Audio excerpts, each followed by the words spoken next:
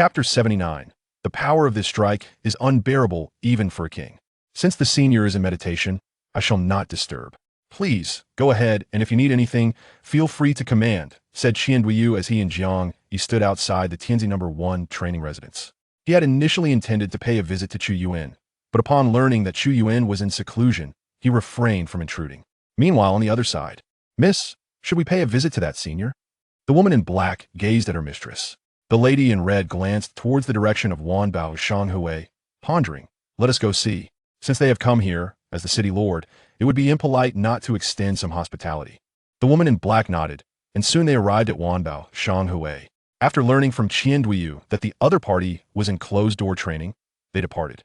If we do not see them, so be it. Let's leave, said the lady in red. Miss, should we inform the higher-ups? The presence of a king here seemed somewhat unreasonable, especially since this king was unfamiliar. This land has an owner. Just inform them. There is no need to worry about the rest. Understood. Before long, news of the happenings in Xuankong City spread like wildfire across the land. The 10 sects outside the world received the news one after another. The other 9 sects were utterly astonished to find that a terrifying existence of kingly stature had appeared within Xuankong City. Simultaneously, they felt relieved that none of their own had offended this individual. At this moment, those within the Hanhai Dao Zone found themselves somewhat gloating over the situation. They hastily instructed their subordinates to remain calm and avoid provoking the wrong individuals. Additionally, to be safe, they collected portraits of these individuals, urging their members to memorize their features, ensuring they would not offend them at all costs. In an instant, panic ensued. Many tumultuous areas began to settle down. For Hanhai Dao Zone, however, this was undoubtedly a bolt from the blue. Someone had fearfully discovered that all the soul lamps of those who had gone to Xuankong City, including the sect leader, had extinguished simultaneously. This signified that they had all perished at once. What a terrifying thought. Hanhai Dao Zone had suffered a significant loss of top-tier combat power. They could not remain composed. Even the elderly figures, half buried in the earth, emerged from their seclusion. Not long after, news from Xuankong City arrived. They were plunged into utter despair. Hanhai Dao Zone had actually offended a king. Upon hearing this news, the old ancestor of Hanhai Dao Zone, who had achieved perfection in nirvana and crawled out from his coffin, could not bear it and passed away on the spot. In Hanhai Dao Zone, everyone lived in fear.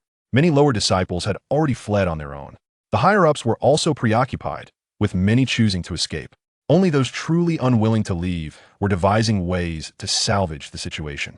Ultimately, they decided to use the sect's long-accumulated resources to plead for forgiveness from the king, believing that only by obtaining forgiveness could Hanhai Dao Zone survive this calamity. Running away alone would not guarantee survival. If the king were inclined to settle scores, who could possibly escape the reckoning of a king? Thus, several elderly individuals, nearing death, stepped forward. They brought the sect's resources and set forth, knowing their lifespans were already limited. Even if they died, it mattered little. They resolved to expend their very essence for the final contribution to the sect. Soon after, they arrived at Xuankong City. Kneeling before Wanbao Shanghui, they offered treasures and, in a moment of resolve, committed suicide on the spot, hoping to quell the anger of the king. They are indeed individuals of spirit. It is a pity that those below are lacking, Qianduyu remarked as he collected the items, then waved his hand to incinerate the remains of the deceased. One of the former ancestors of Hanhai Dao Zone had once aided him. The previous warning, coupled with his current act of collecting the remains, could be seen as repaying a favor. Subsequently, he delivered the treasures to the Tianzi No. 1 residence, presenting them in full to Xianxia and the others. Master, these are the treasures sent by Hanhai Dao Zone, Xianxia reported as he approached Chu Yuan with the items in hand. It is for you all. Distribute it among yourselves, came Chu Yuan's voice. He was aware of everything happening outside. Initially, he had intended to eradicate Hanhai Dao Zone, but seeing their thoughtful actions, he decided to allow their continued existence, at least for now. Of course, should they offend him even slightly again in the future, he would not be so lenient. Ding! The system notification chimed. It was the return of the teaching reward. One need not personally deliver the items to trigger the reward. Such things, which rightfully belong to him, could also be verbally bestowed upon the disciples to trigger the return. This made things much easier. There were quite a few items, techniques, martial skills, elixirs, spiritual stones, heavenly treasures, and refining materials, encompassing a wealth of resources. From this, it was evident that Hanhai Dao Zone had indeed invested heavily, even providing top-tier, sect-defining techniques, demonstrating significant sincerity. However, even if such techniques had returned to kingly perfection, they would not capture Chu Yuan's interest. Perhaps I should see if there are exceptionally powerful techniques of the same tier. Over at Wan Baoshang Hui, numerous bounties were issued, including various rare herbs and heavenly treasures. Most importantly, they sought any top-tier techniques, regardless of grade, offering rewards amounting to 100 times the value of the techniques. For instance, if a technique was worth 10 low-grade spiritual stones, selection would yield a reward of 1,000 low-grade spiritual stones. Who could resist such excitement? Consequently, many factions, including major sects and wandering cultivators, eagerly prepared to participate. Particularly those who believed their techniques were formidable rushed to showcase their prowess. A fervor for technique competition erupted in Xuankong City. Wan Baoshang Hui has issued such intriguing bounties. It is quite interesting. If their manpower is insufficient, let us send some to assist them. It seems that perhaps the esteemed elder is in need of it. Let this be a good connection. The city lord is once again feeding the fish, speaking as he does so. All right. The woman in the black-scaled attire nodded. A month later, within the confines of the closed chamber in the Tianzi No. 1 residence, where Chu Yuan is in seclusion. Master, Chu Yuan. Age, 50. Talent, unparalleled in his era. Astonishing both ancient and modern, sovereign of fire, a top-tier prodigy, enhanced by 4 disciples' talents. Potential, at the threshold of semi-immortal emperor. Cultivation, perfection in the Nirvana realm, perfection in the Yuanshan King realm. Cultivation method, Xianyang Lai Huaju, royal grade, perfect. Martial technique, Zhu Chu Etching Tian Palm, saint grade, entry level.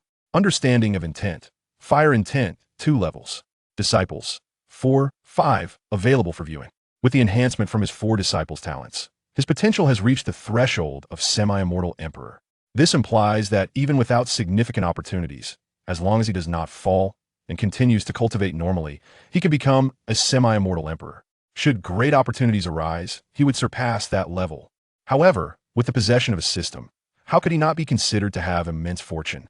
After comprehending the fire intent, his cultivation of fire attribute techniques has accelerated. Thus he has perfected the royal grade technique. Zhu Chu Etching Tian Palm was also mastered a few days prior. This divine ability is of the fire attribute as well. Practicing this technique has further deepened his understanding of fire intent, directly elevating it to 2 levels. During this time, he has also come to understand that the realms of intent are divided into 10 levels. 1 for entry, 3 for minor achievement, 7 for major achievement, and 10 for perfection. Currently, the power of my palm cannot be withstood even by those at the perfection of the king realm. Chapter 80. Jiang Yi's fortuitous encounter. The Kirin shakes the heaven step. Chu Yuan felt a profound sense of accomplishment. The pace at which his strength was ascending was nothing short of astonishing. With each passing period, he experienced a qualitative transformation in his power. The realms and abilities that once seemed unattainable were swiftly grasped by him.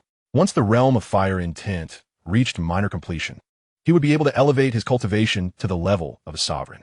During this time, although Chu Yuan had secluded himself within the confines of his estate for intensive training, his consciousness had traversed numerous ancient texts within the Wanbao Chamber of Commerce, unveiling various secrets of cultivation.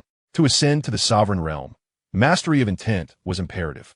Yet mere mastery was insufficient.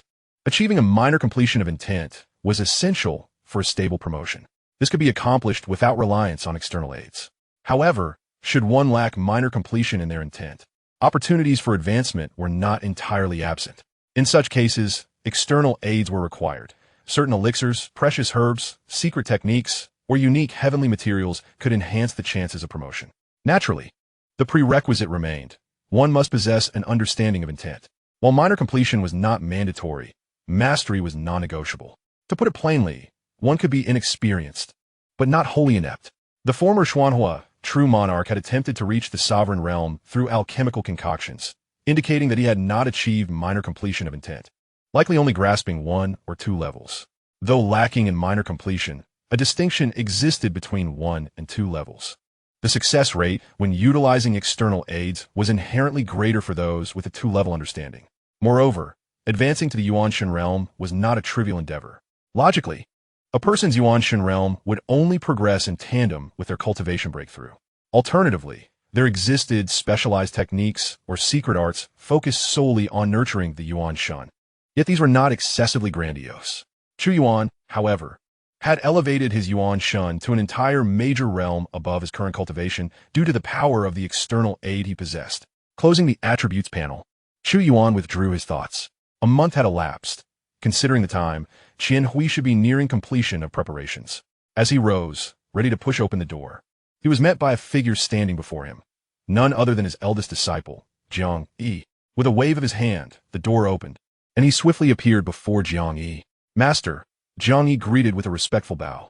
Chu Yuan observed the courtyard, noting that Jiang Yi was the sole occupant. The other 3 disciples were engaged in their own training in different rooms. What brings you here? Chu Yuan Yin Guit? Master, do you recall the pile of stones I purchased previously? Jiang Yi asked earnestly. Chu Yuan noted that, acknowledging not only his memory of the stones, but also his awareness that Jiang Yi had been contemplating one particular stone during this time. Jiang Yi continued with excitement. Master, I sensed that stone was unique. I could see through all the other stones with my heavy pupils, yet this one eluded my perception. That is why I decided to acquire it. I have been pondering it for nearly a month, yet I have yet to fully comprehend its secrets. Initially, I intended to wait until you emerged from your seclusion to present this to you. However, I was taken aback when a forbidden seal unexpectedly manifested upon this stone last night, which I effortlessly refined using the might of my dual pupils. Consequently, I acquired a divine technique inheritance known as Qilin Shocking the Heaven Step. Although the specifics of its rank remain undisclosed, I have a profound sense of its formidable nature. Regrettably, the inheritance is incomplete, providing only the cultivation methods for the initial 3 steps. The subsequent steps remain shrouded in mystery. The cultivation methods are embedded within, and I have committed them to memory. Hence I wish to offer this stone to you, my esteemed master. You have been exceedingly kind to me, and I feel inadequate in repaying your generosity. Now that I possess this opportunity, I shall not let it slip away. Whatever you receive, you selflessly share with others, and I cannot hoard it for myself. At this moment, all that fills Chu Yuan's heart is awe. It is no wonder he is the child of destiny. When Jiang Yi purchased that pile of stones, he sensed that something extraordinary was afoot. It seems the fortune of the destined one has indeed come to fruition. Yet, he never anticipated that Jiang Yi would genuinely reap the rewards. The Qilin Shocking the Heaven Step, a divine inheritance. To be associated with the legendary auspicious beast, the Qilin, suggests that this technique is far from ordinary. What moved him deeply was that Jiang Yi had not forgotten him. Like Xiaoyan, he shared the powerful divine technique he obtained. Let me see, Master, Chu Yuan requested. After receiving it, he placed the stone upon his forehead to inspect the inheritance. Upon doing so, he was taken aback. With his current discernment, he realized that this divine technique is of the sacred tier, comparable to the exceptional vermilion bird azure sky palm. Thus, despite its incompleteness, it is indeed of the highest sacred tier. What remarkable fortune this is. Truly unparalleled. Well, my master has grasped the method. This stone belongs to you, and you may decide who shall cultivate it. Chu Yuan declared as he returned the obsidian diamond stone to Jiang Yi. Thank you, master, Jiang Yi smiled. Although the stone had been returned, his master had also gained the knowledge of the method, acknowledging his heartfelt gesture. This brought him immense joy. Ding! The master bestows upon his eldest disciple Jiang Yi a fragment of the sacred tier divine technique Qilin Shocking the Heaven Step inheritance stone, and in return, acquires a fragment of the Emperor tier divine technique Qilin Shocking the Heaven Step. Shall this technique be renamed? A brand new and more advanced inheritance stone materialized within the system's storage space. Even in its incomplete form, it is still of the Emperor tier. Chu Yuan's heart raced with excitement. Indeed, taking on a disciple like the child of destiny is truly rewarding. Master, I shall now proceed to cultivate, Jiang Yi stated, eager to swiftly master this divine technique, sensing that once he could wield it, his combat prowess would greatly amplify. Very well. Go ahead. Chu Yuan nodded with satisfaction. Once Jiang Yi departed, he closed the door and retrieved the inheritance stone to accept its legacy. Due to Jiang Yi's transmission stone being devoid of restrictions, he was able to accept the inheritance directly at this moment. A resounding boom echoed as the majestic and ancient aura of the inheritance manifested within his consciousness. After a considerable duration, the inheritance concluded. Is this the imperial tier? Even in its incomplete state, it is far more formidable than the complete vermilion bird's azure sky palm. With the imperial tier divine abilities acquired, it is time to seek the imperial tier techniques. Chu Yuan realized that his own inheritance was also ascending to a higher echelon, continually bridging the gap with those grand powers. Moreover, his innate talent was unparalleled, far surpassing that of the prodigies from those esteemed factions. The future is indeed promising. In the grand hall of the Wanbao Chamber of Commerce, a large table was laden with an array of storage rings, meticulously categorized.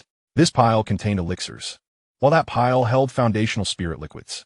Qianduyu, the president, was diligently inspecting the various items, ensuring everything was prepared. A genial voice resonated, followed by a figure materializing before him. "Senior, you have arrived," Qianduyu promptly greeted, clasping his hands in respect. "All the items on your list are here." Chu Yuan nodded slightly, examining the assortment of elixirs, treasures, and refining materials, all accounted for. The foundational spirit liquids numbered in the thousands. Indeed, such items were rare in the lands of the 100 Nations, yet here they were not overly scarce. Still, they were not commonplace, for otherwise there would be far more than just 1,000. The conditions for their refinement must be quite stringent. There were also several hundred Qianyuan grasses. Without elaborating further, these resources alone would suffice for the Tianyun Sect to swiftly enhance its strength. Additionally, there were quite a few muscle-washing and marrow-cleansing pills, though the 8th tier was scarce. The 6th and 7th tiers were plentiful. A subsequent return of resources would also prove advantageous. With a wave of his hand, Chu Yuan collected all the storage rings. "How many spirit stones in total?" he inquired. "Senior, the total is this much," Qianduyu replied, presenting a list marked with prices and the grand total. "After applying a 70% discount and deducting the deposit you previously provided, you only need to give me this amount." Chu Yuan handed him a storage ring. "Thank you, Senior." Upon receiving and inspecting it, Qianduyu was left in a state of shock.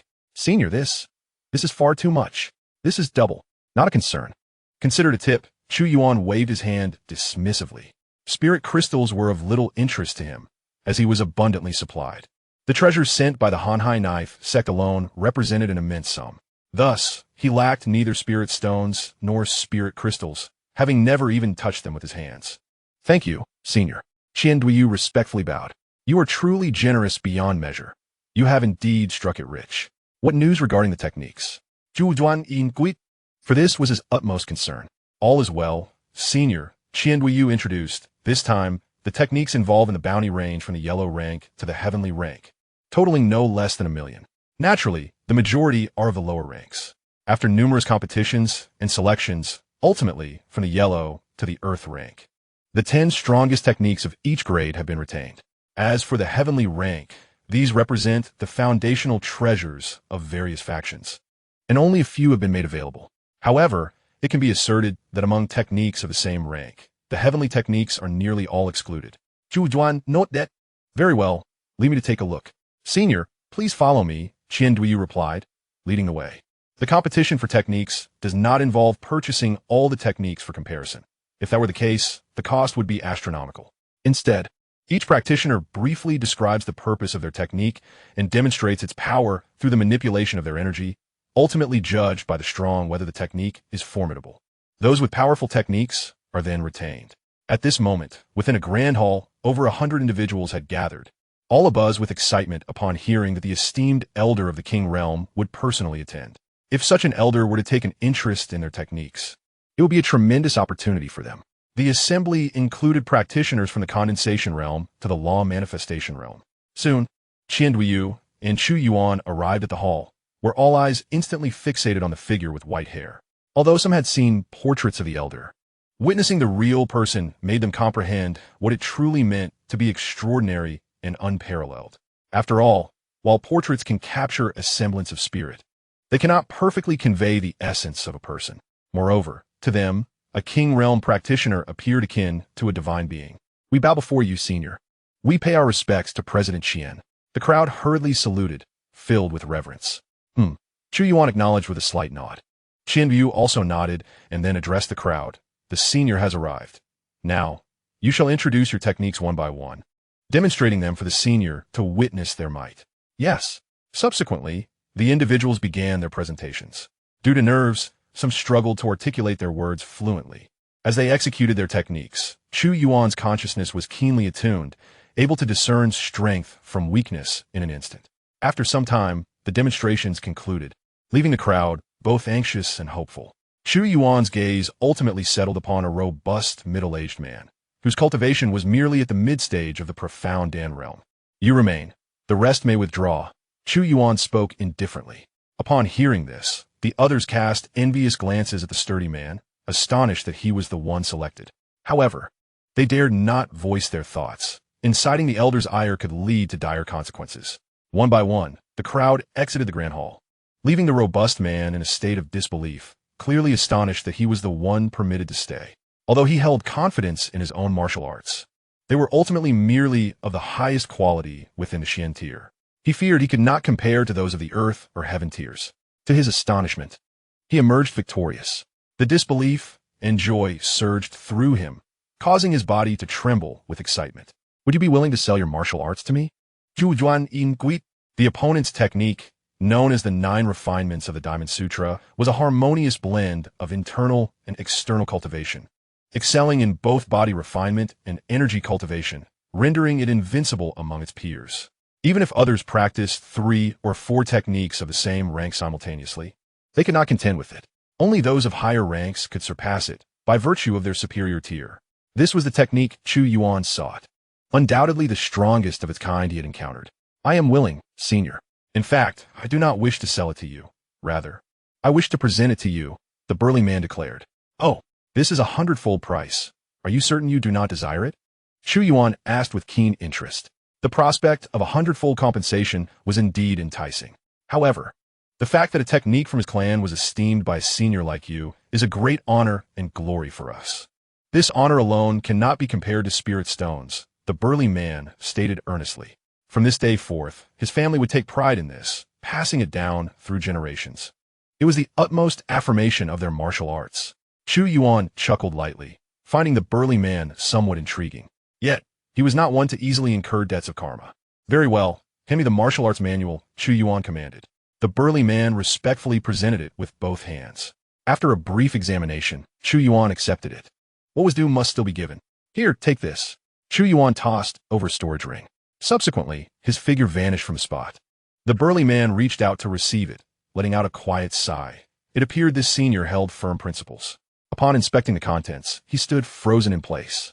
This was not merely 100-fold price, it was 1,000-fold. Thank you, senior, he said with a deep bow, filled with gratitude. You may leave now, but there may be peril to your life. Remain here as a handyman, Chu Yuan remarked, casting a glance at him. Chapter 82. Emperor Tier Technique. 9 Transformations of Immortality. Upon returning to his residence, Chu Yuan promptly placed the 9 refinements of the Diamond Sutra into the system space. No one knew if the derivation of an Emperor Tier technique would provoke any anomalies. Thus, conducting the derivation within the system space was the most prudent course of action. Details determine success or failure. One must not be careless. Chu Yuan Then, with a thought, he activated the Emperor Tier Technique derivation card. Instantly, within the system space, the card transformed into a radiant glow, enveloping the martial arts manual. Moments later, the manual had transformed into an ancient scripture radiating brilliant light. Ding! Derivation successful. Congratulations, Master, on acquiring the Emperor Tier Supreme Technique. 9 Transformations of Immortality. The Master can accept the inheritance at will. The Emperor Tier Supreme Technique. 9 Transformations of Immortality. The complete version. Chu Yuan was overwhelmed with excitement. What are we waiting for? Of course, it is time to inherit. In an instant, his thoughts stirred, and he began to accept the inheritance. The ancient scripture transformed into a radiant glow, vanishing from the system's storage space and entering his soul palace, where it suspended above. Profound and enigmatic verses continuously emerged, their depth almost unfathomable. It felt exceedingly challenging to comprehend. Simultaneously, the ancient scripture emanated supreme power. This was not merely a simple inheritance. Even the pages of the scripture had become treasures in their own right, now residing in my soul palace. Should a primordial spirit above the esteemed realm attempt to invade, it would be instantly subdued. Chu Yuan sensed that the ancient scripture possessed other capabilities. Its mystical nature rendered the pages into magical artifacts. With this thought, he retrieved the inheritance stone of the Qilinjin Tianbu, which should also be a treasure, yet lacked the potency of the scripture's pages. Why was that? Never mind. At my current level, it seems quite difficult to fathom. With that, he dismissed the thought. The content of the ancient scripture could be shared with others, perhaps even with my disciples. However, cultivating this ancient text feels exceedingly cumbersome for me, let alone for them. With this consideration, Chu Yuan resolved to refrain from passing it on, for now. Although sharing with disciples would yield higher returns, at this level, it is sufficient for him to explore. Higher levels would be challenging to cultivate successfully, given his current limitations. Thus, he decided to wait a while longer before imparting it to his disciples. The ancient scripture's rank is too elevated. An innocent man may suffer for possessing a gem. This principle is not lost on him. Once their cultivation levels rise, he can share it without hesitation. For now, practicing the ancient text has nearly reached his limits. Talent is talent, potential is potential, and realm is realm. One cannot simply disregard realm due to strong talent and potential when engaging with excessively advanced matters. The imperial tier delves into more profound paths, and his current understanding of the way is still in its infancy. Therefore, even with great talent, time is essential for gradual cultivation. With all necessary resources at hand, it is time to return and devote himself to rigorous training. Thus, Chu Yuan departed from the floating city with his 4 disciples. He communicated with Qian Duoyu, bidding him farewell. The elder was taken aback by their swift departure and remained unsure of their destination. This time, Chu Yuan led them directly on their journey, exerting his primordial spirit to travel at the speed of a king. After a while, they returned to the Great Wu dynasty. It was still winter, and the heavy snow had yet to melt. "We're back," Xianxia exclaimed upon seeing the Tianyun Sect, bursting into cheers. It had only been a little over a month since their last departure, yet Chu Yuan's strength had undergone a tremendous transformation. Is this the Tianyun Sect? This is Yun Shuren's first visit to Tianyun Sect. It truly appears to be a rather insignificant sect, and she finds it difficult to believe that her master hails from such a humble origin. She suspects there must be deeper secrets at play. Yu may return to Daoyuan Peak, instructed Chu Yuan, sending his 4 disciples away. He then proceeded to the main hall of the sect, summoning the higher-ups. Before long, the leaders of the sect arrived in haste. "We pay our respects to the ancestor," they exclaimed excitedly. During this time, thanks to the resources provided by the ancestor, the sect has been thriving. Take your seats," Chu Yuan nodded. "I have brought back some items from my travels, which I intend for your use in developing the sect." Chu Yuan revealed the carefully prepared items he had acquired from the Wanbao Merchant Association. On his way back, he had selected several items beneficial to his disciples, and he returned everything in a more advanced form. Moreover, the disciples had only chosen a few. Most remained with him. Upon his return, he began to distribute the treasures. With a wave of his hand, storage rings piled high. Foundation establishment elixirs. Over 1,000 vials. King-tier techniques.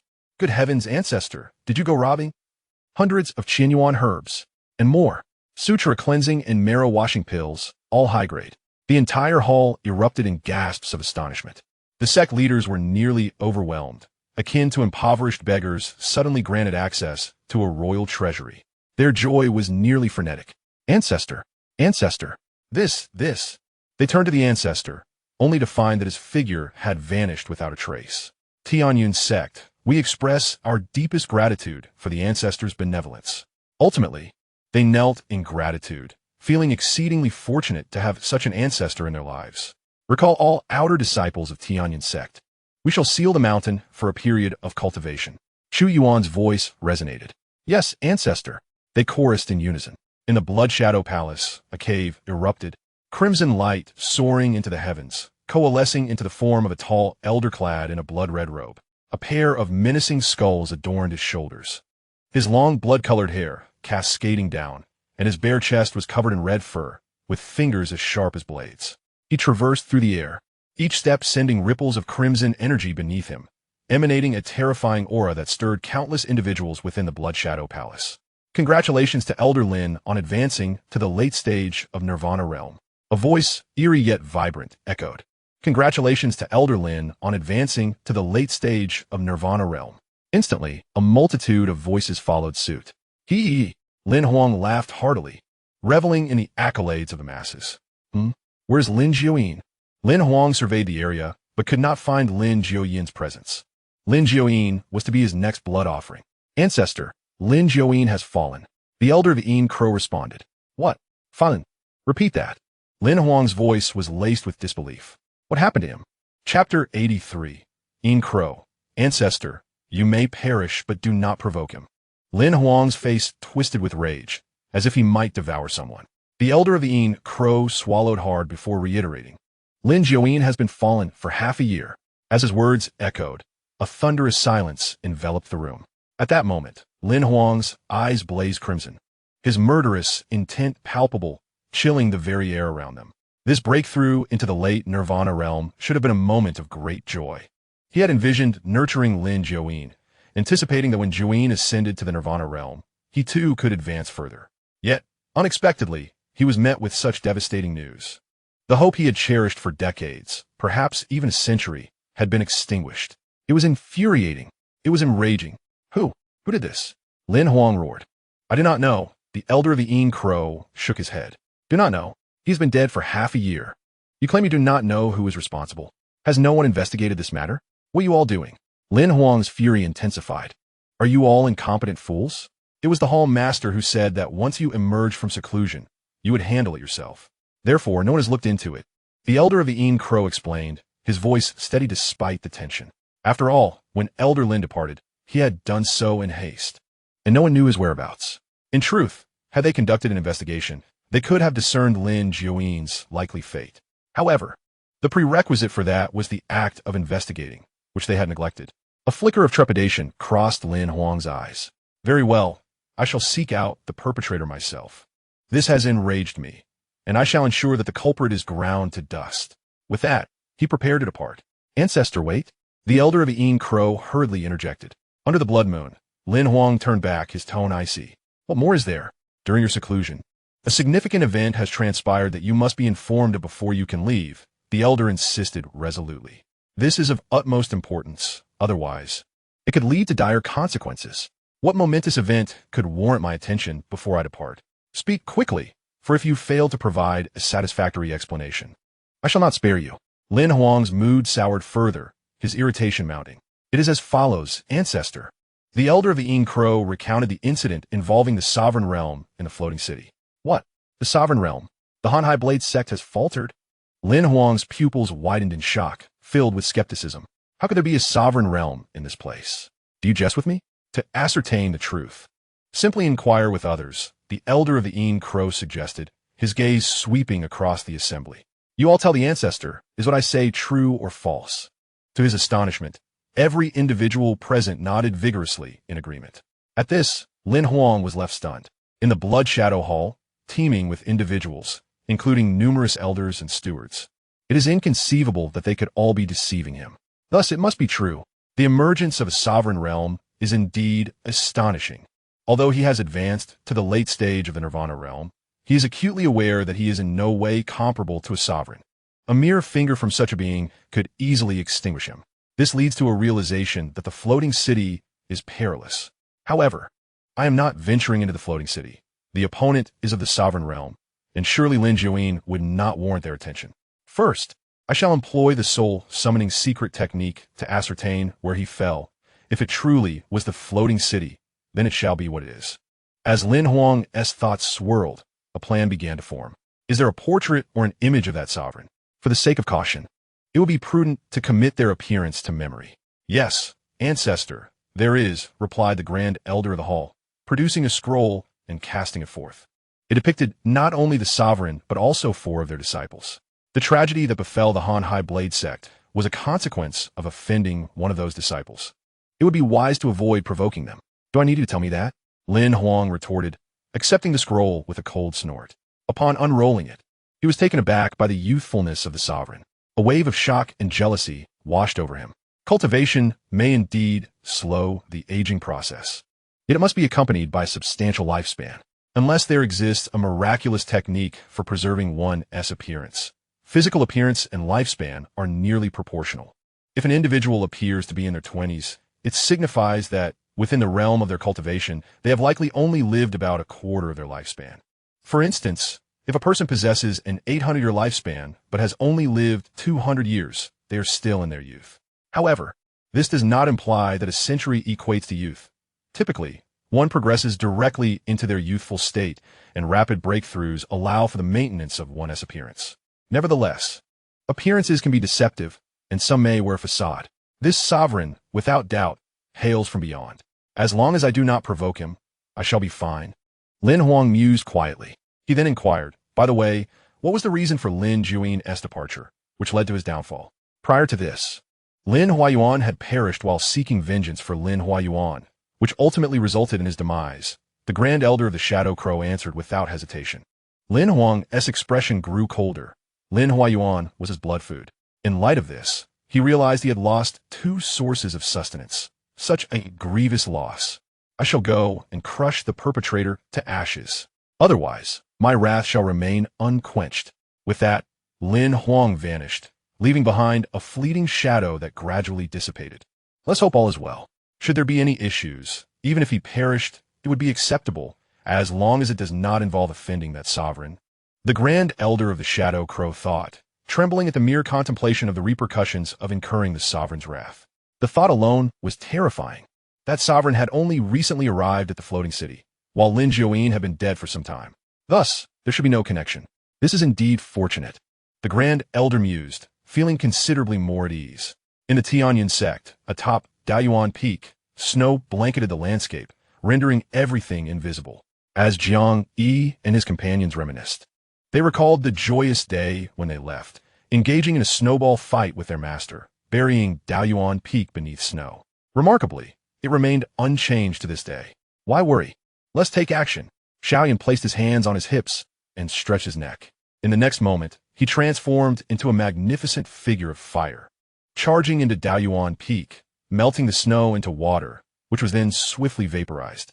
A brilliant red light darted through the snow, dazzling in its brilliance. As the snow began to diminish at a visibly rapid pace, it appeared immensely entertaining. I shall join in. Jiang Yao spun her little legs in circles, resembling two fiery wheels. The Xianyang blaze technique enveloped her, and like a meteor, she crashed into Daoyuan Peak, creating a large crater. Behold, Yun Shuran soared above the snow, employing her cultivation to evaporate the surface layer directly. Although she lacked fire-based techniques, evaporating the snow was well within her capabilities. Moreover, she deliberately moderated her strength, slowly evaporating the snow to prolong the fun, for an abrupt end would be disappointing. Jiang Yi chucked it softly. Instead of joining them in the snow play, he emulated his master, summoning the surrounding snow to form serpentine snow dragons. However, they were significantly smaller than those conjured by his master, lacking the same grandeur. With a distant gesture, 10 snow dragons surged toward Daoyuan Peak. The moment Xiao Yan emerged, he beheld this scene, grinning mischievously. Well done, senior brother. You are truly a hindrance. In the next instant, he raised his hands to the sky, conjuring a tempest of power, sweeping the snow into a massive snowball with a diameter of 100 meters, hurtling it toward Jiang Yi. Boom! Boom! Boom! Jiang Yao and Yun Shuran joined the fray, and the four engaged in a spirited snowball fight. Yun Shuran even tempered her strength, allowing Jiang Yao and the others to land hits on her. Laughter and shouts filled the mountain as snowballs flew in all directions. When Chu Yuan arrived and witnessed this delightful scene, he chuckled softly. No matter how talented they were, they remained but children at heart, their innocence untainted. He refrained from interrupting, simply observing in silence. Chapter 84. Jiang Yi proposed revenge, formulating the protecting sect array. All right, enough of this. I am utterly exhausted. After half an hour, Jiang Yao lay sprawled on a mound of snow, raising her little hand to wave, having evaded the relentless snowball attacks. It had been a thoroughly exhilarating battle. The three others, seeing her condition, also ceased their playful assault, laughing together. At that moment, Chu Yuan made his presence known, having observed the snowball fight while simultaneously contemplating the array formations. Now, armed with an abundance of array materials and the array texts left by the Xianxia true monarch, returned after teaching his disciples, he had acquired several royal-level array schematics. He could attempt to arrange a royal-level protective array for the sect. With such a protective formation in place, Tianyun Sect would be considerably safer, impervious to the incursions of the 10 sects from beyond the world. Certainly, the mere presence of the protective formation is insufficient. The spiritual veins beneath the Tianyun Sect are rather rudimentary. He intends to utilize a substantial quantity of spirit crystals and supreme spirit stones to forge a postnatal spiritual vein, subsequently employing a gathering formation to concentrate the spiritual energy, amplifying its density by dozens or even hundreds of times, transforming this locale into a true sanctum for cultivation. In due course, he shall adorn the mountains with a plethora of spiritual flora and precious herbs. All of this is indeed achievable and not overly complex. Upon hearing the commotion, Xianxia rose from the snowdrift. Master, you have finally arrived. We are utterly exhausted from our snowball fight. Chu Yuan smiled Li, lifting her with a wave of his hand.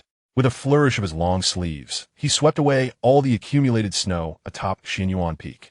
Xiaoyan, please assist Shurian in selecting a place to reside. Of course, Master, Xiaoyan replied with a grin, beckoning Shurian to follow him. As the two ventured to choose their accommodations, there were numerous vacant pavilions, all independent structures. I shall roast some meat for everyone to enjoy, Jiang Yi suggested at that moment. Chu Yuan nodded, acknowledging the necessity of not solely focusing on cultivation, but also embracing the essence of life. Hooray! Jiang Yao exclaimed joyfully, her appetite particularly keen. If she grew even stronger, she would surely venture out with a pot on her back, eagerly calling out to devour various beasts. Jiang Yi produced the meat of a flood dragon, which Chu Yuan had previously given him. It was the 6th-tier flood dragon meat, and only half remained after being consumed. Brother, allow me to assist you, Jiang Yao cheerfully offered, her energy seemingly restored as she rushed over to help. Chu Yuan swiftly returned to his own pavilion to practice his array techniques. He could forge first to 3rd-tier array plates within mere breaths, effortlessly manifesting them. Simple enough. However, 4th to 6th-tier arrays required slightly more time, yet still only marginally so, allowing for instantaneous formation. Quite manageable. The 7th and 8th-tier formations demanded even more of his time, and he could no longer summon them instantaneously. The complexity increased with each tier. All right, time for a meal. After dining with his disciples, he returned to focus on crafting the king tier array. Upon reaching this level, the difficulty escalated dramatically. Throughout the day, he diligently forged the array plates for the king tier protective formation. This was an exquisite king tier array, and even he could not complete it within a day or two, requiring several days instead. This was due to his powerful primordial spirit, which granted him greater strength. Otherwise, the time required would multiply several-fold. As dawn broke, a disciple sought an audience with the master. Standing resolutely before the pavilion, Jiang Yi's gaze was unwavering. Chu Yuan paused his crafting and stepped outside, his eyes settling upon him. What is it? Master, I wish to leave the sect for a period, Jiang Yi stated earnestly. Chu Yuan inquired, do you seek to eradicate the remnants of the Blood Knife sect? From Jiang Yi's eyes, he discerned hatred and intent to kill. The only thing that could evoke such fervor in Jiang Yi was the destruction of the Blood Knife sect that had plagued the Jiang family. Though the Blood Knife sect had been dismantled, some remnants still lingered. Nothing escapes the perception of the master. Jiang Yi nodded. Although the mastermind behind the destruction of the Jiang family had met his demise, the remnants of the Blood Knife sect, stained with the blood of his kin, still lingered. Now that he had made considerable progress in his cultivation, it was time to settle the score. It was only fitting to avenge his family. Chu Yuan placed a reassuring hand on his shoulder, saying, however, you must take Xianxia with you. Master, she is still so young. A trace of reluctance flickered in Jiang Yi's eyes. He had always wished to shield his sister from the burdens of vengeance, believing it his duty as her elder brother to resolve matters on his own. Her youth is no excuse. This vendetta involves her as well, and she is beginning to grasp the situation. Chu Yuan continued. If you pursue revenge alone, she may one day regret not having taken part in vanquishing some of the enemies herself. Remember, the path of cultivation is inherently brutal. You cannot always think of protecting her. She must endure certain trials to become truly formidable, devoid of weaknesses. Both of you, with your unique talents, are destined to traverse the heavens, but such a journey requires one to tread through mountains of corpses and seas of blood. A flower nurtured in a greenhouse cannot withstand the storms of life. Listening to his master, Jiang Yi stood in contemplation. She was gradually coming to understand, and the possibility of regret loomed over him. The notion that a sheltered existence could lead to inner demons was something he had never considered. After a long moment of reflection, he inhaled deeply and expressed his gratitude. Master, I understand now. Thank you for your guidance. He realized that his master was right. His sister needed to experience her own journey to attain true strength. He could not selfishly shield her from everything. They would face the challenges together, and he would take the brunt of any danger that lay ahead. Chu Yuan nodded slightly, and then called for his other 3 disciples, come forth.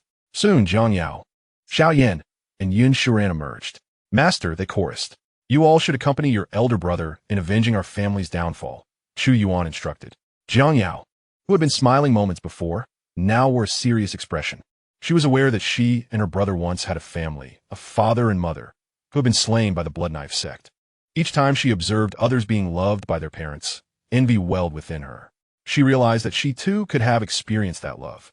Thus, a seed of animosity towards the Blood Knife sect took root in her heart, though she understood that their master had eradicated the sect's leader and many of its members. Remnants of that malevolence still existed. Now, the opportunity for vengeance had arrived, and it felt exhilarating. Yes, master, Xiaoyan responded solemnly, acknowledging that the enemies of his elder brother and second sister were his own as well. Yun Shuran nodded in agreement, feeling a surge of sympathy. Unaware of the full extent of Jiang Yi's and Jiang Yao's tragic backgrounds, Chu Yuan declared, I shall assign you another task. After eradicating the remnants of the Bloodblade sect, proceed to eliminate the remaining vestiges of the Greenwood sect. At present, there are still many remnants of the Greenwood sect that have not been extinguished. It is an opportune moment for the disciples to hone their skills. With Yun Shuran, who has attained the pinnacle of the 5 organs realm, there should be little danger. Should peril arise, the avatar of his primordial spirit can intervene swiftly. They will likely only traverse the surrounding kingdoms, and with his current cultivation, he can respond to any anomalies in an instant. Furthermore, as the child of destiny, it is time for them to venture forth on their own. Perhaps numerous opportunities await them. As their master, I must gradually allow them to grow, ensuring they do not become mere flowers in a greenhouse. I shall only intervene when they truly require my assistance. Yes, master, they chorused. Soon, the 4 departed. Chu Yuan resumed his work on the formation plates for the Royal Level Protective Array. Chapter 85. Lin Huang. The sky is falling. Outside the Tianyun Sect, figures occasionally returned, whether they were disciples on external missions or stewards managing outside affairs. They had all received messages from the sect urging their swift return. Confusion enveloped them. What could warrant such urgency? Yet, upon their return, astonishment and foolish smiles replaced their confusion. Their cultivation resources had been amplified 100-fold. Moreover, there were numerous additional benefits. Among these was the legendary Foundation Establishment Spirit Liquid. They had certainly heard tales of its renown, fetching exorbitant prices at the Wanbao Chamber of Commerce in the Great Martial Dynasty, and now they learned they too had the chance to utilize it. What an extraordinary delight! When they discovered that all of this was bestowed upon the sect by the venerable ancestor Chu, many disciples could not help but kneel in gratitude towards Daoyuan Peak. Each was more fervent than the last in their prostration. Such immense grace from ancestor Chu warranted their reverence. They were profoundly grateful. Of course, the sect's higher-ups were not naive.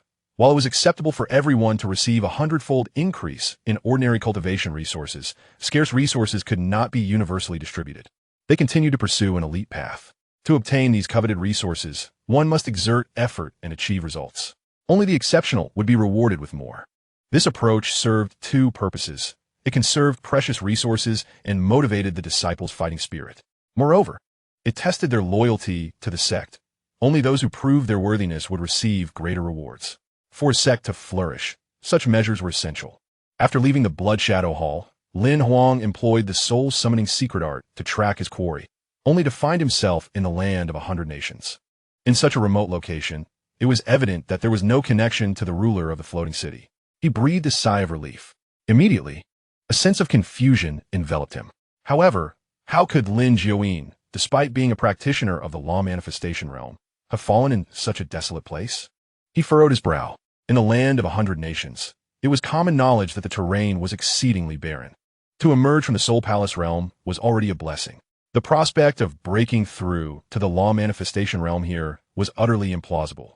Hence, how could Lin Jiuyin have met his demise in this location? Something felt amiss. Perhaps he did not perish within the land of 100 nations at all. Could it be that he had fallen in the boundless sea? In the depths of the boundless sea, the likelihood of even a Nirvana realm practitioner succumbing was considerable. If it were indeed the boundless sea, he would not dare to venture forth recklessly. After a considerable time, he arrived at the Great Wu Dynasty, near the Tianyun Sect. and came to a halt. To his astonishment, it was not the boundless sea, but this very place. How could he have perished in such a remote location? Was it possible that a formidable being resided in seclusion here? He immediately extended his spiritual sense in all directions, seeking to ascertain the situation. Suddenly, his pupils constricted sharply. That was not merely a coincidence.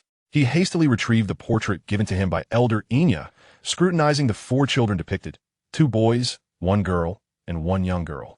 Gazing into the distance, he pierced through layers of obstruction and spotted, 1,000 miles away, the very 4 individuals soaring into the horizon. Was this not an uncanny resemblance? This was dreadful. Why were they here?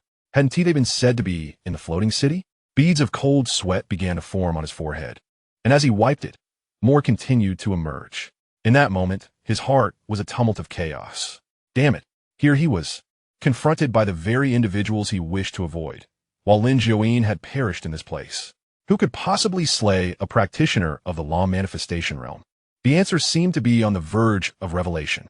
Even if it was not that monarch, it could very well be connected to them. What a stroke of misfortune. This place was not suitable for prolonged stay. The winds howled ominously. Thoughts of exacting revenge and quelling his heart's animosity had already been cast aside. The presence of those children here likely indicated that the monarch was also nearby, and Lin Jiuyin might have indeed fallen at their hands. He dared not gamble. Escaping was of utmost importance. He had already begun to regret coming here. Just as he cautiously turned to make his escape, a tranquil voice unexpectedly resonated in his ear. From the blooding hall, he trembled, chills coursing through him. He had no inkling of who was speaking. It was terrifying. Without hesitation, Lin Huang ignited his vital essence, employing blood escape to flee into the distance. Since he had arrived, why the urgency to depart? The voice that had just echoed carried an air of profound indifference. Lin Huang felt as though the world was spinning around him, the scenery shifting rapidly. His head grew heavy, and he nearly fainted. With a thud, he collapsed to the ground. As he regained his composure, he realized everything had changed. He found himself on a modest mountain peak, where 9 pavilions stood tall. Before one of the pavilions stood a strikingly handsome young man clad in a robe of purple and gold, standing with hands clasped behind his back. Gazing down at Lin Huang, the young man's features were striking, but his eyes were filled with indifference. Upon seeing this figure, Lin Huang's mind went blank, his eyes widening in disbelief. The realm of kings. It was that realm of kings. He had been captured by this individual, and it was over for him. In that moment, Lin Huang felt as though the sky had fallen. His instinct for survival surged, and he hastily got up and knelt, exclaiming, "I pay my respects to you, senior. I was merely passing through. I am not from the blooding hall. Do you believe you could deceive me with your bloodline aura?" Chu Yuan remarked coolly, having sensed a presence approaching Tianyun Sect moments ago. Upon investigation, he discovered it was of the same lineage as Lin Jiuyin. Wasn't he this the blooding hall? Moreover, there was a blood relation to Lin Jiuyin. It was clear that this person was here to seek revenge, which prompted Chu Yuan to capture him without hesitation. Lin Huang was drenched in sweat, cursing himself for previously neglecting the bloodline aura in his haste. It was evident that Lin Jiuyin had indeed perished at the hands of this man. "Senior, I truly am not from the blooding hall. I was once, but I have since withdrawn. I am now a wandering cultivator." He could not admit to being from the blooding hall, lest he be deemed a liar. "I came here seeking a junior, but it appears I have offended you. Senior, if he perished at your hands, it is a fitting end." Lin Huang flattered. "Rest assured, senior, I will not harbor resentment against you for this. If you are concerned about my departure, I would gladly serve you, toiling as your servant or slave. To serve one of the realm of kings as a servant is not a matter of shame. Ancestor, are you there?" At that moment, Xiao Qingfeng's voice rang from outside. Chu Yuan had set up an illusion array around Daoyuan Peak, obscuring the view of the inside from the outside. With a wave of his hand, Chu Yuan summoned Xiao Qingfeng to him. Xiao Qingfeng paused in surprise, but broke into a smile upon seeing Chu Yuan. "Greetings, ancestor. There is no need for such formality." Chu Yuan replied with a gentle smile. "Oh, why is there someone kneeling here?"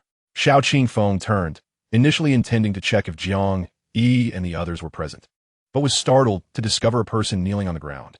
At that moment, Lin Huang glanced at Xiao Qingfeng, noting he was in the late stage of the 5 Viscera realm, quite pitifully weak. His spiritual perception revealed that he was within a notably feeble sect.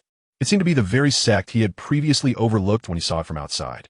To his astonishment, this was the hidden abode of a realm of kings. Moreover, this person was actually the ancestor of such a weak sect. How could such a formidable ancestor exist in such a trivial sect? Was this reasonable? At this moment, he was engulfed in an overwhelming sense of shock and incredulity.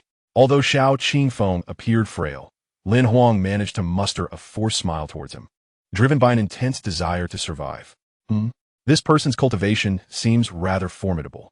Xiao Qingfeng felt utterly unable to fathom the individual kneeling before him.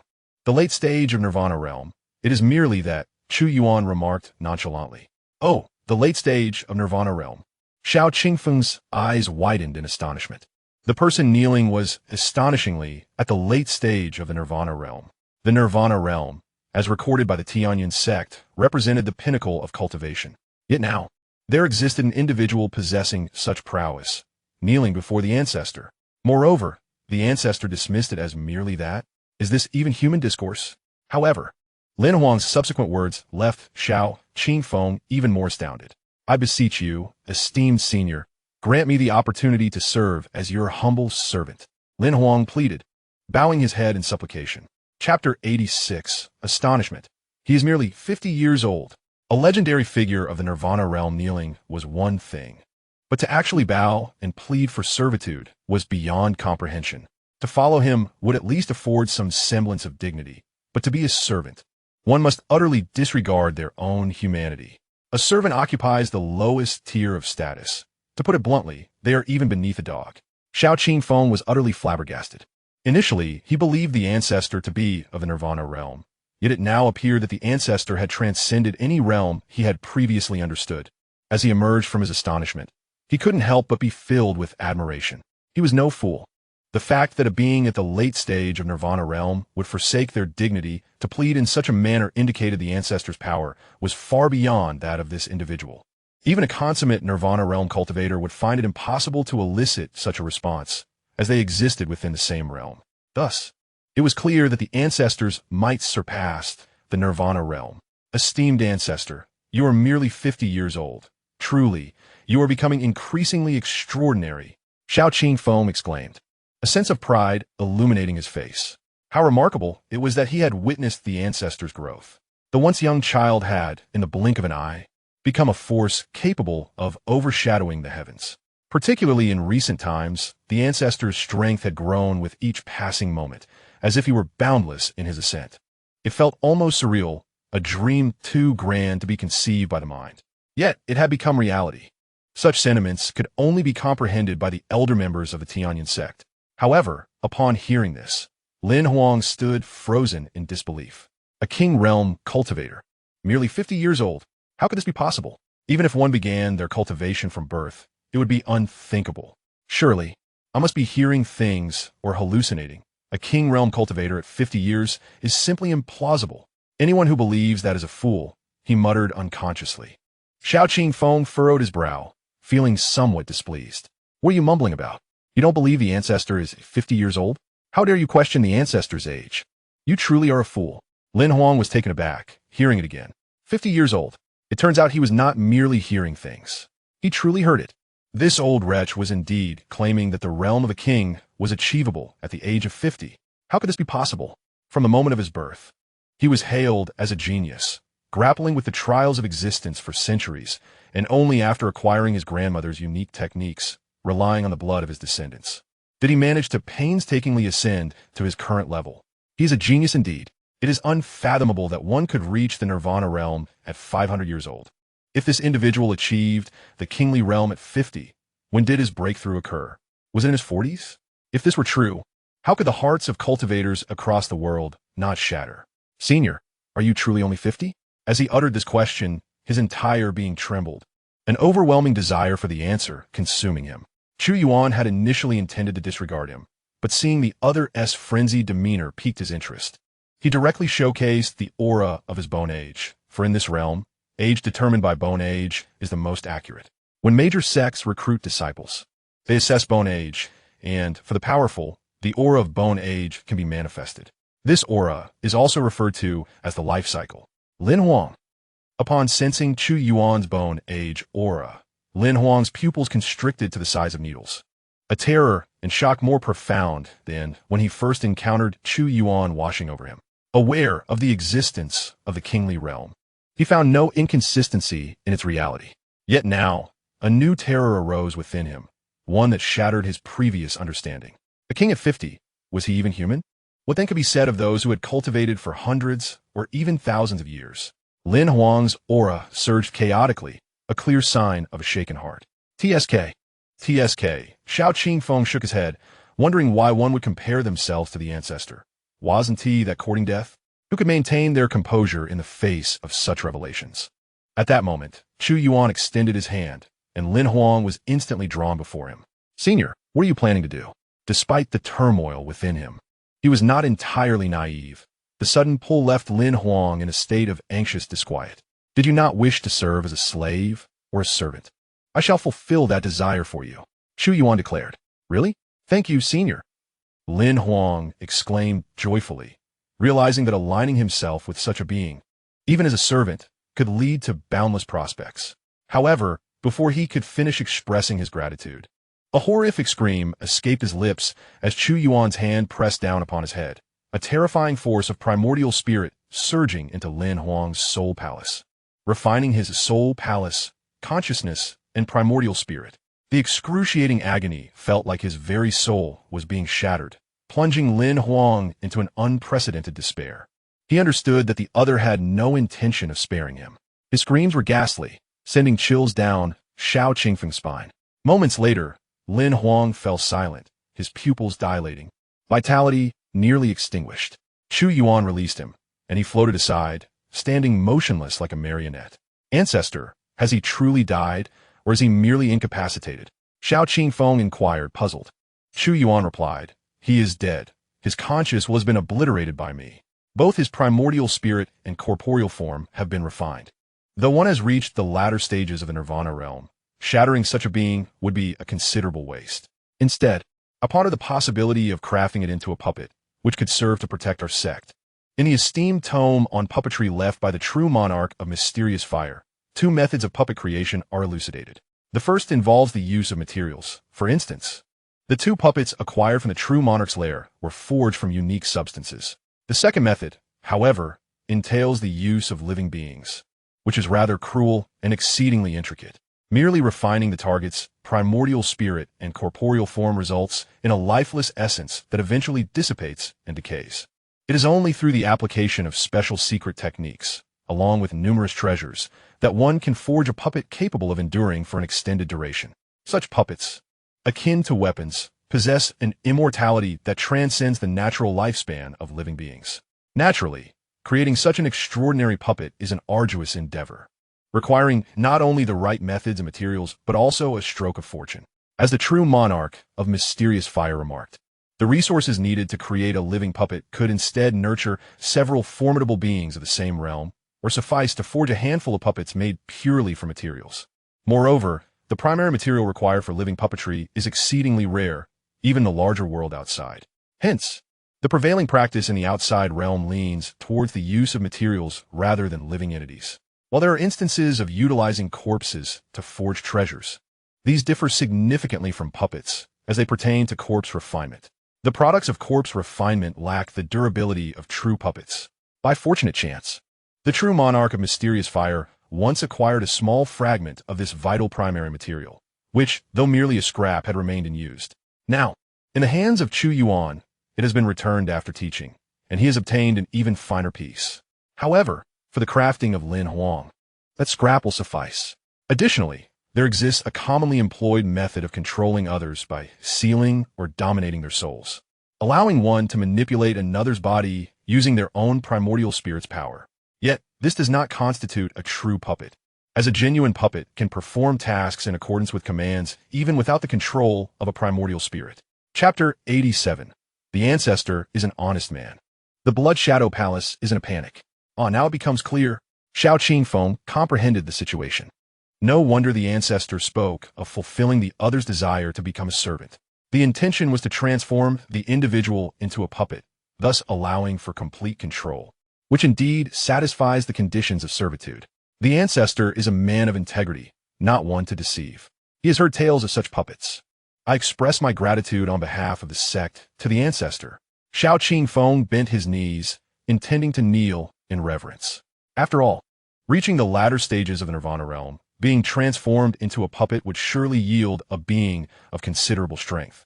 The ancestor's intention to bestow such a gift upon the sect filled him with immense gratitude. Just as he was about to kneel, he was gently lifted by Chu Yuan, who smiled and said, "Elder Xiao, please do not stand on ceremony with me. I, Chu Yuan, am not one to forget my roots. I understand, but your actions truly warrant my deepest gratitude, as well as that of the entire sect," Xiao Qingfeng replied earnestly. Chu Yuan waved his hand dismissively. "Enough of that. Old Xiao, your sudden visit must bear some significance, does it not?" "Indeed," Xiao Qingfeng replied, somewhat sheepishly. "I have encountered some difficulties in my cultivation and sought your guidance. I hope I am not intruding upon your practice." Chu Yuan shook his head. "Not at all. It is merely a trifling matter." With a light chuckle, Xiao Qingfeng inquired, "Then I shall trouble you, ancestor. By the way, I overheard someone mention the realm of kings. Is it true that it lies above the Nirvana realm?" Xiao Qingfeng was quite an intriguing character. In the past, he often called Chu Yuan by the informal title of Little Brat.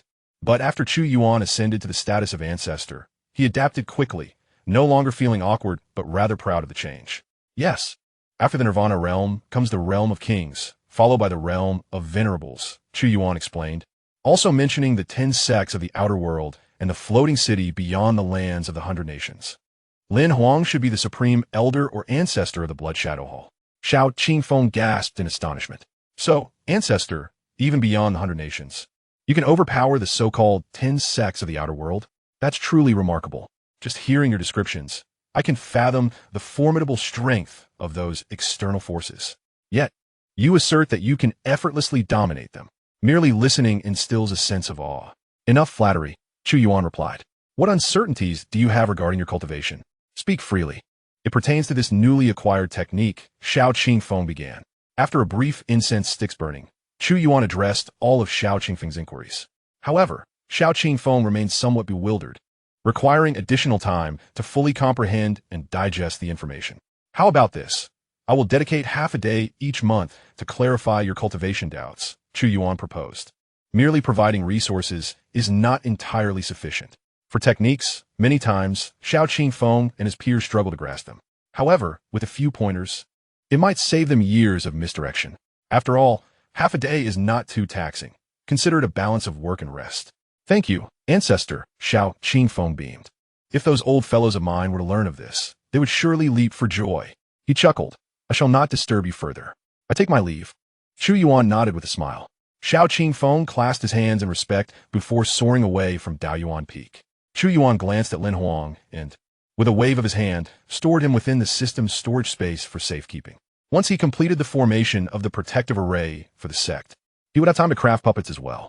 Yet, he pondered whether the Blood Shadow Hall would send more individuals. He hoped for their continued presence. Chu Yuan had just scanned Lin Huang's possessions with his divine sense, and they were quite substantial. Once his disciples returned, he would return the favor by imparting teachings. Such opportunities for resource exchange should never be squandered. Even if they did not come, once he finished his endeavors here, he would personally visit the Blood Shadow Hall. Having made his plans, Chu Yuan resolved that since they had become adversaries, he would not let the Blood Shadow Hall escape his scrutiny. As for the techniques, Chu Yuan retrieved a skill and a secret art from Lin Huang's storage ring, examining them with great interest. The ancestral master is truly willing to enlighten us. This is simply marvelous. Oh, how exhilarating it is. Upon learning this news, the higher-ups of the Tianyun Sect were filled with excitement. They indeed harbored numerous perplexities regarding their cultivation, some of which had troubled them for many years. Furthermore, they had learned from Xiao Qingfeng that the ancestral master had transcended the Nirvana realm. Their joy was immeasurable. The ancestral master, a legendary figure they had witnessed rise to prominence, had become akin to a deity in their eyes. In the Blood Shadow Hall, moments prior, within a chilling and desolate hall adorned with flickering green flames, several lamps burned brightly, some flames soaring to heights of nearly 10 feet, exuding an intense aura of pressure. The flames seemed to reveal shadowy figures, known as the soul lamps. Suddenly, with a whoosh, one of the fiercely burning soul lamps extinguished without warning. This caused the elder on duty to experience a sudden jolt of panic. "This is terrible. One of the ancestral master's soul lamps has gone out." Soon, Elder Inya learned of the dire news, enveloped by a strong sense of foreboding. How could an ancestral master have fallen? Could it be Elder Lin? After all, it had not been long since Lin Huang had departed, seeking vengeance, and naturally, he was the first person to come to mind. Upon confirming the grim reality, he felt numb, his pupils widening in shock. It was indeed him. Elder Xianxia became increasingly anxious. In such a short span, Lin Huang, at the late stage of nirvana, had perished. Even in a battle against a perfected nirvana cultivator, it should not have been possible for him to fall so swiftly. At the very least, he should have had time to escape. No, at this moment, cold sweat poured from Elder Xianxia. It could not possibly mean they had provoked that one. Almost crawling in his haste, he arrived at the palace of the Home Master, exclaiming, "Master, a grave situation has arisen." "What is it?" The Home Master opened her eyes, a green glow emanating from her gaze, fixed intently upon him. "Elder Lin Huang has fallen." "What?" The Home Master was taken aback. It had barely been a moment since his departure, and he had already met his demise. He was at the late stage of nirvana. Who could have slain him? As this thought crossed her mind, the Home Master's expression darkened. This is troublesome. Initially, it was presumed that Lin Jiuyin and the others had been killed by members of the other 9 sects, but now it seemed that this might not be the case. The other 9 sects would require multiple ancestral masters to collaborate. Otherwise, it would be impossible to defeat Lin Huang. The Home Master's face grew grim. "Indeed, I fear he has provoked the one from the floating city." Elder Xianxia dared not contemplate how dire the situation could be. Quickly investigate Lin Huang's route of departure. Trace the clues, and ascertain whether he has offended that individual. The Home Master commanded urgently. Moreover, all individuals from Lin Huang's lineage must be placed under house arrest. "Understood," Elder Xianxia replied, his voice resolute, before hastening to fulfill the orders. Left alone, the Home Master spoke solemnly. "If it turns out he has truly offended that individual, who is difficult to negotiate with, then I shall have no choice but to flee." Chapter 88, A Prodigy. Truly an extraordinary prodigy. The malevolent and unprincipled techniques of this practice are utterly devoid of humanity. At Daoyuan Peak of the Tianyun Sect, Chu Yuan conjured flames in his hand, incinerating the ancient maternal lineage's scriptures to ashes. A technique reliant on the blood of descendants is not worth preserving. However, the soul-guiding secret art is indeed commendable. This art possesses no rank, classified as a unique secret technique. By retaining a trace of another's soul essence, one can employ the art to trace back to the source, thereby pursuing the whereabouts of the individual, even in the event of death. As long as the time elapsed is not too lengthy and the soul essence has not entirely dissipated or been deliberately erased, one can locate the site of their demise. To completely erase soul essence is no simple feat. Even those at the sovereign realm grasp little of the intricacies of the soul. It appears they utilized this secret art to find their way here.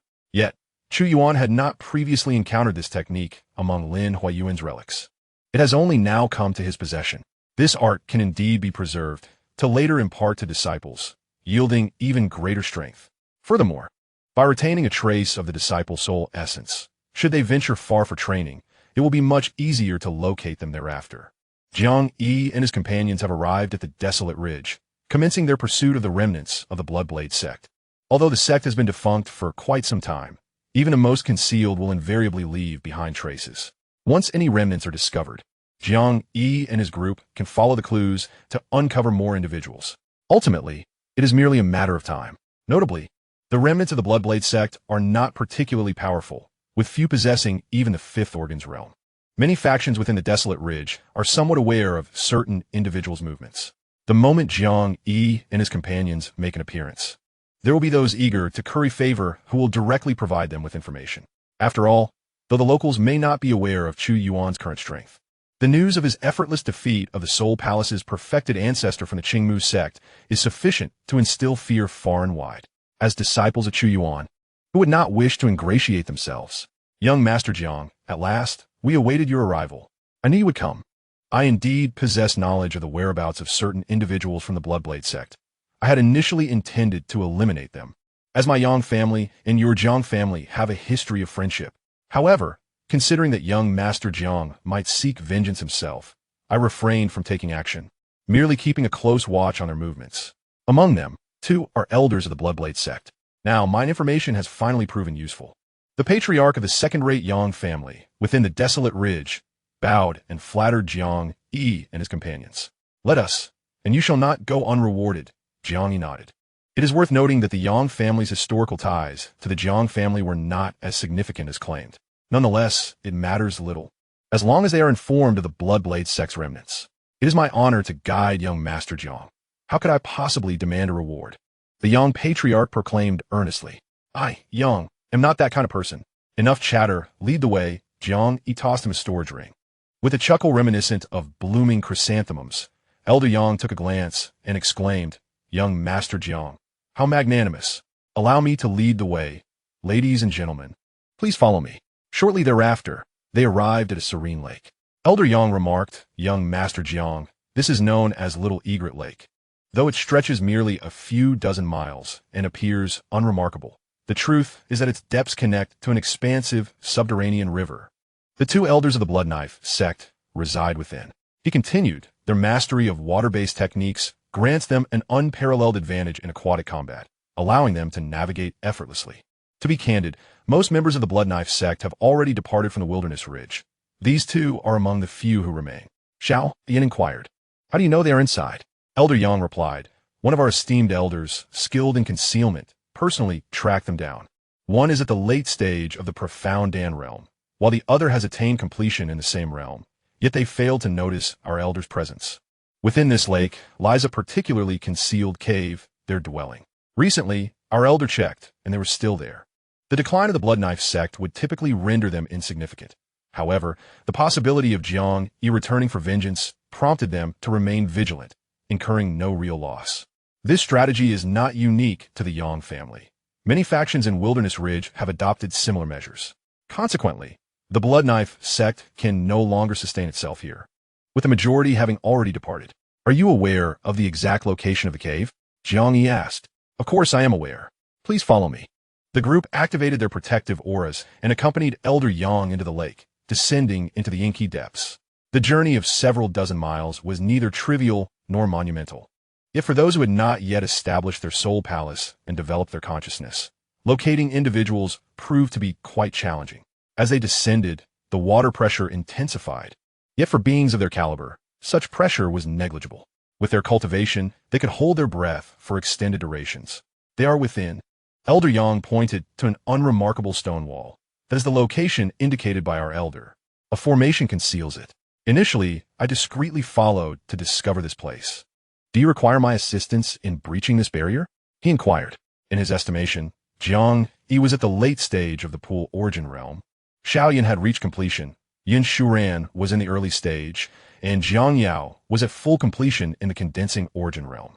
Although they were indeed prodigies, they might not possess the strength to disrupt the formation, which he conservatively assessed to be at least 4th grade, if not 5th. However, since old ancestor Chu had entrusted them with their quest for vengeance, he presumed they had been endowed with some form of support. Understanding this, he posed the question. As a practitioner of the early stage of the 5 organs realm, he felt confident in his ability to affect the formation. I shall attempt it first. Xiaoyan stepped forward. With a surge of power, his cultivation erupted, igniting his body in crimson flames, creating a vacuum in the surrounding water. The water nearby was instantly evaporated. He swiftly approached the stone wall and unleashed a powerful punch. With a resounding crash, the surrounding water flowed backward, and the stone wall trembled violently. However, it did not shatter. Instead, a blood-red array appeared on the stone surface. Indeed, there was an array. Once more, Xiaoyan bellowed, gathering his strength anew. Behind him, Elder Yang swallowed hard, his eyelids twitching. That previous strike had already reached the pinnacle of the Xiandan realm. It was outrageous. The combat power surpassed an entire realm. A prodigy, truly a prodigy. He had initially thought that old ancestor Chu had provided the disciples with some formidable weapon, but it now appeared that these disciples intended to overpower their foes with sheer strength. Chapter 89. 2 Great Disciples Terrifyingly Powerful. Within the stone wall lay a hidden world, a cave that connected to the depths below. Several miles down, there existed a space roughly 100 feet in diameter, adorned with numerous multicolored stalactites hanging from above. The surrounding walls were equally vibrant, radiating a soft glow. Below lay a pool of water, in the center of which a blue lotus swayed gently. 2 figures sat cross-legged around the lotus, continuously refining their cultivation to absorb its essence. Suddenly, a tremor jolted through the air, and the two lifted their heads in unison. Brother, someone is attacking our array. Wei Yunfan spoke hoarsely. Damn it. How can anyone know of this place? Wei Jueming's expression darkened.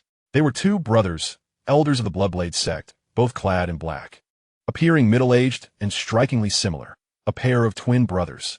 Could it be that old ancestor Chu has brought his disciples to seek vengeance? Wei Yunfan's hands trembled unconsciously. That is unlikely, Wei Jueming replied. If it were old ancestor Chu, a fifth-tier inferior array would not withstand even a finger from him. Judging by the commotion, it appears to be someone at the Xiandan realm. To their astonishment, someone had indeed discovered their lair. Damn it. We were merely 10 to 15 days away from completion. Brother, I shall go investigate who it is. If they are merely at the Xiandan realm, we shall eliminate them. Wei Yunfan was about to rise when, suddenly, a thunderous roar erupted once more. This time, the stone wall cracked, the cave collapsed, and the hanging stalactites fell in a shower around them. The array is breached. This is bad. At that moment, both brothers' faces changed drastically. The lake waters surged in, instantly enveloping the surrounding space. They raised their protective shields, staring warily at the cave's entrance. It was breached. Their array had been shattered. To break a fifth-tier inferior array, one would need at least mid-level strength in the Five Organs realm. A moment earlier, outside, Xiaoyan, realizing that ordinary attacks bore no fruit, decisively employed the divine skill he had recently learned, the Vermilion Bird's Azure Sky Palm. Though he had only grasped the basics, this was a supreme divine skill. With a single strike, the fifth-tier inferior array could not withstand the force and crumbled into oblivion. This spectacle left Elder Yang utterly astounded. After much contemplation, it became evident that Xiaoyan surpassed him. How outrageous, truly absurd. It is unheard of for someone at the Pool Origin realm to directly leap over the Xiandan realm, manifesting the prowess of the Five Organs realm. And not just any ordinary Five Organs realm at that. How is one to endure such a reality? With Xiao Gongzi possessing such formidable strength, one cannot help but wonder if Jiang Gongzi and his companions are equally formidable. The clan leader Yang mused silently, but soon shook his head. A person of such exceptional caliber is already a miracle in itself. How could there possibly be more? I understand now. Xiao Gongzi's purpose in coming here is to assist Jiang Gongzi in seeking vengeance. As he regained his senses, he realized that the individual had vanished, prompting him to hastily follow suit. Jiang Yi and his companions had already arrived at the cave dwelling. Upon seeing Wei Yunfan and Wei Jueming, Jiang Yi's gaze turned crimson. Among those who had slaughtered the Jiang family, these two were present, and many clan uncles and elders had perished at their hands. The memories were vivid. In that moment, a chilling murderous intent radiated from Jiang Yi. It is you, the scion of the Jiang family. Wei Jueming and the others recognized Jiang Yi, and their hearts sank. They cried out in alarm. They frantically searched the surroundings, relieved to find that the silver-haired youth was absent. It seemed that the esteemed ancestor Chu had not arrived. There was still a chance. At the very least, they had a hope of escaping. It has been a long time indeed. The clan leader Yang remarked coldly as the last to arrive. It was you, Yang clan, who tracked our movements and led them here. Wei Yunfan gritted his teeth in accusation. They were not foolish. It was the first conclusion they had drawn. Precisely, the clan leader Yang declared, standing tall with pride. You are truly despicable. Wei Jueming's eyes glimmered with an insatiable, murderous intent, wishing nothing more than to rend the clan leader Yang to pieces. Wei Jueming, you have actually broken through to the early stage of the Five Organs realm. Suddenly, the clan leader Yang exclaimed in surprise. Boom! At that moment, Jiang Yi unleashed his cultivation. He had no desire to engage in idle chatter with these individuals. His dual pupils emerged, and a terrifying pressure descended upon them. Wei Wuming and Wei Yunfan's expressions shifted dramatically, for under this oppressive force, they found themselves losing 50% of their own strength. They discerned Jiang Yi's cultivation level. He was merely at the late stage of the Pool Origin realm, yet he exhibited such overwhelming strength. They simply could not fathom it, feeling as though it was impossible. That lotus flower seems peculiar. Xiao Yan suddenly noticed that as he approached this location, the blood within him began to boil, seemingly exhilarated. And the source of this sensation was that strange lotus flower. No, it felt less like a lotus and more akin to a flame. This was his genuine perception. Junior brother Xiao, assist me. Jiang Yi's voice resonated at that moment. Wei Yunfan remained significantly weakened, still at the late stage of the Xiandan realm. However, Wei Jueming had reached the early stage of the five organs realm, exuding a profound aura. Jiang, he was unperturbed by the prospect of facing two adversaries. Yet he yearned to swiftly eliminate his foes. Very well, senior brother. Xiao Yin cracked his knuckles, temporarily setting aside his focus on the lotus flower. Yun Shurian shielded Jiang Yao, for her cultivation was ultimately too feeble to partake in this battle. Yang, the clan leader, retreated behind a crowd. To his astonishment, young Master Jiang proved to be equally formidable. At that moment, a jolt of shock coursed through Yang's heart. Initially, he regarded Xiao Yan's defiance as a miracle. Yet now another marvel had emerged. From Jiang Yi, he sensed an overwhelming threat. It could only be said that the two disciples of Elder Chu were utterly terrifying. Truly, they were fearsome. He knew he stood no chance against them. Together, even if Wei Juming had reached the early stage of the five organs realm, he would likely be defeated within half an hour. He calculated silently. If your master were present, we might be compelled to kneel and beg for mercy. But to think that you two youngsters could subdue us is nothing but a foolish dream. Wei Juming bellowed, his cultivation in the early stage of the five organs realm erupting as he charged toward Jiang Yi and Xiao Yan. At this juncture, there was no choice but to fight. Jiang Yi scoffed, and in an instant, a peculiar wave emanated from him, rising with fervor. An ancient figure, reminiscent of a Qilin, materialized behind him. The ancient majesty was too daunting to behold. Wei Juming felt his blood freeze for a moment, terror gripping his heart. What was this creature? How could it be so horrifying? As Jiang Yi took a step forward, the Qilin's phantom mirrored his movement, unleashing an astonishing aura that struck Wei Juming with tremendous force. The Qilin's thunderous step. Even a mere fragment of its divine power was a supreme holy grade ability. Despite the vast disparity in cultivation, it could still create miracles. With a cough, Wei Juming was sent flying, spitting blood. Chapter 90, Azure Water Spirit Fire. Yun Shuran strikes, too powerful. Elder brother. This scene made Wei Yun fans' pupils constrict in sheer terror. His elder brother was, after all, so easily overwhelmed.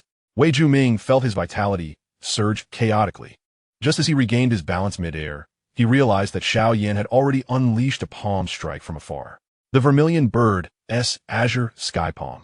The immense azure flame palm evoked a sense of impending death within him. He was bewildered.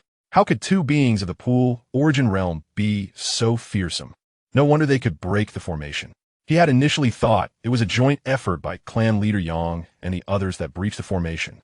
But now it seemed this single palm was sufficient to shatter it. Jiang Yi's earlier attack had been so enigmatic that he had been caught off guard. But now he saw an opportunity to retaliate. A battered fifth-tier, treasured blade materialized in his hand, and wielding his strongest martial technique, he swung the blade with determination. Break for me! The blade light, like a streak of lightning, aimed to cleave through the azure flame palm. But while the imagination was grand, reality was cruel. The blade light shattered upon contact with a massive palm, which then continued unabated to strike him. The palm's force slammed him against the stone wall, penetrating layers of rock and leaving behind a deep, dark imprint. Gulp. Clan leader Yang was astonished. Is he dead? Originally, I believed that the battle would endure for quite some time. Yet unexpectedly, it concluded swiftly. Those two assaults would surely spell doom for anyone at the early stage of the five organs realm, or even for those at the mid-stage. The elder brother's divine prowess stirred ripples in Yun Shurian's enchanting eyes as she sensed it. This was a sacred-ranked divine ability. To think that the elder brother possessed such an extraordinary skill. The Qilin step, it seemed, was indeed the legendary technique. Yun Shurian mused inwardly, astonished that her elder brother had acquired it. It was said that this divine ability was incomplete, and if all fragments were gathered, it could elevate to a supreme imperial-grade divine power, the Qilin step. Although she had grown up in the carefree royal manner, she would occasionally seek knowledge, amassing an understanding that others could scarcely fathom. Not dead yet, Yun Shurian remarked, gazing at the massive palm's crater. As her words fell, a figure soared from within. Garments tattered, skin resembling a parched field with cracks, blood surging beneath the surface without spilling, hauntingly circulating within a body. Wei Jueming appeared disheveled, hair unkempt. Yet his expression was eerily calm. Elder brother, Wei Yunfan, rushed to his side. Wei Jueming lifted his gaze toward them, his voice low and hoarse. Who would have imagined that after centuries of cultivation, I would still fall short of two mere children? Had it not been for the fortuitous acquisition of this 5th-tier soft armor for protection, I might have perished here today. With that, he cast the armor aside. You are disciples of old ancestor Chu. I must concede, you are indeed formidable. However, slaying us will not be so simple. Wei Jueming declared grimly, today, we may as well perish together. We shall trade our lives for yours, and it would not be in vain. In the next moment, he uprooted a lotus from the water, transforming it into azure flames that enveloped his entire being. Ah! He screamed in anguish, yet his aura surged exponentially, in the blink of an eye rivaling that of the late stage of the 5 organs realm. This is all your fault. Had you arrived a moment later, my brother could have fully refined this spirit fire, and we could have departed. You are truly despicable. Wei Yunfan's eyes glinted with rage. Understanding that his brother's forced fusion with the spirit fire would lead to his demise, even if victorious. No wonder you do not leave the wilderness ridge. It was for this treasure. The clan leader, Yang, retreated repeatedly. I sense it was fire, and it truly is fire, Xiao remarked, yet just moments ago. It bore a striking resemblance to a lotus. That is the azure water spirit fire, an elemental essence of flame within the world.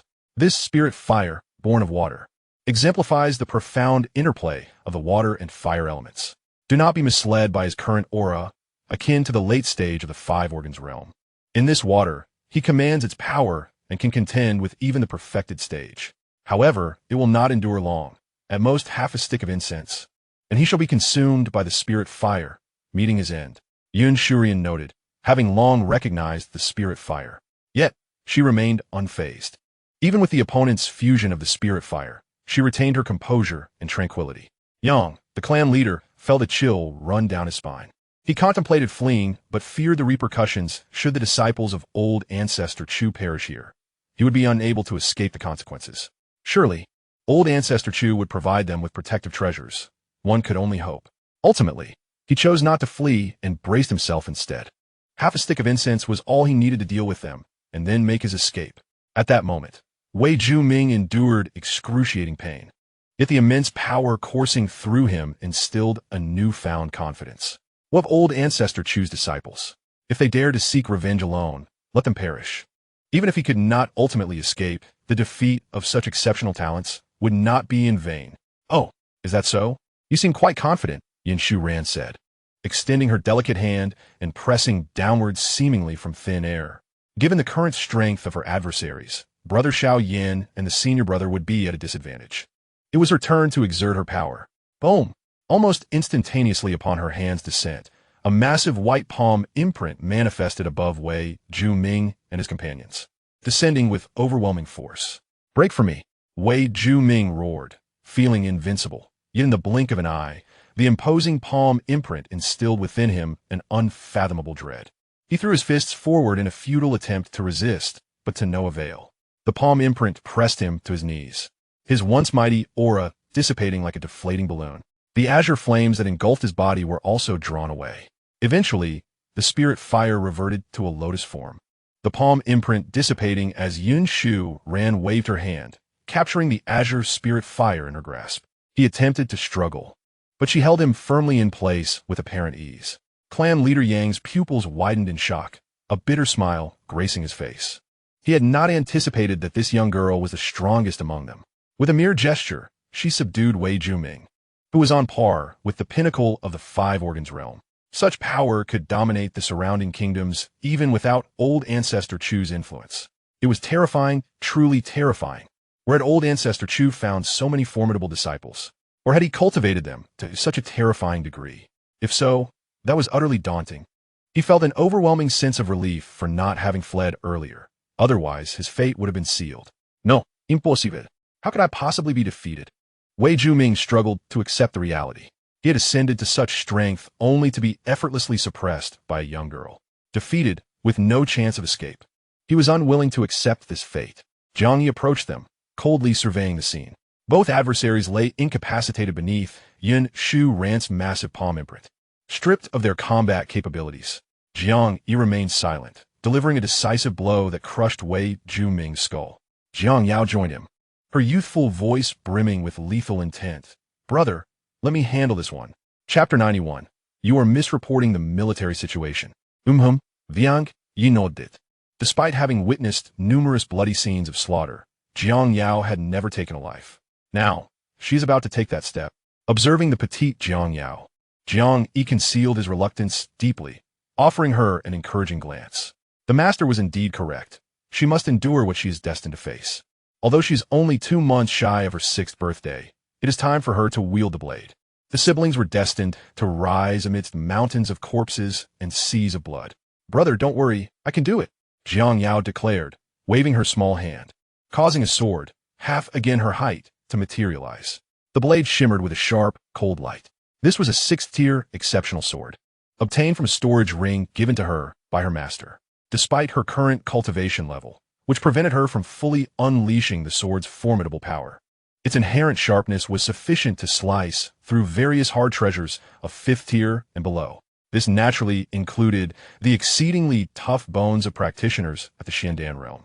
At the body refining stage, practitioners possess strength in the tens of thousands of pounds, rendering their bodies remarkably resilient, impervious to ordinary weapons. As their realms elevate, their physical form and bones grow even stronger. Thus, when higher-tier practitioners engage lower-tier ones, the latter often struggle to breach their defenses due to the vast disparity in strength. Ever since Wei Zhuming met his demise, Wei Yunfan remained frozen in place, his eyes devoid of life, as if profoundly affected by the event. He relinquished any struggle, seeking neither mercy nor making threats, quietly awaiting the arrival of death, seemingly resigned to his fate. With a swift motion, Xianxia acted decisively. A flash of cold light severed through the air, and Wei Yunfan's head gradually detached, rolling on the ground, eyes wide open, pupils void of color. The splattered blood was shielded by their protective, true essence. Xianxia sheathed her sword and lifted her small head to gaze at Jiang Yi. Jiang Yi gently ruffled Xiao's hair, seeing not fear in her eyes but calmness. He couldn't help but smile, praising her. "Excellent." Xianxia nodded in acknowledgement. "Congratulations to young Master Jiang and Miss Jiang on avenging your grievances." Clan leader Yang clapped in celebration. "This is merely the beginning," Jiang Yi replied, shaking his head. "There are many more to deal with. You've misreported the situation." At that moment, Xiaoyan, arms crossed, glared at clan leader Yang. "Didn't you claim one was at the pinnacle of the Xiandan realm and the other in the late stage? How did they become early-stage Zong realm practitioners?" Jiang Yi also turned his gaze towards clan leader Yang. Instantly, sweat poured from Yang's brow, overwhelmed by pressure. He hastily defended himself. "Gentlemen, this is a grave misunderstanding. He was indeed at the pinnacle of the Xiandan realm before. Otherwise, our elder Wu and Ti have tracked him so easily. I cannot fathom why he would have broken through, but I assure you, every word I spoke is true, without a hint of falsehood." Clan leader Yang was genuinely afraid they might think he had acted with ill intent, leading to his own downfall, leaving him nowhere to lament. What he said should be credible, Yin Shuran interjected. The crowd turned their attention towards her. Yin Shuran raised the azure water spirit fire in her hand and remarked, "If this azure water spirit fire is refined, it can indeed enhance one's cultivation. Although that individual has not fully refined it, he's seemingly refined about 70%, so a breakthrough is entirely reasonable." "Ah, I see." Both Jiang Yi and Xiao Yin responded in unison. "I apologize for the misunderstanding." Xiao Yin politely addressed clan leader Yang. "It's quite all right." Clan leader Yang waved his hand, feeling a sense of relief wash over him. He had truly been frightened moments earlier. "I deduced that they must have discovered the presence of the azure water spirit fire long ago.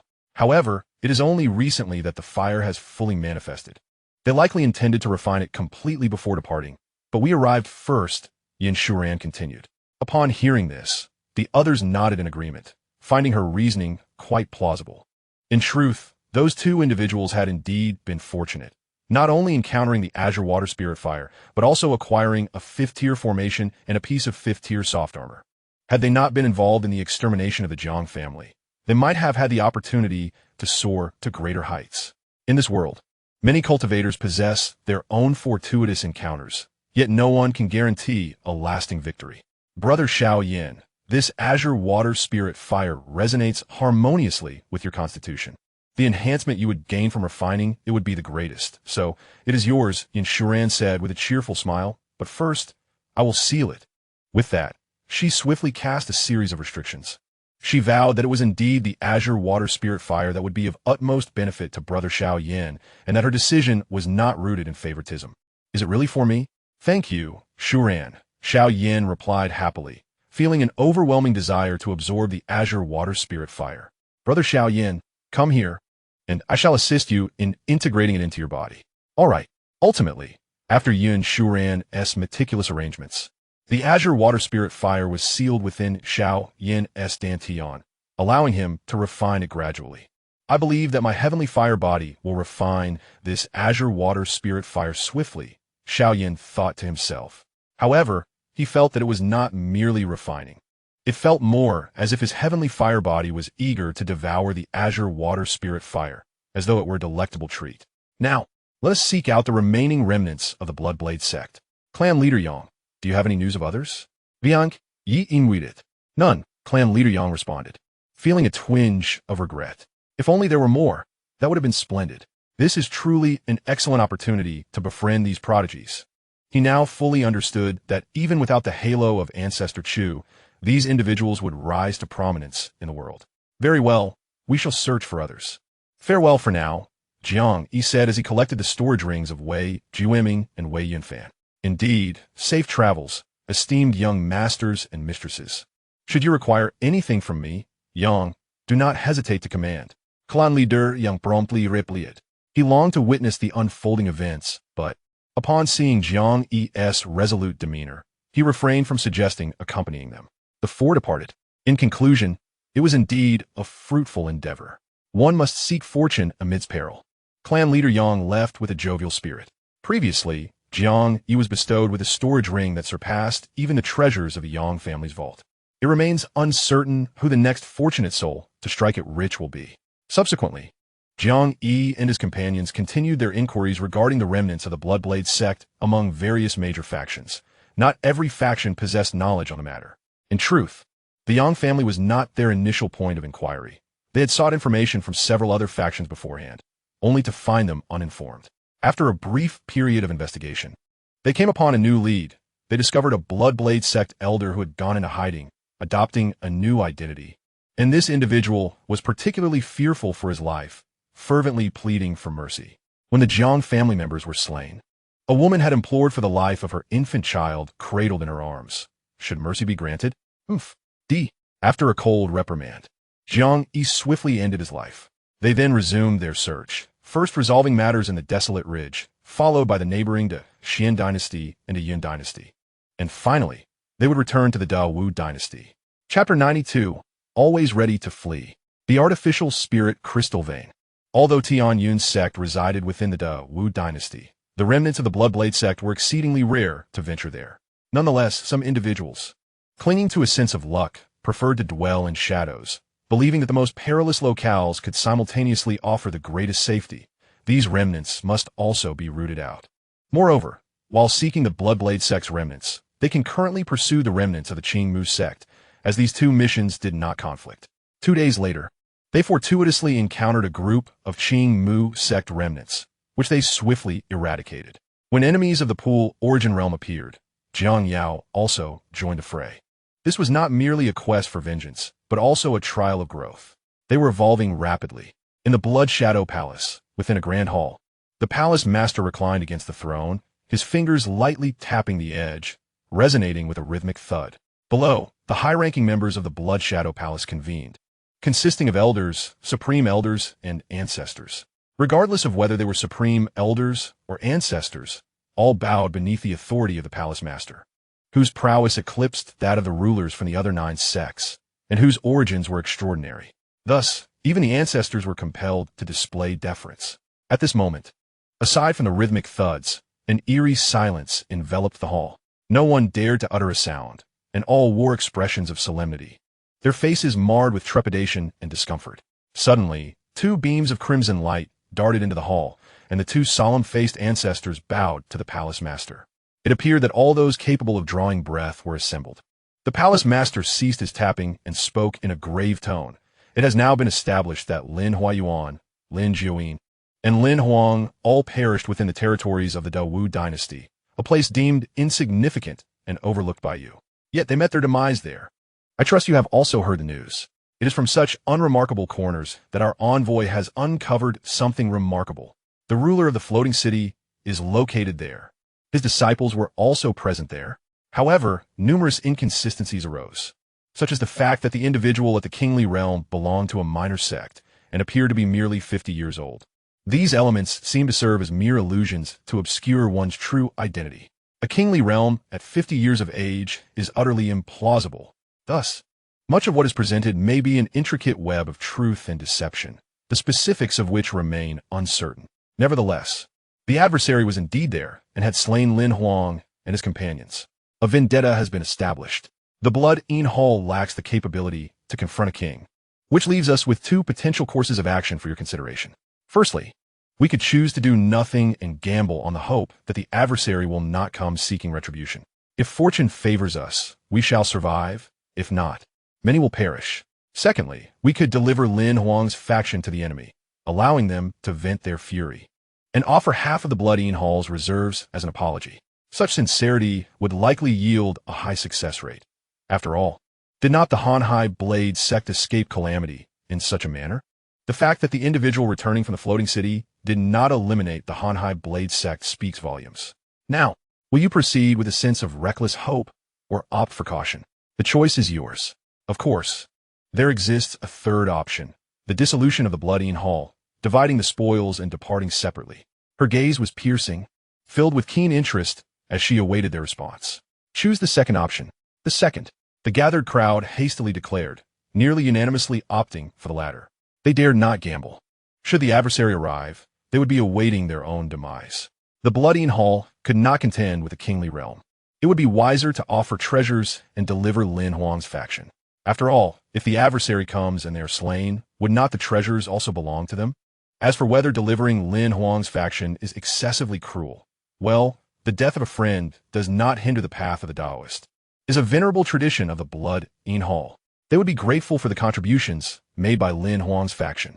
Moreover, the trouble had indeed been stirred by Lin Huang and his companions. At this moment, they harbored deep resentment towards Lin Huang, and thus, mercy was not an option. Let those who sow the seeds of conflict be the ones to reap the consequences. This is most fitting. As for the third option, dividing the spoils and fleeing, they had grown accustomed to their position here and had no desire to become stray dogs.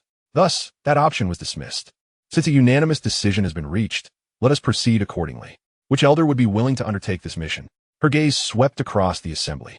Alas, ye shall go. An elderly figure, reeking of decay and stooped in posture, stepped forward. With less than half a year left in my lifespan, I wish to witness the majesty of a kingly presence in my remaining days. Even if I must perish, I shall have no regrets. Then it is settled, declared the hall master with finality. Shortly thereafter, the elders set forth. Of course, there were others discreetly accompanying him. While it was termed a protective escort, it was not entirely so. Primarily, there was concern that he might abscond with the treasures. The blood in Hall's vast reserves, even in his waning years, could incite greed. They must at least ensure his safe passage beyond the borders of the great martial dynasty. Meanwhile, the higher-ups within the blood in Hall closely monitored the elder's soul lantern. Once the soul lamp extinguishes, it signifies the fall of the ancestor. It also implies that the formidable monarch has likely chosen not to extend forgiveness. Moreover, they could immediately make their escape. The palace master observed, having tidied her belongings. Although she possessed other affiliations, none would intervene to assist the Blood Shadow Palace. It's all settled. I truly am a genius. For others, it would take decades, if not centuries, to achieve such a feat in the Tianyun Sect. Chu Yuan scrutinized the formation plate and flags before him, nodding in satisfaction. One by one, the formation plates and flags materialized, imbued with intricate and arcane prohibitions and patterns. His figure vanished from the spot, only to reappear above the Tianyun Sect in the next instant. With a sweep of his divine sense, he penetrated the sect's protective formation. With a grasp, 36 flags and a formation plate were in his possession. In an instant, the barrier enveloping 100 miles around the Tianyun Sect dissipated. Many disciples and high-ranking officials couldn't help but look up in bewilderment.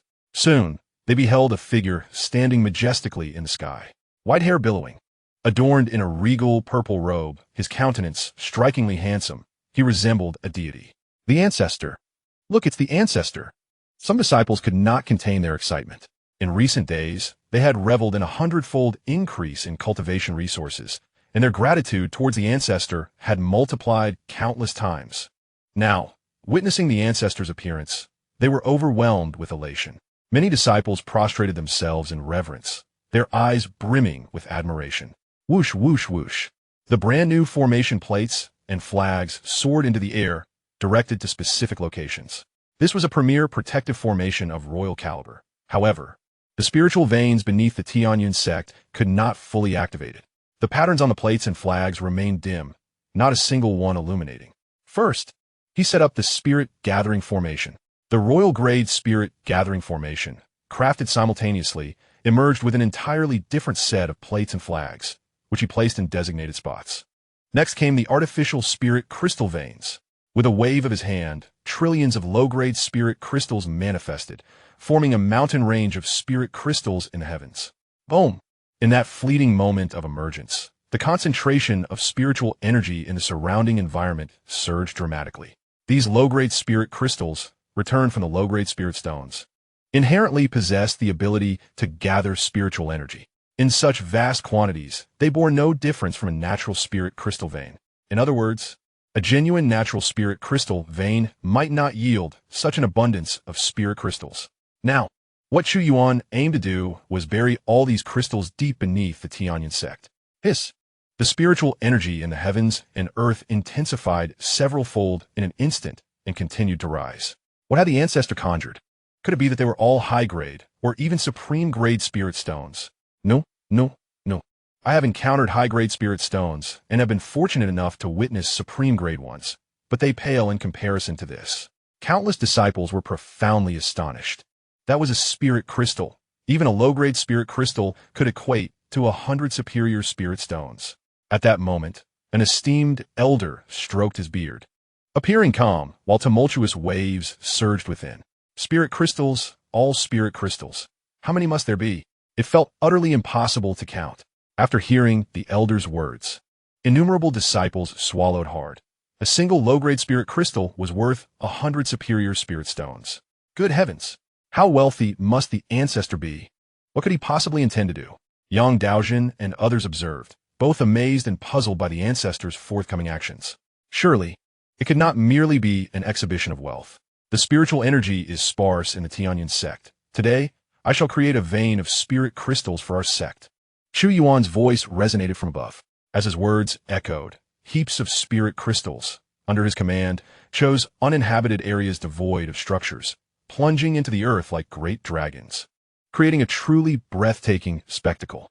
A man-made spirit crystal vein. What immense power this entails. The ancestor was selflessly utilizing such an abundance of spirit crystals to forge a vein for the sect. In that moment, countless members of the Tianyun Sect marveled at the ancestor's might while being filled with gratitude and admiration. The ancestor not only possessed tremendous abilities, immense courage, and boundless wealth, but also willingly blessed them, truly akin to a saint from legends. Across the sect, everyone spontaneously bowed in reverence. The ancestor became their faith, with some silently vowing to follow his every command without hesitation, prepared to sacrifice for him. Chu Yuan paid them no heed. Instead, he continued to channel spirit crystals underground. Soon, a vein of spirit stones lay beneath the earth.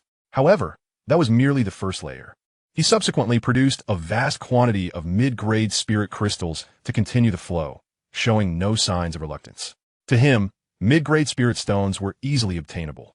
Once the second layer was completed, he deemed it sufficient. Although he still possessed high-grade and top-grade spirit crystals, they were unnecessary. The king-tier formation was challenging to extract energy from these two higher grades. 2 layers would suffice for now, with future matters to be addressed later.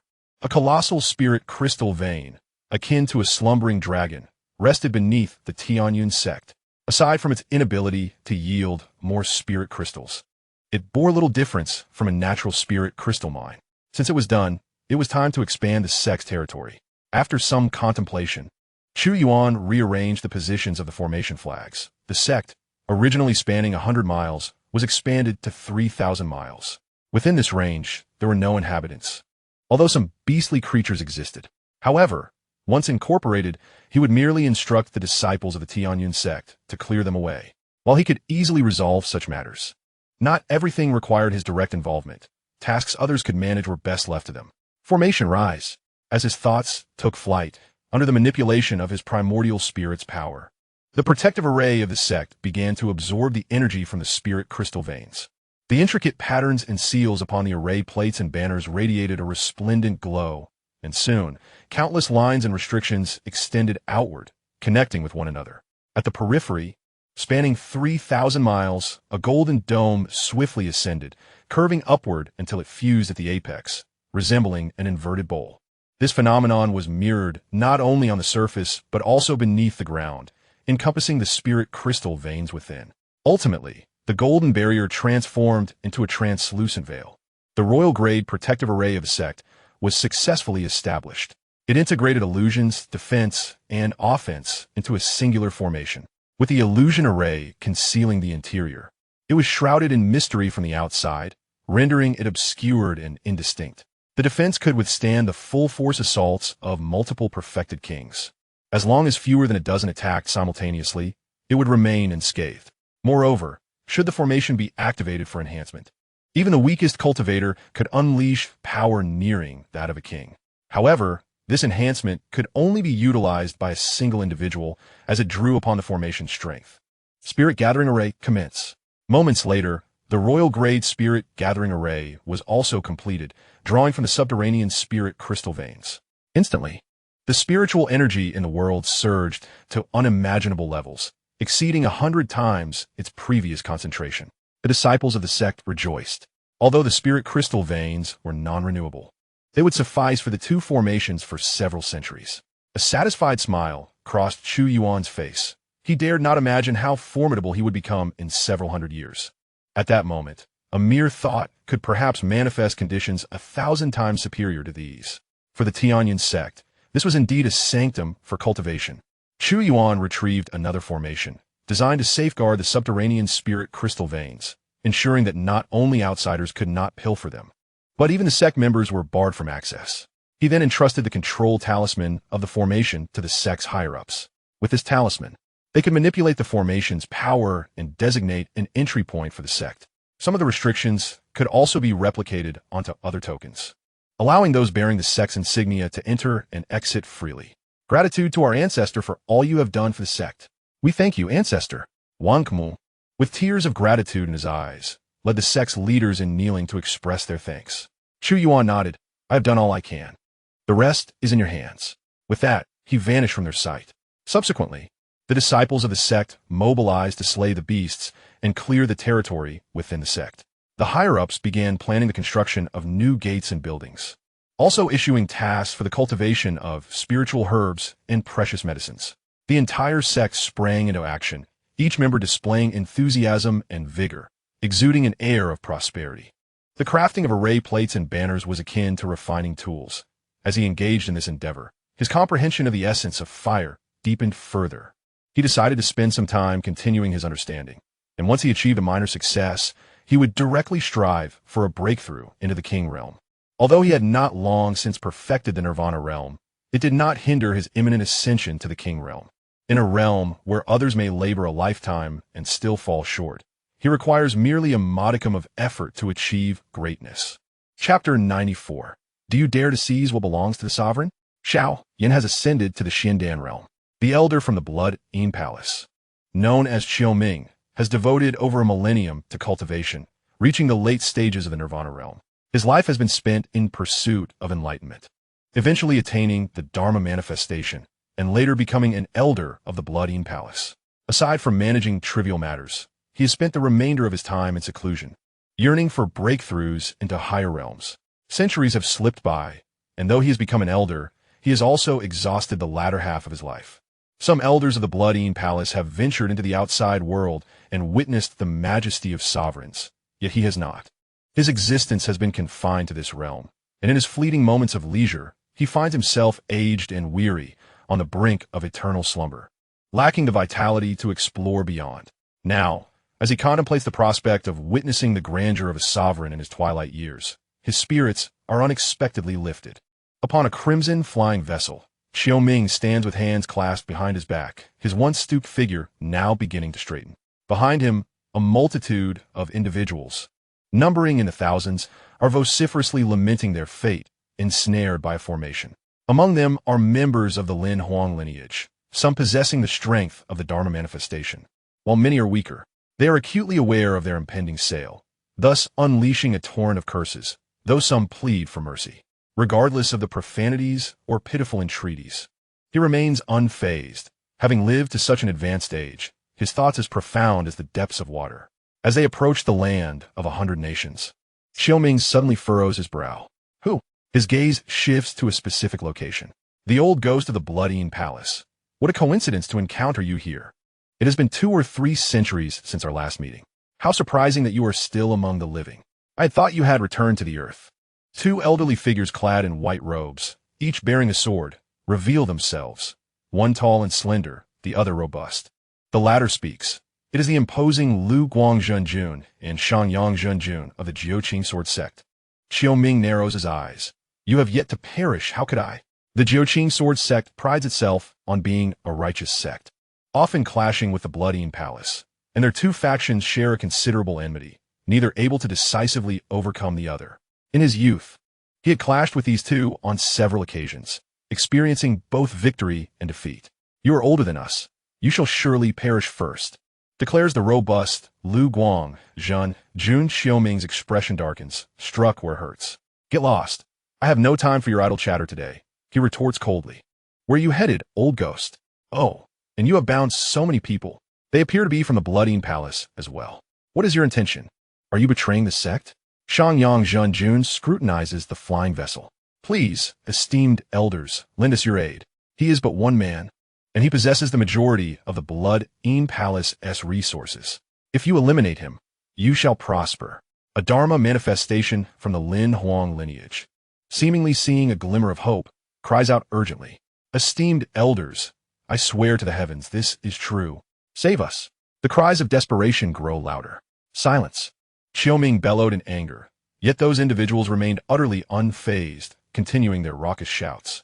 He hastily employed his cultivation to muffle their voices. What? More than half of the assets? Both men widened their eyes in astonishment.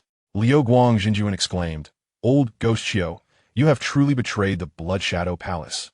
Xianxia raised his thumb in admiration, declaring, Impressive, I commend you. However, as the saying goes, those who witness should share in the spoils. What about a portion of that substantial fortune for us?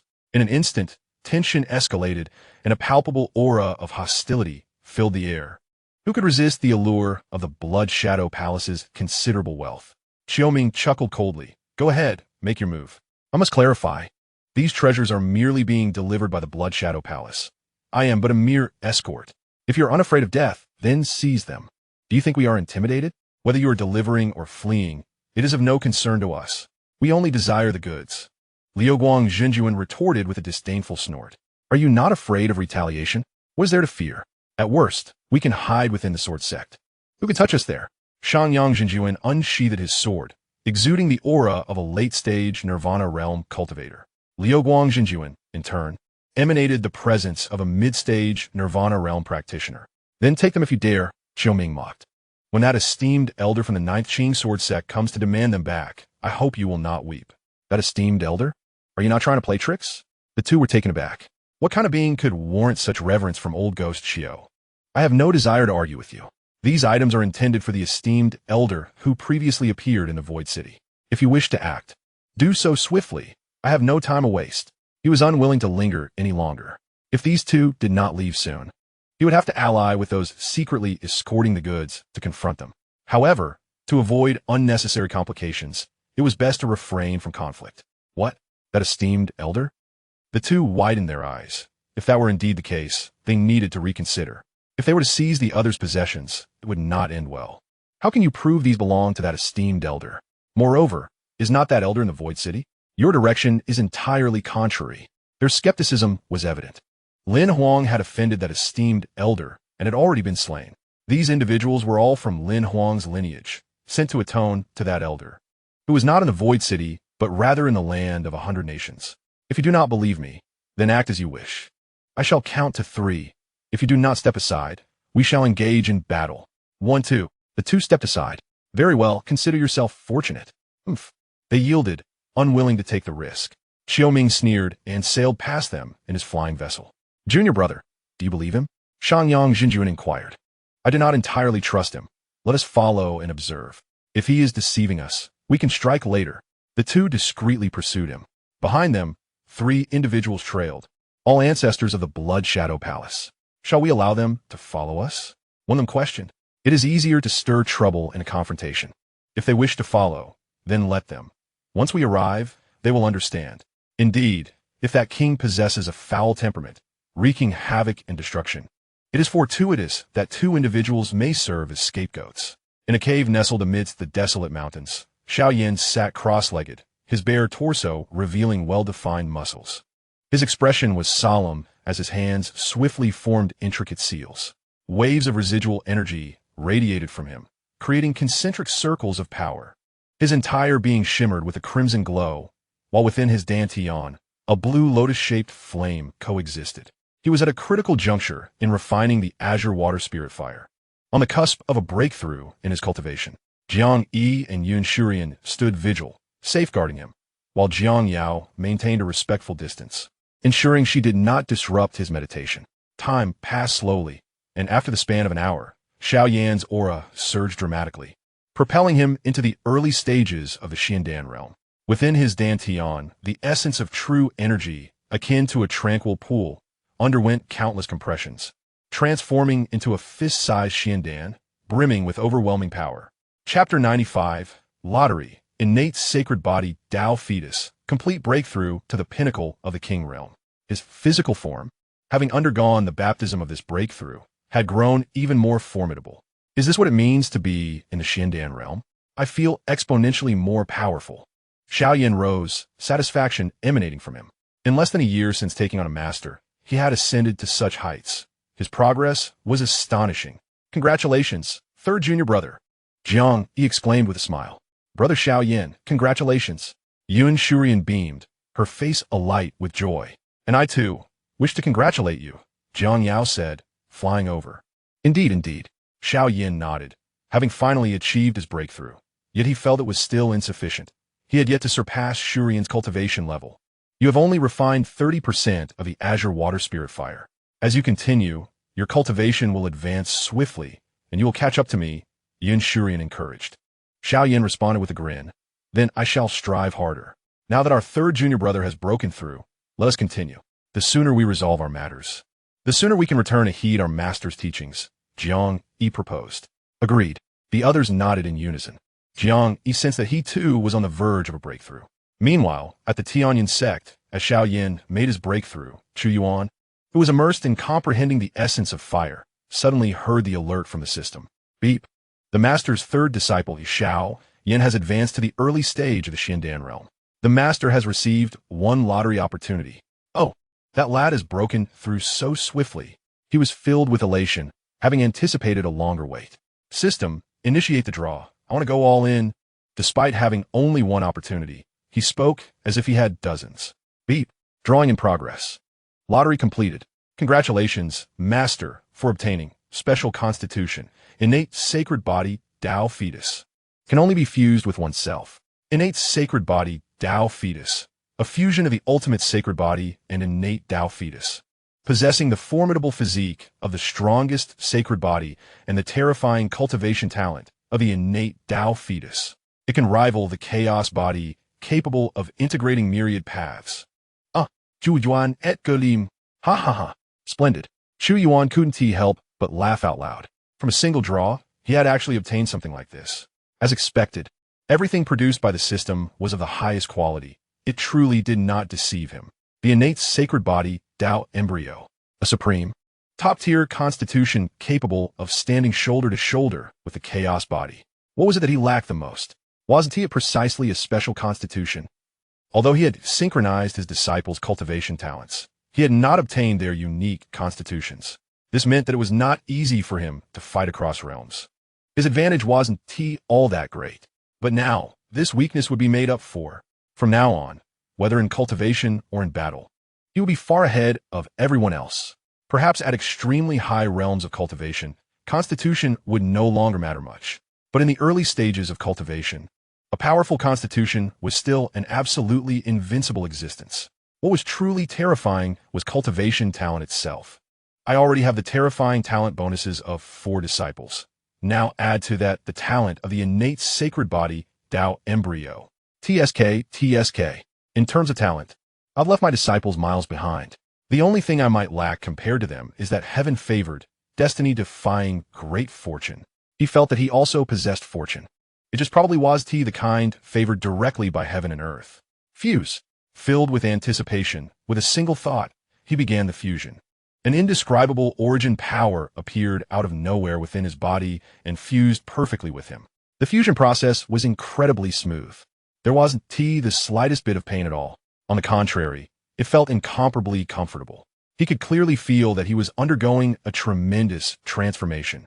Whether it was in fusing cultivation or fusing a constitution, the system emphasized one thing above all else: efficiency. In just a short moment, the process was complete. Boom! At the same time, just like awakening a constitution, the fusion brought him tremendous benefits. Among them, his cultivation level surged upward.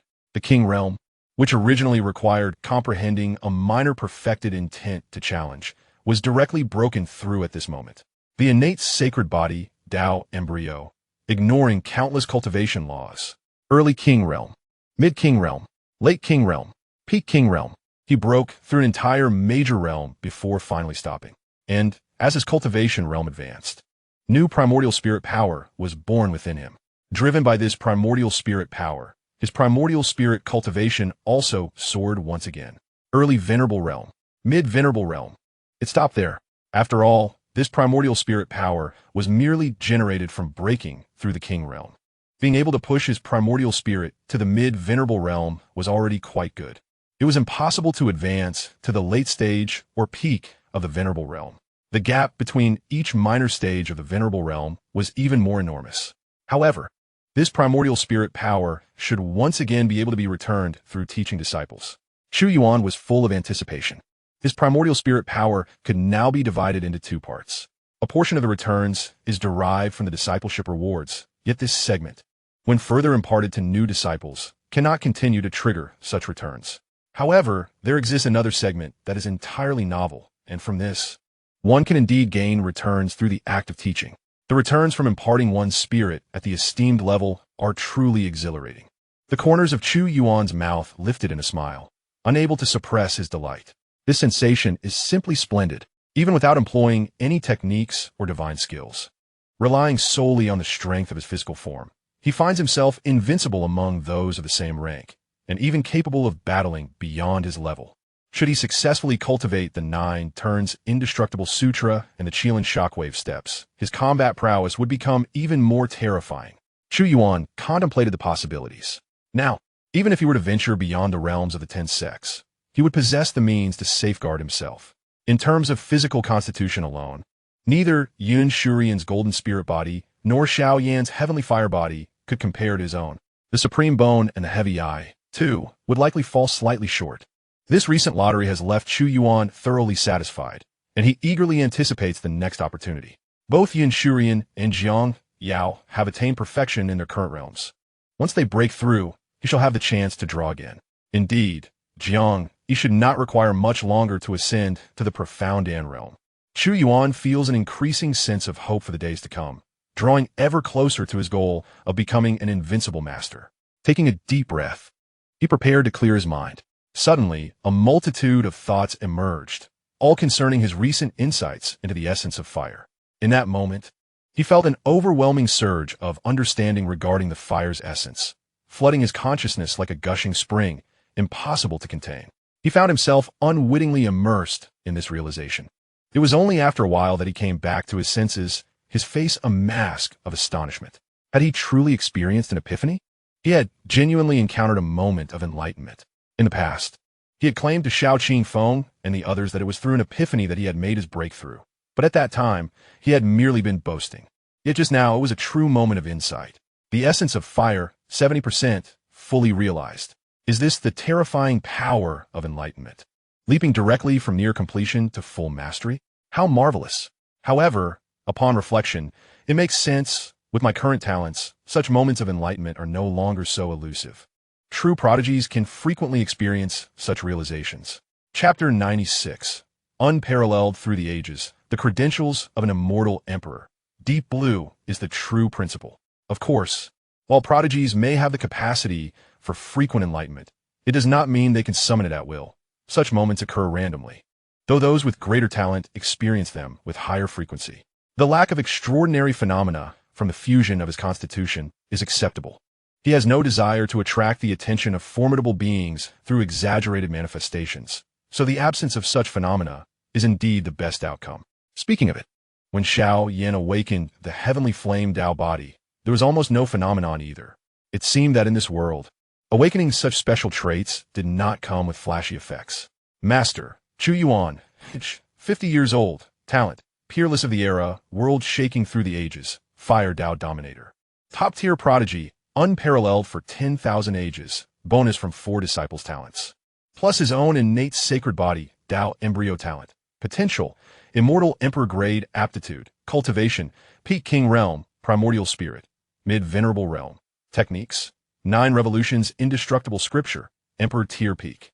Not yet initiated, divine abilities, Qilan heaven-shaking steps, emperor tier peak fragment, not yet initiated. Vermilion bird azure sky palm, saint tier peak, initiated. Intent, fire intent, 70. Great completion, disciples, 46. Chu Yuan checked his status panel. Speaking of which, his 51st birthday was coming up soon. There were only a few days left. From the moment he obtained the system until now, less than a year had passed, yet his strength had undergone earth-shaking changes. From the profound core realm to the king realm, 5 entire major realms. Indeed, hard cultivation was useless. Deep blue was the real hard truth. His talent descriptors had gained another entry, unparalleled for 10,000 ages. This one did not belong to his disciples. It belonged to him alone. He had truly risen on his own. His potential had even reached Immortal Emperor grade. With normal cultivation, breaking through to the Immortal Emperor realm would involve almost no major bottlenecks. It felt incredible, extremely satisfying. Other prodigies would need unimaginable opportunities to step into the Immortal Emperor realm. He didn't need that.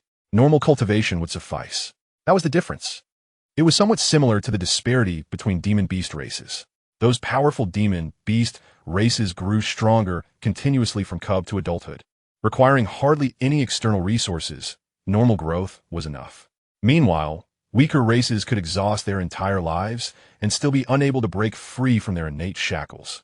Neither the 9 revolutions, indestructible scripture, nor the Qilan heaven-shaking steps had been initiated yet, but with his current talent, cultivating them to the entry level would not be difficult. Although his realm was still low for emperor tier techniques, his talent was absurdly high. His disciple quota had increased by 1 again. Now he had 2 slots.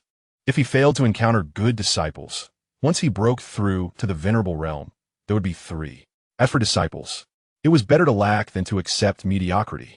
After all, one of the most important functions of his system was synchronizing disciples' talents.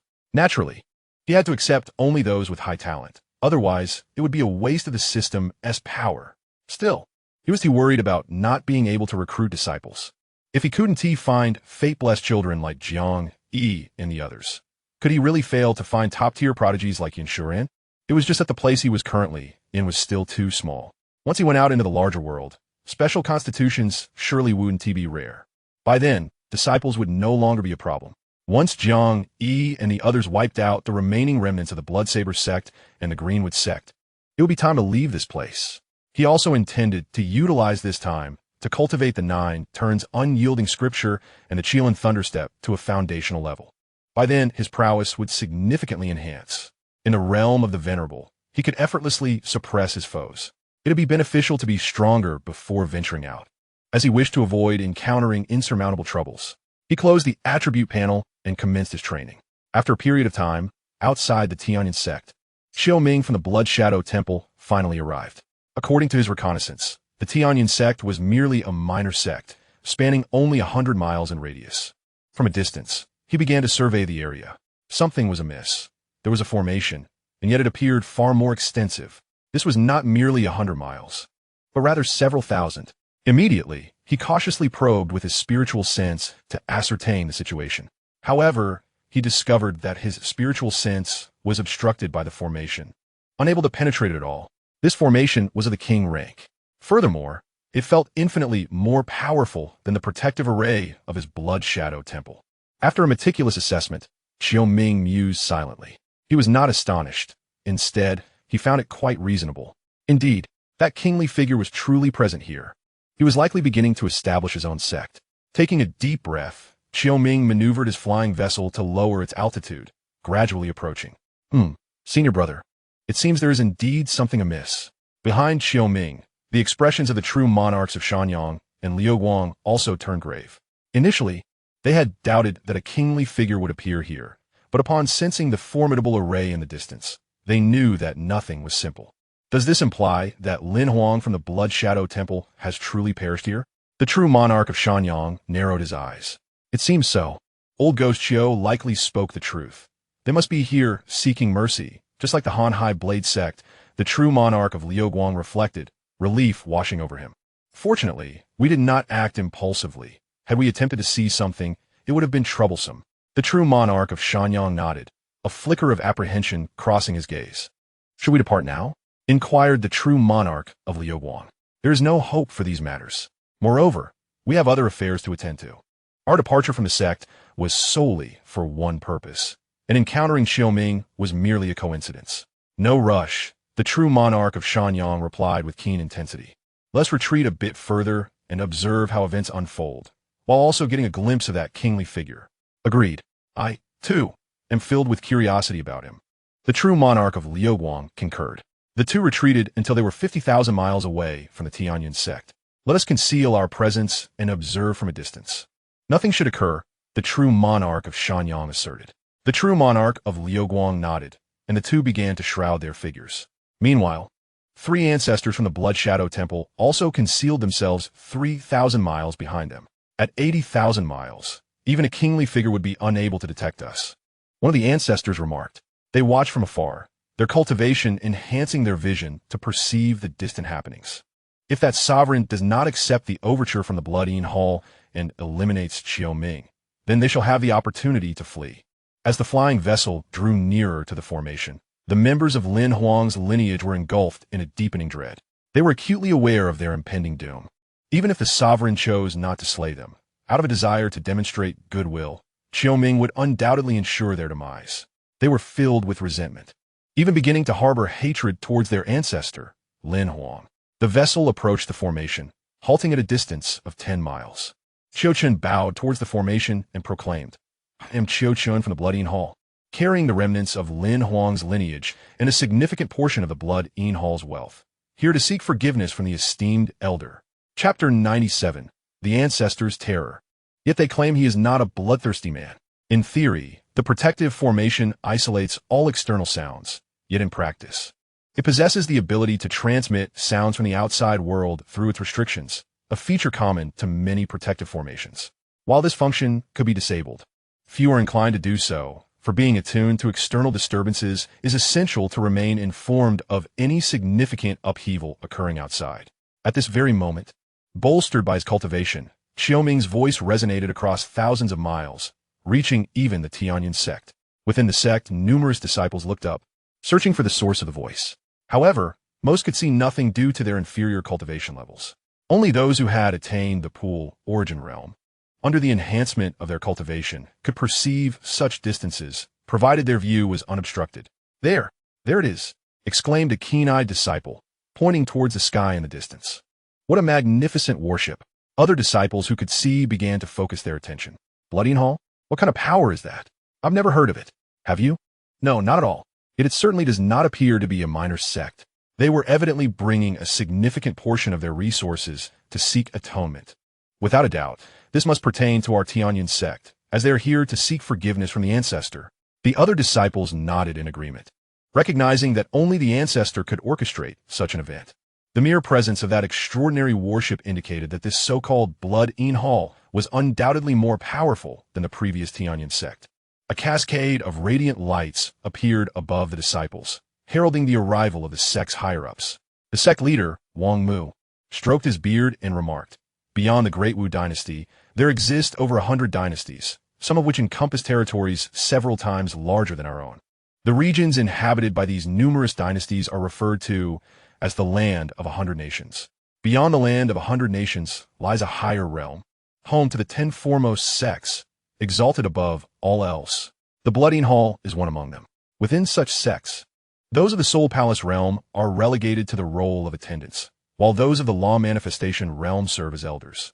Only those who have attained the Nirvana realm ascend to positions of supreme elder or ancestor.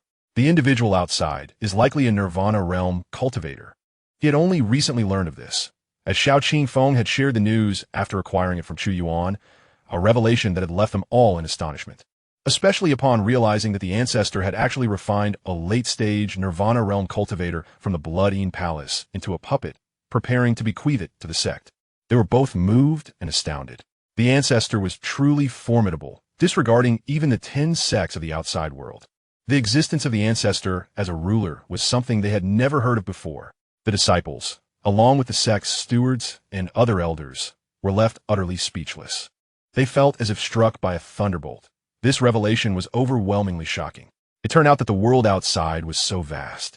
They had contemplated that the Blood Palace was mightier than the Tianyun Sect, but they had never imagined it to be this powerful. Even those of the Soul Palace realm could only serve as stewards. Although the Tianyun Sect was thriving, none other than the ancestor had attained the Soul Palace realm. The disparity was indeed staggering. Moreover, the most terrifying aspect was that such a formidable sect would willingly offer a significant portion of its resources as an apology. This clearly indicated the extent of their fear of the ancestor. Those possessing Nirvana realm strength had come to plead for forgiveness. The ancestor's might had surpassed their comprehension of realms. "Look, it's the ancestor!" someone exclaimed with fervor. Unbeknownst to them, the ancestor had already arrived outside the Tianyun Sect, standing before the flying vessel of the Blood Palace, as if he had materialized in an instant. Not only did they fail to perceive his arrival, but even Xiaoming felt a jolt of surprise, for he too had not discerned the approach, feeling as though he had merely blinked and the figure had appeared before him. He was a late-stage Nirvana realm cultivator, yet he could not fathom the speed of a single individual. It was terrifying. Was this the essence of a ruler's domain? Xiaoming of the Blood Palace pays respects to the esteemed elder. At that moment, Xiaoming bowed respectfully, feeling the profound depth of the ruler's presence, which, even without exerting any pressure, still exuded an overwhelming sense of authority. To witness such an existence in his lifetime was indeed a dream fulfilled. "What is the meaning of your presence here, Blood Palace?" Chu Yuan inquired, casting a calm glance at him. In truth, he had sensed their approach long before they reached the Tianyun Sect, his spiritual awareness sharp and fearsomely potent, as if he had ascended to a higher plane of existence. "The Blood Palace has no intention of opposing the esteemed elder. I acknowledge that Lin Huang and his associates have offended you and have met their demise at your hands, but they do not represent the Blood Palace. They can only speak for themselves. The individuals aboard this vessel are all from Lin Huang's faction, and I leave their fate in your hands. Our failure to manage Lin Huang and his group is indeed a shortcoming of the Blood Palace. Hence, we have brought a significant portion of our resources to offer our apologies, and we humbly request your magnanimity to forgive the Blood Palace for this oversight." With a wave of his hand, several opulent chests appeared before them. Upon opening them, they were filled with storage rings, nearly overflowing with treasures accumulated over the long years of the sect's existence. The wealth contained within was not insignificant. Chu Yuan surveyed the offering. It was comparable to what the Hanhai Blade sect had provided, clearly a gesture of genuine sincerity. He cast a glance toward the individuals aboard the flying vessel. Among them, some possessed a bloodline aura strikingly similar to Lin Huang's, while others bore none at all. It appeared that the adversary had not only brought Lin Huang's kin, but also those closely related to him. Although it was uncertain whether all had been gathered, this was nonetheless a considerable development. His gaze sharpened, and in the next instant, bang, bang, bang, thousands within the flying craft were instantaneously reduced to a mist of crimson. The weight of his will could obliterate even those in the Nirvana realm in a heartbeat. The distinction between the King realm and Nirvana realm was akin to that of clouds and mud, especially since he stood on par with the revered ones. All that lay before him were mere insects. Given the connection to Lin Huang, he felt no hesitation. In this world, there were no innocents. Those associated with Lin Huang enjoyed the privileges derived from him, and thus should also bear the consequences of their entanglement. Logically, it would be best to eradicate the Blood Shadow Palace to preempt future troubles. While he was unafraid of complications, he preferred to avoid distasteful matters. However, recognizing the sincerity of the other party, he was willing to grant them a reprieve. I am not a bloodthirsty individual. Since you, Blood Shadow Palace, have shown some sincerity, I shall spare you this once. But should you transgress again, I will annihilate you. Chu Yuan spoke calmly as he waved his hand to collect his belongings. Thank you. Esteemed elder, Xiao Chun bowed respectfully. Thus, the Blood Shadow Palace narrowly escaped a calamity. It was all worth it. However, he could not agree with the elderess words. To annihilate thousands without even a blink, yet claim not to be bloodthirsty. Where's the elder? Chapter 98. Let us deal with them ruthlessly. Senior brother, is the King Realm truly this extraordinary? I could scarcely perceive their speed. When Chu Yuan made his appearance, the luminary true monarch, 5,000 miles away, swallowed hard. Overwhelmed by disbelief. It must be noted that although they were of the Nirvana realm, they would never claim that those of the Dharma Manifestation realm could not discern their speed. The Dharma Manifestation realm could see it clearly, merely unable to catch up. Their velocity was several times, even a dozen times, that of the Dharma Manifestation realm. Yet now, they could not even catch a glimpse of the figure S afterimage. How terrifying this was. I cannot see either, remarked the Xianxia, true monarch. I seriously doubt that the opponent is merely at the King realm. No matter the disparity, we shouldn't be unable to see even an afterimage. Some truth to that, but surely they cannot be above the King realm. Luminary true monarch S voice dwindled. The King realm was the pinnacle they could only look up to. To contemplate anything stronger than the King realm was beyond their wildest imaginations. They observed cautiously. It's done. That esteemed elder actually spared the Blood Shadow Palace. What a pity. Xianxia, true monarch, lamented. How wonderful it would have been if the Blood Shadow Palace had been eradicated. The esteemed elder has departed. Senior brother, let us take our leave, luminary true monarch suggested. Xianxia, true monarch, nodded. The two turned to leave. However, just as they did, their pupils dilated in shock, and they involuntarily stumbled back, falling from the air, an absurd sight for those of the Nirvana realm. FFF almost LD. Xianxia, true monarch, stammered. The radiant light, true monarch, is not in a much better predicament. Unbeknownst to them, that senior had stealthily arrived behind them, unnoticed. The sudden appearance nearly frightened the souls out of their bodies. With a swift gesture, Chu Yuan restrained the two individuals and took them away, vanishing once more. A sense of dread washed over the three old ancestors of the Blood Shadow Palace, who witnessed the scene unfold before their eyes. They quickly retreated, only to find their surroundings shift, rendering their bodies uncontrollable. The notion of a safe distance, undetectable, was a grand jest. When their vision finally cleared, they found themselves face to face with Xiao Ming. They had been captured. Greetings, esteemed senior. The five of them immediately bowed, despite their minds still reeling in shock and confusion. Decorum could not be delayed. Xiao Ming himself was equally bewildered, realizing that the senior had not departed, but had instead gone to apprehend individuals. The three from the Blood Shadow Palace were fortunate. He knew there must be someone covertly assisting him. However, his gaze fell upon the Upper Sun, true monarch, and the Radiant Light, true monarch. These two old wretches had actually followed him, clearly not having given up. Just wait until I deal with you. Esteemed senior, I must report these two. He pointed at them, recounting how they had attempted to seize the treasures that the Blood Shadow Palace had intended for the senior, despite his warning that the treasures were meant for the esteemed one. Astonishingly, they had persisted, trailing him here, utterly disregarding the senior's stature. Their intentions were treacherous. As the Upper Sun, true monarch, and the Radiant Light, true monarch, snapped back to reality from their shock, Xiao Ming's words felt like the earth itself was collapsing around them. By heavens, this old ghost is determined to ruin us. Their minds erupted, as though they were on the brink of exploding. They hastily slid to their knees, bowing fervently, their heads striking the ground in rapid succession. Once they finished, the Upper Sun, true monarch, hurriedly defended, esteemed senior, do not heed the slander of this villain. We are innocent. We would never dare covet anything belonging to you, nor would we ever think to slight your esteemed self. Nonsense, retorted the Radiant Light, true monarch. Indeed. How dare you deny it? If you truly held no covetous desires, why would you be here? Xiao Ming seized the opportunity to strike back, refusing to let these two old fellows escape unscathed. Our presence here is solely to witness the esteemed senior's grandeur. There is not a shred of disrespect within our hearts. Our admiration for you is as boundless as the flowing rivers, a testament to the heavens. The upper sun, true monarch, continued, realizing that without an explanation, they would surely meet their doom. This senior was enigmatic, and they did not harbor a single thought of resistance. Exactly, echoed the radiant light, true monarch. Chu Yuan stood with his hands clasped behind his back, calmly observing their performance. He had long since noticed their clandestine observations and would not easily allow their departure. After all, a lesson must be imparted. He could not simply witness their antics without demanding something in return.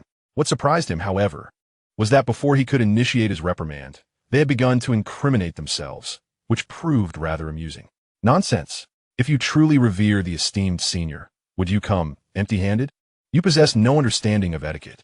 Upon glancing at his report, Xiaoming was unexpectedly displeased to see it turned against him. However, he could not deny the validity of their reasoning. It was indeed reasonable and just. Thus, he resolved that, regardless of the circumstances, they must pay a price, if not their demise, then at least a significant loss. How infuriating!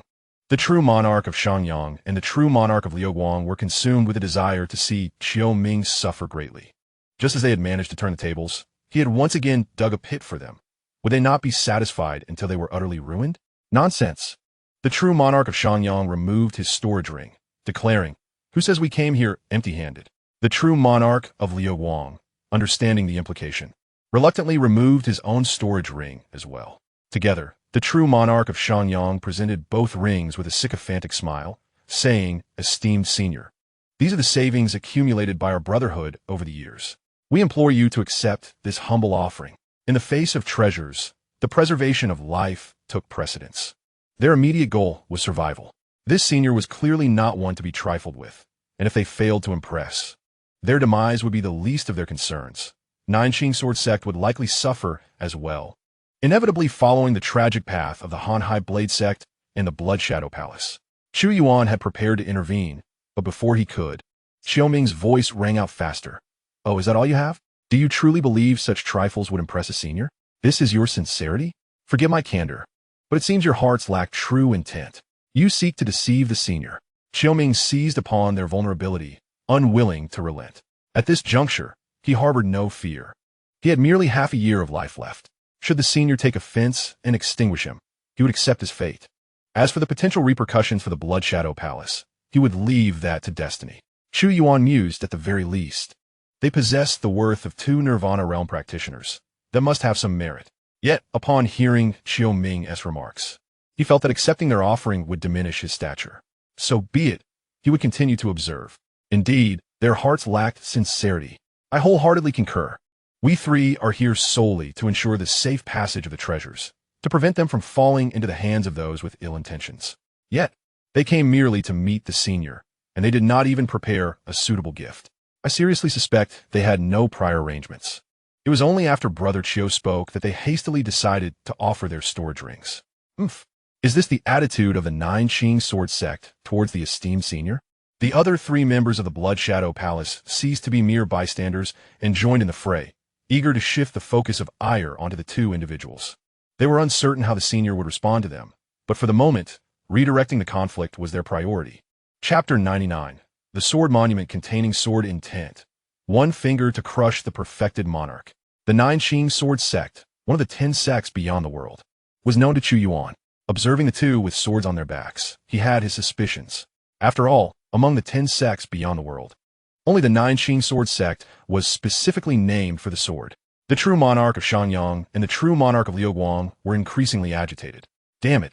This wretched group from the Blood Shadow Palace seemed relentless. One by one, they were caught and relentlessly bullied. What an absurdity!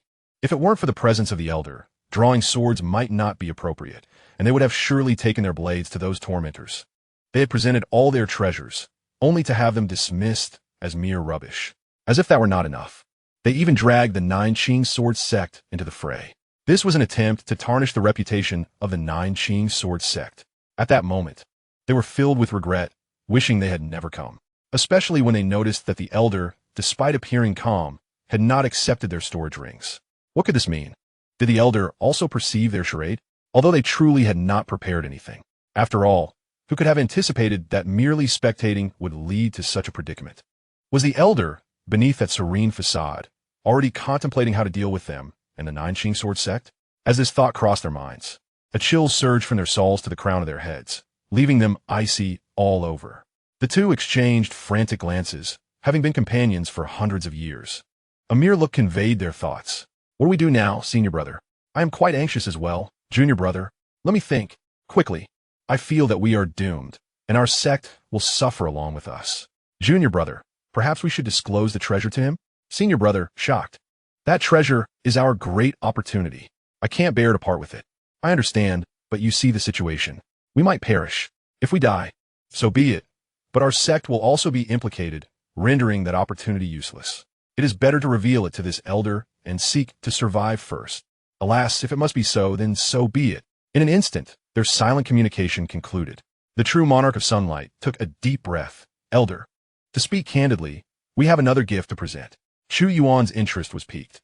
After all, he had captured these individuals without uttering a word, and now it had culminated in this intriguing scenario. Oh, what gift do you wish to bestow upon me? Chu Yuan inquired, recognizing the profound reluctance in their eyes. Whatever could evoke such sentiment would likely be of considerable worth. This feeling of yearning was 100-fold stronger than the earlier offering of storage rings. Could it be? There's substantial savings from the Xianxia sect? Xiaoming feigned confusion, but in reality, he was digging a pit. He had no knowledge of what these two intended to offer, but by mentioning it, he instinctively sought to compare their forthcoming gift against the vast wealth of the Xianxia sect.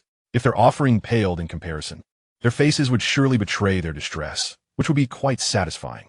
Damn, if glares could kill, Xiaoming would have been slain 1,000 times over by their stares. It was infuriating. However, this time, they ignored Xiaoming, for their gift was far more precious than the entire foundation of their sect. The esteemed Tianyun Sect stood tall, addressing the elder, senior. As the ancestors of the Xianxia sect, it is uncommon for us to leave the sect lightly. However, we have recently discovered a cave dwelling where a monument emanating sword intent resides. The power contained within this sword intent is exceptionally formidable. We wish to inform you of this cave. What? Sword intent? The four members of the Blood Een Hall gasped in astonishment. Sword intent is a manifestation of the realm of understanding. A stone tablet infused with sword intent in this location must indeed be an invaluable treasure. They could hardly believe that the Xianxia sect had encountered such a significant fortune. It dawned upon them that the other party had likely come here to comprehend the sword intent, but through a twist of fate, they ended up in this situation, necessitating the disclosure of this information to safeguard their lives. With this realization, Xiaoming suddenly felt a surge of accomplishment. If it weren't for his aggressive demeanor, it is likely that the two from the Xianxia sect would not have divulged this information. Given time, if someone from the Xianxia sect were to grasp the sword intent, they would undoubtedly ascend to greatness, surpassing the other 9 sections. Fortunately, this path had been severed. Once this elder learns of the sword tablet, it would naturally no longer belong to the Xianxia sect. Chu Yuan's interest was piqued. The sword tablet imbued with sword intent sounded quite promising, an unexpected delight. A smile graced his lips. What an intriguing development. Your thoughtfulness is appreciated. This gift is satisfactory. Upon hearing Chu Yuan finally speak and even smile, the two felt a wave of relief wash over them. Their lives and sect were preserved. They felt a pang of guilt towards the Xianxia sect, as everything stemmed from them, resulting in significant losses for the sect. However, if they could win this elder's favor, perhaps it would not be in vain after all.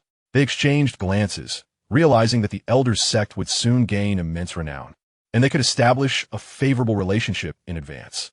As long as the elder is pleased, they quickly offered, "We can guide you there at any time." Chu Yuan nodded slightly, turning his gaze to the members of the Blood Een Hall, his smile fading. "You may leave now. As long as you do not offend me or my sect in the future, the Blood Een Hall shall remain untroubled." It must be noted, this Xiaoming is indeed a talent. "Thank you, esteemed elder," they expressed gratefully. "If I may be so bold, might I inquire about the realm of your prowess within the sovereign stage? Your speed seems almost unreasonably swift." Xiaoming took a deep breath, earnestly asking. He yearned for the answer. Knowing more before death would not render his life in vain. The others, though taken aback by Xiaoming's audacity, were equally filled with curiosity. In a good mood, Chu Yuan responded. Even at the pinnacle of the sovereign stage, I could extinguish you with but a single finger. The group felt as if struck by lightning, their scalps tingling. Could someone at the pinnacle of the sovereign stage truly be subdued with a mere finger? Just how terrifying must this be? Soon, they would come to comprehend the extent of that terror, in an effort to prevent any misconceptions about his prowess. Chu Yuan subtly unleashed an overwhelming aura of power. In an instant, his companions felt as though the heavens themselves were collapsing. The sheer magnitude of this oppressive force was beyond description, an incomprehensible pinnacle of might. In the face of such dominance, they perceived themselves as feeble as ants, akin to how they felt in their past when, as cultivators of the five organs realm, they encountered those of the nirvana realm. The disparity was unfathomably vast. They sensed that this esteemed elder could reduce them to ashes with but a breath. In Chapter 100, they were astounded to realize he was at the venerable realm, Xianxia Mountain. Though the pressure lasted but a fleeting moment, the sensation was indelibly etched in their minds, a profound sense of insignificance and helplessness that they would carry for a lifetime. Despite years of cultivation and having reached the pinnacle of the 10 sects beyond the world, they felt diminutive before such a formidable presence. While the world believed this elder to be at the monarch realm, in that instant, they understood that he transcended that level, residing in the realm above, the venerable realm. And that was why he appeared so fearsome. They felt an immense relief that they were not adversaries of such an entity, for otherwise, the forces backing them would surely be obliterated with a mere gesture. The mere release of his aura had already sent shivers through their very souls. Though it was but a moment, to them, it felt interminable. By the time they regained their composure, they realized their garments were drenched in cold sweat. Thank you, esteemed elder, for granting us this opportunity to witness such an existence. I, in my old age, feel it has been worth my lifetime. Xiaoming bowed respectfully, initially desiring to behold the grandeur of a monarch, only to find himself in the presence of a venerable. What a tremendous gain! Chu Yuan nodded slightly and turned to the true monarch of Xiangyang and the others, asking, "Where's the cave dwelling you mentioned?" "In Xianxia Mountain, at this location," replied the true monarch of Xiangyang, unfurling a map and indicating a specific point. Chu Yuan scanned the area with his divine sense and nodded. "Then let us proceed there now." Xianxia Mountain lies beyond the realm of the 100 nations, within the territory of the 10 sects beyond the world. While the 10 sects maintain their lofty status, it does not imply that the region is entirely theirs. In reality, other forces exist there, including various small sects and families that occupy certain areas. Compared to the 10 sects, these smaller factions and families may be weak, yet they are significantly stronger than those in 100 nations.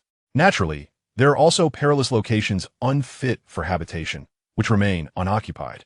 Xianxia Mountain is one such place. Having spoken, he enveloped the two companions and vanished from their location in an instant. The other 3 elders of the Blood Shadow Palace exhaled deeply, relieved. Unlike Xiaoming, they were not so fearless. They were quite apprehensive of death. "The sword intent is truly admirable," one of them remarked enviously.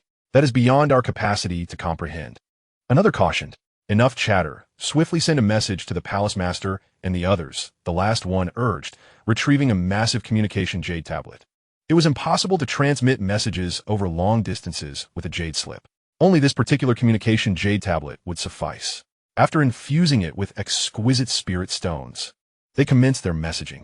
In the Blood Shadow Palace, numerous high-ranking officials remained fixated on the Soul Lantern. The Grand Elder of the Shadow, Crow, vigilantly observed the communication jade slip in his hand, which could relay messages to him over vast distances as per their prior agreement. As time slipped away, the silence was so profound that one could hear a pin drop. For should any irregularity arise, the Blood Shadow Palace would disperse. At that moment, the communication jade slip suddenly radiated a brilliant light, drawing the gaze of many. The Grand Elder hastily activated it, and instantaneously a message materialized. "Palace Master, esteemed colleagues, we have succeeded. That venerable one has spared the Blood Shadow Palace." Instantly, the hall erupted in jubilant cheers. Many present were seasoned fiends, yet at that moment, they reveled with the innocence of children, overwhelmed by the relief of having survived a calamity.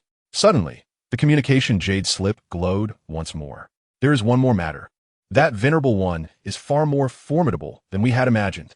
He is not merely at the sovereign level, but rather a terrifying figure at the revered level." The crowd gasped collectively, their expressions morphing into disbelief. Eyes widened in astonishment. Some rubbed their eyes repeatedly, fearful of having misread the message. In that instant, they truly comprehended the meaning of having survived a great tribulation. Hissing and gulping sounds echoed through the hall as they inhaled sharply and swallowed nervously. "Well, let us return," one of them declared. With the communication complete, the three individuals concluded their mission. Xiao Ming nodded, but before departing, he respectfully saluted towards the Heavenly Essence Sect. The other three promptly followed suit. Within the Heavenly Essence Sect, those who had been observing finally regained their composure. They had not overheard the muted conversation, but they witnessed the palpable fear those individuals had for their ancestor. The ancestor truly was supremely powerful. "Let us resume our duties. We must expedite the construction of the sect and diligently cultivate. Only in this way can we repay the ancestor for his nurturing." Wang Mu's voice, imbued with authority, resonated in the ears of every disciple. "Yes," came the unanimous response, echoing throughout the hall. Meanwhile, among the sect's higher-ups, Xiao Qingfeng proposed, as we previously discussed, "Let us commence the endeavor of crafting a statue of the ancestor in the sect square. This must be completed before the ancestor's birthday. The statue must capture every detail of the ancestor's handsome visage and imposing stature, using only the finest materials." The other high-ranking officials nodded in agreement. At present, Xiao Qingfeng's words carried significant weight. He and the ancestor shared a close bond. He was also the one to remind everyone of the ancestor's birthday. Preparations for a grand feast must also begin, as they would celebrate together as one sect. Their capabilities are limited, rendering them unable to undertake any additional tasks for the ancestor. However, within the confines of their abilities, they shall execute all feasible endeavors to the best of their capacities. The true monarch of sunlight and the true monarch of flowing light found themselves engulfed in darkness. They could sense their rapid movement. Yet, the surrounding scenery remained obscured, save for the sight of their senior leading them through the air. The velocity was simply astounding. In a pursuit, who could possibly evade such speed? Chu Yuan had indeed pushed swiftness to its zenith, an attribute attainable only by the elite among the venerable. Before long, Chu Yuan came to a halt. He had traversed an incalculable expanse of mountains and rivers. As the true monarchs regained their sight, they were taken aback. Was this Xianxia mountain? The distance they had covered in such a brief span was staggering. Their senior was truly formidable. Xianxia mountain, with its desolate and barren peaks, emanated a dense, dark miasma, shrouding the mountains in an enigmatic veil of toxic vapors. Senior, this noxious miasma can even erode the power of the primordial spirit. Cultivators at the Dharma aspect stage cannot linger here for long. Moreover, there exists a beast known as the Xianxia, concealed within this toxic shroud, which feeds on the miasma and possesses a strong territorial instinct, attacking any intruders. There are several 8th-tier Xianxia, making this place one of our region's death zones. Chapter 101. The Dread of Xianxia and Entering the Cave Abode. The true monarch of sunlight cast a wary glance across Xianxia mountain, a flicker of apprehension evident in his eyes. 8th-tier beasts rival the nirvana stage cultivators of the human race, and within Xianxia mountain, these creatures enjoy both natural advantages and formidable combat prowess, deterring any cultivator from provoking them. The primary reason being that there are no heavenly materials or earthly treasures within these mountains, rendering the risk unworthy of pursuit. Chu Yuan's spiritual consciousness swept across the area, revealing that the terrain formed a natural miasma array, infinitely complex. It was the convergence of various geographical features that birthed this peculiar miasma capable of corroding the primordial spirit's power. Even nirvana stage cultivators would be affected here. So, this is the fabled Xianxia? At the same time, Chu Yuan took note of the soul type of beast present here, a peculiar large bird. Its plumage as black as ink, feathers sharp as blades, adorned with a long, pointed spur atop its head that glimmered with a chilling light.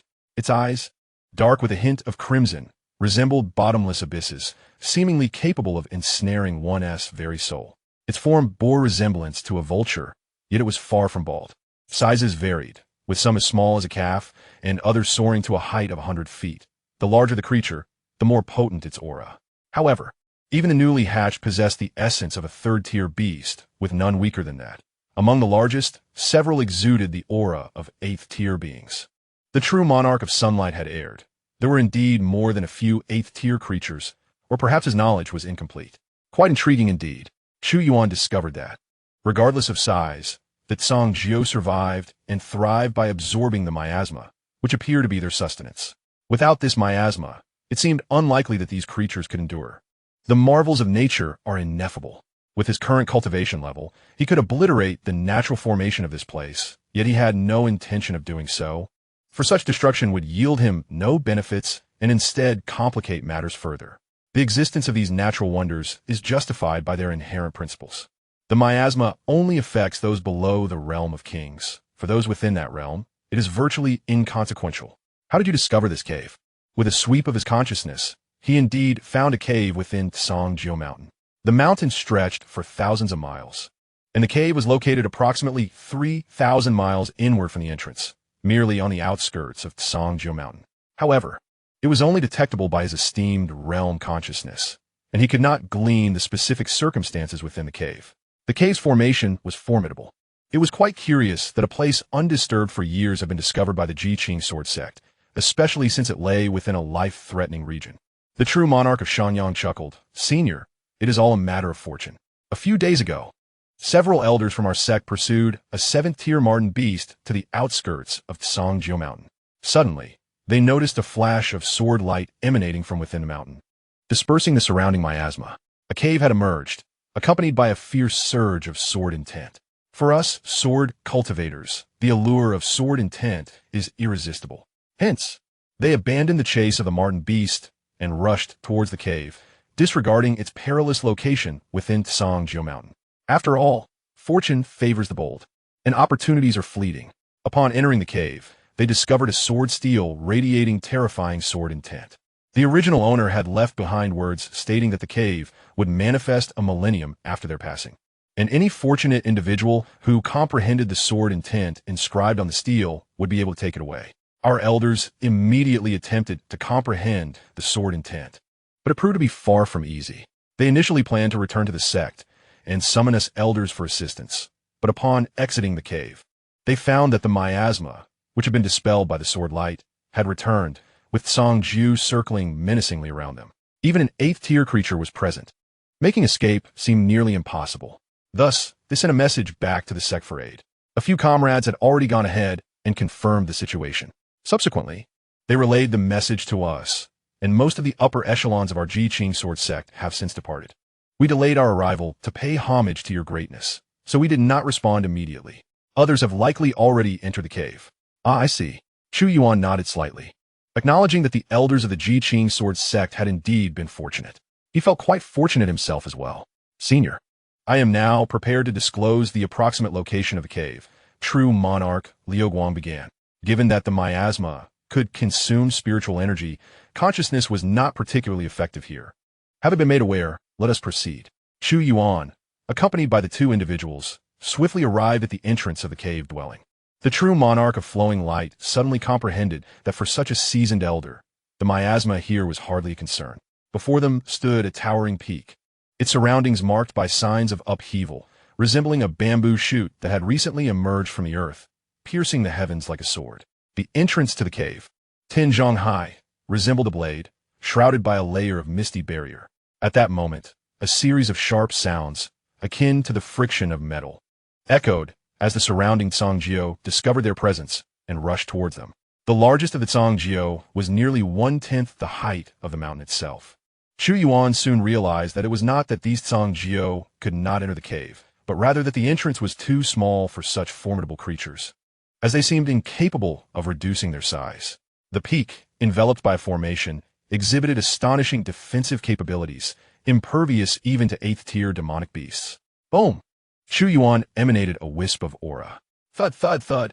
Instantly, the attacking beasts plummeted from the sky, crashing to the ground with thunderous sounds, some even colliding with their kin. The largest Xianxia directly crushed a group of smaller ones. At this moment, all the Xianxia trembled in fear. Their eyes, seemingly capable of ensnaring souls, glimmered with terror, rendering them immobile. The true monarch of Upper Sun and the true monarch of Flowing Light marveled at this display of power. A mere wisp of aura was sufficient to intimidate these ferocious, low-intelligence beasts. Had they approached on their own, They would have faced a strenuous battle before gaining entry into the cave. This was not even the depths of Xianxia Mountain. If they ventured deeper, they would encounter even more 8th-tier beasts, where they would only meet their end. Let's move forth. Chu Yuan took the lead, stepping into the cave, with the two hastily following. The cave was in an open state, allowing unimpeded access. Upon entering, the trio beheld the scene within. Chapter 102. The Great Accomplishment of Sword Intent. It is not particularly large, remarked the true monarch of flowing light as he surveyed the cave. The cave measured merely around 1,000 zhang in diameter and stood 100 zhang tall, with a 10 zhang high stone tablet shaped like a sword emanating a powerful sword intent at its center. Beside the sword-shaped stone tablet sat a withered skeleton, devoid of any clothing. Judging by the structure, it appeared to be that of a female. On the ground lay a line of golden characters inscribed with a special material. I was born a peerless genius. At 6, I temper my body, and by 9, I condense my essence, standing proud among my contemporaries. Unhindered by storms, I ultimately attained the realm of kings, mastering both formation and sword paths. I achieved notable accomplishments in each. Yet, during a duel, I was outmatched by the powerful, nearly exhausting my essence to survive. My boundless potential squandered, leaving me unable to progress further. I, harboring resentment. At the moment of my demise, I chose this as my final resting place, a site of inheritance. I have laid down a grand formation.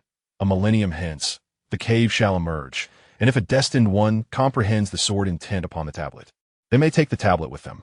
My legacy lies within. What I take the greatest pride in during my lifetime is having, with the stature of a sovereign, vanquished a venerable master amidst the fray. How exhilarating! I hope that those fortunate enough to inherit this legacy may journey further, experiencing the vistas of higher cultivation on my behalf. In these brief yet poignant lines, one can perceive a genius's arrogance, discontent, pride, aspirations, and regrets. The name remains unrecorded, leaving no one to ascertain her identity.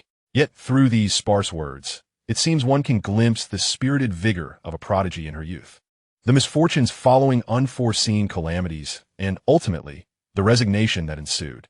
Simultaneously, one is struck by the formidable prowess of this individual, who, with the grace of a ruler, triumphed over a master. Such mastery of formations is truly fearsome. Alas, such an extraordinarily gifted being met an untimely end on the path of cultivation due to an accident, evoking deep sorrow and lamentation. At this moment, surrounding the sword-shaped stone tablet, seated 100 feet away, were 47 figures, 8 of whom were in the Nirvana realm, with the others being in the Dharma aspect realm. Undoubtedly, these individuals were the elders of the 9 Tianyun Sword Sect, including the Grand Elders and Ancestors. They were all with closed eyes, absorbing the essence of the sword, contemplating its meaning. Xiangyang, Liu Guang, you have finally arrived. Were you not told to refrain from bringing outsiders? Why have you brought someone with you? An ancient voice resonated, laced with indignation and inquiry. The elder who spoke suddenly opened his eyes. Beyond sensing the auras of true monarch Xiangyang and true monarch Liu Guang, he also detected a faint, unfamiliar presence, which he could not discern in terms of cultivation. Appearing as an ordinary person, this voice startled others who were engrossed in their contemplation of the sword's essence. They all opened their eyes in unison, directing their gaze towards the entrance of the cave. Upon hearing that Liu Guang and his companion had brought an outsider, many wore expressions of fury. However, when they beheld that figure, they were left speechless. Was this not the sovereign presence that had appeared in the floating city? They had all seen his portrait, firmly engraving his likeness in their memories. The visage before them was an exact match. They collectively held their breath. This was dire, with the appearance of a sovereign entity. Would there still be a place for them at the sword-shaped stone tablet? Xiangyang, Liu Guang, what is the meaning of this? How could you bring him here? Do you have any idea what a monumental loss this could mean? Whispers of alarm echoed in their ears. True monarch Xiangyang and true monarch Liu Guang were in a state of panic, hastily conveying through thought, "Esteemed ones, we sincerely apologize. However, please remain calm. This elder is not a sovereign, but rather a venerable master. If we provoke him, none of us will survive." In truth, provoking a sovereign would lead to the same fate. Upon hearing this, the crowd's eyes widened in disbelief. A venerable master? What shall we do now? They anxiously transmitted their queries. True monarch Xiangyang and true monarch Liu Guang had no choice but to divulge the truth. Upon hearing their explanation, the crowd nearly succumbed to shock. What a blunder! You two fools! How terribly you have harmed them. This opportunity, so readily at hand, has been relinquished. We are sinners, indeed, sinners of the Sword Sect. Yet, at that moment, there was no recourse. Had we withheld this chance from him, our survival would have been jeopardized, and the Sword Sect would have suffered the same fate. Should he delve into our souls, the secrets of the cave would be laid bare. Thus, we chose to reveal the truth, hoping to forge a benevolent bond. The two lowered their heads, acknowledging their grave error. They are guilty, and they confess their sins. Alas, what transgression this is! Meanwhile, the others from the Sword Sect stood in silence, unsure of what to say, feeling the weight of the misdeed. Chu Yuan listened intently to their whispered conversations, yet remained unfazed. Opportunities, historically, have always favored the capable. Should a mightier individual arrive, he would vacate without hesitation. To secure an opportunity, one must possess a certain level of strength. Chu Yuan surveyed the sword steel, a sigh escaping his lips, great mastery of sword intent. This indeed represents a profound level of sword intent, akin to my own mastery of the fire realm, belonging to the same echelon. The individual certainly did not exaggerate. He is truly an unparalleled genius. If minor mastery is the key to the realm of kings, then great mastery is the key to the realm of sages. This person has already grasped such sword intent, qualifying him to challenge the sage realm. However, his potential has been exhausted, preventing him from taking that final leap. This sword-shaped stone steel is rather intriguing. It appears to be a legacy stone. Legacy stones are a rare type of material specifically used to record inheritances. For instance, the stone previously discovered by Xianxia at a market stall, which contained fragments of the Qilin Thunderstep, was a legacy stone. Not only can it chronicle martial arts inheritances, but it can also preserve other forms of knowledge, as is the case with the sword intent at present. Generally, sword intent cannot be preserved for extended periods. However, legacy stones achieve this feat. This is the uniqueness of legacy stones. Yet they are exceedingly rare and considered priceless yet unattainable. Chu Yuan had only recently encountered such a stone within a tattered ancient tome. We pay our respects to you, esteemed elder. The members of the Xianxia sword sect rose and bowed. At this juncture, all that remains is to gauge this elder's disposition, for it is imperative not to offend him. Even feelings of reluctance are irrelevant. In the sage realm, a mere breath from him could spell their demise. No matter how favorable the opportunity, one must possess life to utilize it. Chu Yuan nodded slightly. Very well, continue your contemplation. Since the master of this place has stated that whoever comprehends the sword intent may take the steel, I shall grant you this opportunity. Should you comprehend it before I do, you may take it without hindrance. With his strength, he could forcibly claim the steel. But he chose to honor the master of this place. First, grasp the sword intent, then take the stone steel. With his innate talent for comprehension, it does not take him long. Chapitre 103. Swift en étonnement, instant refinement. Is that true? Thank you, esteemed elder. Although they do not believe they can compete with a venerable one, the chance of taking the sword steel is almost non-existent. However, since they were not directly dismissed, they seized the opportunity to comprehend as much as they could. What if they were to grasp the essence of sword intent? Indeed, currently, within the Xianxia sword sect, there is not a single individual who has mastered sword intent. This is rather embarrassing for them. Over the generations, the Xianxia sword sect has seen a gradual decline. The sect's founding ancestor was a being who mastered the rudimentary sword intent, yet ultimately did not ascend to the realm of kings. A perfected nirvana realm that has grasped the rudimentary intent can be considered a half-step to kingly status. In subsequent generations, there were those who comprehended sword intent, though none reached the level of rudimentary mastery. However, as time passed, the number of those who understood sword intent dwindled, and no extraordinary genius capable of revitalizing the sect has emerged. Thus, the Xianxia sword sect has fallen further into decline with each generation. Now, not a single individual has grasped sword intent. They hastily settled into a meditative posture, cherishing every moment to comprehend the sword intent. Both the true monarch of sunlight and the true monarch of flowing light joined in. At a distance of 150 zhang, the Dharma realm stood, while Nirvana realm was 100 zhang away. It was not that they did not wish to approach closer, but the nearer one drew to the sword steel, the more formidable the sword intent became. Without comprehending the sword intent, it was utterly impossible to step within 100 zhang. Unless one had mastered another realm of intent or exceeded the Nirvana realm, they could not withstand the oppressive force of the sword intent to advance. In a flash, Chu Yuan arrived before the sword steel, extending his hand to touch it. Truly impressive. The powerful members of the Tianyun Sect, who observed this scene, could not help but blink in astonishment. However, upon seeing the elder close his eyes in contemplation, they breathed a sigh of relief. It seems the elder is a person of integrity. When he says he will comprehend, he truly will, without prematurely taking the sword steel away. This is fortuitous. Grasping sword intent is a formidable challenge, and even the elder will require considerable time, I suppose. They took advantage of this moment to deepen their own understanding. Is this what sword intent is? Chu Yuan meticulously felt the purity of this sword intent, untainted by other elements. With just this sword intent, he could repel many individuals in the kingly realm. The closer he approached, the sharper the sword intent felt, as if it could easily pierce through the very marrow and even the soul. In that moment, he seemed to merge with this sword intent. Countless insights surged into his mind. Under the influence of 5 extraordinary innate talents, his comprehension reached an unimaginable level. In a fleeting instant, he grasped the sword intent, entering the threshold. At that moment, sword intent radiated from him. The members of the Tianyun Sect opened their eyes in astonishment, gazing in disbelief. Although the 2 sword intents were the same, there had originally been a single source emanating sword intent, and now there were 2, though diminutive. It indeed emanated a sword intent that was both astonishing and unbelievable, filling their hearts and minds with awe. Even for those of elevated realms and acute comprehension, grasping such sword intent in but a fleeting moment seemed excessively exaggerated. They began to speculate whether this venerable figure had previously comprehended the sword intent and was merely now unleashing it. Yet, it appeared otherwise. The sword intent emanating from the elder was continually intensifying, occasionally pausing as if it were being fully realized at that very moment. The elder had yet to retract the sword monument. Quickly, they urged themselves to continue their comprehension. After the duration of a single incense stick, Chu Yuan achieved a minor mastery of sword intent. The once minuscule source of sword intent surged significantly at that instant, causing the onlookers to experience a jolt of astonishment.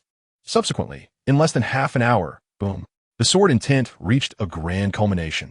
Instantly, the atmosphere thickened with sword intent, doubling in potency.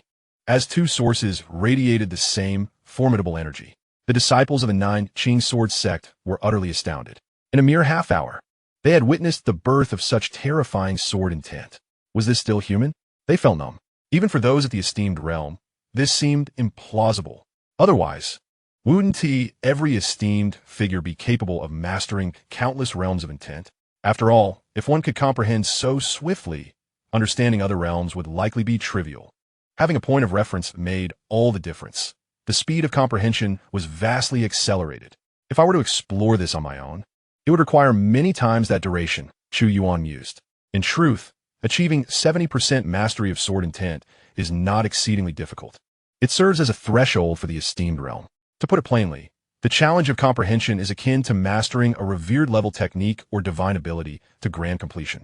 Given his innate understanding, he found it rather effortless.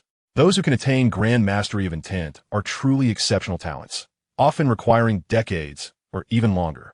Some prodigies might achieve this in a mere few years, while in more extraordinary circumstances, it could occur within months or even weeks. Yet, I only needed about half an hour. To comprehend such intent is already the mark of a genius among geniuses. Otherwise, one would never reach this level. However, compared to true prodigies, such talents pale in comparison. There exists a disparity between geniuses and geniuses, as well as between prodigies and prodigies. What others consider incredibly talented might merely be the threshold for certain individuals.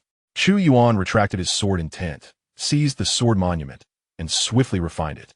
The storage treasures within were also assimilated.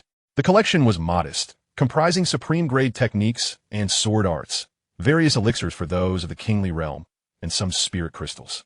Naturally, it also included numerous formation flags and discs, along with a tome of formation insights, and a stone of inheritance the size of a human head. This inheritance stone was relatively low in tier, far inferior to that which Xianxia had discovered. With a mere thought, Chu Yuan summoned the sword steel into the confines of the system space. This sword steel could indeed be of great benefit to the disciples, potentially yielding even more advanced items in due course. The mere contemplation of this prospect stirred a profound excitement within him. The return would undoubtedly encompass the great accomplishment sword intent as well. He found himself pondering what treasures would be unveiled upon the successful return of the great accomplishment sword intent. Rubbing his temples, he acknowledged his own ignorance. He had far too little knowledge. It seemed imperative to venture into the outside world soon. At the very least, he needed to supplement his understanding of many high-level cultivation principles. Congratulations, esteemed senior, for comprehending the sword intent. At that moment, the members of the Tianyun Sword Sect clasped their hands in salute. Yet, a hint of regret lingered in their eyes, for none among them had grasped the sword intent. Some had pondered for several days without any inkling of insight. They felt it would require at least 3 to 5 years of contemplation to attain any semblance of enlightenment. This time, I owe a debt of gratitude to your Tianyun Sword Sect, Chu Yuan declared. I have always adhered to principles in my endeavors. Having acquired this inheritance, sword steel, I shall leave you a fragment of my legacy. Upon finishing his words, he produced a small inheritance stone, sealing the minor accomplishment sword intent within. This stone could only endure the essence of the minor accomplishment realm. Exceeding that threshold would lead to its destruction.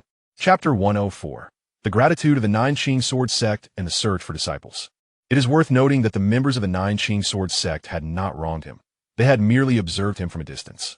Their transgressions did not warrant such severe repercussions. Moreover, they had presented him with this remarkable opportunity. The sword steel not only enabled him to grasp the sword intent, but also allowed for the potential return to the disciples in the future. Its value was immense. When not in use, it could be placed within the sect for others to ponder in the future, a win-win situation. Furthermore, these individuals demonstrated a keen sense of propriety. In light of this, he was more than willing to leave behind a token of goodwill. There is cause and effect in all things.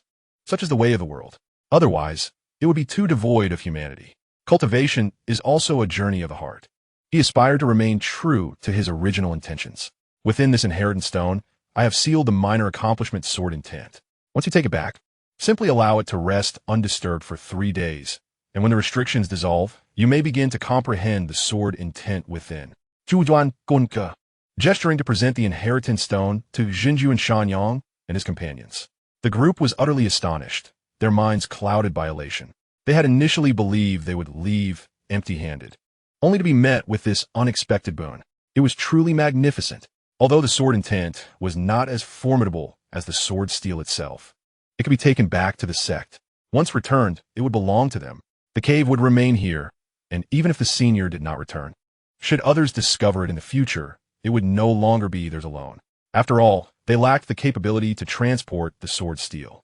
Simultaneously, they felt an immense admiration for this senior, for in his eyes, they were as insignificant as ants. However, they were not treated as mere ants, but were instead accorded considerable respect, for which they felt immense gratitude.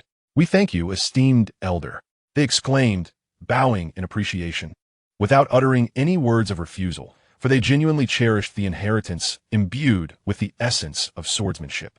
Very well, Chu Yuan gestured, you may depart. I must seal this mountain once more, allowing this dear friend to rest in peace here.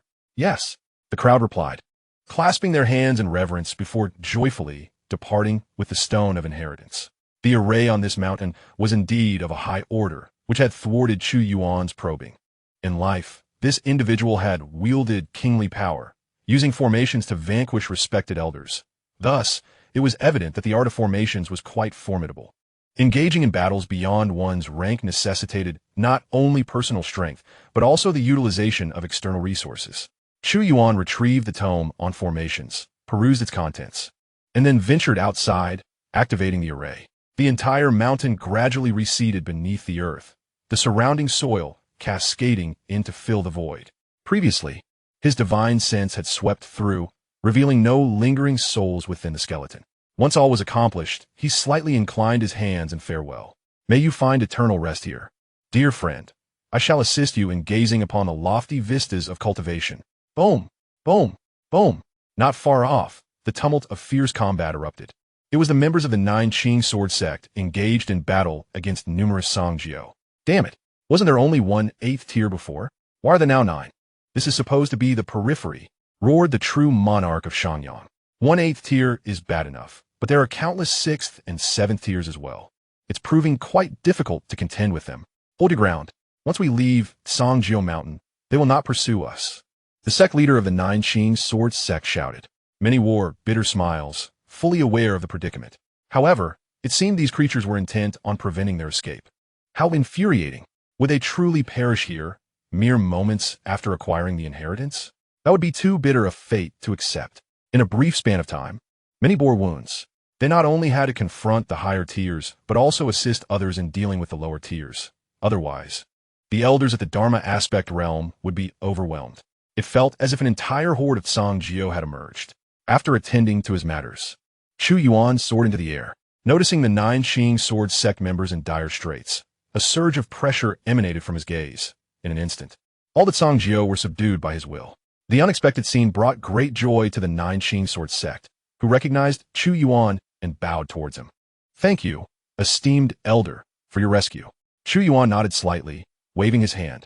The crowd felt a momentary daze, and when they regained their senses, they found themselves outside Xianxia Mountain. Aside from the Supreme Master of Yang and the Supreme Master of Flowing Light, the others were utterly dumbfounded. To be transported 3,000 miles in an instant, what a terrifying display of power. They gazed around, yet the figure of that esteemed elder was nowhere to be seen, leaving them with no choice but to express their gratitude from afar. The leader of the Jiqing Sword sect took a deep breath and remarked, I believe that upon our return, we should allocate half of our sect's savings to the Elder S sect as a token of our appreciation. What do you all think? The memory of the recent battle sent a shiver down their spines. Had the elder not intervened, their attempt to comprehend the sword intent might have led to their demise. If they had forced their way out, death would have been a likely outcome. Agreed. Absolutely agreed. They responded. Half of our savings is insufficient. We should add another 20%. Indeed, I concur. That would be more fitting. The assembly proposed. Ultimately, the leader of the Jiqing Sword sect nodded in agreement. Very well. I also believe that an additional 20% reflects our sincerity. Let it be so. In this venture, they not only incurred no losses, but rather gained immensely. They not only acquired the inheritance of sword intent, but also the friendship of the elder, an unequivocal profit. Shortly thereafter, Chu Yuan returned to the land of the 100 Nations. Instead of heading back to the sect, he decided to seek out his disciples first. Chu Yuan resolved that both the sword monument and treasures obtained today, as well as the primordial spirit power he had previously achieved, could now be imparted to his students. Naturally, the treasures previously sent by the Blood Shadow Palace would also be included in this return. Upon arriving at the desolate ridge, Chu Yuan's spiritual sense enveloped the entire area. Locating the traces of his 4 disciples in a familiar vicinity, the Black Abyss Marsh. It was here that he had originally acquired the belongings of the true monarch of profound fire. However, they were not within the marsh itself, but rather outside its confines. At that moment, they were embroiled in a fierce battle. Their opponents numbered over 40. During this period, they had been wreaking havoc in the desolate ridge, prompting the remnants of the Bloodblade sect and the Qingshu sect, who had been hiding, to feel disconcerted. The two factions had united, preparing to flee the desolate ridge, but were pursued by Xiao Yin and his companions, leading to the ensuing conflict. Despite being outnumbered, the adversaries found themselves at a disadvantage, as Jiang Yi and Xiao Yin fought with the ferocity of war gods, driving their foes into retreat. Their restraint in cultivating their powers to hone their combat experience was likely the reason. Otherwise, they would have effortlessly decimated these opponents with their formidable abilities. Jiang Yao also participated in the battle, now adorned in an additional garment, the 9th-tier defensive treasure robe that Chu Yuan had returned, capable of withstanding attacks from those below the realm of kings. Recently, Chu Yuan had refined it into a smaller tunic for Jiang Yao. Clad in this vibrant red attire, she radiated a celebratory aura, the enchantments of the treasure forming a defense upon the surface of her skin. Chapter 105. The Return of the Primordial Spirit Power of the Mid-Level Void God Realm. She pursued several individuals at the Pool Origin Realm, and initially, those men believed that a little girl, merely 5 or 6 years of age, posed no threat and could be easily captured to intimidate others. However, upon engaging her, they quickly realized their grave error. This young girl unleashed a power rivaling that of the Pool Origin Realm, delivering punches with astonishing might. One unfortunate soul, caught off guard, was struck in the chest, resulting in shattered bones and a concaved ribcage, sending him flying while spitting blood. Truly, a band of inept fools, unable to subdue a mere child.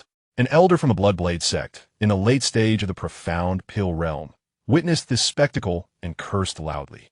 He swiftly appeared behind Xianxia, striking her back with his blade. The immense force propelled Xianxia forward, yet she soon returned unscathed. What the hell? The elder was baffled. His formidable attack had not cleaved her in two, and she remained entirely unharmed. What was there to fight? The old man refused to believe he could not slay her. He shouted with fervor, preparing to unleash a technique aimed at Xianxia's head. At that moment, a figure emerged behind him, delivering a crushing blow that shattered him to pieces. None other than the cold-faced Xianxia. Brother. Xianxia had readied herself for another flight, but beamed with joy upon seeing her brother. Xianxia nodded and swiftly approached Xiaoyan's side, saying, "Third junior brother. Let us not waste time. Let us eliminate them." "All right, big brother." Xiaoyan agreed, having barely exerted a fraction of his power earlier. Realizing these foes were no match for him, after honing his combat experience for a while, he found the situation tedious. Boom, boom, boom. Both unleashed powers surpassing that of the profound Pill realm, leaving their adversaries with no means of resistance, forcing them to scatter in flight. The two swiftly pursued, dismantling their foes one by one before they could escape too far. Yin Shuran had not engaged in battle, but remained vigilant of her surroundings to prevent any unforeseen events. Suddenly, a figure appeared before her, prompting her to exclaim, "Master." Chu Yuan smiled and nodded at her. "Master, what brings you here?" Yin Shuran inquired politely. "I happen to be free and thought I would come and take a look," Chu Yuan replied. Oh, we have nearly resolved all those from the Bloodblade sect and the Greenwood sect in the Wild Ridge, Yin Shuran reported. "We plan to split up.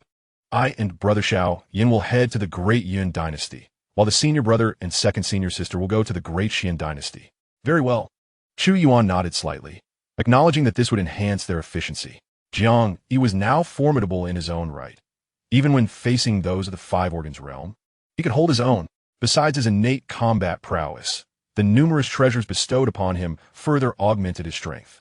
"Master." Jiang Yi and the others noticed her presence, and, after swiftly concluding their battle, rushed over. "Master." Jiang Yi and Xiaoyan greeted her with smiles and cupped hands. Chu Yuan nodded in return, smiling.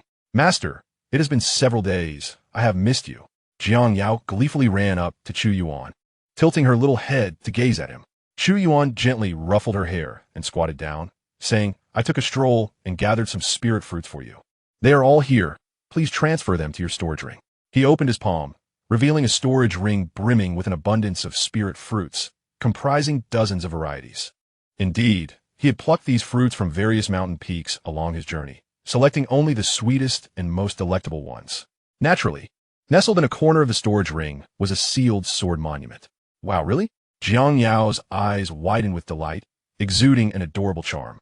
With a face full of anticipation, she eagerly took the storage ring and began to inspect its contents, her little face radiating joy and excitement.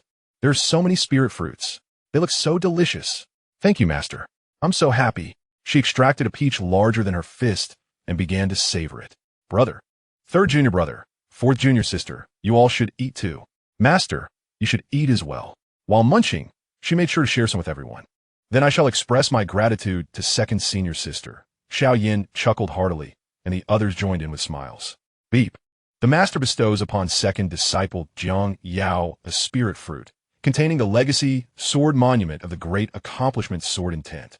The returned spirit fruit contains the true intent of the great accomplishment sword, a high-level legacy sword monument.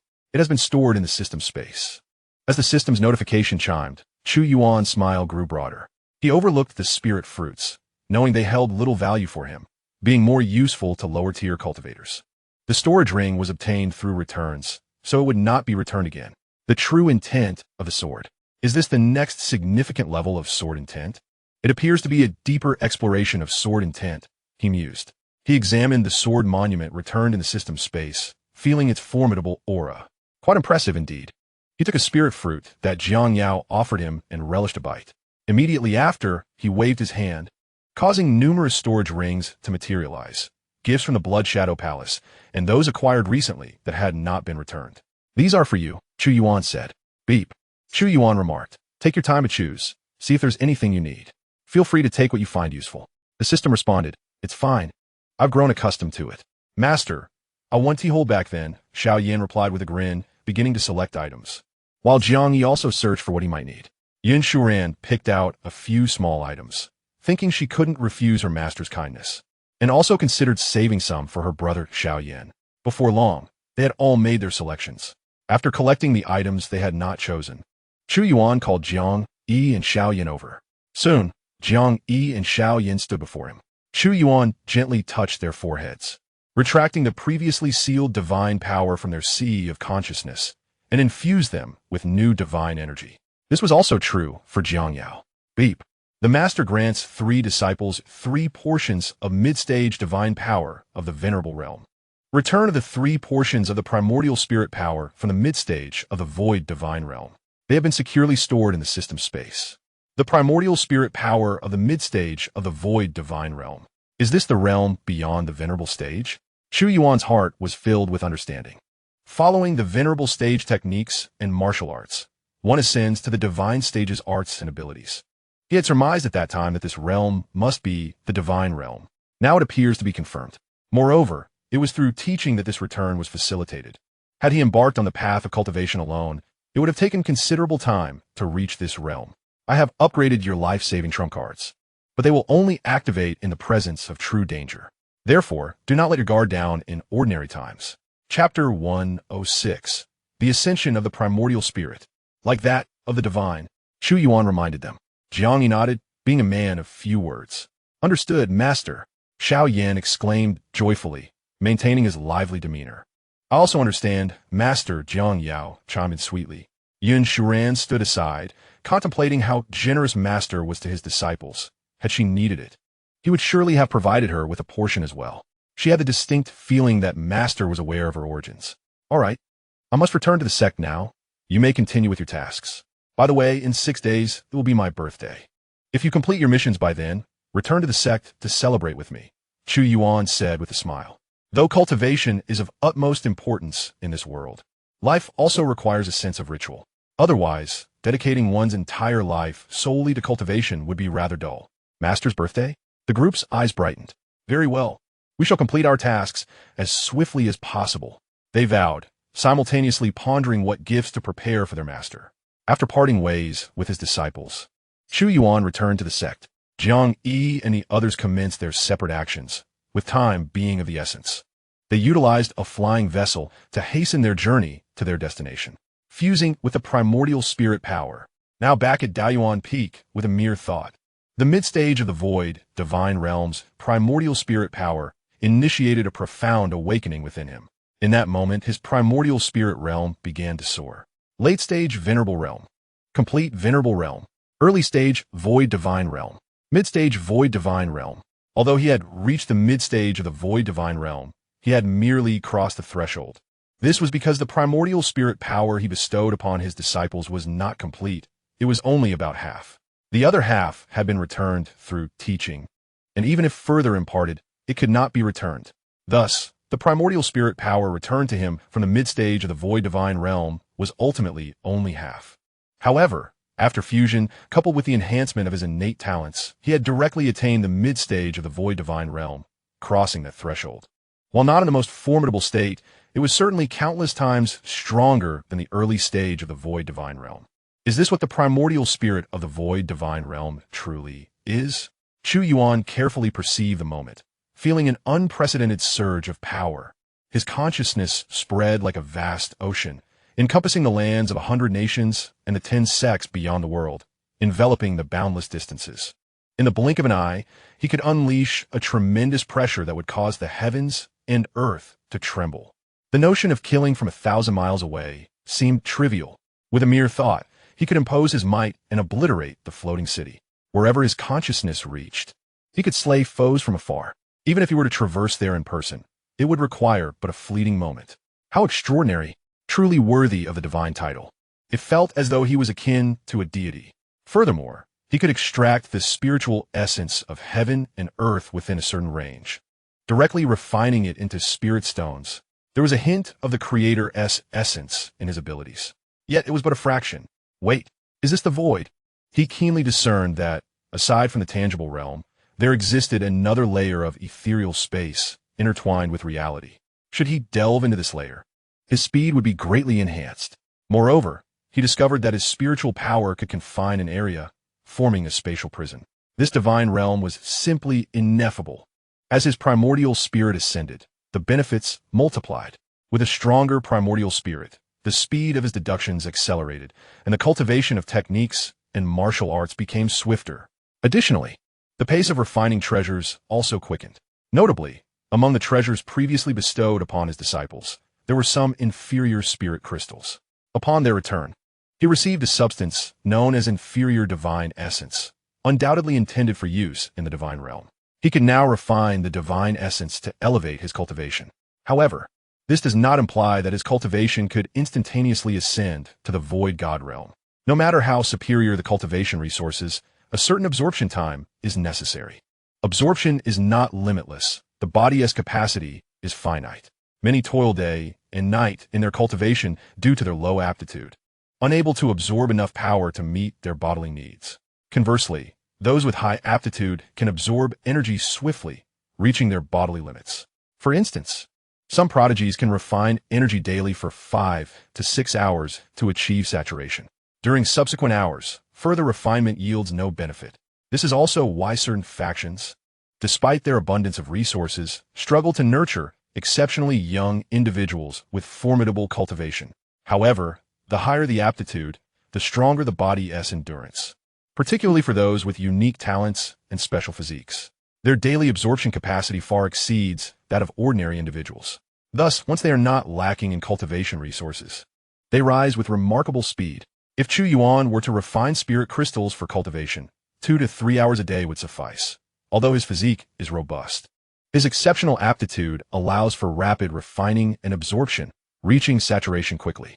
Should he refine divine essence for cultivation, 1 to 2 hours would be more than adequate.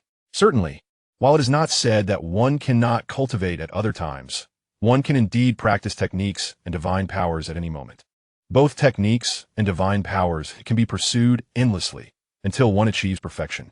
Hence, many prodigies, despite requiring only limited time each day to assimilate energy, still choose to enter seclusion, primarily to advance their techniques. If the progress of one's techniques is enhanced, their capacity to endure will also increase, allowing them to absorb greater power. Cultivation is not a one-dimensional endeavor. Rather, it is interconnected in a multitude of ways. Even now, should I venture outside to the 10 sects of the outer realm, I should not be considered weak. The 10 sects of the outer realm do not possess even a single being at the king realm. Thus, it is reasonable to assume that outside there exist those at the king and sovereign realms, though the existence of those at the divine realm remains uncertain. In truth, some individuals within the 10 sect of the outer realm are capable of breaking through to the king realm, having comprehended certain profound concepts. However, such individuals do not linger in this place. They seek realms of greater heights. As the larger the world, the more opportunities for breakthroughs. Water flows downwards, and people strive to ascend. Therefore, it is not unusual for 1 or 2 ancestors of the king realm to return to these 10 sects one day, much like the unexpected return of a perfectly realized ancestor from the Soul Palace to the Qingmu sect. Chu Yuan focused his mind, although he had made progress. He could not afford to be complacent. The journey ahead remains long. On the other hand, it was indeed time to craft a puppet. He retrieved Lin Huang's physical form and began the process of refinement.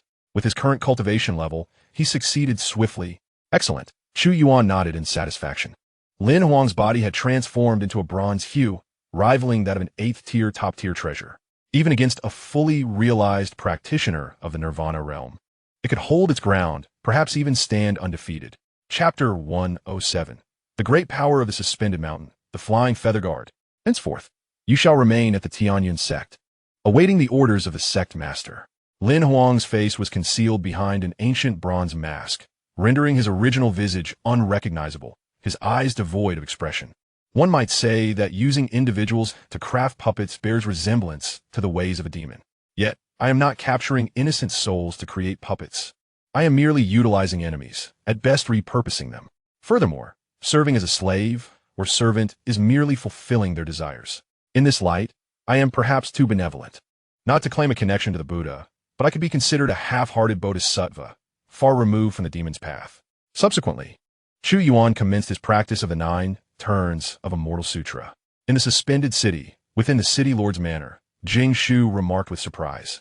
I did not expect the visitor to be you. Dressed in red, Lu Yinji stood beside a woman clad in black scales, both inseparable. Seated on a chair was a middle-aged man in blue attire, appearing to be in his 30s, with features as chiseled as if sculpted by a master. His chin adorned with a black beard. Lu Jing took a gentle sip of tea and said with a smile, according to your estimation, the one who appears is likely a mid-stage king realm. Given the current circumstances, I have come personally to convey sincerity. If it is a wandering cultivator, perhaps we could persuade them to join us. Lu Yinji nodded in agreement. Subsequently, he inquired, by the way, Uncle Jing, how is the situation now?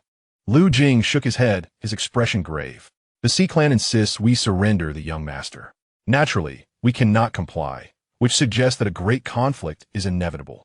In truth, my visit here serves two purposes: to meet the esteemed friend of the king you mentioned and to oversee matters in this region.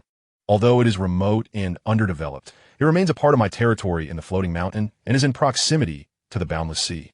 Should the Sea Clan decide to launch an assault, they will undoubtedly breach the million-mile barrier and inundate this area before directing their attack towards other parts of the floating mountain. Upon hearing this, Lu Yinji's countenance also turned serious. If a battle ensues, the lands of 100 nations and the 10 sects beyond the world will suffer great calamity. Let's not dwell on that for now, Lu Jing interjected. Do you have any updates regarding that kingly figure? Lu Yinji responded, a few days ago, I inquired with President Qian, who informed me that the senior left this place about a month ago, but his whereabouts remain unknown. He may have already departed. That's of no consequence. Lu Jing waved his hand dismissively. I have brought the Feather Guard with me. I shall instruct them to investigate. If he is still within this vicinity, they should be able to uncover some clues. If not, then it is what it is. With the Feather Guard's capabilities, they might indeed gather some intelligence. Lu Yinji nodded in agreement. The Feather Guard of the Floating Mountain is composed entirely of those in the Nirvana realm and their steeds. The Feather Eagles possess remarkable speed. They are particularly adept at gathering information. For the time being, I shall remain here to guard against any sudden incursions from the Sea Clan. However, it is unlikely to happen soon. Both sides are still negotiating, despite the impasse. Lu Jing remarked. Very well. Over 100 members of the Feather Guard commenced their operations, scouring for information. Shortly thereafter, a member of the Feather Guard approached to report. Elder, we have uncovered the details. Let me see, Lu Jing requested, taking the prepared parchment. After a brief glance, he exclaimed in surprise. Uncle Jing, what is it? Lu Yinji asked, intrigued by Lu Jing's reaction. Take a look for yourself, he replied, handing the document to Lu Yinji. After perusing the contents, she too appeared bewildered. That senior hails from the lands of 100 nations. How can this be? Moreover, it does not add up. He was merely at the profound pill realm at the age of 40. Yet now, at 50, he has reached the king realm. Such a young king realm figure is simply implausible. She furrowed her brow in disbelief. Indeed, Lu Jing concurred. These details seem utterly illogical. Nearly a year ago, he was injured while battling a soul-possessing entity, and yet he can now effortlessly dispatch a perfected soul palace practitioner. It feels as though we are witnessing a farce. This cannot be mere possession, for possession does not allow for such rapid advancement. This individual must possess some peculiarities. Could it be that he is a disguised member of the Sea Clan? Lu Yinji speculated. It is improbable for an individual to possess such profound insight at the age of 50. However, one could indeed eliminate a 50-year-old and assume their identity. Yet, this seems devoid of meaning. Even for a monarch of the oceanic tribes, such actions would yield little benefit. It would be more prudent to infiltrate and eliminate formidable adversaries directly.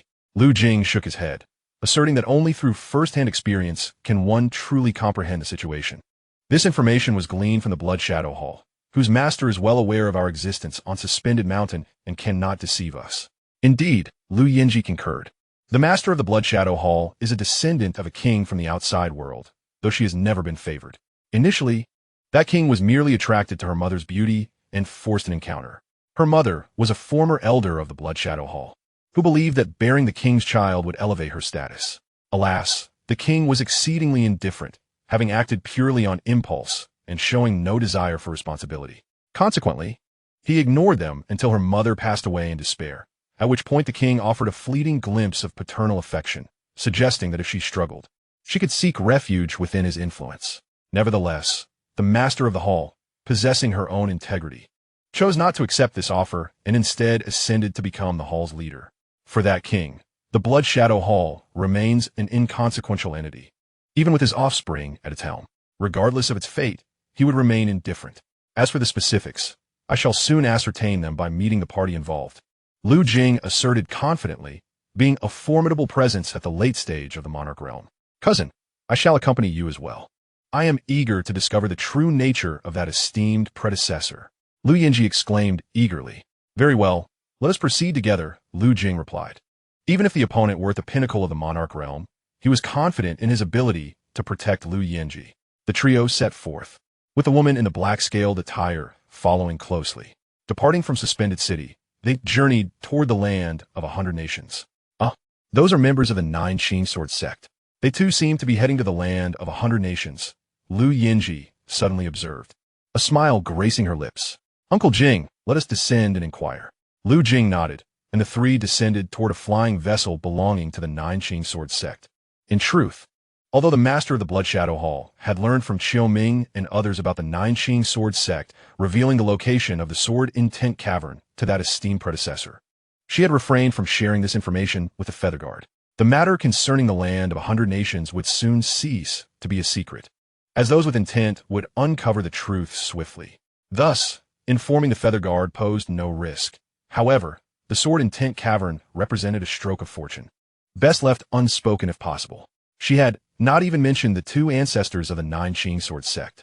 Consequently, Lu Yinji, blissfully unaware, felt a twinge of curiosity regarding the purpose of their journey to the land of 100 nations, which seemingly warranted action only from that singular monarch realm figure. Three individuals arrived beside the flying vessel, escorted by the esteemed figures of the Shuyang True Monarch and the Liuguang True Monarch from the Joqing Sword Sect. Their familiarity with the elder was evident. Upon noticing the trio, both monarchs' pupils contracted in surprise. Master, it appears that one among them is the Lord of the Void City. Indeed, it is she. I had the fortune to encounter her at the last auction in the Void City. To their astonishment, she stood behind a middle-aged man, whose identity remained a mystery. They communicated telepathically, both astonished by what they perceived. They understood that the Lord's estate and the Wanbao Merchant Association were unlike their own. These two factions were branches of formidable external powers, instilling a sense of dread. Thus, for countless years, the 10 sects of the outer world had engaged in relentless conflict. Yet none dared confront the Lord's estate or the Wanbao Merchant Association directly. Such an endeavor would be tantamount to seeking one's demise. Greetings, esteemed Lord. The two monarchs hastily bowed in respect. Ah, Lu Yinji smiled. Are you two en route to Tianyun Sect? If so, might I accompany you? To their surprise, Liuguang True Monarch inquired. Are you also visiting that esteemed elder, my lord? Indeed, Lu Yinji replied, confirming her intuition that they were indeed headed to meet the elder. Please, come aboard. Then we shall not disturb you further, Lu Jing said with a warm smile as the trio boarded the flying vessel. May I inquire as to the identity of this gentleman? Shuyang True Monarch asked curiously, directing his gaze toward Lu Jing. This is my uncle. You may refer to him as esteemed elder, Lu Yinji responded. Esteemed elder? He is the uncle of the Lord, and moreover, their elder, without a doubt. This individual exists beyond the Nirvana realm. They understood now why they could not fathom his cultivation. It was truly remarkable. It had been 8 centuries since a power beyond the Nirvana realm had been seen, and now another had emerged. What brings you to visit that esteemed elder? Lu Yinji inquired. If it is too personal, you need not share. Merely to pay my respects to that esteemed elder, Shuyang True Monarch replied, carefully concealing the truth. They could not divulge the matter of their inheritance, nor the delivery of items. For if this monarch were to request they deliver something or seek their sword in 10 inheritance, they would find themselves in a most lamentable predicament. And what of you? Liuguang True Monarch respectfully countered. I too wish to meet that fellow Taoist. Lu Jing replied with an amiable demeanor. His consciousness noted the numerous boxes of treasures within the vessel, yet he regarded them with indifference, deeming them beneath his notice. In his view, these two were merely sycophants. The world was rife with such individuals. A sharp intake of breath escaped Shuyang True Monarch and Liuguang True Monarch. What is the matter? The trio, puzzled by their reaction, turned to Lu Yinji, who directly inquired. To pay our respects to the esteemed elder. They once more bowed deeply toward Lu Jing, with Shuyang true monarch exclaiming, I never anticipated that the esteemed elder would be a being of the revered realm. It is indeed a rare fortune to meet a senior. Liuguang Jinjuan, precisely. A rare fortune. Lu Jing. Lu Yanji? The woman in the black-scaled robe. Wait a moment. What is this? The realm of the venerable. Lu Jing was bewildered. When did I ascend to the realm of the venerable? How come I am unaware of it? I am in the late stage of the monarch realm, not the venerable realm. Why do you all perceive me as such? Lu Jing inquired, perplexed. Now it was their turn to be confused. However, they quickly grasped the situation. It appeared these individuals were unaware of the true cultivation of the senior. This senior from the Tianyun Sect is not merely a monarch but indeed a venerable. Xianxia Jinjuan spoke with reverence. Upon hearing this, the three instantly understood that it stemmed from that remark about a fellow Taoist. However, is that senior truly a venerable? Do you possess any proof of his status? Lu Jing asked earnestly, skeptical of their claim. After all, venerables are considered top-tier combatants, and there are not many venerables in the suspended mountain. Each venerable is immensely esteemed, capable of commanding the elements at will. How could one possibly appear in such a humble locale? That senior once stated that a fully realized monarch could be dispatched with just a finger. Moreover, his aura of cultivation is overwhelmingly powerful, undoubtedly that of a venerable, Xianxia Jinjuan asserted. Liuguang Jinjuan, indeed, and that senior speed was so astonishing that we could barely discern it. So, you all believe him to be a venerable based on that? Lu Jing chuckled, shaking his head. He cannot possibly be a venerable. His claim of being able to dispatch a fully realized monarch with a finger is likely an exaggeration. It seems this Taoist enjoys embellishing. However, with such confidence, it is probable that his strength surpasses that of a mid-stage monarch. Perhaps he is in a late stage or even fully realized. He glanced at Lu Yanji. Lu Yanji nodded. I concur. Both were taken aback. Senior, he must truly be a venerable, Liuguang Jinjuan whispered. No, you do not comprehend, Lu Jing replied. The disparity between the monarch realm and the nirvana realm is vast. Your realms are too low, and it is natural for you to perceive him as extraordinarily powerful. Yet, he cannot be a venerable. Such individuals are incomprehensibly terrifying. Even I can only look up to them. Oh, the senior speaks wisely. Perhaps our low cultivation has blinded us to the truth, Xianxia Jinjuan conceded. Since the other party is unconvinced, there is no need for further debate. If we were to provoke him, it would be to our detriment. Whether he is a venerable or not will be revealed when we encounter him. After all, they firmly believe that this senior is a venerable, with that speed and oppressive aura indelibly etched in their minds. There is no need to compel this senior to unleash his oppressive aura for them to compare. That would simply be inviting suffering unnecessarily. Moreover, they were certain that the esteemed senior was at the venerable level, and another reason for this belief was the astonishing speed at which he comprehended the sword intent. The words left by the master of the sword steel did not imply that one could simply take the steel upon grasping the sword intent.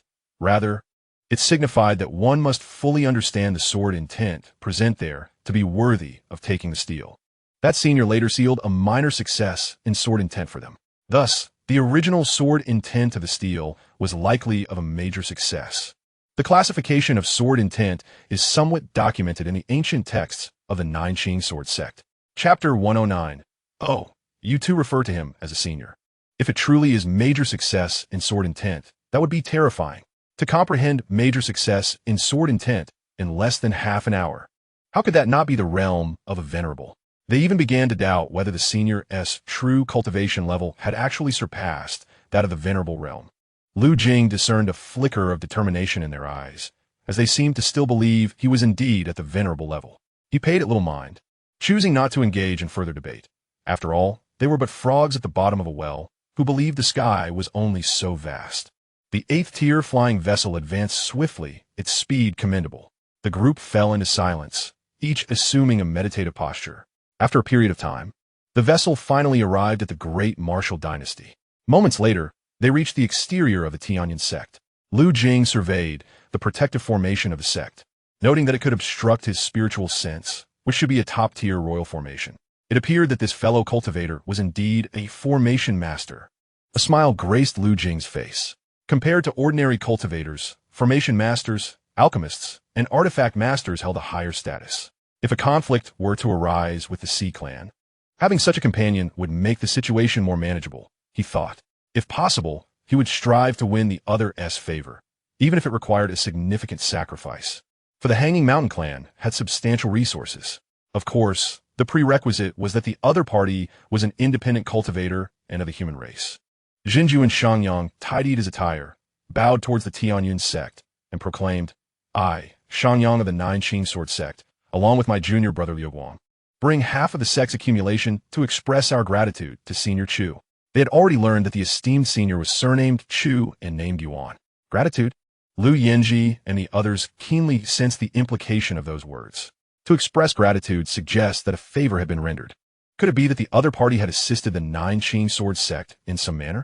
However, at this moment, they chose not to inquire further, believing they would soon understand the situation once the other party emerged. Is someone else arriving? They wondered. Oh, are those not the two old men who previously knelt before the ancestor? Why have they returned, and with treasures to express their thanks? Could it be in gratitude for the ancestor's mercy? The many disciples and high-ranking members of the Tianyun Sect were both astonished and bewildered. Huh? Where have they gone? Was I seeing things just now? No, it must be that the ancestor intervened and took them away. Such a means could only be accomplished by the ancestor. One cannot help but feel that the ancestor resembles the deities of legend. While Lu Jing and his companions anticipated the opening of the sect's formation, eagerly awaiting a fellow Taoist to greet them or someone to guide them in, they were utterly taken aback when, in the blink of an eye, they found themselves in an unfamiliar realm. The flying vessel hovered in the air, revealing before them a steep peak crowned with several solitary pavilions, surrounded by a vibrant array of spirit fruits. The surrounding areas, however, were shrouded in a gray mist, obscuring visibility and rendering their spiritual senses ineffectual. Lu Jing was astounded, momentarily at a loss for words. Where were they? Could it be an illusion array? He quickly shielded Lu Yinji behind him, as if facing a formidable adversary. Suddenly, the door of one pavilion at the peak swung open, and a figure emerged gracefully, stepping out with deliberate poise. With hands clasped behind his back, he stood with an air of tranquility. We pay our respects to the senior. Both Xinjuan Shanyang and Xinjuan Liuguang promptly declared. We pay our respects to the senior. Echoed three more voices. Lu Yinji and the woman in the black-scaled attire were momentarily stunned. They turned their heads to Lu Jing, questioning, Do you also address him as senior? At that moment, Xinjuan Shanyang and Xinjuan Liuguang could not suppress the slight upward curve of their lips. Oh, did you not claim that Elder Chu could not possibly be at the venerable level? Then why do you call him senior? They reveled in their amusement silently, not daring to express it outwardly. Meanwhile, Lu Jing was internally shaken. The instant that white-haired figure appeared, he had probed with his spiritual sense, only to find that the individual seemed aware of his scrutiny and released a wisp of aura. Yet, that mere wisp imparted an unparalleled sense of oppression. It felt as if he were gazing into an endless abyss, as though he could be instantaneously consumed, leaving no trace behind. This sensation was something even the ancestors of Xiankong Mountain had never instilled in him. This individual was truly not of the king level. In fact, he might even surpass the ancestors in power. He could not fathom why such a formidable being would reside in this place. It was utterly illogical. At this moment, all thoughts of forging alliances were cast aside. Such an entity was beyond his reach. He was unworthy. Even if the ancestors were to arrive, success was not guaranteed. His mind was solely preoccupied with thoughts of how to depart unscathed. He realized that the surroundings were not an illusion array. They were no longer in the previous location. They had been transported to an unknown realm by a being of immense power. Unease, unprecedented unease. We must not offend this senior. Be mindful of your words. He cautioned telepathically. The two women were already astonished by his demeanor. Lu Jing was no stranger to the world, yet he was overwhelmed with such fear. Was this elder truly so terrifying? Understood, they swiftly replied through their thoughts. As the crowd bowed in reverence, Chu Yuan inclined his head slightly. Esteemed senior, these are tokens of gratitude sent by our sword sect. Please do accept them. Otherwise, we shall have difficulty reporting back. Spoke the true monarch of Xiangyang. Since you have such goodwill, I shall graciously accept, responded Chu Yuan, his voice calm. Rest assured, I shall not treat you unjustly. With a wave of his hand, he received the offerings. No one ever turns their nose up at treasures, just as no one ever scoffs at wealth. In quick succession, Chu Yuan released two streams of radiant light, which entered the foreheads of the two individuals. It was a low-grade royal technique and sword martial art, something he possessed in abundance, including those of the esteemed rank, a return on the accumulated reserves from the master of the sword steel. Previously, the Tianyun Sect had only possessed a fragmented low-grade royal sword technique. Upon learning of this inheritance, the two immediately knelt in gratitude, exclaiming, "Thank you, esteemed senior, for bestowing this art upon us." The low-grade royal technique and sword martial art were what they had longed for, and to acquire them for a mere fraction of their savings felt exceedingly worthwhile. After all, even if they were to expend all their resources, such treasures would remain unattainable. These techniques are invaluable and rare, a legacy of power spanning countless years. "Very well, do refrain from disturbing my tranquil cultivation in the future," Chu Yuan stated, his demeanor placid. With that, he waved his hand, sending the flying vessel and the two individuals away. A moment later, the two exchanged astonished glances, exclaiming, "Have we arrived at the edge of the 100 nations? To be whisked away across such a distance with a mere flick of his sleeve? What divine prowess was this?" After sending off the two from the Tianyun Sect, Chu Yuan's gaze fell upon the remaining trio. He had previously perceived the two women during his time in the floating city. The one in red was the very lord of that city. As for the middle-aged man, his cultivation at the late stage of the sovereign realm marked him as an outsider. This piqued Chu Yuan's interest in the outside world, which was precisely why he had chosen to bring him in rather than leaving him outside. However, it would be rather uncouth to directly inquire about the nature of the outside world. He had his own methods. Chapter 110. Opening a spatial passage as the Tianyun Sect members vanished, the three remaining individuals felt a palpable tension. Even Lu Jing could not discern how they had been transported. Was it too swift? Or was it some other unknown technique? Regardless of the answer, it was terrifying beyond measure. He felt a deep sense of embarrassment, recalling his earlier thoughts that this esteemed senior could not possibly be of the sovereign realm. "You have come to present offerings to me. What is it that you seek?" Chu Yuan inquired, settling himself at the stone table atop the peak. Unhurried, he poured himself a cup of tea, regarding them with a composed gaze. Lu Jing Shun inhaled deeply, striving to regain his composure, revealing a demeanor of calmness. He then respectfully clasped his hands and said, "Senior, I must confess that I was unaware of your formidable prowess earlier. I had merely assumed you were a sovereign-level figure. My intention was to establish a cordial relationship with you and invite you to join my Xianxia Mountain. Little did I anticipate your immense strength. I have overstepped my bounds, and I hope you will not take offense." His attitude was sincere, and he spoke the truth, for lying in the presence of such a being is the gravest of dangers.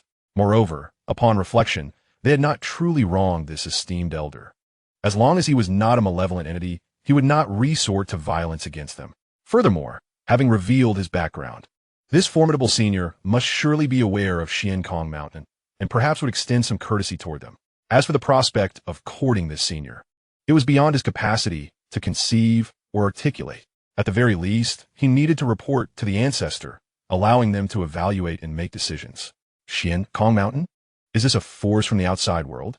Chu Yuan Muset Guieli, a force with sovereign-level power, is infinitely stronger than the 10 sects of the outside world. And it is likely that Xianxia Mountain boasts even greater capabilities. Excellent. This presents an opportunity to glean insights into the distribution of external powers through this individual. I see now. Chu Yuan nodded slightly. Since you harbor no ill intentions, I shall not hold it against you. Upon hearing this, the three of them exhaled in relief. It just so happens that I require assistance with a task. Chu Yuan remained tranquil, his emotions concealed, and continued, "Your arrival is quite fortuitous. Might you be willing to assist me with a matter? It would be our honor to help you, esteemed senior. However, we are curious about what you require of us. If it is within our capabilities, we shall not decline." Lu Jing asserted decisively. Lu Yanji also nodded in agreement. Assisting such a senior figure would be advantageous, and forging a bond with a strong entity could prove life-saving in critical moments. "This is not a difficult task," Chu Yuan replied with a smile. "As you are aware, the sect I belong to is currently quite feeble. I can impart to them the most potent techniques and divine martial arts. However, I cannot possibly relay every detail of the external world to them, as I have not gathered the relevant texts. Thus, I kindly request your assistance in procuring some literature for me, preferably comprehensive and of various kinds. Rest assured, you will not be working for free. Appropriate compensation will be provided. How do you find us? Are you willing?" Before these individuals arrived, He had intended to venture out to the 10 sects of the outside world to ascertain the situation firsthand. However, with their appearance, he could spare himself that effort. He refrained from directly inquiring about the external conditions and the existing powers, as such questions would only reveal his naivety. Thus, it would be best for them to procure some classic texts on astronomy, geography, the distribution of power, and historical accounts. Once reviewed, they would gain a comprehensive understanding. I am willing. Senior, allow me to take on this task, Lu Jing exclaimed, initially apprehensive about the nature of the challenge. However, the mere act of purchasing some texts seemed trivial to him. The collection within the Sutra Pavilion of the Floating Mountain contained numerous works that could be shared, provided they did not touch upon core secrets. Acquiring additional materials externally would be quite straightforward. For him, this was a mere trifle. In that case, thank you, Chu Yuan said graciously with a smile. You are too kind, Senior, Lu Jing replied, eager to embark on the errand. Chu Yuan nodded with satisfaction and casually tossed him a storage ring. This is your reward. I hope you accept it. Please, Senior. I cannot accept your belongings for such a minor task, he quickly protested, preparing to return it. I've always been resolute in my decisions. Take it, Chu Yuan stated with unyielding authority. Very well, thank you, Senior. Lu Jing expressed his gratitude. The Senior was indeed commendable, not allowing his strength to foster arrogance. He felt respected for being offered assistance along with a reward. Well then, I shall not keep you any longer. Are you heading back to the floating city? Yes. Very well, I shall escort you. With a wave of his spiritual power, Chu Yuan infused his essence into the void, creating a spatial tunnel directly leading to the floating city. Wherever his consciousness reached, a passage could be forged for swift transit. Buzzing sounds filled the air as a rift appeared outside the peak of Dao Origin, a dark void resembling a black hole, its destination unknown. At that moment, the three were utterly astonished by the spectacle before them. What is this? In the next instant, they felt themselves swept away by a force, instantly enveloped by the spatial passage. In the realm of the void god, it became apparent that only those within this domain could wield spatial powers. This implied that the so-called spatial teleportation arrays were, at the very least, divine-level formations. While continuously channeling his spiritual energy to transport the three, Chu Yuan pondered quietly. Thus far, his encounters with formations included defensive arrays, illusion formations, confinement arrays, and killing formations, but none were teleportation arrays. Whether in the lands of the 100 nations or among the 10 sects beyond the world, not even the floating city possessed such a teleportation array. It was evident that the spatial powers of this world were beyond the reach of those of lower realms. Where there is spatial power, there must also be temporal power. It raised the question of what level of mastery one would need to access the forces of time. Suddenly, an idea struck Chu Yuan.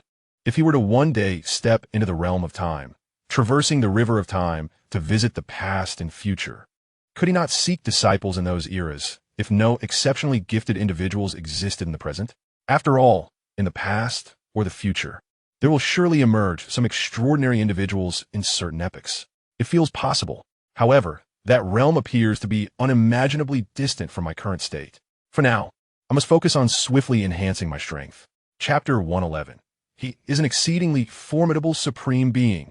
On the other side, shortly thereafter, within the Lord's manor of the floating city, three figures emerged from a spatial passage, still in a state of shock and bewilderment. They surveyed their surroundings, noting that the passage behind them had already healed and vanished. This is the Lord's manor. Miss, we have actually returned, exclaimed the woman clad in black scales incredulously. Both Lu Jing and Lu Yanji involuntarily gasped in astonishment, their faces painted with disbelief. Uncle, we have returned so swiftly.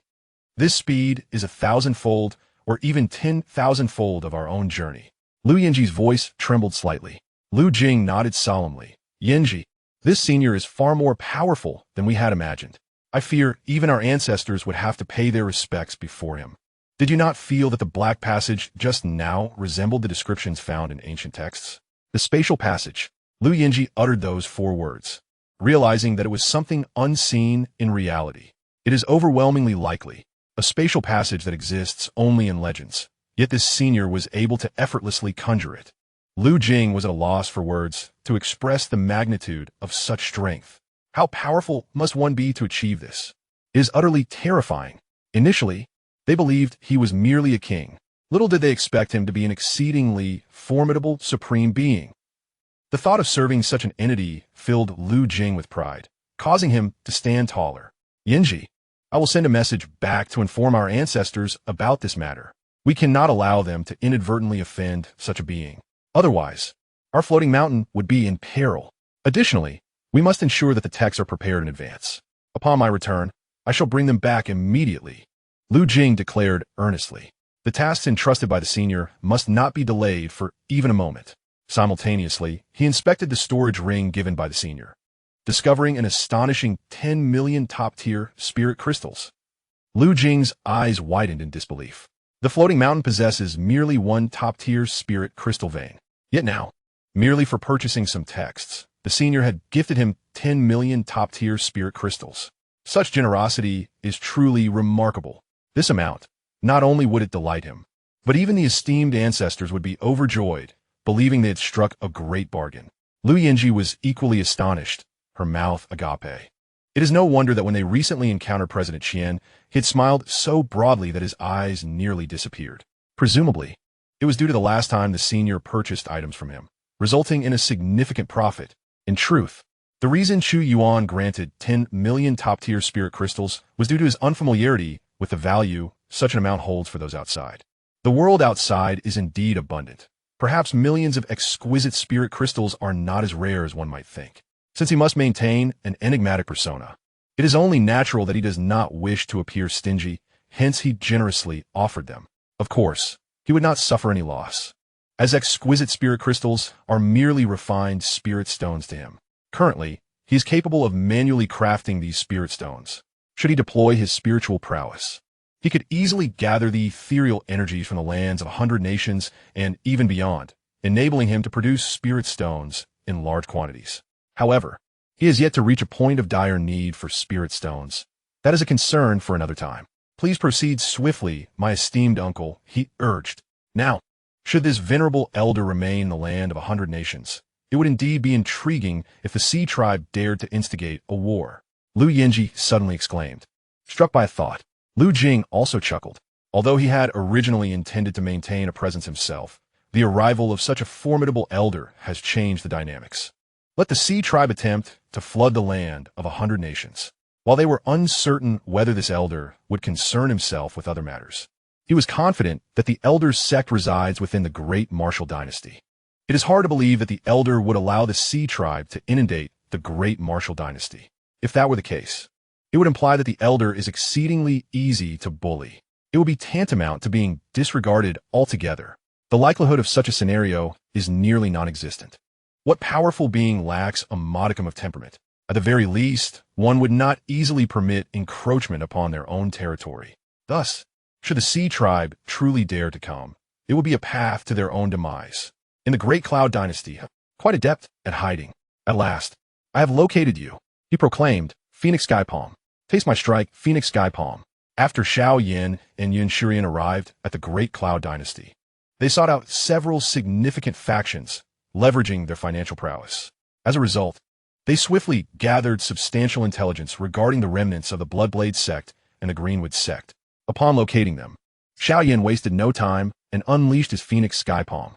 The ancestor of the Great Cloud Dynasty, an elderly woman in the early stages of the Soul Palace realm, personally assisted them in their search, significantly increasing their efficiency.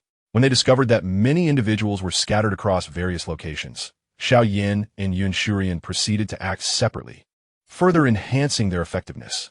They took matters into their own hands, refusing assistance from others. Otherwise, they could have expedited their efforts even more. In the Great Xian Dynasty, Jiang Yi and his companions encountered a similar situation. Although the ancestor, Qian Daoist, of the Great Xian Dynasty had been slain by Chu Yuan, the royal family displayed remarkable sagacity and, setting aside past grievances, aided them in locating individuals. Many who had been in hiding began to surface. Due to Jiang Yao's relatively weak cultivation, the two acted in concert. However, the 8th-tier airship previously utilized by their master saved them considerable travel time. Within the Great Xian Dynasty, as long as they pinpointed their destination, they arrived in mere moments. Following the information they had received, they ventured into a valley. Just as they entered, a series of prohibitions illuminated, and an array materialized instantaneously, enveloping the entire valley and trapping them within. Ha ha ha! Xianxia, you have fallen into a trap. A group of individuals emerged, led by an elderly man in the early stages of the Five Viscera realm, his eyes glimmering with a shadowy brilliance. They belonged to the Bloodblade sect. The original members of the Five Viscera realm had been turned into puppets under Lin Huayuan's control, and later, all were slain by Chu Yuan. This man had only recently broken through. Aware of Xianxia and his companion's quest for vengeance, the immense pressure had ignited his latent potential, allowing him to achieve a fortunate breakthrough. Xianxia's gaze swept across them, recognizing many familiar faces. The tens of thousands of Jiang clan members had perished at the hands of these individuals. If your master were present, we would have no choice but to submit. However, since you have come yourselves, only death awaits you. This is a mid-tier, 5th-grade formation of my Bloodblade sect, known as the Blood Slaughter Formation. Under this formation's enhancement, even those in the mid-stage of the Five Viscera realm would fall to me. With your perfected Chu Yuan realm cultivation, no matter how formidable you are, today you shall meet your demise here. The shadowy elder licked the blood-colored blade in his hand, an air of murderous intent radiating from him. Due to Xianxia and his companion's relentless pursuit of total annihilation, they were unaware that Xianxia could rival even the Five Viscera realm. They only knew that the Jiang siblings and their 2 companions had eliminated the fools left behind by the Bloodblade sect in the desolate mountains. They were oblivious to the fact that Wei Jueming had already broken through to the Five Viscera realm and possessed formidable combat prowess. Thus, they deemed the individuals Xianxia had eliminated as far inferior to themselves. Furthermore, the Jiang siblings had separated from their 2 companions. Chapter 112. Yunshuren's Breakthrough. Another chance at the lottery. Upon learning that the Jiang siblings had ventured alone into the Xian dynasty and were inquiring about their whereabouts, their anger boiled. Was it merely about exterminating your entire clan? We were simply following orders. How long will this continue? They resolved to take decisive action, setting up a grand formation to eliminate the 2 siblings once and for all. They intentionally left traces everywhere, fearing that the Jiang siblings might struggle to find them. As for what would happen after the killings, they would simply continue their escape. If they could survive, they would, and if not, then so be it. Nothing of great consequence.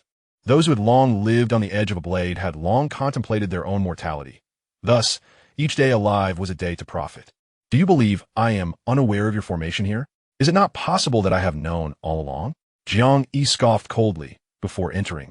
He had already detected the ambush with his heavy pupils, yet he remained unfazed.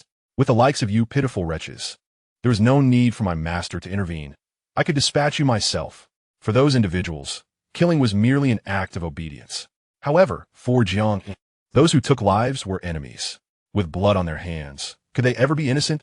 Such arrogance. I see you are a naive newcomer, unafraid of tigers. Attack! The shadowy elder waved his hand, and the crowd surged forward, intent on crushing Xianxia and his companions in an instant. Xianxia had already retreated, understanding the gravity of the situation. These individuals were exceptionally strong. Not a single one was below the Xindan realm. The Bloodblade sect, as a force, might have only a dozen or 20 in the Five Viscera realm, yet the elders in the Xiandan realm exceeded 100. The elders of the Tianyun Sect are no exception. Now, this group of over 30 individuals can be considered a formidable force among the remnants. Boom, boom, boom! Xianxia's cultivation erupted suddenly, revealing the might of his dual pupils. Upon his arrival in the Dashuan dynasty, his cultivation had already advanced from the late pool origin realm to the perfected pool origin realm, although it was merely a minor elevation in rank. For a prodigy of his caliber, his combat prowess surged manifold. Instantly, the terrifying pressure of his dual pupils bore down upon the members of the Blood Knife sect, making them feel as though they were laden with the weight of a divine mountain. Their movements significantly slowed. The combat ability of the early-stage Vitality Realm expert was suppressed to merely half, while those in the Mysterious Pill realm found their strength further diminished, able to exert only 3 to 4/10 of their potential. This was a unique ability of the dual pupils, unless one's cultivation surpassed Xianxia's by a considerable margin. Such as those in the Soul Palace realm, they could not escape this suppression. Almost 3 major realms higher were required. If one's cultivation was insufficient, only other exceptional abilities, such as unique physiques, could counteract it. Otherwise, they would inevitably be affected. The crowd was taken aback. They had not anticipated such a formidable pressure emanating from Xianxia. At this moment, the brilliance of his golden dual pupils shone forth. Fear not. His cultivation is low and cannot be sustained for long. Attack. Once they regained their senses, they charged forward once more. Xianxia executed the Kirin shocking step and joined the fray. The members of the Blood Knife sect formed a knife formation, leveraging the power of their array, which indeed bolstered their strength considerably. However, capturing Xianxia was an impossibility. Under the scrutiny of the dual pupils, the weaknesses of their formation were continuously exposed. When the early-stage Vitality Realm elders could not contend with Xianxia, their defeat was all but certain. After a significant duration, the battle concluded. Xianxia retrieved a medicinal pill and consumed it, restoring his inner true essence. Xianxia set about collecting the storage rings of the fallen. After a brief respite, Xianxia had replenished a good portion of his true essence. His dual pupils surveyed the formation and identified its vulnerabilities, dismantling them one by one. Ultimately, he obliterated the formation and stepped outside. There are still a few more to deal with. Let us resolve them one by one. Then return to the sect to celebrate our master's birthday. Xianxia grasped Xianxiao's delicate hand. Xianxiao nodded obediently, though she confessed. I have yet to decide what gift to present to our master. No worries. Take your time to ponder. In the floating mountain, peaks hovered in the sky, enveloped in mist, with rainbows forming bridges, and the aura of spiritual energy was palpable to the naked eye. Within one of these peaks, a gathering of formidable beings had assembled. Each individual emanated an aura potent enough to shatter mountains and rivers. Lu Jing, at the late-stage king realm, appeared almost infantile in their presence. Is what you say truly the case? Did he really open a spatial passage with such ease? Could it be an illusion? Perhaps you are ensnared in a mirage, rendered dazed, while he simply carries you back. By the time you awaken, you might be disoriented, believing only a moment has passed. The numerous ancestors of the suspended mountain gazed intently at Lu Jing, one of whom proceeded to analyze the situation. When Lu Jing sent them a message, they were taken aback. How could such a formidable individual possibly exist in this place? Their disbelief was palpable. At that moment, upon Lu Jing's return to the suspended mountain, they immediately drew him in for questioning. They even examined his primordial spirit to ascertain whether he had been possessed or controlled. The result was that Lu Jing appeared entirely normal. Hearing the ancestors' deliberations, Lu Jing gave a wry smile and asserted, Elders, this is indeed true. It is certainly not an illusion. We are fully aware and have not been bewitched. If it were an illusion, would the adversary have transported us along with the formation from the 100 nations to the suspended city? What advantage would that confer upon them? Initially, that senior merely requested his assistance in procuring items and had provided spirit crystals. It was improbable that they would engage in any form of trickery. Moreover, he had verified that the timing aligned perfectly. Even if the other party could deceive them, could they possibly mislead the entirety of the suspended city or manipulate the flow of time itself? It remains difficult to believe. One elder remarked.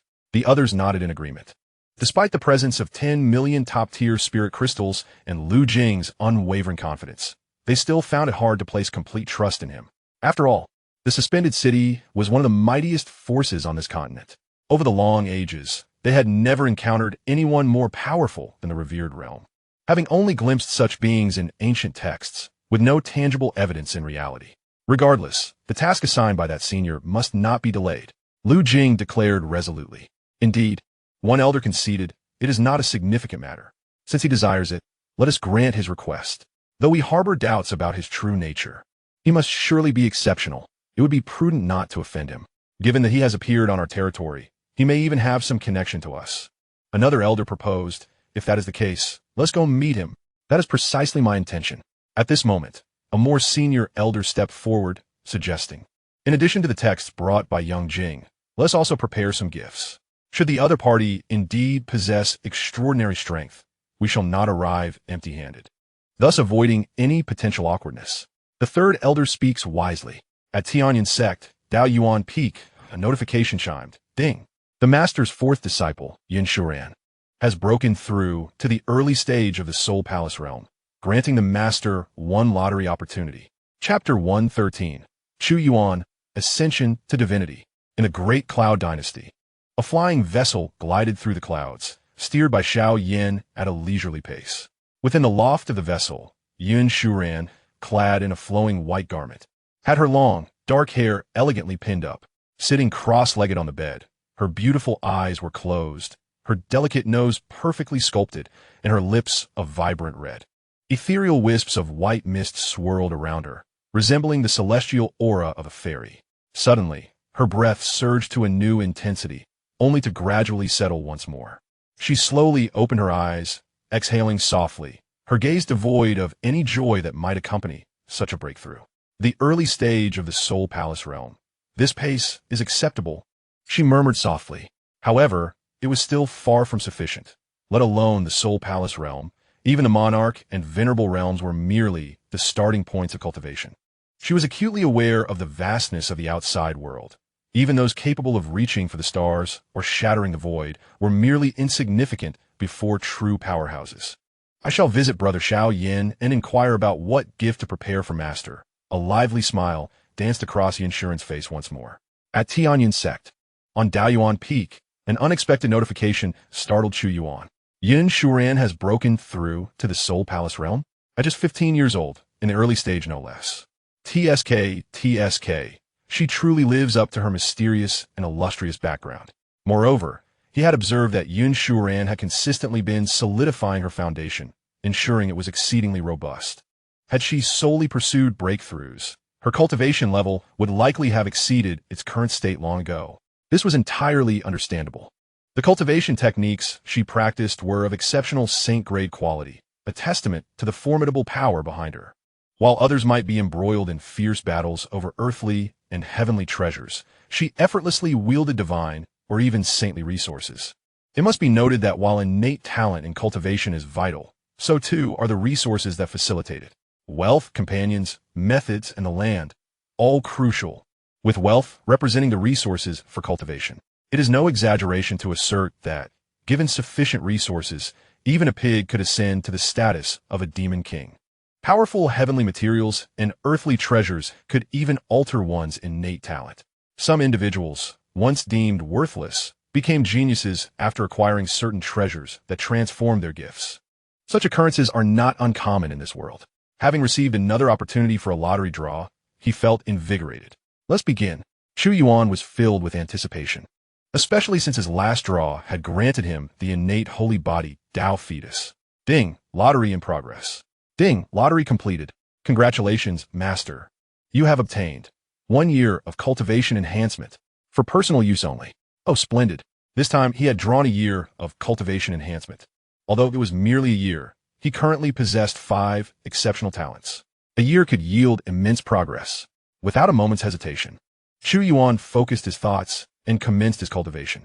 It was time once more to showcase his talents and diligence, shattering ancient precedents, surpassing contemporaries, dominion over fire, being the pinnacle of genius, and achieving unparalleled excellence through the ages. Boom! In an instant, his cultivation surged from the perfected monarch realm, breaking into the early stage of the venerable realm, and continued to rise uncontrollably. Mid-stage of the venerable realm, late stage of the venerable realm, perfected venerable realm, early stage of the void god realm. It was only at this moment that the explosive surge of his cultivation finally came to a halt. He directly transcended the realm of the Honored One. In truth, the transition from the completion of the Sovereign Realm to the full realization of the Honored One realm likely required merely 6 or 7 months of cultivation. The remaining energy was devoted to breaking through to the realm of the Void Deity. Is this truly the Void Deity realm?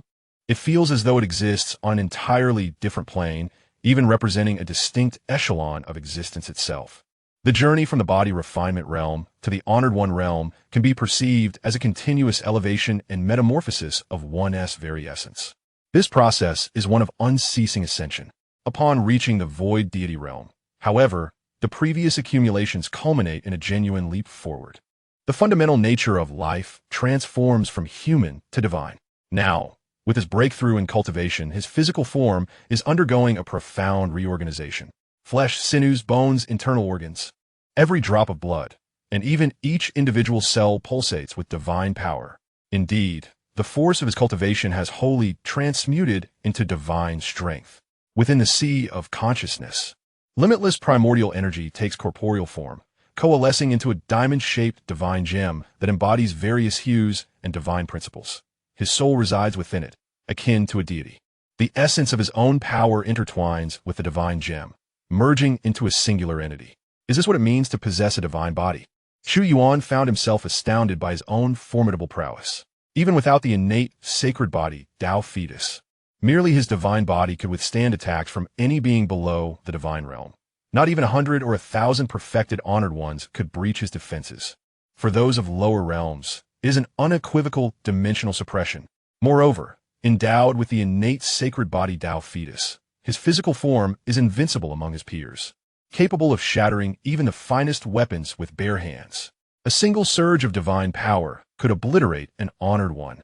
Furthermore, upon reaching this realm, one need not merely regrow lost limbs. Even if reduced to a mist of blood, as long as divine power remains, one could reform their body. The concept of blood regeneration has become exceedingly simple. Expanding or contracting one's form is no longer a feat exclusive to the manifestations of the primordial spirit. One can now transform into a colossal giant. The ability to alter one's appearance at will, taking on various forms, feels akin to mastering the 72 transformations. Yet, regardless of the changes, the essence remains unaltered. Moreover, should one face severe assaults, the true form will emerge. After all, the appearance of the true self represents the most stable state. At this moment, he remains himself, yet his entire aura has undergone a radical transformation. With a mere gesture, he could flatten 100 nations, and the fate of countless beings lies within the span of a thought. Indeed, the applications of divine power are boundless. It can cleanse the marrow and alter one's innate gifts, as well as mend grievous wounds and revive the deceased. A single drop of his divine blood can bestow longevity to those below the divine realm, enhancing lifespan. It surpasses the efficacy of longevity elixirs. After all, his blood is that of the sacred body, with longevity being its fundamental attribute. Possessing the same cultivation, the lifespan of a sacred body will invariably exceed that of others. Chu Yuan reigned in his cultivation, returning to his usual demeanor. It appears that all changes are merely an illusion, evoking a sense of returning to simplicity. Logically, one must attain a profound understanding of the essence of the Tao to transcend into the realm of the esteemed. If my conjecture holds true, it is likely that grasping the true meaning of the Tao is essential for breaking through to the realm of the ethereal divinity. However, the innate sacred body Tao embryo disregards the laws of breakthrough, allowing me to transcend unconditionally. Reflecting upon this, Chu Yuan deemed his previous extraction of the innate sacred body Tao embryo to be immensely worthwhile. Chapter 114. History is strikingly similar. Presently, I can delve into the profound essence of the consummate sword as inscribed on the return sword monument. After advancing to the early stage of the ethereal divinity realm, my spiritual consciousness has reached the late stage of the ethereal divinity realm. However, the spiritual power acquired after transcending into the ethereal divinity realm differs from that of the primordial spirit.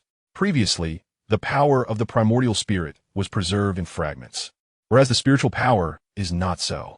For example, during my prior breakthrough, I could segregate the original primordial spirit power from the increment acquired afterward. Yet, upon the return of primordial power to spiritual power, it signifies that all enhancements in spiritual power gained through breakthroughs are not separately delineated. Rather, they evolve alongside the elevation of my realm, enhancing my spiritual consciousness without generating new spiritual power. The one strong spirit has merely grown stronger, reflecting the natural growth of the spirit itself. The strengthening of the primordial spirit results from the accumulation of segments of primordial power, while the enhancement of spiritual power is a process of self-growth from infancy to maturity. Thus, although my spiritual consciousness has reached the late stage of the ethereal divinity realm, I cannot extract entirely new spiritual power, rendering me incapable of imparting and returning it. Even if I were to allocate a portion of my spiritual power to a disciple, it would still be derived from the returned spiritual power, failing to trigger a new return. This is indeed a pity. However, it introduces a new form of return. Essentially, the entirety of my current spiritual power has been acquired through the process of return. Yet, upon reaching the divine realm, I discovered that I could segregate other elements. This pertains to the essence of my own divine power realm. While I cannot bestow my cultivation directly, I can seal my cultivation essence within the disciple's being, effectively gifting them my cultivation. The system will undoubtedly trigger a return. Should a return occur in the early stage of the ethereal divinity realm, it would lead to the next significant realm. Although a return is possible, I feel inclined to postpone it. My own ascension to the next great realm will not take long. Furthermore, if my predictions are accurate, the act of returning cultivation can only trigger once. This is because both cultivation and spiritual power represent a form of personal growth, thus retaining the characteristics acquired through return, making it impossible to trigger a second time. In light of this, I shall reserve it for a time when my cultivation is insufficient, at which point I can bestow the return upon a disciple. The higher the realm attained later on, the greater the benefit. For instance, if I were to confer my cultivation to a disciple now, it would only elevate them to a significant realm above the divine realm. Yet, should I achieve sainthood or emperor status in the future, an additional major realm could be included. The advantage is unmistakable. After all, the current grand realm allows for swift breakthroughs. Yet the subsequent higher realms demand increasingly greater spans of time. In other words, if I do not wish to receive the return of my cultivation prematurely, I cannot leave behind divine power seals as a safeguard for my disciples. Thus, moving forward, I must either simply seal a portion of their divine soul power as a contingency or create alternative safeguards. He felt that should his mastery of formations advance further, he could concoct certain prohibitions, affixing them to various treasures, thereby sealing a portion of his own striking power within. This could also serve as a safeguard for his disciples. Moreover, it might even trigger a return. This indeed seems plausible. It appears I should devote more thought to the intricacies of formation prohibitions, mused Chu Yuan. His grasp of the void has also deepened. He can now forge larger and more distant spatial passages. If his cultivation were to grow even stronger, could he perhaps directly manifest small worlds? It is not impossible. 2 days later, the group arrived at the outskirts of Tianyun Sect, specifically Lu Jing and his companions. A pinnacle king-tier formation? Is this truly the domain of the esteemed elder you mentioned? 8 ancestors from Shukong Mountain, filled with skepticism, observed. They had only revered pinnacle respect-tier formations, and it seemed unlikely that such a formation could harbor individuals of formidable strength. The elder simply prefers to remain low-key. Lu Jing interjected, a hint of exasperation in his tone. Dear ancestors, please refrain from any displays of disrespect. All right, we understand. They wave him off, acknowledging that they could comport themselves adequately. Although they recognized it as merely a king-tier formation, they refrained from probing its depths with their consciousness. Nearby, Lu Yinji and another woman had also arrived. Very well, I shall announce our presence, Lu Jing said, straightening his attire and respectfully clasped his hands towards the interior. This is Lu Jing of Shukong Mountain, seeking an audience with the esteemed elder. The matter you entrusted to me has been successfully completed. His voice resonated throughout the sect. The disciples and higher echelons of the sect had grown accustomed to such occurrences, having transpired multiple times before. Buzzing sounds filled the air. Just then, the void before them split open, forming a spatial passage, from which emerged a voice, gentle and refined. Come in. Gulp. Even having witnessed this once before, Lu Jing swallowed hard and quickly responded, Esteemed elder, the ancestors of Shukong Mountain wish to pay their respects and admire your esteemed presence. Chu Yuan, in a good mood, replied, Guests are always welcome. Do come in. Thank you, esteemed elder. Lu Jing responded. However, before he could finish, he turned to see the ancestors, utterly astonished. Their eyes wide with disbelief, each one fixated on the emerging spatial passage, their hands trembling beneath their sleeves. They even felt their legs weaken, overwhelmed by an urge to kneel. A spatial passage. It is truly a spatial passage. They appeared as if they had encountered a ghost. Hiss. Prior to their arrival, they had been rather skeptical, yet at this moment, their disbelief dissipated. The instant the spatial passage opened, they felt an indescribable aura, akin to ants facing a dragon. Unbelievable. Truly astonishing. To think that such a terrifying entity was concealed here. Ancestor. Ancestor. Lu Jing called out several times before few of them regained their senses. We must enter. We cannot keep the elder waiting. Lu Jing proclaimed. Ah yes. Thank you. Esteemed elder. The 8 of them hurriedly bowed in respect towards the spatial passage. Subsequently, they cautiously stepped into the passage, and in the blink of an eye, they emerged from the other side, having arrived at Daoyuan Peak. Their gazes instantly fixated on a solitary figure, who was sipping tea with downcast eyes, each movement seemingly commanding the very tides of heaven and earth. "We pay our respects to you, esteemed elder," the crowd exclaimed in unison. Observing the reverent demeanor of the ancestors, Lu Jing suddenly felt a peculiar sensation. It was as if the ancestors were a reflection of his own former self. History felt so strikingly similar. He stole a glance at Lu Yanji, only to find her stifling a giggle, clearly sharing the same sentiment. Chapter 115. The Creation of Marvels.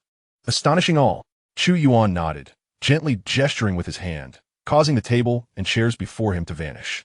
Subsequently, boundless spiritual energy was drawn forth. And under his divine manipulation, a magnificent circular table of jade, adorned with a hint of emerald green, materialized, accompanied by a row of striking chairs. Almost instantaneously, with another wave of his hand, more spiritual energy was summoned, and a pavilion of the same hue was constructed on the spot. This transpired in but a fleeting moment. "Please take a seat," Chu Yuan addressed the assembly.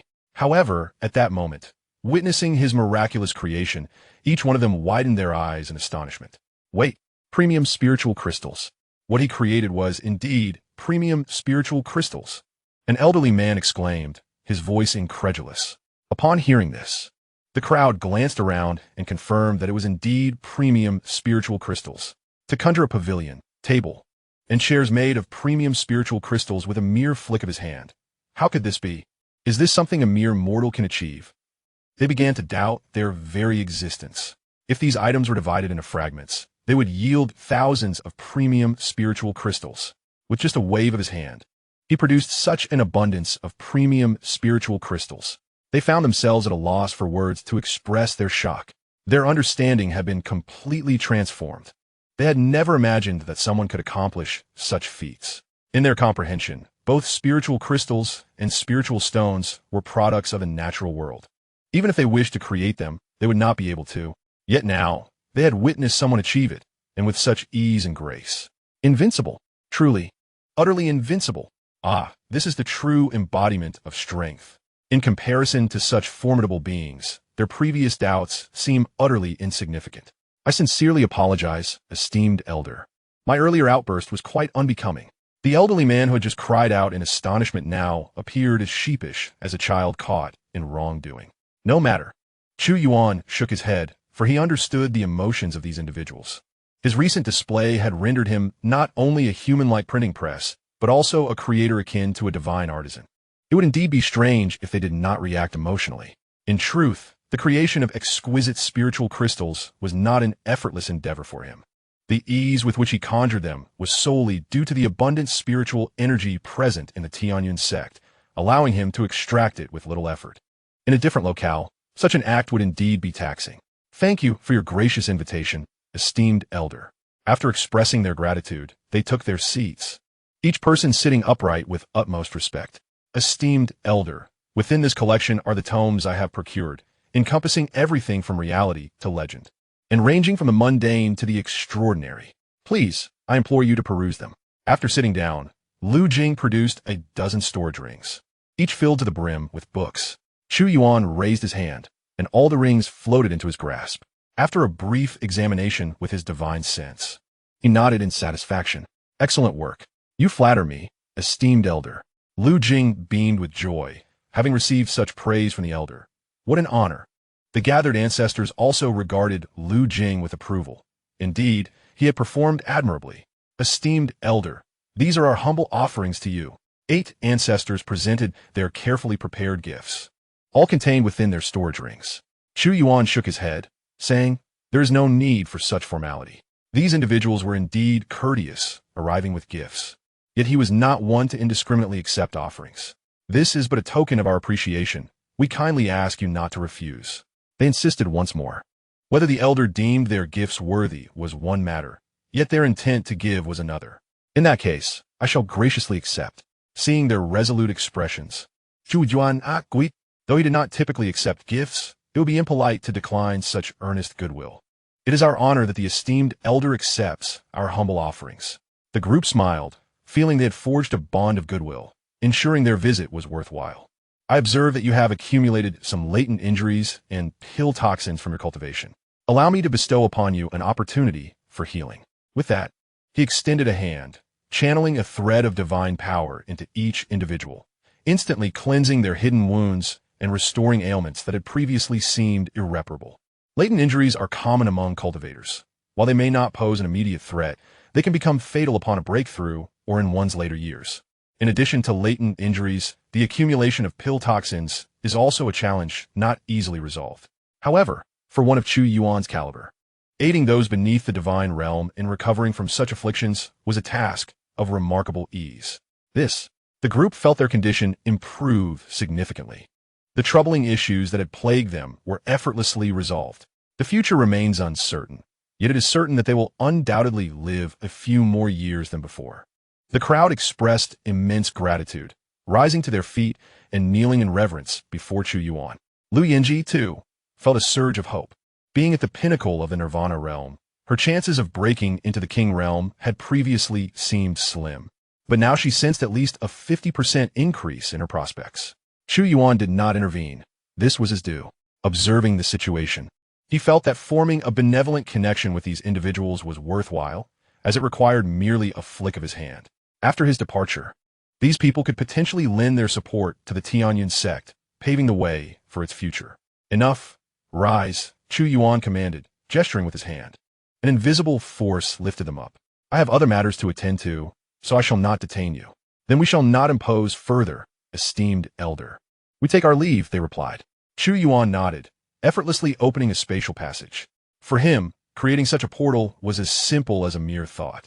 A feat that even those at the pinnacle of the Void God realm could hardly match. As the spatial passage appeared, awe and longing filled the gazes of the crowd. How wonderful it would be if they could achieve such a feat themselves, yet it remained a distant dream. Stepping into the spatial passage, they re-emerged in the floating city. We thought the elder would only send us to the outskirts of the Tianyun Sect, yet he brought us straight here. Truly, he is a benevolent figure, an elderly woman remarked. Indeed, others nodded in agreement. They had only brought some gifts, yet the elder had helped them heal hidden injuries and eliminate pill poison, a kindness for which they were profoundly grateful. In the future, should we encounter the elder's disciples or others from the Tianyun Sect, we must extend our utmost care. Yes, let this message be conveyed to all in the floating mountain. Whenever they hear the name Tianyun Sect, they should know exactly how to respond. After bidding farewell to the crowd, Chu Yuan retrieved the ancient texts. His consciousness enveloped them, allowing him to read thousands of volumes simultaneously. His formidable spirit continuously absorbed vast amounts of information, swiftly comprehending and categorizing it. So it is thus it unfolds. Chapter 116. The Ling Shao Continent, still invincible. This land is known as the Ling Shao Continent. Vast and intricate, home to numerous powerful factions, among which Floating Mountain is but one. Located in the eastern part of the Ling Shao Continent, the so-called land of 100 nations and the 10 sects beyond the world are merely a small, remote area within the realm of Floating Mountain, obstructed by a colossal mountain range. The Dikuan mountain range is a barrier that can only be traversed by those in the King realm. For those in the Nirvana realm, the journey is fraught with peril, with survival being a matter of sheer luck. A fortunate few may cross, while the unfortunate may find their resting place there, perhaps leaving no remains at all. In truth, the area of the 10 sects beyond the world and the land of 100 nations is separated by a desolate expanse known as the Golden Sand Desert. The Golden Sand Desert is perilous as well. Only those who have reached the law manifestation realm can traverse it without risk, while even those in the Soul Palace realm may meet their demise. Of course, with a stroke of good fortune, even individuals at the Five Organs realm or lower might manage to pass through, albeit with a pitifully low probability. Certainly, cultivation is merely one facet. If one's cultivation is inadequate, possessing powerful artifacts, such as a high-tier flying vessel, can facilitate passage with ease. For instance, when Lu Yunyi returned home to visit her family, she utilized the 7th-tier flying vessel bestowed upon her by her master, effortlessly traversing the Golden Sand Desert. In the realm of the 100 nations, the spiritual energy is minimal, whereas in the 10 sects, it is enriched by several folds. Outside of these, the spiritual energy surpasses that of the 10 sects by 100-fold. This disparity elucidates why the forces from the 10 sects, despite their capability to dominate the 100 nations, regard it with disdain. Areas abundant in spiritual energy not only enhance cultivation, but also give rise to numerous celestial materials and treasures, offering greater opportunities. With identical innate talents, the quality of one's environment accelerates the pace of cultivation. For example, Chu Yuan, who possessed above-average talent, spent 40 years in the 100 nations before reaching the early stages of the profound pill realm. However, had he been in the 10 sects with a decent background, he would have at least attained the mid or late stages, or even perfection within the profound pill realm. In a larger world, he might have commenced at the vitality realm, such as the gap. The Lingxiao continent is vast, with forces like the floating mountains surpassing the count of mere hands. Countless weaker factions abound. Additionally, there exist unique or peerless locations. Yet, the most formidable seems to be the venerable realm, with the divine realm existing only in legends. According to ancient texts, beyond the Lingxiao continent lies an even mightier land known as the continent of gods. However, no document has ever truly validated its existence. The Lingxiao continent is surrounded by an immeasurable ocean. The farther one ventures from the land, the mightier the sea creatures become.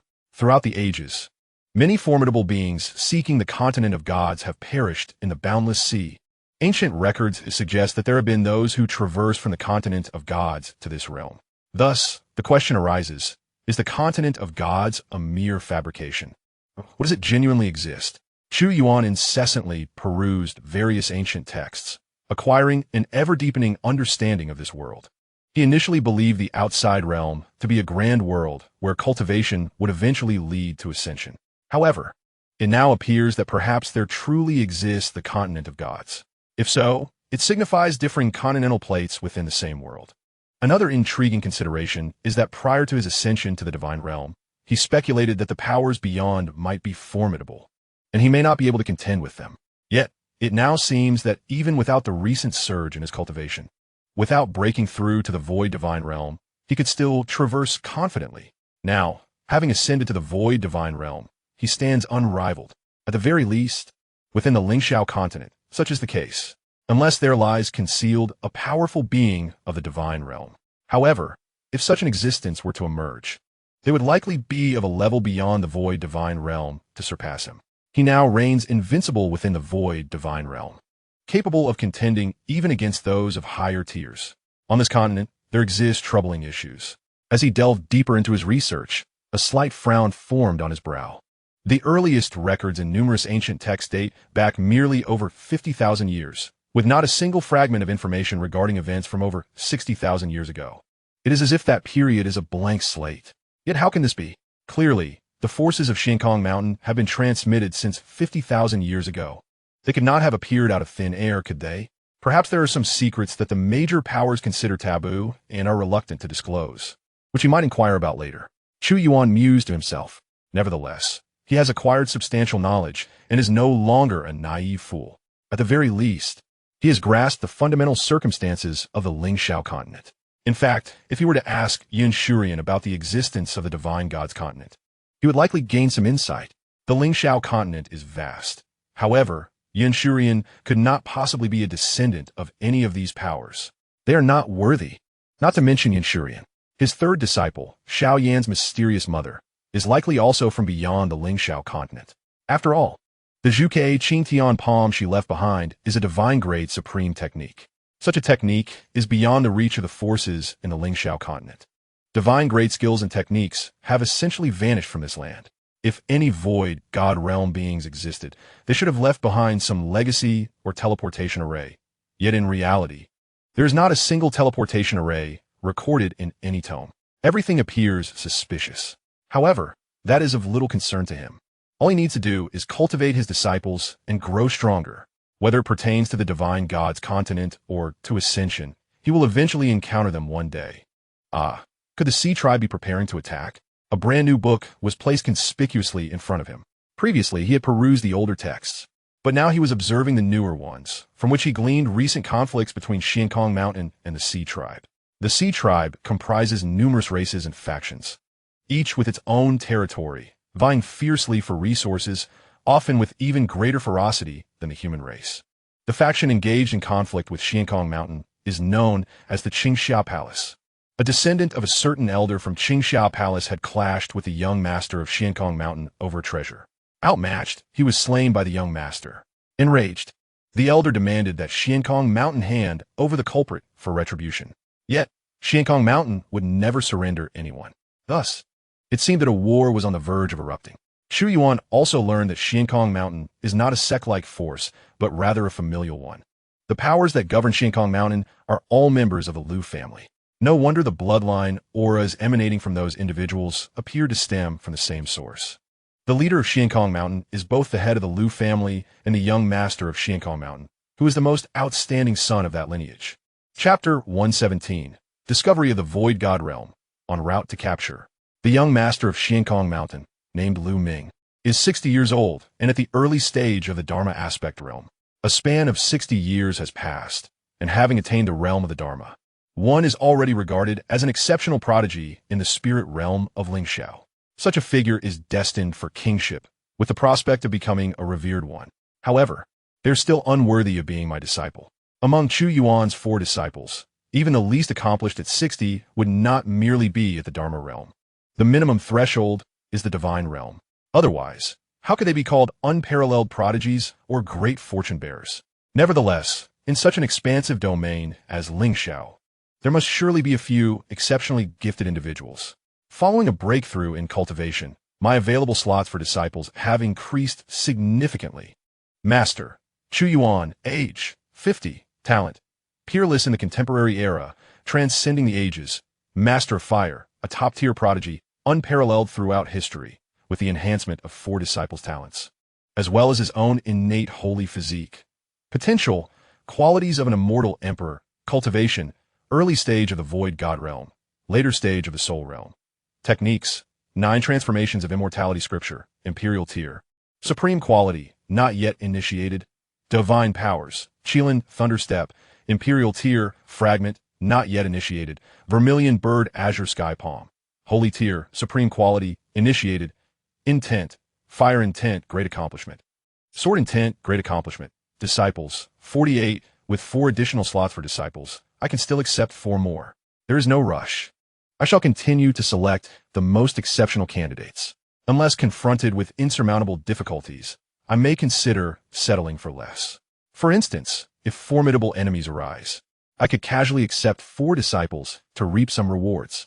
However, there is no need for haste at present, especially since when my disciples advance, I too shall gain opportunities for rewards. I am not in dire need of the disciple recruitment rewards. I shall re-establish a scripture repository to house these texts and broaden the horizons of the sect's disciples. Additionally, I will place the unused techniques and divine powers that have been returned into this repository. With this thought in mind, Chu Yuan waved his hand to gather numerous texts, and his figure vanished from sight. Ha ha ha. Yes, indeed. Just like that. It is truly a perfect match with my vision. The grandeur of the ancestor's majestic stature, the ancestor's unparalleled magnificence, all have been captured flawlessly. In the Tianyun Sect, a mountain range in the center has been leveled, with plans to construct a sect plaza covering a vast area of approximately 100 miles, nearly the same expanse as the sect's previous domain. Although the members have been laboring tirelessly day and night, with the elder and sect leaders personally involved, given their cultivation levels, it is impossible to complete the construction in a short span of time. Thus, they first built the central area spanning several dozen miles, and, at the core, they sculpted a statue towering 1,000 feet high, designed to be visible from any corner of the sect, allowing all to pay homage to the ancestor's grandeur at any time. Now, the statue has taken shape, resembling the vision perfectly. The towering edifice, grand and magnificent, could only be erected in such a brief span of time by those possessing extraordinary power. At this moment, Xiao Qingfeng, savoring a chicken leg, surveyed the statue with squinted eyes, clearly delighted with this remarkable creation. He, too, was among the contributors, filled with an immense sense of pride. The other high-ranking members and disciples shared his sentiments. No one complained of fatigue or voiced grievances. Instead, they were imbued with a profound sense of accomplishment, envisioning themselves telling future disciples, "Look, isn't this statue of our ancestor imposing? I played a part in its construction." They could already foresee the envy of those who would join later. The mere thought brought them joy. Some even bowed before the statue, marveling at its lifelike quality. The figure of Chu Yuan materialized in their minds. Every action within the Tianyun Sect fell under his watchful gaze, including the construction of the statue. of which he was well aware. Now, witnessing its completed form, he felt considerable satisfaction. From the statue's garments to its hair, eyes, skin, and expression, every detail bore an uncanny resemblance to him, at least 99% alike, as if it were a grand replica of himself. He contemplated embedding a protective barrier within. Should the sect face peril, adversaries would likely seek to destroy this resplendent statue first. At that moment, the barrier would activate, vanquishing the intruders. Truly, the ancestor is indeed the ancestor, the crowd exclaimed, bowing upon noticing his presence floating above the statue. Chu Yuan acknowledged them with a slight nod before his figure vanished, reappearing in the distance. With a mere snap of his fingers, he leveled several uninhabited peaks. With a sweeping gesture, countless materials materialized, and under his divine control, a vast scripture repository began to take shape rapidly. Moments later, it was fully formed. Though not as tall as the statue, it stood at 300 zhang, divided into 36 tiers. Countless texts, martial arts manuals, and techniques were swiftly deposited within. Subsequently, he arranged various formations and protective barriers, crafting dozens of tokens to distribute among the sect leaders. From this day forth, this shall be the new scripture repository of the Tianyun Sect. How to establish the thresholds for what lies within is for you to determine, Chu Yuan proclaimed, standing with his hands clasped behind his back, addressing the high-ranking officials. Yes, the leaders responded in unison, awestruck by the ancestors' recent display of prowess. Such a monumental structure had been completed with astonishing speed, not to mention the intricate formations and arrangements involved. The disciples, too, were left in a state of shock, their senses overwhelmed within mere moments. A grand repository had been erected. The ancestor truly resembled a deity from the tales, performing feats that defied comprehension. With a flourish, Chu Yuan raised his finger, inscribing the characters for scripture repository in bold, sweeping strokes upon the empty plaque. Each stroke encapsulated the essence of his mastery in swordsmanship, yet he restrained its full force within the plaque itself. If released, no one would dare approach the scripture pavilion.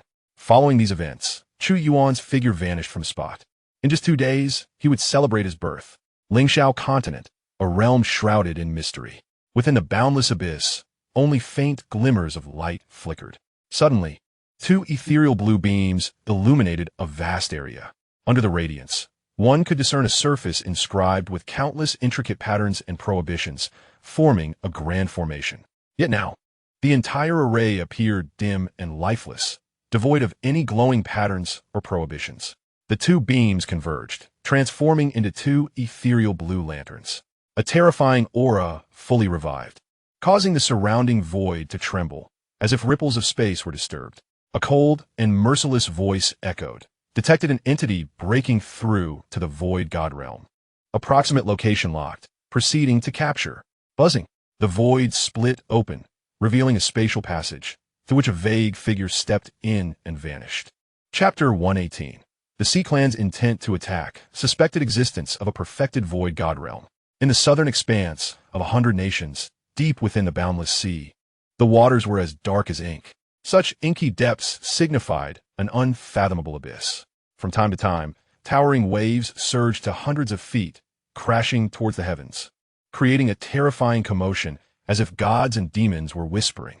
Deep beneath the sea, in a remarkably luminous locale, multicolored lights shimmered, with grand crystal palaces standing tall, their brilliance emanating from lustrous orbs above each palace. These palaces far surpassed the grandeur and magnitude of the royal abodes found in the 100 nations.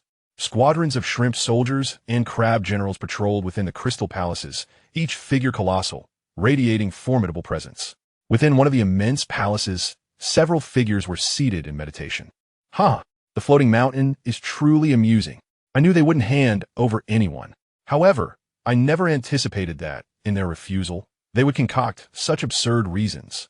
They claim that while we may engage in battle, we must not invade the land of 100 nations, for there exists an entity we cannot provoke.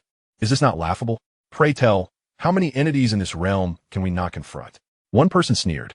They had just received a communication from Floating Mountain, stating that they must not lay a hand on the land of 100 nations, as there exists a being they cannot contend with. We may attack elsewhere, and we shall accompany you to the end. Another declared, indeed, our Xianxia Palace reigns supreme here. We fear not even Floating Mountain, so how can we fear anyone else? Moreover, the being we cannot provoke is unlikely to appear. If they wish to deceive us, they could at least craft a more believable tale. Another scoffed. If we cannot provoke them, it must be someone beyond the realm of the revered, the legendary realm. This is impossible. Indeed, it truly baffles the mind. Do the people of Floating Mountain think humanity is foolish, or do they believe we are the fools? I perceive that they are deliberately toying with us. In my view, there is no need to await the final negotiations in 3 months. Let us engage in battle. It has been eons since we last unleashed the tide of beasts. A few millennia have passed. It is high time for the younger ones to experience the essence of terrestrial beings. The Xianxia Palace has grown exceedingly powerful during this period and has long yearned to reveal its prowess. They have frequently clashed with other aquatic tribes. Yet they have grown weary of such skirmishes and now wish to launch an assault on land. This time, the progeny of the palace lord infiltrated the territory of the Floating Mountain and encountered the young master of the Floating Mountain in an inland sea region. A conflict ensued, culminating in the demise of the palace lord's descendant. Enraged, the palace lord, who has attained the pinnacle of the venerable realm, demanded the surrender of the murderer from the Floating Mountain, threatening war should they refuse. In truth, even if the perpetrator were handed over, war would still be inevitable. They have long been parched for conflict. This war is a foregone conclusion. The reason for negotiations is merely that the aquatic tribes require time to prepare. I have been ensnared in the mid-stages of the demon sovereign realm for far too long. Were I to devour 1 or 2 beings of the human race at the venerable level, I might just achieve a breakthrough. A woman flicked her crimson tongue. Her true form is that of a sea serpent. Once aquatic demonic beasts reach the rank of demon king, they can assume human form. They are classified as royal-tier demonic beasts or 9th-tier demonic beasts. The flesh and blood of demonic beasts are potent nourishment for humans, just as humans serve as substantial sustenance for demonic beasts. At times, it proves more effective than consuming medicinal pills. The crowd engaged in fervent discussion, save for a solitary man in azure robes, who maintained his meditative state. Suddenly, he opened his eyes with a startling clarity. The others quickly turned their gazes toward him. Tomorrow, let us unleash a deluge upon the lands of 100 nations and strike at the Floating Mountain. The man's emerald eyes radiated a terrifying brilliance. The others immediately adopted a serious demeanor. As commanded, if the aquatic tribes seek to fight, let it be here.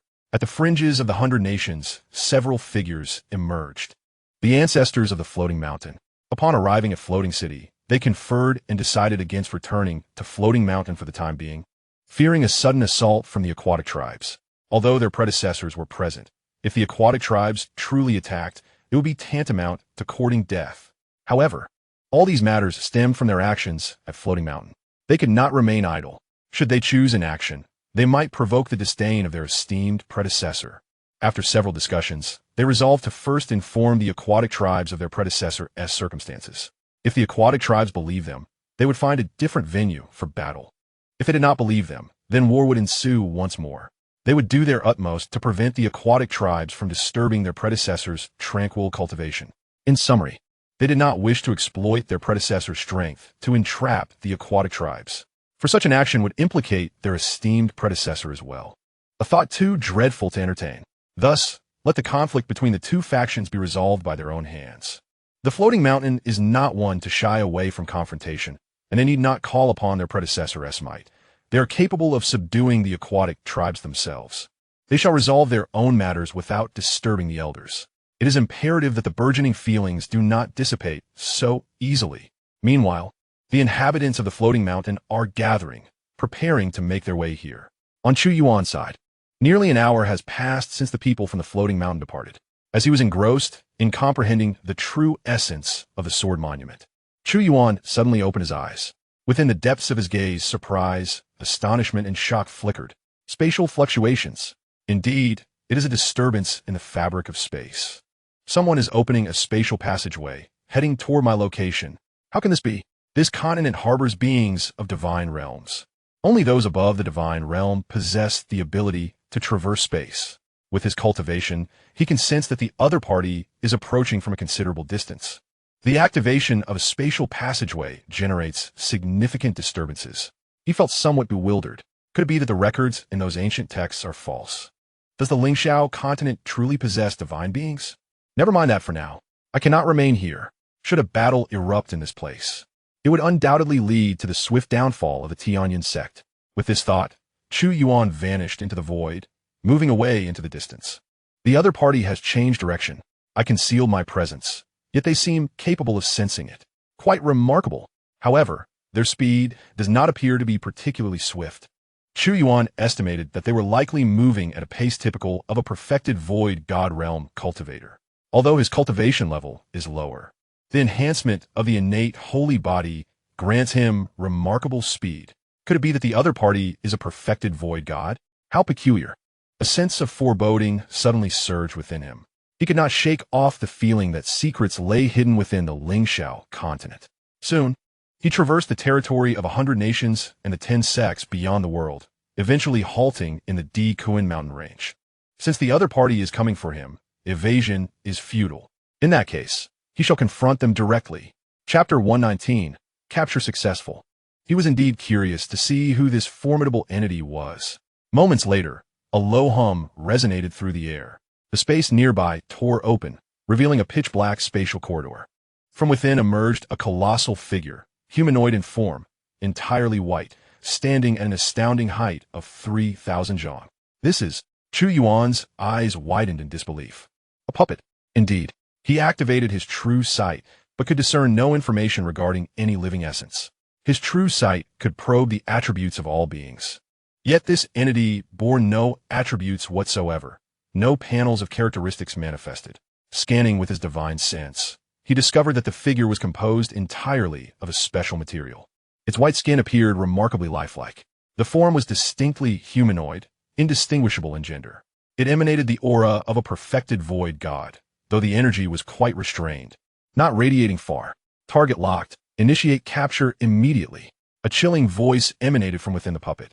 As the words fell, the puppet's colossal hand swept down, aiming to suppress Chu Yuan.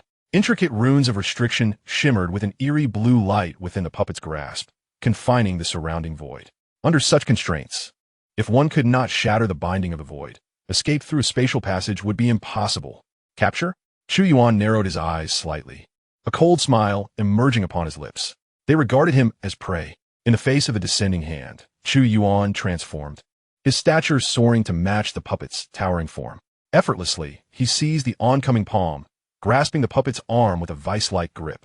The puppet struggled, attempting to retract its arm, but Chu Yuan held fast. Reacting swiftly, the puppet kicked towards Chu Yuan, its leg illuminated by a surge of runic restrictions, amplifying its might to unprecedented levels. Oomph! Chu Yuan snorted disdainfully, an unceasing flow of divine power emanating from him, instantaneously suppressing the puppet to the ground, rendering it immobile. The opposing force indeed reached the pinnacle of the void god realm, yet Chu Yuan remained invincible among his peers. Even a legion of identical puppets would not pose a threat to him. Capturing, capturing. The puppet repeatedly echoed this phrase. Who are you? Chu Yuan Inquit. Capturing. He pressed further. Who commands you? Capturing. The puppet's responses were infuriatingly monotonous. Fool! Chu Yuan Guset. Capturing. It seemed the puppet's directive was straightforward, to apprehend him. This puppet appeared not to be remotely controlled by another, but was capable of autonomous action. If all puppets were at the peak of the void god realm, then their creator must be even more formidable. Was there such an entity in Lingxiao continent? Chu Yuan furrowed his brows, doubting whether the people of Xiankong Mountain had provided him with false texts. A sense of gravity enveloped him. This matter was indeed complex. One such powerful puppet was troubling enough, but how had they discovered his presence? The ability of this puppet to track his movements was utterly absurd. To uncover the truth, he realized he would have to dismantle the puppet's restrictions and comprehend the core commands. Resolutely, Chu Yuan took action, tearing through the puppet's outer defenses, crafted from a unique divine-grade material, resilient and remarkably fortified. Even a being at the pinnacle of the void god realm would struggle to breach it. As this layer was stripped away, countless restrictions and runes materialized. Divine power defenses, force amplifications, binding formations, various formations and restrictions sustained the puppet's operation. Astonishingly, the core of the restrictions resided in its head, while the source of its power lay within its heart, supplied by a supreme divine essence. It felt as though this puppet had been meticulously crafted to resemble a human. Break. Chu Yuan had no time for slow contemplation. He unleashed a tremendous force, obliterating all defensive restrictions. He needed to ascertain the situation swiftly. Otherwise, peace of mind would remain elusive.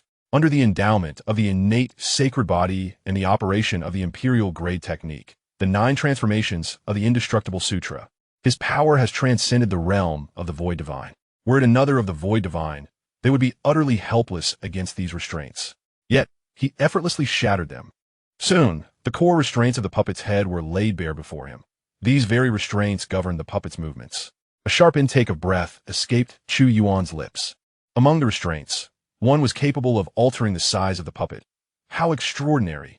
He seized full control of the puppet, and under his forceful manipulation, it shrank to a mere 2 meters in height. At that moment, the puppet's strength was significantly diminished, its maximum size being a staggering 3,000 zhong. Evidently, the puppet had unleashed its full might to capture him. However, he had not anticipated that such unleashed power would ultimately lead to its own demise. Initially, he expected a fierce battle, but his strength exceeded his own estimations. What manner of restraint is this? It appears to have received something and subsequently locked onto my location. Chu Yuan furrowed his brow, sensing trouble. The puppet possessed no soul, rendering soul-searching impossible. Moreover, it left no visual traces. The restraints he could comprehend were exceedingly limited. He surmised that this puppet had employed some special method to pinpoint his location for capture, but where it intended to take him post-capture remained a mystery. Thus, it was time to investigate. Since he had already been discovered and the puppet had arrived, if there were indeed a mastermind behind it, they might also make an appearance. In light of this, it would be prudent to explore the situation further, and should the circumstances prove unfavorable, he could retreat. Chu Yuan always had an escape route. He could enter the system space himself. However, even within that space, he would be rendered immobile, as time was suspended and cultivation impossible. The distinction lay in his ability to think, while others would find their thoughts halted.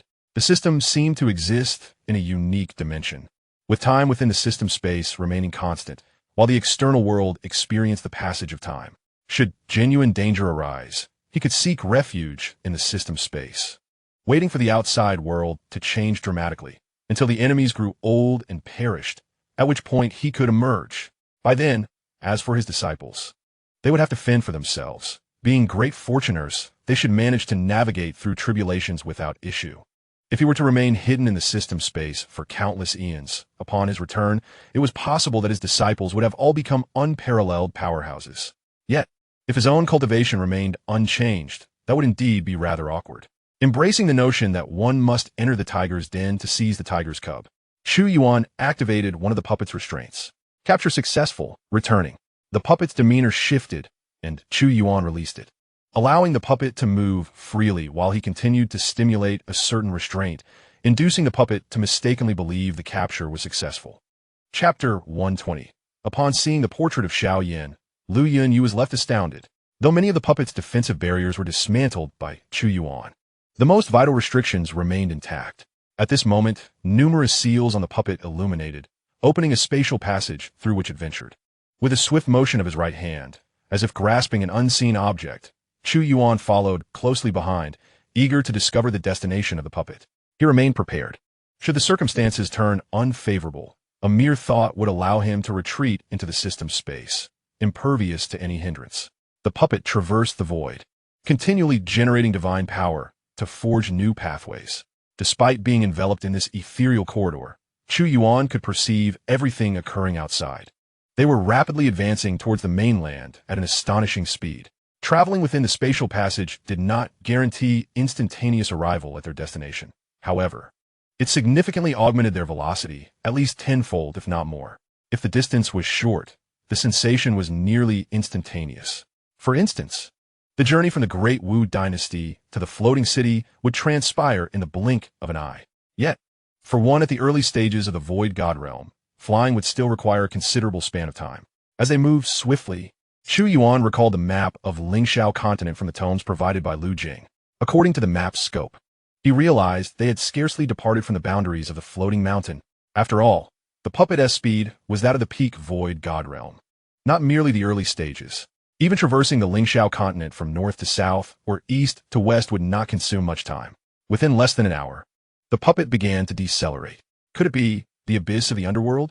Peering down from the void, Chu Yuan beheld an unfathomably vast chasm, strikingly reminiscent of the illustrations and descriptions from the texts he had perused.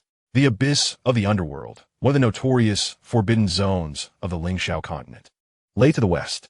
Within this abyss, a chilling wind perpetually emanated, one so fearsome that even those at the revered realm could meet their demise upon exposure. For millennia, countless individuals have harbored curiosity about the abyss of the underworld, yearning to uncover its mysteries and the source of such terrifying gales. Yet, none have succeeded in their explorations. Those who endeavored to penetrate its depths were extinguished by the abyssal winds.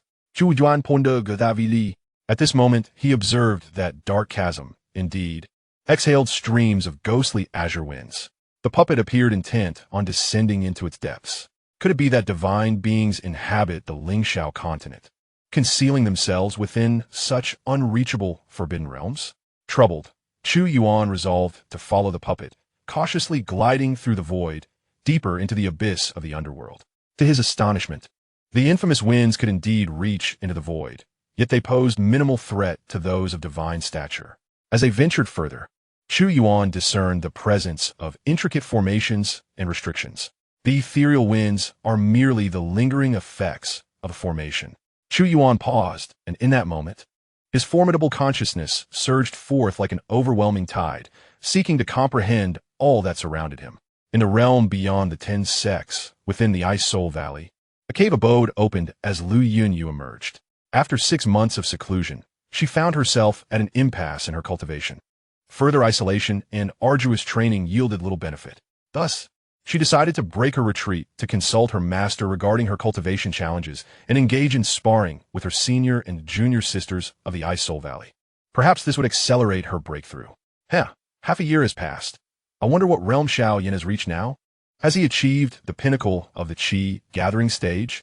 Even if he has regained his former talents, catching up to me will not be an easy feat.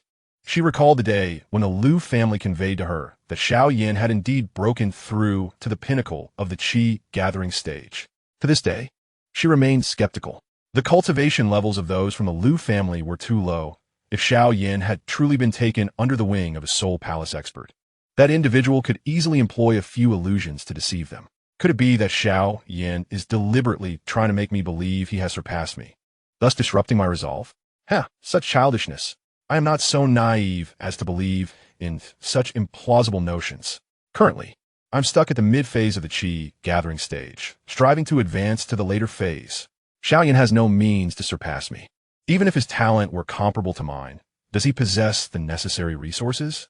The meager resources available in that remote area cannot compare to what I have access to in the Ice Soul Valley. After all, I am a sole direct disciple of the Grand Elder of the Ice Soul Valley. Sigh. Why do I even bring him up? Lu Yun, you massaged her temples. He cannot possibly reappear in my life. We are not of the same world. Almost a year has passed since our 3-year agreement, leaving 2 years remaining. But that is merely a jest. Shaking her head, she exhaled softly. With delicate steps, she ascended into the air. Junior sister Lu, nephew Lu, along her path, whether it be disciples or attendants of the Ice Soul Valley, all greeted her warmly, their demeanor tinged with respect. She relished this feeling, slightly lifting her chin as she responded to the crowd, a flicker of pride gleaming in her eyes. The so-called Soul Palace attendants of the Ice Soul Valley, each of whom would be invincible in the great martial dynasty, showed her deference. She had long since transformed from a mere chick into a phoenix. Master, soon. She encountered her mentor. Master, I have some cultivation questions I wish to discuss with you. Speak, came the reply. After half an hour, she nodded, seemingly enlightened. Thank you for your guidance, Master. The Grand Elder of the Ice Soul Valley nodded, acknowledging that encountering a bottleneck in cultivation is a common occurrence. At this opportune moment, a few disciples were venturing out for training, and he suggested that she accompany them. Battling in an unfamiliar environment might facilitate the breaking of her limitations. Moreover, the grand competition among the 10 sects was imminent, and he hoped she would bring honor to him then. Training? How splendid. Rest assured, Master, I shall not disappoint your expectations. Lu Yunyu replied eagerly. Very well. The Grand Elder of Ice Soul Valley said, tossing her a portrait. Over a month ago, a senior of the king's realm appeared in the floating city, accompanied by 4 disciples. Study their likenesses carefully, remember them well. If you encounter them, do not offend them under any circumstances. The Tianyun Sect suffered greatly for having offended them, losing most of their assets, and even their sect leader, vice leader, and several elders were eradicated. Gasp! Lu Yunyu's eyes widened with shock, and she nodded seriously, unfolding the portrait to memorize the features of the individuals depicted. However, when she beheld the likeness of one of the youths, she stood frozen, as if struck by a thunderbolt. Chapter 121. Lu Yunyu felt a twinge of regret. No, this cannot be. It's impossible, she exclaimed suddenly, her eyes filled with disbelief as she fixated on the face of a youth in the portrait. It was so familiar. It was Xianxia. But hadn't Xianxia become a disciple of a newly ascended Soul Palace Master from the Dou dynasty? How could he be among the disciples of the king's realm here? Since joining the Ice Soul Valley, her horizons had broadened significantly. She had learned that there were several individuals at the Nirvana realm residing within Ice Soul Valley, and above the Nirvana realm lay the king's realm. However, she believed the king's realm existed solely in legends or in the outside world, with the Nirvana realm being the pinnacle of the 10 sections. Thus, when she heard that a figure of the king's realm had indeed appeared in the floating city, she was filled with astonishment. Yet now, she was confronted with Xianxia's image in the portrait, and her master had indicated that these individuals were disciples of that king's realm figure, one she could not provoke. Xianxia was someone she could not hope to contend with. At the first glimpse of Xianxia's portrait, doubt crept into her mind. Could it merely be a case of 2 individuals bearing a striking resemblance? After all, among billions of beings, it was not uncommon for some to look exceedingly alike. Clinging to this glimmer of hope, she convinced herself that this person could not possibly be Xianxia.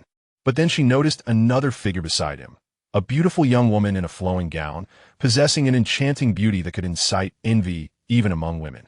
Though years had passed since their last meeting, Lu Yunyu recognized that face all too well. It belonged to Chu Yuan, the adopted child of the carefree king's manor. She had often seen Chu Yuan accompanying Xianxia on their shopping excursions. Upon seeing Chu Yuan, Lu Yunyu was utterly astounded. If the resemblance to Xianxia could be dismissed as coincidence, there is another individual who bears a striking resemblance to Chu Yuan, especially as they stand side by side. Is this truly mere coincidence? It is difficult to believe it to be so. What is the matter? Is there an issue? Witnessing Lu Yunyu's sudden display of distress, the Grand Elder of Bingpa Valley felt a jolt of concern. Could it be that Lu Yunyu had offended these individuals in the past? That seems implausible, for she has been in seclusion and could not have possibly encountered that esteemed figure or their disciple. Prior to her arrival at Bingpa Valley, Lu Yunyu had remained in the royal city of the great martial dynasty without venturing elsewhere. It cannot be that the esteemed figure or their disciple hails from the great martial dynasty, can it? She shook her head, dismissing such a notion as entirely improbable. The esteemed figure is someone she looks up to with reverence, and their disciple is undoubtedly a prodigy beyond compare, certainly not someone the great martial dynasty could produce. Yunyu, please tell me what is going on. She grew anxious. Upon hearing her master's words, Lu Yunyu began to regain her composure and inquired, Master, is it truly the esteemed figure and their disciple depicted in this image? Without a doubt, this matter is known far and wide across the 10 sects. The Grand Elder of Bingpa Valley gazed at her, demanding to know what was troubling her. Ah, no. Lu Yunyu quickly shook her head. I was merely taken aback. I had not anticipated that the esteemed figure would appear so youthful, seemingly in their 20s or 30s. That is why I lost my composure earlier. Forgive me for causing you concern, Master. At that moment, her mind was in turmoil, as she was increasingly convinced that the person in the image was indeed Xianxia. This realization stirred a profound sense of unease within her. How could it be that Xianxia could become a disciple of the esteemed figure? Yet, she could not reveal to her master that Xianxia was her former fiancé, whom she had rejected.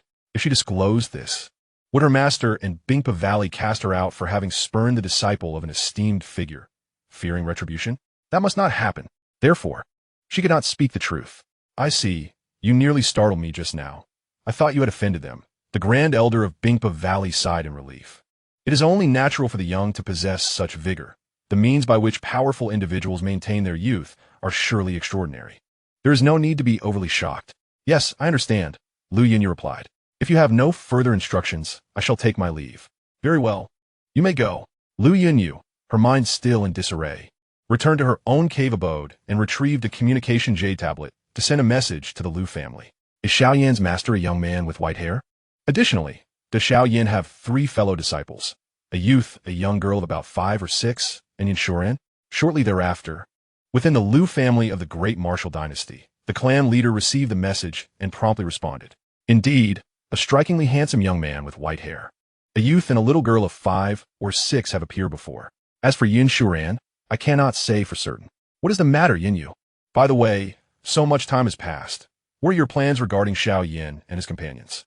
Upon receiving the message, Liu Yunyu remained silent for a considerable time, her fists clenched tightly, emitting a crackling sound. Indeed, Xiaoyan must have truly apprenticed under a master of the King's realm. Could it be that this esteemed figure is not affiliated with the Tianyun Sect, but rather, akin to her own mentor, is merely traversing the Great Martial Dynasty? How would I contend with such a force? At this moment, Liu Yunyu managed a bitter smile, feeling a tinge of regret for her earlier decision to withdraw from the engagement. If she had not done so, perhaps she could have established a connection with that master of the King's realm. Even if she could not become his disciple, she might have become a companion to one of his apprentices. Yet, no, cultivation relies on the individual. Even if he has become a disciple of the King's realm, his advancement ultimately depends on himself. He lags behind me by so much. I refuse to believe he can truly catch up. Previously, I thought he could not fulfill the 3-year promise, but now it seems he can. However, overcoming me will not be so simple. What does it matter if he has disciples of the King's realm on his side? If he truly dares to confront me, I shall defeat him. Surely, that master will not be angered by the plight of a mere junior. Xiaoyan, do not grow complacent. With this thought, Liu Yunyu regained much of her confidence. At the very least, she would be stronger than Xiaoyan. In the near term, he could not possibly surpass her. Even a master of the King's realm would not swiftly elevate a disciple's capabilities. In the Great Martial Dynasty, within the Liu clan, the clan leader had just concluded his message when someone came to report. Clan leader, I have heard news that Xiaoyan and his fellow disciples are currently pursuing the remnants of the Bloodblade sect and the Qingmu sect, eliminating them. Some have witnessed Xiaoyan effortlessly crushing late-stage Xiandan cultivators. What? The clan leader was astonished. Surely this must be an exaggeration. He is still so young. It is indeed true, clan leader. After a long moment, the clan leader began to believe it. This cannot be. I must inform Yunyu of this news. He immediately prepared to send a message, only to discover that he lacked sufficient top-grade spirit stones. Alas, given the circumstances, if Yunyu were to learn of this, it might disrupt her state of mind. Perhaps it is best not to inform her after all. Chapter 122, A Fragment of Truth, like a breeding ground. The array's range was not extensive, encompassing merely a radius of 10,000 miles. Within the abyss of the nether, Chu Yuan's divine consciousness explored the entirety of the array. Although small, its power was astonishingly formidable. His consciousness could not penetrate its depths. Moreover, he sensed that even with all his might, he might not be able to dismantle it. The so-called Netherwind was merely a remnant of the array's might. Under his control, the puppet, upon nearing the array, automatically illuminated with a series of Taoist inscriptions, enveloped in a ghostly blue light, allowing it to traverse the array unhindered. With a size of merely 10,000 miles, it did not seem to belong to any major power. Chu Yuan summoned his divine power, manifesting an identical divine power avatar, while he withdrew to a distance, allowing the avatar and the puppet to enter the array. This divine power avatar possessed strength equivalent to the early stage of the Void God realm, even if it were to fall within. The loss would only entail some divine power essence and divine soul essence, which could be restored after a period of cultivation. In the face of such an enigmatic realm, though he possessed the desire to explore, a necessary vigilance must be maintained. If it is possible to avoid entering in person, then one ought to refrain from doing so. As the divine power avatar and puppet ventured forth, his consciousness expanded, given their proximity and the formation not severing their connection. Chu Yuan was able to synchronize with the information acquired by the divine power avatar. To his surprise, he sensed no trace of life. Furrowing his brow, Chu Yuan noted that within the formation, spanning miles, there was an overwhelming silence, devoid of any living essence. He had initially presumed that it concealed some unparalleled powerhouse. Yet, it could also be that the adversary had concealed themselves, eluding his detection. However, having arrived at this juncture, there seemed little reason for them to remain hidden, did there? If their intention was to capture him, would this not be the opportune moment to reveal themselves? A myriad of questions welled up within him. As he prepared to teleport back after his reconnaissance, the puppet descended upon a certain patch of ground. Noticing the absence of any life force, Chu Yuan began to investigate the specifics of the area. There, where the puppet had landed, lay an enormous formation, spanning 100 miles in every direction. Intricately complex. Could this be a teleportation array? Chu Yuan's eyes narrowed. Thus, the puppet captures me and then teleports me elsewhere? He speculated. What would be the reason for capturing me? Could it be due to my breakthrough into the void god realm? Having infused the puppet with a significant amount of divine power, he retained the ability to manipulate its restrictions. Under his guidance, another restriction was triggered, causing the puppet to lapse into silence, subsequently settling beside the teleportation array, its eyes dimming. Yet, one restriction continued to emit light, perpetually awakening the puppet. It became evident that this particular restriction was responsible for detecting his presence. Without delay, Chu Yuan channeled his divine power to seal this restriction, rendering the puppet completely silent. Following this, his divine power avatar commenced an exploration of the surrounding area. Aside from the teleportation array, monumental pillars stood tall in various locales, with a staggering total of over 180,000 columns, each etched with intricate restrictions. These restrictions perpetually radiated a peculiar wave of energy, subtly merging into the void. As the divine power avatar gently made contact with one colossal stone pillar, in the next instant, the restriction upon it illuminated, manifesting countless specks of light that formed an image. Was this the Lingxiao continent? Chu Yuan discerned that the image depicted the very map of the Lingxiao continent. The illustration appeared in white, yet at the location of the nether abyss, a small red dot began to glow. The pillar's restriction seemed to emit a wave, communicating with a certain restriction within the puppet. In that moment, Chu Yuan was taken aback. He had moved his physical form a mere 10,000 miles, yet observed that the small red dot on the restriction's image had shifted a slight distance as well. At this juncture, an epiphany dawned upon him. The stone pillars formed an extraordinary formation, emanating a peculiar energy that seemingly functioned like a radar, as if this strange energy had pinpointed his location. Could it be that I have broken through to the realm of the void deity and was subsequently detected, leading to the deployment of puppets for my capture? Upon successful apprehension, would I be transported through a teleportation array to some undisclosed location? A bold hypothesis surfaced in Chu Yuan's mind, one that appeared to hold validity. Yet, the pressing question lingered. Who orchestrated this grand array, and why target those who have ascended to the divine realm? Furthermore, considering the absence of news regarding the divine realm on Lingxiao continent, could it be that all who achieved such a breakthrough were seized? Additionally, historical records ceased around 60,000 years ago. Was this array established during that epoch? What was its ultimate purpose? Did someone wish to prevent the existence of divine beings in Lingxiao continent, thus ensuring their immediate removal upon emergence? Was it merely a matter of removal? Or was there a more sinister motive at play? He suddenly pondered whether this conspiracy could involve a breeding ground. Perhaps otherworldly entities were cultivating the inhabitants of Lingxiao continent, harvesting them once they reached the divine realm. This theory, though disconcerting, seemed plausible. However, a peculiar inconsistency arose. If the intent was indeed to cultivate, should there not be an abundance of divine beings? Shouldn't there be numerous divine-level techniques and powers, thus facilitating the emergence of formidable divine entities? Yet, in reality, it appeared that the major factions of Lingxiao continent lacked any divine-level techniques or powers. If such a breeding ground existed, the likelihood of producing divine beings would be significantly diminished. This contradiction rendered the situation perplexing. After all, in livestock farming, one would naturally desire an increase in the population. Had he perhaps succumbed to overly dark thoughts? Perhaps there were reasons preventing divine beings from remaining here, compelling their removal instead? Chu Yuan Muset Gui. He continued to inspect the surroundings, yet found no written information that could unveil the truth. To uncover the reality, the only recourse was to activate the formation and traverse to the other side of the teleportation array. He shook his head. Certainly, he would not undertake such a perilous endeavor. If danger truly awaited him there, it would be akin to walking into a trap. Beneath this formation lay an immense reservoir of divine essence. Chu Yuan contemplated whether he should dismantle the array.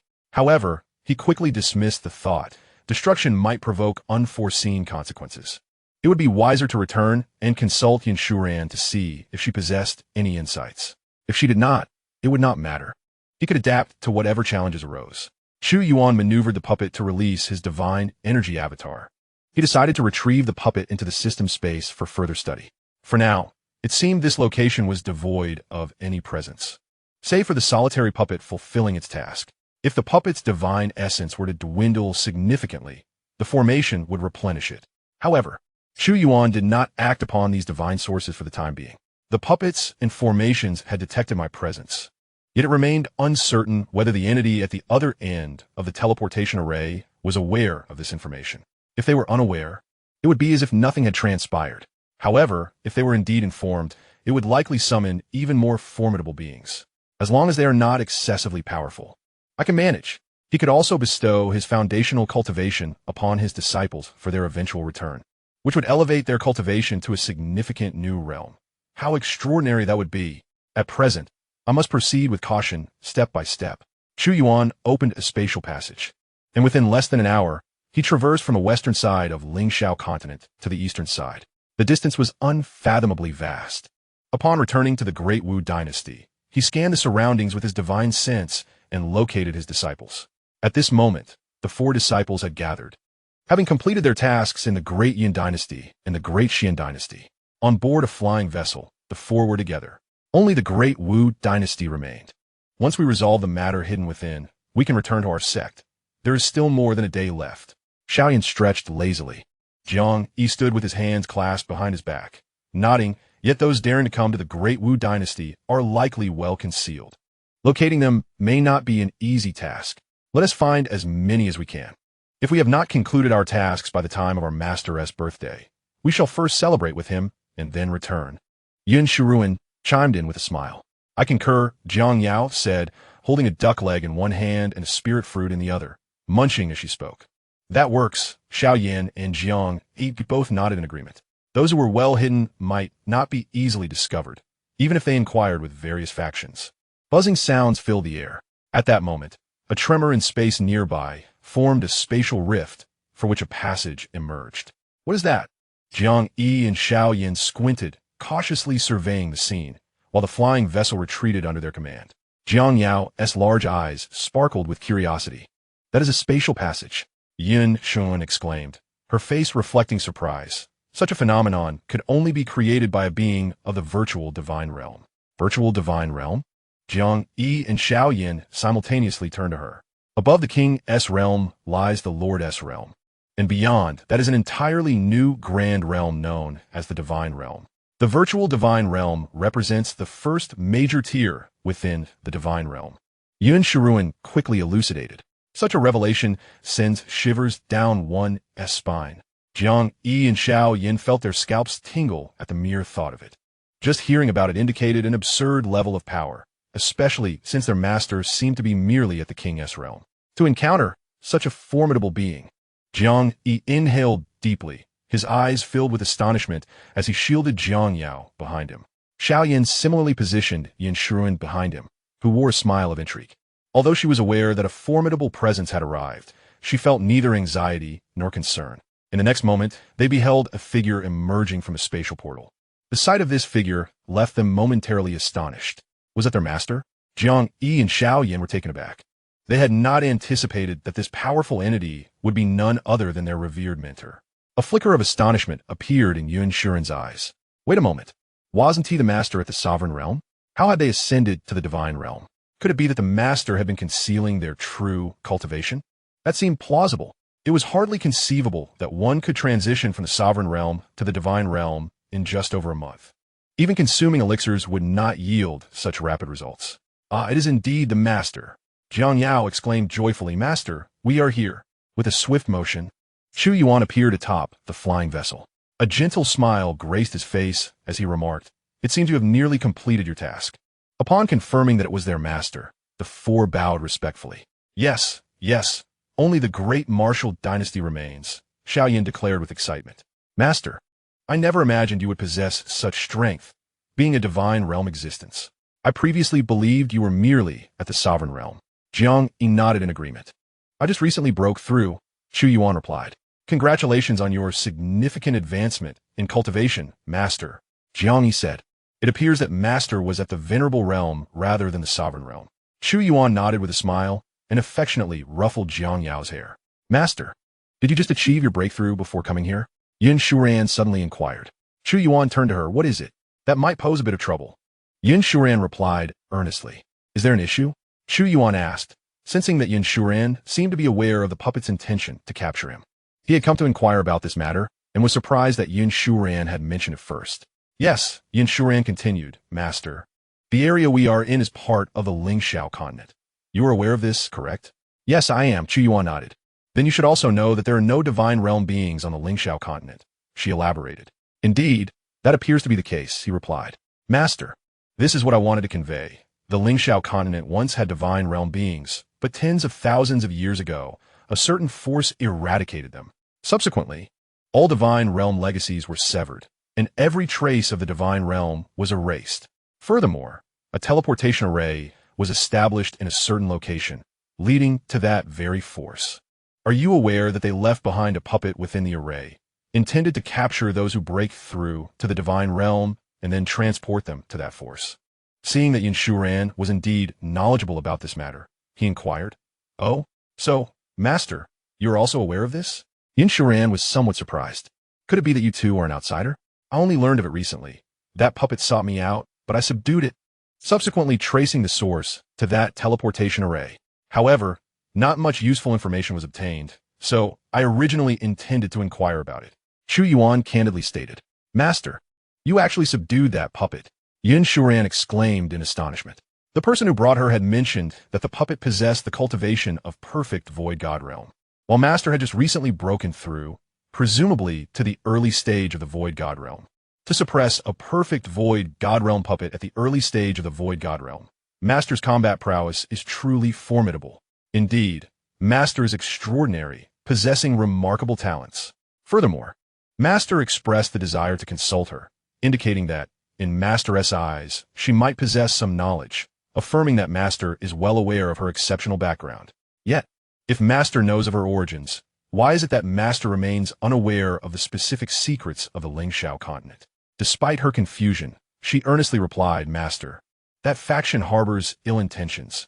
Those who are sent over do not meet a favorable end. I was initially concerned that, having just broken through, you might be in danger from the puppet, but since you were able to subdue it, all is well. In fact, if you had been unable to handle it, I would have intervened. Despite my lower cultivation, I possess numerous treasures. That faction is quite malevolent. This place serves as one of their breeding grounds, where individuals sent over are transformed into materials for refining a special type of human pill. Refining human pills? Xiao Yin and the others have been listening attentively and likely grasped the gravity of the situation. Upon hearing about the refinement of human pills, they found it utterly abhorrent. But that doesn't make sense. Jiang Yi, exceptionally astute, pointed out a discrepancy. If they intend to use the Void God Realm for pill refinement, why not cultivate the Void God Realm here in abundance? You mentioned that they severed the inheritance of the Void God Realm here. Wouldn't that diminish the probability of producing Void God Realm cultivators? That seems to be the case. Where would one find the necessary medicinal materials while simultaneously destroying the conditions for their growth? Xiao Yin nodded in agreement. This was also a point of confusion for Chu Yuan. Taking a deep breath, Yin Shuran continued. This is because the talents they seek are not ordinary Void God Realm cultivators. Chapter 124. Yin Shuran's understanding was profoundly transformed. What does it mean to not be an ordinary Void God Realm cultivator? Xiao Yin was utterly perplexed. Chu Yuan's mind stirred. This was precisely the inquiry he wished to pose, and his esteemed disciple acted as his mouthpiece. Yin Shuran elaborated. The severance of the Void God Realm inheritance has significantly increased the difficulty of reaching that realm. Many beings at the perfected level of the revered realm would have a chance to break through to the Void God Realm if the inheritance were available. However, without that inheritance, they remain unable to ascend. Once someone manages to break through in such a challenging environment, that individual possesses not only exceptional talent, but also remarkable fortune. What that faction requires are precisely those individuals endowed with extraordinary talent and fortune. Only by using such talents for pill refinement can they achieve their objectives. At this point, Yin Shuran gazed at her master, undoubtedly recognizing that Master S' talent and fortune are unparalleled. She was uncertain of the extent of his talent. However, among the 4 disciples, including herself, none were simple. If the fortune were to remain poor, it is likely that no one in this world would possess good fortune. The Master S' fortune, in her eyes, could only be deemed terrifying. Even the forces backing her would find it challenging to gather such a multitude of exceptional talents. Thus, it dawned upon Chu Yuan. The severance of the divine inheritance from the Lingxiao continent was intended to foster individuals who embodied both talent and fortune. 4th junior sister. If that is the case, such divine materials with both strong talent and fortune must be exceedingly rare, Xianxia remarked. After all, without divine inheritance, it is normal for thousands of years to pass without a single divine being appearing. Can they truly wait that long? Senior brother, this Lingxiao continent is merely one of their many breeding grounds. There are numerous places akin to the Lingxiao continent. Moreover, they can even establish small worlds to cultivate geniuses, nurturing the children of these small worlds, and so forth. Xianxia replied. Jiang Yi and Xiao Yan inhaled sharply. Xiao Yan exclaimed in astonishment. That is indeed terrifying. Chu Yuan silently nodded. It was undeniably alarming. Clearly, that force was immensely powerful. 4th junior sister, just how formidable is that force? Jiang Yi inquired with curiosity.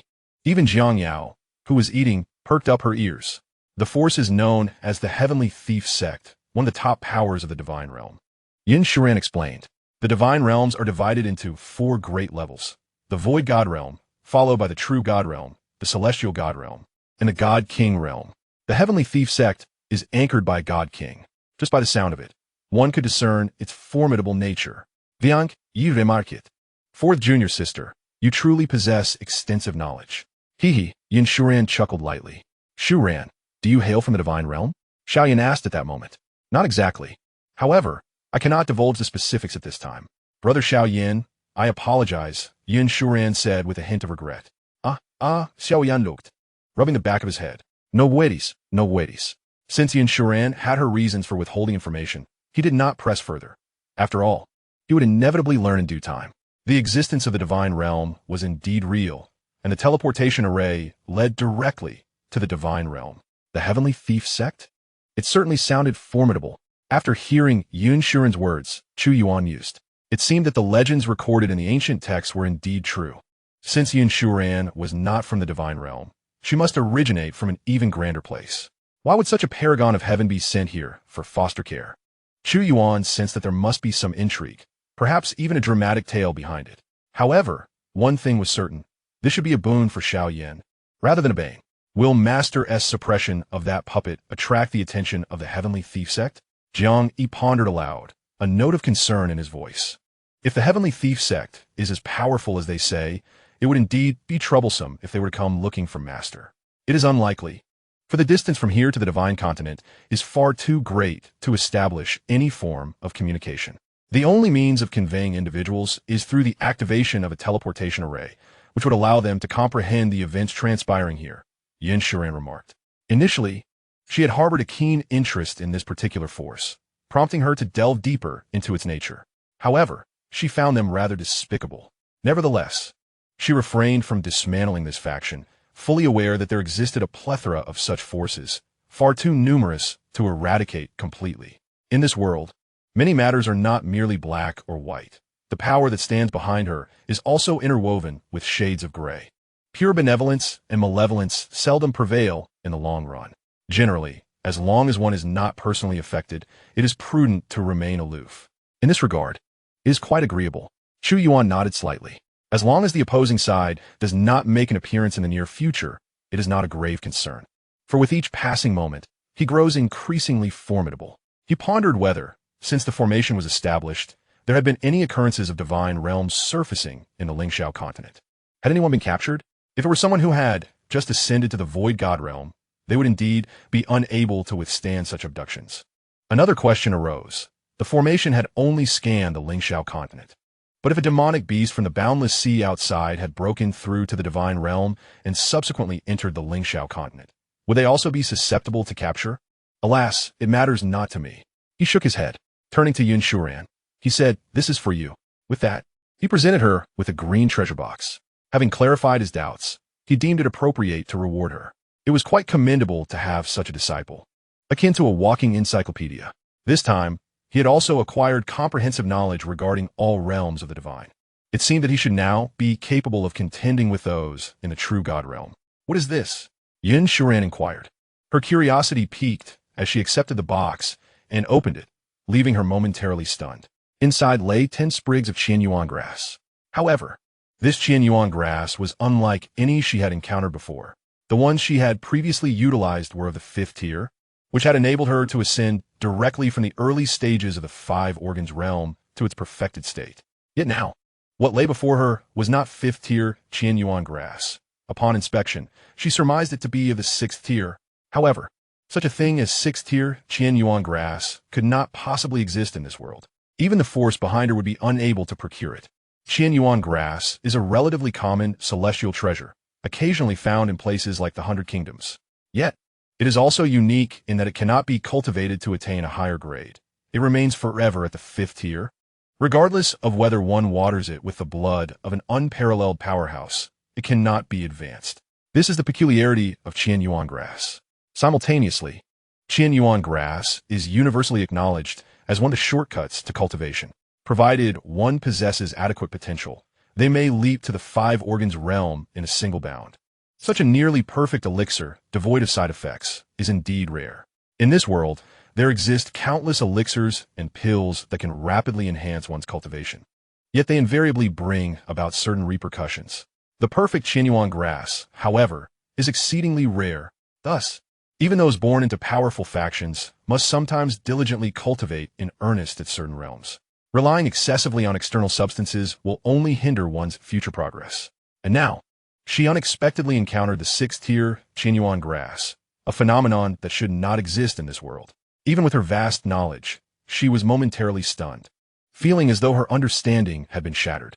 Observing her dazed expression, Chu Yuan smiled, relieved that he had finally presented something that would earn Xianxia's admiration. Otherwise, as her master, he would have lost all sense of mystery. Chapter 125. Disciple achieves perfection in the Soul Palace realm. Thank you, Master. Xianxia quickly expressed her gratitude once she regained her composure. She found it utterly perplexing to fathom her master. Master, one is sufficient for me. Please keep the rest. She insisted. The mere sight of the 6th tier Tianyun grass was a tremendous surprise. The fact that her master gifted her 10 was beyond her expectations. No need.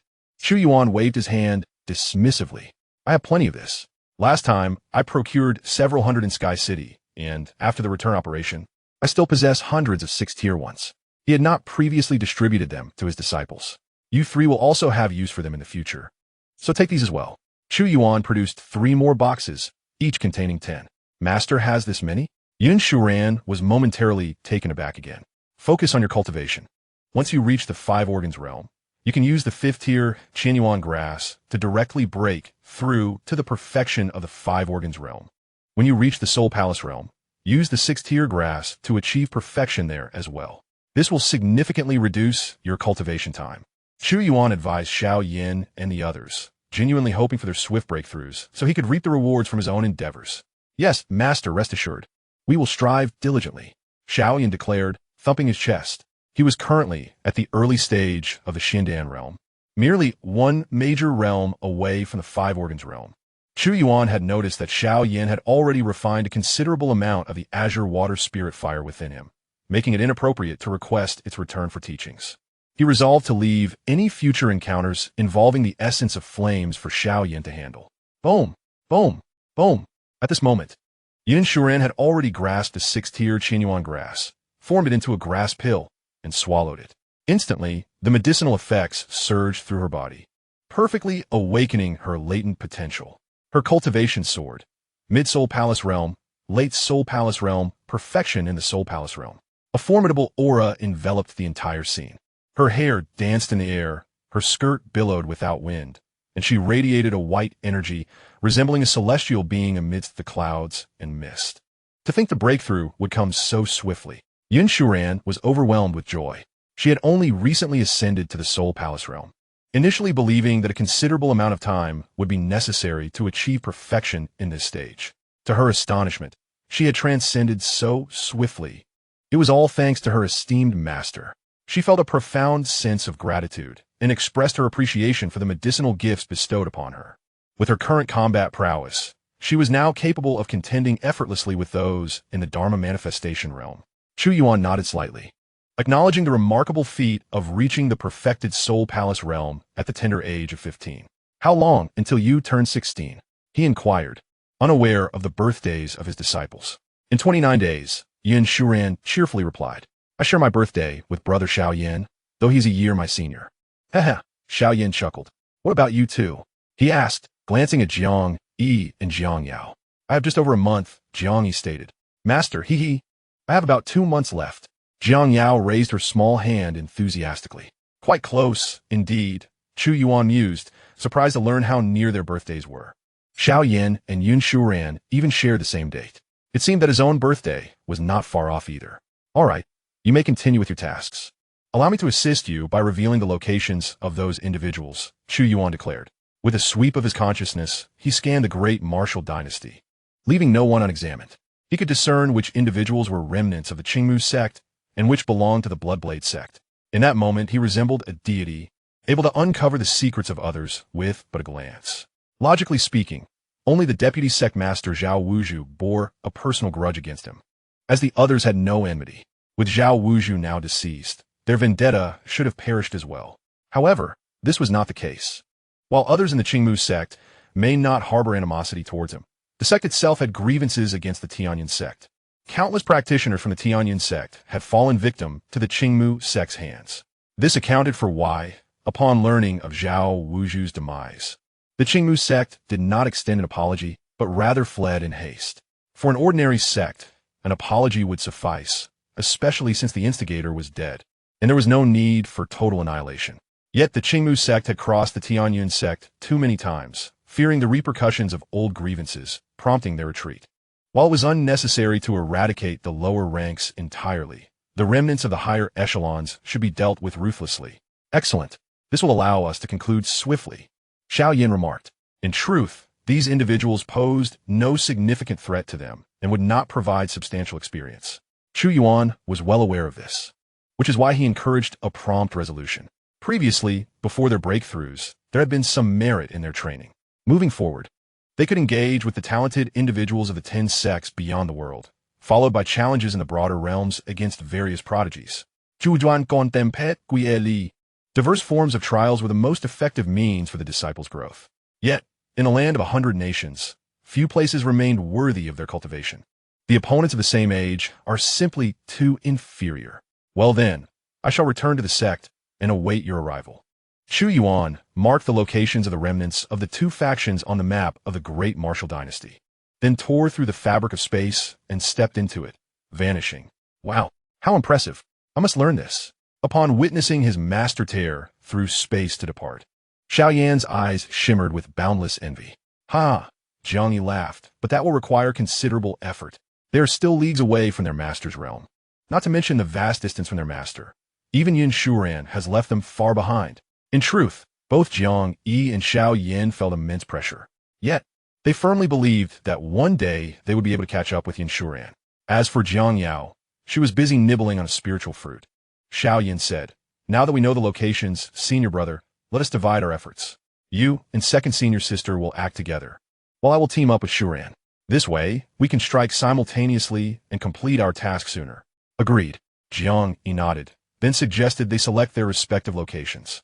Xiaoyan glanced at the map and chose a spot near Wuyun City, declaring, I will take this one. Shuran also selected her destination. Very well. Let us gather at the imperial city of the great martial dynasty later to present gifts to our master, Jiang Yi proposed. Their master possesses an abundance of treasures. In terms of gifts, they had little of significance to offer. The treasures they possessed were all bestowed by their master, numerous beyond count. Thus, they decided to explore the imperial city for interesting items, having some ideas in mind, but hoping to discover even better alternatives. Their gifts would merely be a token of their sincerity. Let us part ways then, Xiaoyan began, but before he could finish, his gaze turned towards the distance. Brother, look, a familiar figure, Jiang Yao exclaimed, her eyes wide with excitement, focusing on the figure in the distance. The last time they encountered her, she was being chased by a dragon, and now she was being pursued by a tiger. She seems to have remarkably good fortune. Chapter 126. Who do you wish to perish? Why am I so unlucky? In the distance, amidst the mountains, a woman was flying swiftly, closely pursued by a six-winged fanged tiger.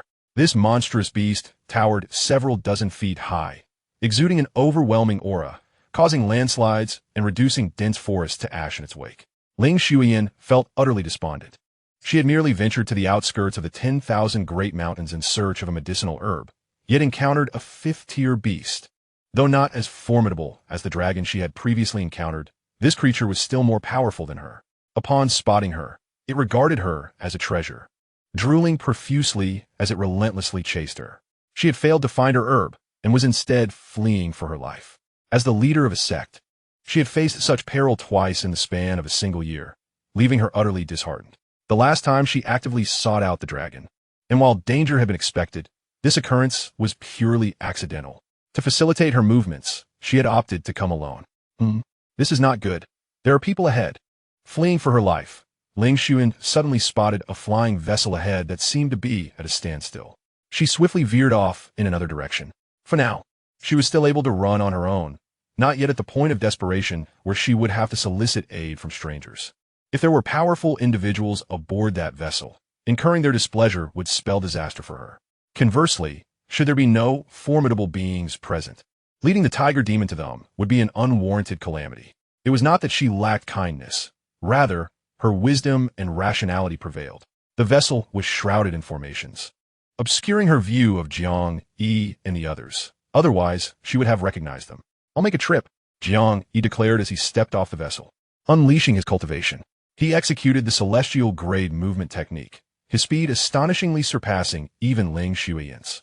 His mastery of the celestial grade ultimate technique, the meteoric step, had reached a commendable level. Even those in the Nirvana realm would experience a significant boost in speed while employing it, let alone someone of his lower cultivation, who would benefit even more noticeably. His power, now unleashed, rivaled the speed of those in the profound Dan realm, and combined with his movement technique, he could keep pace with those in the Five Organs realm. As Ling Xuyan rounded the corner, she caught a glimpse of a figure soaring toward her from the vessel. Upon closer inspection, she was momentarily taken aback. Wait, isn't that a disciple of Ancestor Chu? Why are they so fast? The last time they met, the individual had merely been in the late stage of the Gathering Yuan realm. While her mind buzzed with confusion, the six-winged tiger demon also detected Jiang Yi, its crimson eyes flashing with a bloodthirsty glint, accompanied by a trace of anger, seemingly incensed that Jiang Yi dared to approach it, thus belittling its authority. Seeking death, it abandoned the fleeing Ling Xuyan and charged at Jiang Yi.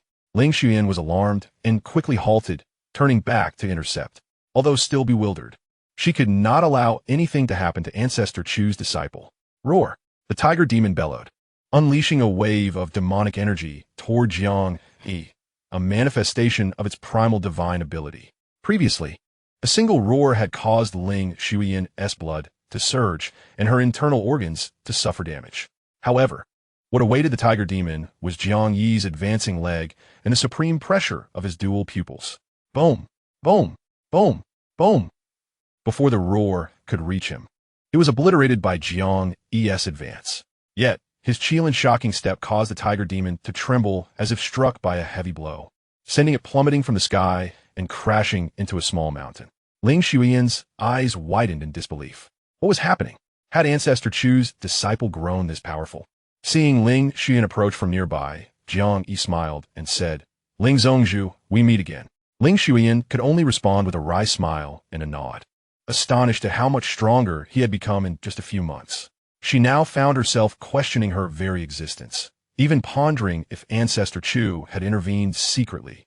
Yet the overwhelming aura emanating from Jiang Yi was undeniably his own. First, let us deal with this beast. Jiang Yi charged forward as the tiger demon regained its footing, its fangs and claws glistening with lethal brilliance, its eyes filled with a murderous thirst for blood. With a tremor of its six wings, the tiger demon charged towards Jiang Yi, intent on engaging him in close combat.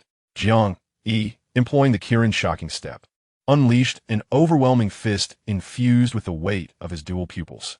Following a resounding impact, it was the tiger demon that found itself retreating, its battle prowess diminished to less than 50% under the oppressive force of Jiang Yi's gaze. What a monstrous being! Ling Xuyan was taken aback. The disciple of the esteemed ancestor, Chu, had surpassed her in strength. Yet, she did not remain passive. Seizing the opportunity while Jiang Yi repelled the tiger demon, she drew her sword and struck, catching the beast off guard and inflicting a visible wound beneath its ribcage, causing it to howl in pain and stagger backward. A mere completion of the Pool of Clouds realm. At that moment, Ling Xuyan noticed Jiang Yi's aura, her eyes nearly bulging with disbelief. A culmination in the Pool of Clouds realm, surpassing the profound Pill realm, and directly repelling a fifth-tier beast. She questioned whether she was dreaming. It was simply too surreal. The profound Pill realm condenses the profound Pill, while the Five Organs realm opens the Five Organs celestial caverns, each possessing its own intricacies. Thus, she was certain that Jiang Yi had not entered these realms. There was no notion of concealed cultivation. His displayed power was genuine. Cursed human race, you shall pay dearly. The tiger demon seethed with rage. Typically, once a demon beast ascends to the fourth tier, it can refine its bones and articulate human speech. Of course, some demon beasts are unique, capable of speaking earlier or later than expected. Certain special races can articulate human language from the first tier, and some acquire such knowledge through a bloodline awakening rather than through study, making many demon beasts exceedingly intelligent. This is all you're doing. The tiger demon roared once more, and suddenly a crimson light enveloped its form, causing its aura to surge, swiftly reaching the late fifth tier. The royal insignia on its forehead began to emit a faint glow. Ling Xuyan's complexion turned ashen. The power of bloodlines. This tiger demon was indeed formidable. Jiang Yi narrowed his eyes, recognizing that the tiger demon had activated its unique bloodline power. Arrogant, the tiger demon retorted indifferently. My ancestor was an 8th tier great demon. My bloodline has returned to its ancestral purity. How noble! How dare you claim I am merely formidable? You shall meet your demise. Who are you threatening with death? Before the tiger demon could act, a cold voice interrupted. A youth emerged from the flying vessel, swiftly reaching Jiang Yi's side. It was naturally Xiaoyan. Upon sensing the tiger demon's activation of its bloodline power, Xiaoyan felt the Bai Shui Ling Hua stir, as if eager to devour something within the beast. Thus, he hastened to Jiang Yi's aid. Moreover, his senior brother's current strength was barely sufficient to contend with the late fifth-tier beast. Dispatching it quickly would facilitate their mission. Of course, should his senior brother resort to the treasures bestowed by their master, slaying the tiger demon would be effortless. Yet, such treasures are best reserved for when absolutely necessary. Another expert. Upon witnessing Xiaoyan's arrival, the tiger demon sensed a peerless aura. This individual seemed even stronger. Enough with the idle chatter. Vermilion Bird's Skyward Palm. Chapter 127. How are his disciples so powerful? Xiaoyan raised his hand and unleashed a palm strike, from which a dazzling radiance of true essence transformed into the ethereal silhouette of a vermilion bird, descending upon the tiger demon to subdue it. At the moment the tiger demon beheld the spectral figure of the vermilion bird, a tremor coursed through its entire being, a primal instinctual fear. The tiger demon felt its demonic energy momentarily stagnate, and upon regaining its senses, its first thought was to flee. With a powerful flap of its 6 wings, it was prepared to escape in a streak of light. However, at that moment, Jiang Yi had already stepped forward. The might of the Qilin's heavenly step descended, restraining the tiger demon. Roar! With no avenue for escape, the tiger demon let out a furious roar, opening its maw to unleash a blood-red beam, radiating with destructive energy. Boom! The silhouette of the vermilion bird soared forth, colliding with the crimson beam. There was no stalemate. The vermilion bird shattered the blood-red beam effortlessly, crashing into the tiger demon. In an instant, the tiger demon was struck by overwhelming power, plunging deep into the earth. Centered around the tiger demon, shock waves erupted, causing the very mountains to crumble. In an instant, dust and debris filled the air. Xiaoyan waved his hand, and his formidable aura swept through, dispersing the clouds of dust. In the depths of the pit, he beheld the dejected tiger demon, whose face had been partially caved in, with 5 of its 6 wings broken. Had the tiger demon been able to fully unleash its power, comparable to that of a late-stage 5 organs realm practitioner, Xiaoyan would not have been able to inflict such a heavy blow. However, under the suppression of Jiang Yi's heavy gaze, the tiger demon could not muster even half of its strength, making it an easy target for Xiao Yan's overwhelming assault. Everything transpired with astonishing swiftness. Gu Lu Lingxue swallowed hard, her beautiful eyes nearly bulging from their sockets. The scene before her was simply unfathomable. A beast on par with a late-stage five-organs realm had been so effortlessly subdued. This youth, was he not Xiao Yan, the son of the carefree king of the imperial city? As the master of a sect, she had heard of Xiao Yan's apprenticeship under old ancestor Chu. She was also aware of his previous state of being crippled. Yet, she never anticipated that within less than a year, Xiao Yan would have transformed into such a formidable force. Not to mention, with the combined strength of these two brothers, no sect of the great martial dynasty could withstand them. They were merely in their teens, and their prior cultivation had been modest at best. It was only in the brief time spent under old ancestor Chu that they had undergone such a remarkable metamorphosis. Could it be that old ancestor Chu had fed them the legendary elixirs of immortality?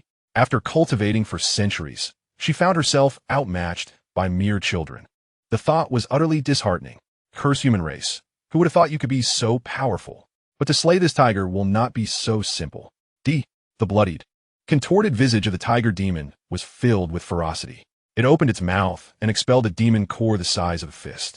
The moment the core emerged, it radiated a deep crimson light, dazzling and resplendent, akin to a miniature sun. With a sudden burst, the tiger demon's eyes gleamed with madness and bloodlust, and it unleashed a mouthful of essence blood, which shimmered with vitality, flames of scarlet flickering upon it. As the essence blood melded with the demon core, the core expanded tenfold, swelling further as it soared towards Jiang, Yi, and the others, exuding an ominous aura that engulfed the surroundings. It was about to self-detonate the demon core. Beware! Ling Xuyan exclaimed in terror, hastily retreating. Should this demon core explode, even those at the late stage of the five organs realm could be obliterated. The danger was palpable. Jiang, Yi, and Xiaoyan also fell back. Just then, a figure swiftly materialized before them. With a graceful hand, white energy emanated in wisps, encircling the demon core and intertwining to confine it. Yun Shiruan gently clenched her hand, and under the weight of her formidable power, the once bulging demon core began to shrink, ultimately returning to its original fist-sized form, which she then grasped in her palm. The peerless aura vanished without a trace. She stood poised in the air, her white garments flowing elegantly, her lithe figure adorned with stunning features that radiated youthful vitality, yet exuded an ethereal grace. Ling Xuyan gasped in astonishment. Who is this? The demon core that was about to explode has been subdued. Xiao Yan remarked, Sister, the demon core and essence blood contain the essence of fire. It appears that this tiger demon's ancestors must have acquired a form of spiritual fire and refined it into their bloodline. Thus, its descendants possess a modicum of this fiery essence. It is precisely due to this fiery lineage that the opponent could elevate their prowess in such a short span of time. To enhance two minor realms is indeed significant. However, this does not come without repercussions. Once the bloodline power is activated and the battle concludes, a period of weakness ensues. Many demon beasts experience this, Yin Shiruan explained. Is that so? I suspected the Bai Shui Ling Hua was yearning to consume something. Now it makes sense. Xiao Yan exclaimed with excitement. Indeed, Yun Shiruan revealed a sweet smile. Allow me to refine this fiery essence for you, so that the Bai Shui Ling Hua may devour it. Very well. Xiao Yan responded joyfully. The two drew closer as Yun Shiruan began to extract the fiery essence from the demon core and infuse it into Xiao Yan's dantian. Young Master Jiang, who is this? Ling Xuyan approached Jiang Yi, her voice barely above a whisper. My fourth junior sister, Jiang Yi smiled. She is also a disciple of old ancestor Chu. May I inquire about her cultivation level? Ling Xuyan felt utterly mystified.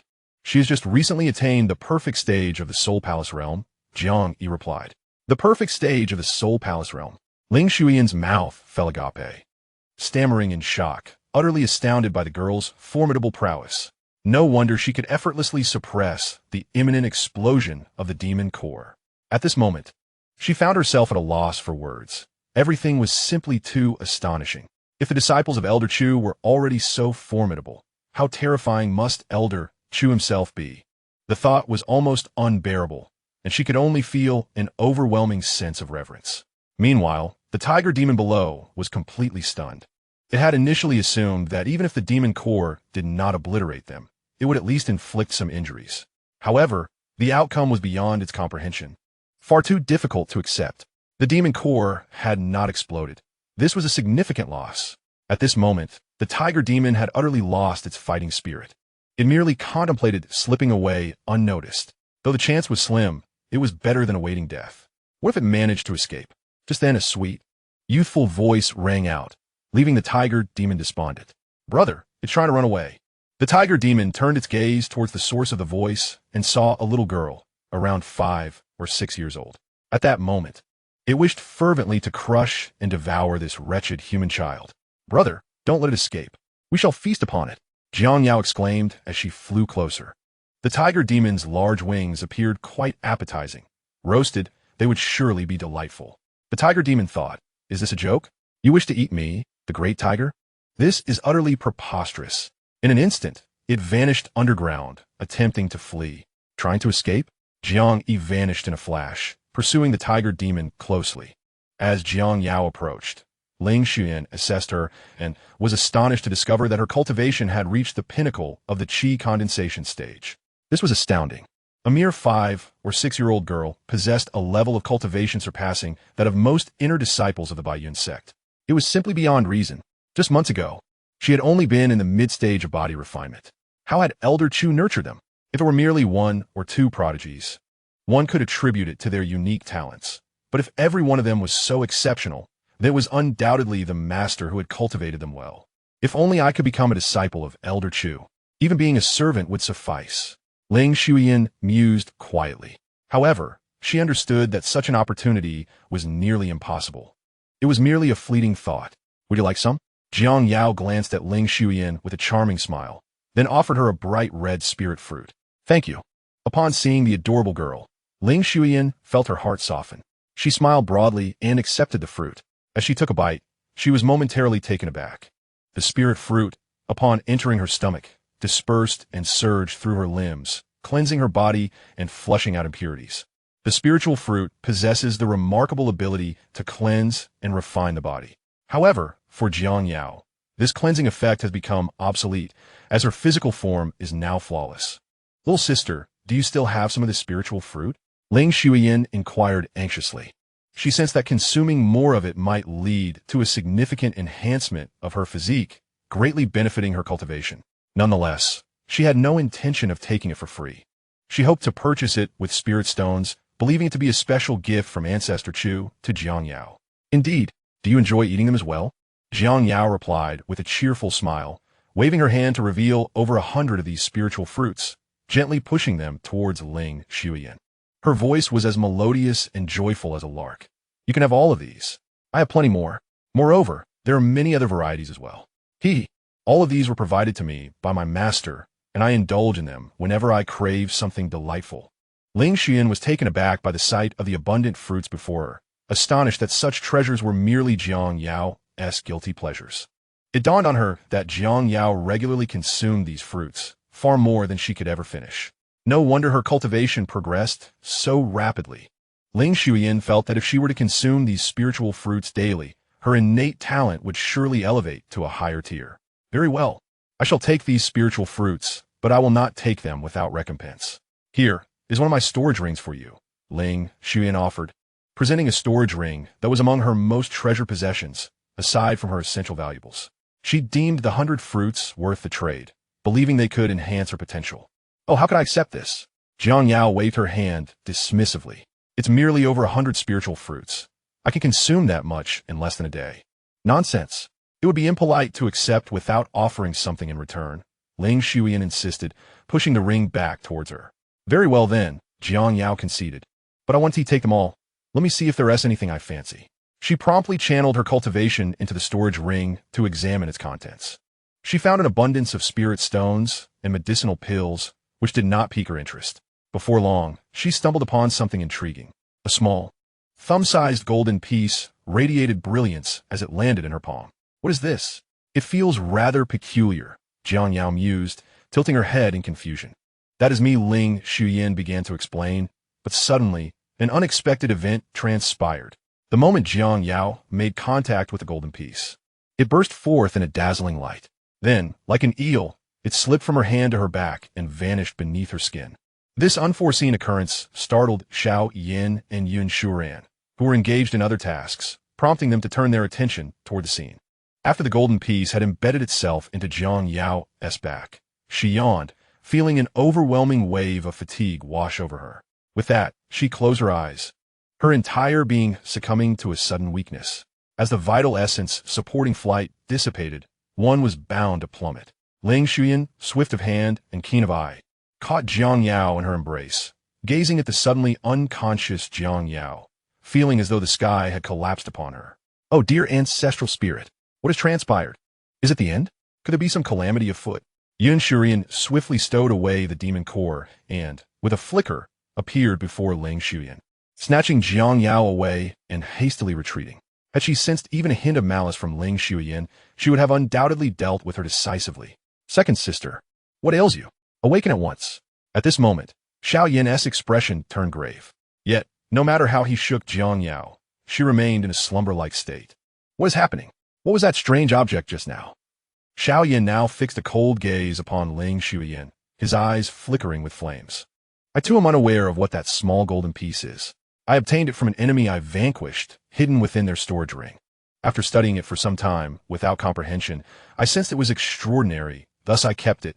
It had been tucked away in the corner of my storage ring. Nearly forgotten, I never anticipated that her acquisition of it would lead to such a predicament. I swear on my life, I had previously held that small golden piece. Yet nothing ever occurred. In that moment, Ling Xuyan was not only terrified but also enveloped in guilt. Had she foreseen the outcome, she would never have presented it to Jiang Yao. If anything were to happen to Jiang Yao, what would become of them? Is the Supreme Bone awakening? On Yun Shurian's end, she examined Jiang Yao's condition, discovering that the Supreme Bone, concealed by their Master's restrictions, was beginning to emanate a golden radiance. Sister. At that moment, Jiang Yi returned. The tiger demon, having lost its core, was no match for him and was easily dispatched. Now, bearing the massive corpse of the tiger demon, he hastily approached Yun Shurian upon noticing something amiss with Jiang Yao, his expression fraught with concern. Chapter 129. Fragments of the Supreme Bone, the Onslaught of the Sea Clan. Jiang Yi was aflame with anxiety as he cradled Jiang Yao in his arms. Do not frighten me, dear sister. His voice was hoarse, the usual composure and calmness stripped away, leaving only panic. What is the matter, senior brother? Do not rush. It seems that second sister's Supreme Bone is awakening. Yun Shurian communicated telepathically. Instantly, he activated his dual pupils to inspect Jiang Yao's Supreme Bone. There, upon her spinal column, a singular, extraordinary bone radiated a dazzling glow, with a small golden piece firmly affixed to it. Both the Supreme Bone and the golden piece emitted a brilliant light, intertwining to form intricate, minuscule patterns of profound mystery, resonating harmoniously with one another. Upon reaching this point, Jiang Yi's pupils constricted. Could that little golden piece be? Master brother, the situation is as follows. Xiao Yin quickly explained. Beside them, Ling Xuyan felt both anxious and powerless. After listening, Jiang Yi nodded, realizing that the Supreme Bone had awakened, and he felt a profound sense of relief, no longer in a state of panic. First, send a message to the master. We must have him come and take a look, Jiang Yi instructed. The message has already been sent, Yun Shuran replied. Buzzing filled the air as the space distorted and a fissure formed, from which Chu Yuan emerged. He had just arrived at Tianyun Sect when he received Yun Shuran's message, informing him of Jiang Yao's predicament. After all, she was his cherished disciple. A crisis involving her was utterly unacceptable. Without hesitation, he tore through the fabric of space and arrived in an instant. Master, the three of them called out. Senior Chu, Ling Xuyan added, her heart racing with trepidation. Internally, she was astonished. What kind of technique had he just employed? Chu Laozu had not simply flown over, but had instead ripped open a portal. A method that was truly unprecedented. Chu Yuan nodded at them. Upon receiving Yun Shuran's message, his divine sense had enveloped the area, allowing him to hear Xiao Yin recounting the events to Jiang Yi and grasp the situation at hand. Let me have a look, Chu Yuan said as he approached and cradled Jiang Yao in his arms. With his level of cultivation, he could easily discern the condition of Jiang Yao's Supreme Bone. Could that little golden piece also be a fragment of the Supreme Bone? It was no wonder Chu Yuan entertained such thoughts. The resemblance was striking. When Jiang Yi had first glimpsed it, he had entertained similar doubts. Was it a remnant of the Supreme Bone, or was something else entirely? As he investigated, he discovered that the Supreme Bone emanated a formidable force, preventing him from probing deeper. While he could forcibly delve into it using his powers, doing so might provoke a violent reaction from the Supreme Bone, potentially endangering Xianxia. Therefore, he refrained from further investigation and instead observed Xianxia's condition. It appeared that she was merely entranced in a slumber due to the awakening of the Supreme Bone, and it seemed she was undergoing some form of inheritance. There should be no harm. Upon realizing this, Chu Yuan exhaled a sigh of relief. When Yin Shuren mentioned that Xianxia was in trouble, his heart had skipped a beat. However, the entry of the little golden piece into her body had not triggered a crisis, which was why the life-preserving measures left by Chu Yuan had not been activated. "Master, how is my sister?" Jiang inquired, still feeling uneasy. "She should be fine. I will take her back first. You three should complete your tasks and then return to the sect," Chu Yuan instructed. "Understood," the three replied, nodding in agreement. As long as Xianxia was safe, that was all that mattered. Moreover, the awakening of the Supreme Bone would ultimately be beneficial for her. "Senior Chu, I, Ling Xuyan, am filled with regret and wish to apologize," she expressed. Chu Yuan waved his hand, indicating there was no need for self-reproach. "You could not have foreseen this. In fact, this may present a fortuitous opportunity for Xianxia. You should consider yourself thanked. Without that little golden piece, Xianxia's Supreme Bone might never awaken. Once revived, it is certain to be more powerful than before.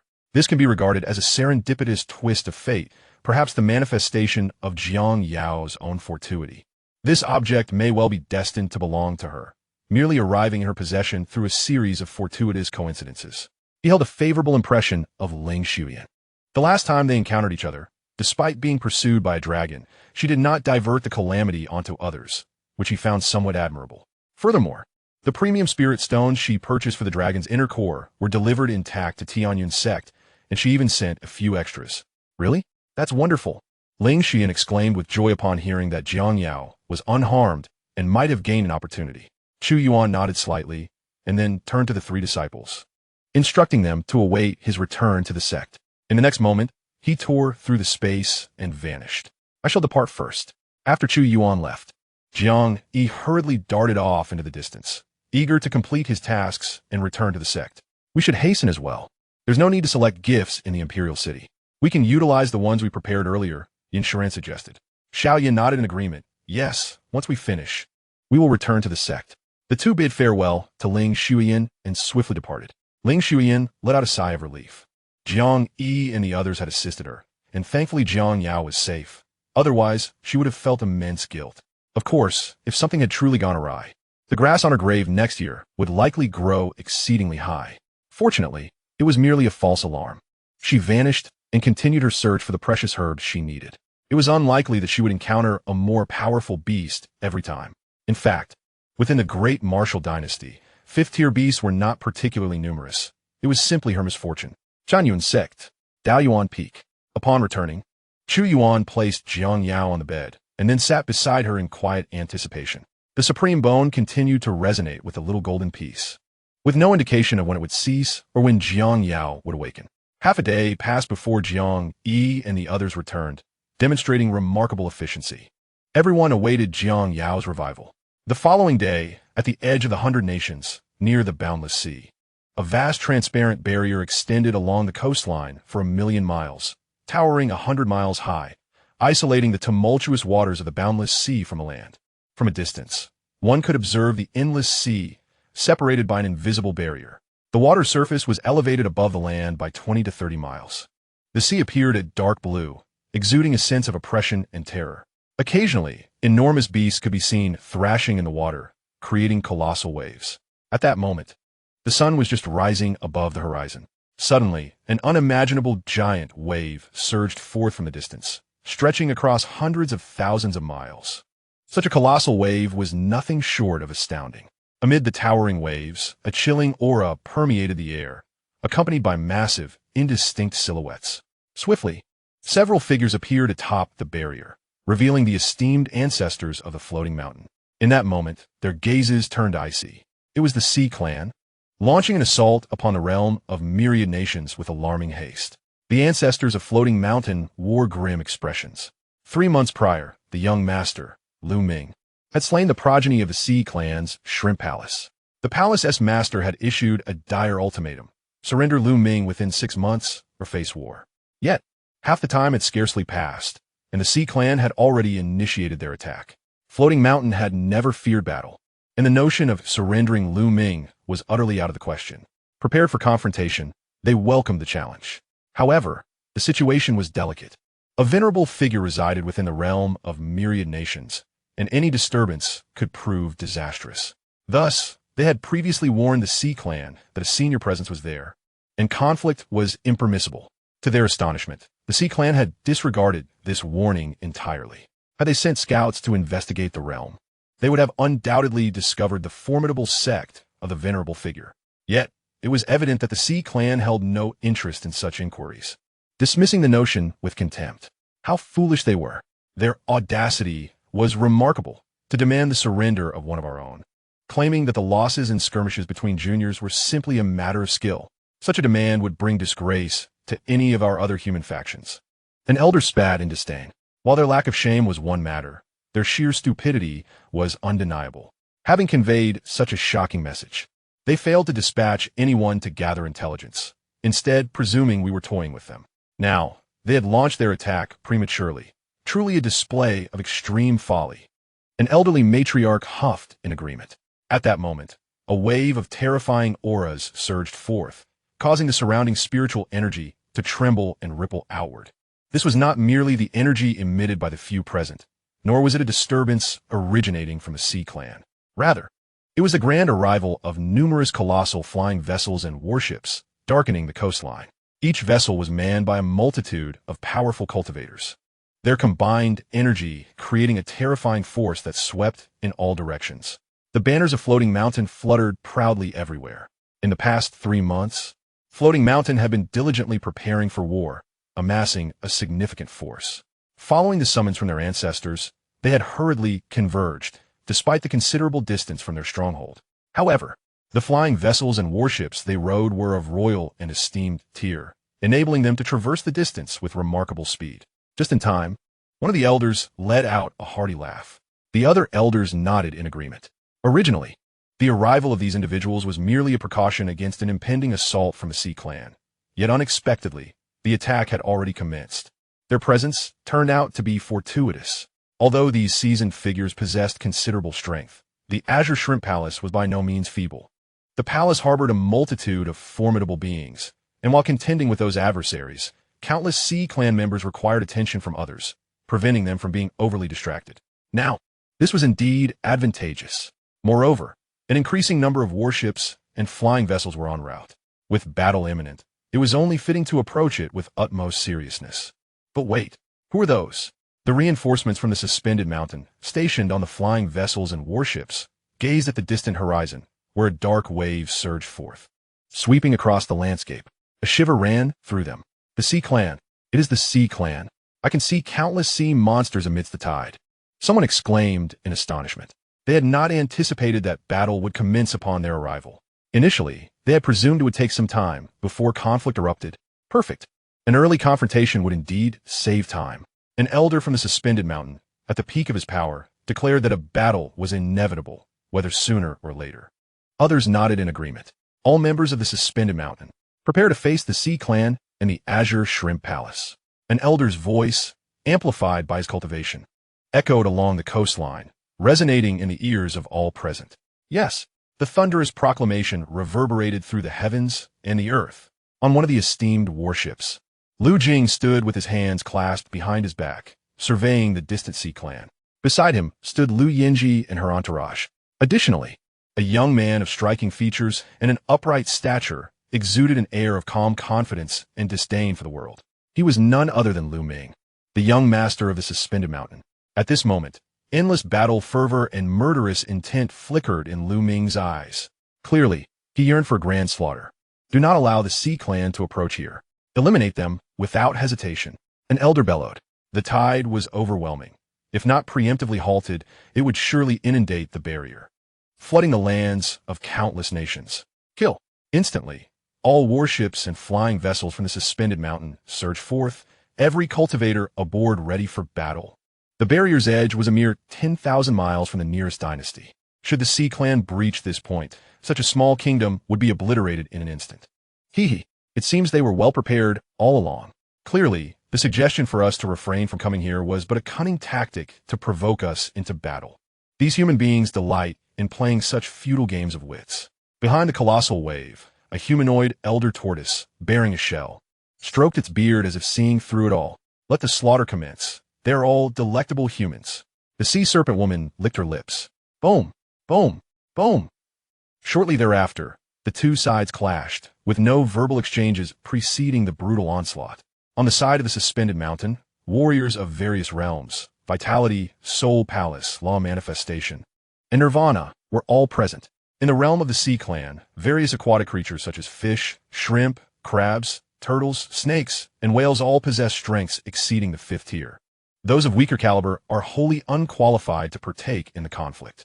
A faction of individuals from the floating mountain ascended from their battle vessels to engage in combat, while others adeptly maneuvered the offensive capabilities aboard their ships. The intensity of the battle surged. On the Sea clan side, countless beasts soared into the sky, some opting for close-quarters combat, while others harnessed the power of the ocean, stirring storms and conjuring diverse magical assaults. The higher echelons of the floating mountain had already convened with the upper echelons of the Xianxia palace. It appears you have not heeded our warnings at all, declared an elder from the floating mountain with a frosty demeanor. He what? That fabricated supreme existence of yours? How laughable! Retorted a demon lord from the Xianxia palace with a disdainful scoff. Let alone its non-existence.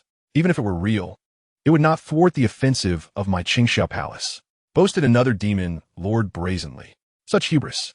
The elders of the floating mountain charged forward, clashing fiercely with the demon lords. The kings of the floating mountain engaged in combat with the Sea clan's demon kings, unleashing terrifying waves of energy that swept through the skies and the earth. The relentless tides that had surged toward the lands of the 100 nations had come to an abrupt halt. Surroundings were engulfed in darkness, obscuring the light of the sun and moon. Even the vital energies of heaven and earth were extinguished. Chapter 131. Supreme Blood, Supreme Body. They have truly commenced battle. At this very moment, in a distant location, formidable entities were secretly observing the battlefield. Among them were humans, alongside other races. They were neither powerful figures from the floating mountain nor the Xianxia palace, but rather from various other factions. Given the scale of the turmoil between the floating mountain and the Xianxia palace, it was only natural that their movements attracted attention. Now, these onlookers were witnessing the onset of the conflict firsthand. It has been a long time since we have seen such brutal clashes between the two great powers, remarked one observer. For now, it is fortunate that neither side has unleashed their ultimate forces. This skirmish will likely conclude after a while. It generally does not result in the complete annihilation of one of the factions, as the disparities in strength are not vast, and no one would be foolish enough to pursue mutual destruction. A faction's annihilation would require the emergence of a game-changing power. Another analyzed. Let us watch closely to see whether the floating mountain incurs greater losses or if it is the Xianxia palace that suffers more. However, this level of warfare is unlikely to conclude swiftly.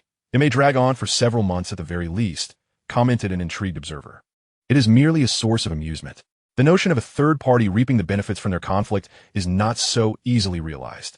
The floating mountain and the Xianxia palace are hardly naive.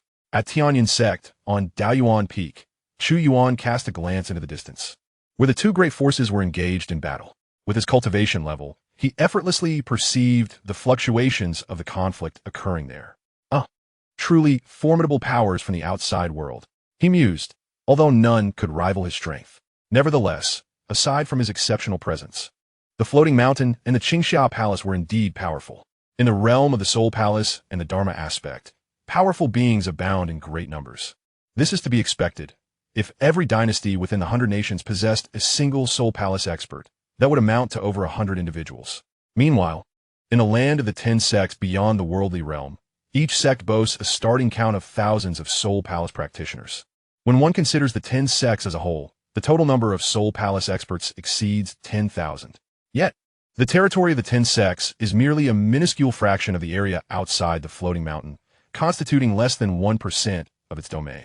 One can only imagine the magnitude of power that the floating mountain possesses. In the realm of the 10 sects, Those at the Nirvana stage are regarded as the true giants, but within the floating mountain, the number of Nirvana experts reaches tens of thousands, vastly outnumbering those in the 10 sects. The greater the power, the more abundant the resources, and thus, the cultivation of formidable warriors becomes increasingly feasible. For a force as powerful as the floating mountain, the true challenge lies in nurturing those at the king and sovereign stages. While the cultivation of prior stages poses little difficulty, it is akin to the 10 sects nurturing practitioners of the 5-organ stage or the Tianyun Sect cultivating those of the pool origin stage. If they genuinely wish to cultivate, they could produce a multitude. However, the Tianyun Sect still has a long journey ahead to reach the level of the floating mountain. Chu Yuan mused quietly, primarily due to the low innate talent of the Tianyun Sect's members. Even with abundant resources, significant advancement in a short time remains elusive, particularly for those outside their master-disciple circle. Presently, the Tianyun Sect lacks even a single individual of above-average aptitude, while many from the floating mountain possess intermediate to superior talents. Given the same resources, those with higher innate abilities naturally cultivate at a faster rate. Unless the innate talents of the Tianyun Sect's members could be altered, their prospects would remain dim.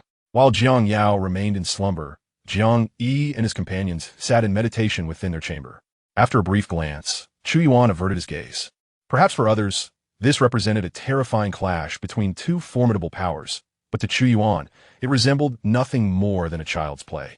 The revered experts capable of annihilating vast expanses with a mere breath posed no threat to him, even if he stood still. Allowing the might of both factions to unleash their assaults, they could not pierce even the slightest layer of his exterior. This thought sparked within Chu Yuan a sudden sense of loneliness inherent in invincibility. No, he shook his head, nearly lost in arrogance. Comparing oneself to the weak can easily lead to inflated pride. He reminded himself that should the Tianyun Sect send someone, he might not emerge victorious. With that, he too commenced his meditation. His disciples were diligently at work. At his age, he could not afford to be idle. At 50 years old, he stood at the daring threshold of ambition and adventure. Tomorrow marks his 51st year. The profound essence of the sword's true meaning seems extraordinarily potent. The more he comprehends the sword's true meaning inscribed on the stone tablet, the more he perceives its strength and terror. Additionally, he has gleaned more about the divine realm, with part of his knowledge derived from the teachings of the 9 turns indestructible scripture. This martial art entails a meticulous description of every essential realm, a revelation recently discovered by him. The king realm and the venerable realm focus on the cultivation of intent, while the entirety of the divine realm delves into the essence of the Tao. The essence of the Tao is further divided into 10 stages. The first stage, entry, serves as the key to transcending into the void divine realm. The fourth stage, minor accomplishment, qualifies one for ascension to the true divine realm. The seventh stage, major accomplishment, permits one to aspire to the heavenly God realm. And the 10th stage, perfection, is a requisite for attaining the God-King realm, barring certain exceptional physiques. For instance, the chaos body and the innate sacred body Tao fetus possess unique traits that allow them to bypass conventional breakthrough rules, enabling them to enter realms and subsequently comprehend the essence of the Tao. The essence of the sword has already been grasped at the entry level. How remarkable it is! Chu Yuan mused to himself. He had only a brief moment with the returned sword monument, yet within this fleeting time, he entered the initial stage. This signifies that he has comprehended the major accomplishment of sword intent to perfection, leading to yet another breakthrough. Such rapid advancement is a testament to his innate understanding. Half a day later, the previously tranquil Xianxia stirred slightly, her delicate brows furrowing. The power of the supreme bone began to permeate her entire being, her form radiating with golden light, transforming her into a diminutive golden figure. Instinctively, she sat in a meditative posture, surrounded by the aura of the supreme bone. This scene startled those nearby. "Master, what has happened to my sister?" Jiang Yi inquired with concern. After speaking, he utilized his dual pupils to assess Xianxia's condition. "It appears the supreme bone has commenced its purification of her body," Chu Yuan remarked. At that moment, the power of the supreme bone indeed surged through Xianxia's small frame in waves. The blood within her grew increasingly resplendent, imbued with an ever-thickening essence of supremacy, further generating supreme blood. This supreme blood is a pivotal element, penetrating into Xianxia's very marrow. In other words, even if the supreme bone were to be extracted, the influence of the supreme blood could potentially foster the emergence of new supreme bones. This is a feat unattainable by those with dual pupils. If the dual pupils were removed, they could not regenerate. The might of the dual pupils lies solely within them, rendering them akin to a unique external apparatus. Conversely, the supreme bone is fully integrated with flesh and blood. Possessing a supreme bone signifies the existence of a supreme body. It is not the supreme bone that cultivates the supreme body, but rather the supreme body that engenders the supreme bone. The supreme bone is the core of the supreme body. This purification process persisted for a duration of 2 hours before concluding. Boom! Xianxia aura surgi dramatically. Chapter 132. Another lottery, the destruction of realms. At this moment, Xianxia transitioned directly from the completion of the condensing Yuan realm to the early stage of the Pool Yuan realm, and then she came to a halt. Nonetheless, this achievement is indeed remarkable. A child not yet 6 years old, now at the early stage of the Pool Yuan realm. Upon witnessing this scene, Chu Yuan could not help but marvel at it. Indeed, her talent paled in comparison to that of her second senior sister. In truth, the disparity was considerable. After all, Xianxia possessed the innate ability to attain immortality, while Chu Yuan merely bore the potential of an emperor. Furthermore, the difference in their fortunes was striking. One must not underestimate luck, for it transcends mere serendipity. It plays a significant role during cultivation as well. When faced with the inevitable bottlenecks in their training, those blessed with greater fortune might suddenly experience moments of enlightenment or inexplicably achieve breakthroughs. Even in the upper realms, the second senior sister shone as one of the most illustrious prodigies. Not only her, but also the eldest senior brother and Xiaoyan, who would likewise be revered as young sovereigns in the upper realms, albeit starting their journeys later. However, this minor gap would soon be bridged, Chu Yuan mused. The higher the level of cultivation, the more time it demands. Thus, those who commence later will ultimately be caught up by the exceptionally gifted newcomers. In her eyes, her senior brothers were the remarkable latecomers. When they ascended to the upper realms, their impact would undoubtedly incite unimaginable commotion. Should their master be unable to safeguard them at that time, perhaps her clan could offer their protection. Observing his disciple's remarkable breakthrough, Chu Yuan felt a sense of nostalgia. To achieve such prowess at the tender age of 5 was truly astounding, leaving little room for others to compete. If Xianxia were granted another decade by the time she reached Chu Yuan's age, it was conceivable that she could attain the status of a king or a revered one. Concurrently, Xianxia's breakthrough filled him with immense joy. For the system's notification chimed. Ding! The host's second disciple, Xianxia, has advanced to the early stage of the Pool Origin realm. The host has gained one lottery opportunity. Once again, he had acquired a chance to draw. He patted Jiang Yi's shoulder, reassuring him to remain untroubled, while subtly tapping into Jiang Yi's fortune. With the blessing of a person of great destiny, his luck should not falter. His expectations were modest. He merely hoped for a decade or 8 years of cultivation bestowed upon him. Should he receive 100 or 80 years, that would be even more splendid. With a thought, Chu Yuan initiated the draw. Ding! Lottery in progress. Lottery successful. Congratulations, host, you have obtained one invincibility card lasting 10 breaths. The description read, Invincibility card. Upon use, the host can possess overwhelming power that sweeps away all obstacles for a duration of 10 breaths. Note, the host may activate it proactively, but if not, it will automatically trigger in life-threatening situations, granting the host the card's power instantaneously. Upon receiving this reward, Chu Yuan raised an eyebrow. Unlike the cultivation bestowal he had anticipated, this was a life-saving trump card. The mere phrase, overwhelming power, conveyed the terrifying nature of this treasure. Indeed, it was a priceless artifact. At this moment, one might ponder whether the duration is rather brief. If only it were eternal, there would be no need for exertion. Could the system not be everlasting? Chu Yuan contemplait in wali. Ding. Master, keep striving. Perhaps next time you shall draw something permanent. Such grand promises. Nevertheless, he accepted them. To his surprise, he finally felt a semblance of security. Once he regained his focus, Chu Yuan thought with satisfaction.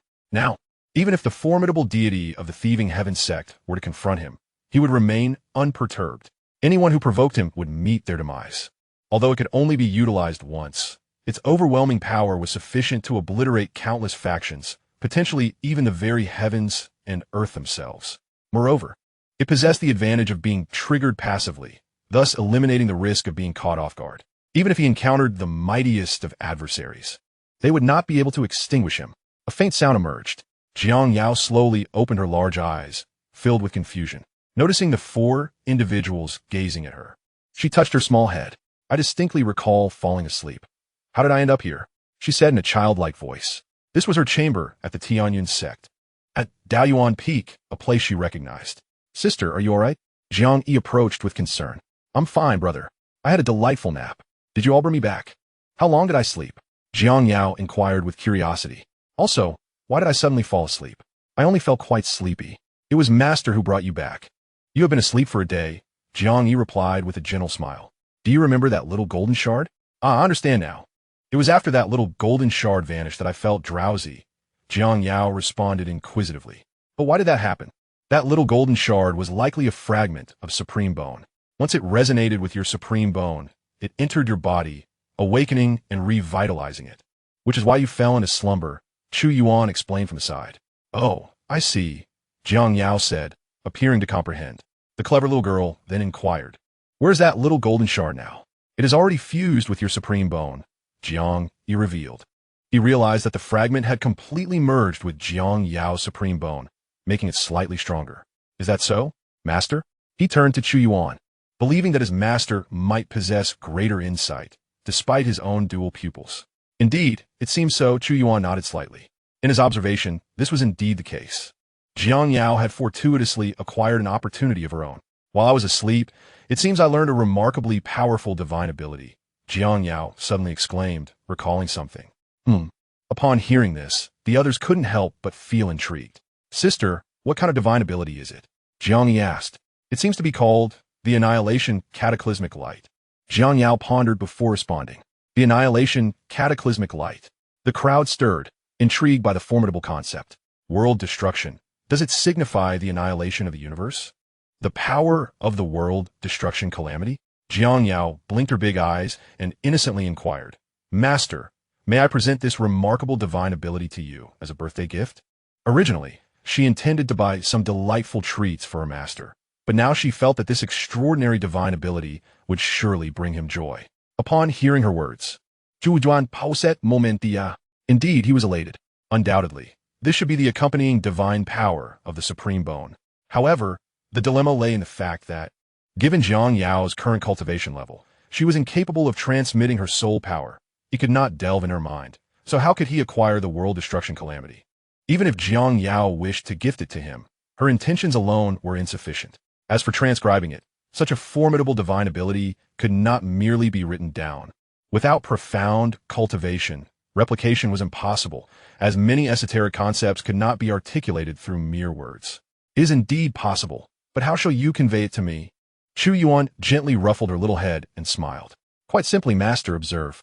Chapter 133. The Return of the Disciple, Celestial Level Divine Ability. With that, Xianxia turned around, and in the next moment, under her command, the Supreme Bone radiated a golden glow. Intricate patterns began to emerge, ultimately forming a scripture. The characters were minuscule, each smaller than an ant, illuminating from her Supreme Bone. It has emerged, Master, can you see it? Xianxiao's voice brimmed with anticipation. I can see it. Chu Yuan was taken aback. He had not anticipated such a manifestation. The scripture of the Supreme Bone's divine power could indeed be directly reflected. Not only could he see it, but Xianxia also caught sight of it. Sister, you don't mean that every time you invoke a divine ability, the scripture appears, do you? Xianxia inquired with curiosity. Wouldn't that mean you could teach others for free? Oh no, that's not the case. Others can only see it when I wish to show it to them. Xianxia shook her head vigorously, her little head bobbing like a rattle drum, causing her 2 hair buns to sway back and forth. That seems acceptable, Xianxia nodded. Quickly, everyone take note. 3rd junior brother, 4th junior sister. You both write it down as well. Let's all cultivate together and grow stronger. Xianxia selflessly shared her divine ability with them, her heart brimming with joy. 2nd sister, I can't see it, Xiaoyan exclaimed, his big eyes filled with helplessness. He lacked the eye technique or divine sense. Yin Shuran, on the other hand, could use her divine sense to probe, but she felt the supreme divine ability was far too precious for her to bear. Thus she smiled and said, 2nd sister, the divine power of the Supreme Bone is extraordinarily valuable and formidable. How could I possibly learn your ability? Not to worry. We are all siblings in the same family. It's merely a divine ability that anyone can learn. Please do not be so courteous with me, or I shall become upset. Xianxia placed her hands on her hips, appearing as though she might explode with anger. In truth, she possessed remarkable intelligence, having grown significantly over the past year. No longer was she the naive little girl she once was. Very well, thank you, second senior sister. Xianxia nodded earnestly. The supreme divine ability. Who could resist its allure? The term supreme is also synonymous with emperor. Moreover, it is said that only the most distinguished among the emperors can rightfully bear the title of supreme. This divine ability is likely far more formidable than the unique technique of her family, the Cloud Extreme Great Seal. Since Xianxia is willing to share, let us all learn together. Acquiring another divine ability will undoubtedly enhance our combat prowess, Chu Yuan remarked at that moment. He genuinely hoped that his disciples would not harbor suspicion towards one another due to their abilities. After all, a divine ability is merely a tool, an instrument to augment one's strength. The prowess of an individual or a collective does not diminish the might of a divine ability. Naturally, certain abilities can only unleash their full potential in the hands of specific individuals. For instance, Xianxia's supreme divine ability, the World Annihilation Calamity Light, can only exhibit its utmost power when wielded by her. Furthermore, this is a divine ability tied to the supreme bone. Whether others can learn it remains a different matter altogether. I will impart it to you shortly, Chu Yuan said, glancing at Xiaoyan. The scripture was exceedingly intricate. At a glance, Chu Yuan discerned that it was an emperor-tier divine ability. He could only imprint the scripture into his mind first, and then ponder its meaning gradually. Soon, the imprint was complete. He approached Xiaoyan, placing a finger on his forehead to convey the contents of the scripture to him. It could be said that he was projecting the entire scripture into Xiaoyan's consciousness. Ding! The master grants the third disciple, Xiaoyan, the emperor-tier supreme divine ability. World Annihilation Calamity Light. Returning to gain the true immortal level supreme divine ability. Would you like to rename it? No need. Let it remain as World Annihilation Calamity Light. Chu Yuan ziplit internally. Simultaneously, he gained a deeper understanding. Above the emperor lies the true immortal, and beyond the true immortal, there must exist the immortal kings and immortal emperors, for his potential had previously revealed such possibilities. It seems that the pinnacle of cultivation is still a distant horizon. The divine abilities associated with the supreme bone could indeed be regarded as supreme divine abilities, and the term supreme must certainly denote the emperor-tier pinnacle. The scripture he received had already entered his consciousness. As it manifested, even the 9 turns indestructible scripture shrank into a corner. It was profoundly esoteric, for now. Comprehending the emperor-tier was sufficiently challenging for him. Chu Yuan muset guieli. In truth, if he exerted himself, he could also cultivate at the true immortal level. However, it would require significantly more time, rendering it less efficient for him. Although, upon successful cultivation, the power would be greater. Yet with the time saved, he could elevate his cultivation to a higher realm. He could always pursue the true immortal level later on. We have taken note as well. Jiang Yi and Yun Shuran chimed in at that moment. The reason they were able to memorize the content was primarily due to Xianxia's initiative, coupled with the seemingly unique nature of this divine ability. Logically, such a level of divine power would make it exceedingly difficult to retain information, even when intently studying the scriptures. Despite having memorized it, it was conceivable that she could easily erase that portion of her memory. Fortunately, such a scenario did not manifest. All right, I will put this away, Xianxia said, turning around, her small face glistening with sweat, having exerted considerable effort in manifesting the scriptures. Yun Shuran stepped forward and handed her a fragrant towel to wipe her face. Master, do you like my gift? Xianxia asked eagerly. Chu Yuan revealed a gentle smile and nodded. I do. Since you have gifted me a formidable divine ability, I shall bestow upon you a cultivation technique. Really? What technique is it? Xianxia inquired, her curiosity piqued. Chu Yuan smiled enigmatically and touched her forehead with a finger. In an instant, the inheritance of the 9 turns indestructible scripture flowed into Xianxia's consciousness. Endless mysteries settled within her mind, with certain aspects only becoming accessible when her cultivation reached a specific level. The first turn of the 9 turns indestructible scripture must be mastered to unlock the inheritance of the subsequent turn. Moreover, This technique came with restrictions. He could impart it to his disciples, yet they could not freely share it with others. Even if someone attempted to search their souls, they could not acquire the technique unless they could break the restrictions, which would require cultivation beyond the level of an emperor. Chu Yuan had initially intended to wait before sharing this technique with his disciples, but now that Xianxia had gifted him such a divine ability, he felt it would be remiss of him not to reciprocate. As for the notion that a commoner is innocent while possessing something precious, it held little weight. Having an emperor-level divine ability and an emperor-level technique was essentially the same. One or two made no significant difference. After drawing the invincibility card for 10 breaths, he no longer harbored such concerns. The idea of guilt was irrelevant. If provoked, he could simply invoke his 10 breaths of invincibility and confine anyone stronger than himself within the confines of his storage space, effectively placing them under house arrest. He could then gather ample resources for cultivation, and once he achieved invincibility, he would release them. Thus, danger? It was non-existent. It merely depended on whether he wished to act so drastically. Once he possessed true invincibility, 10 breaths of time could accomplish countless feats, with the potential for creation and destruction at the mere thought. Therefore, there was no need for hesitation. Chapter 134.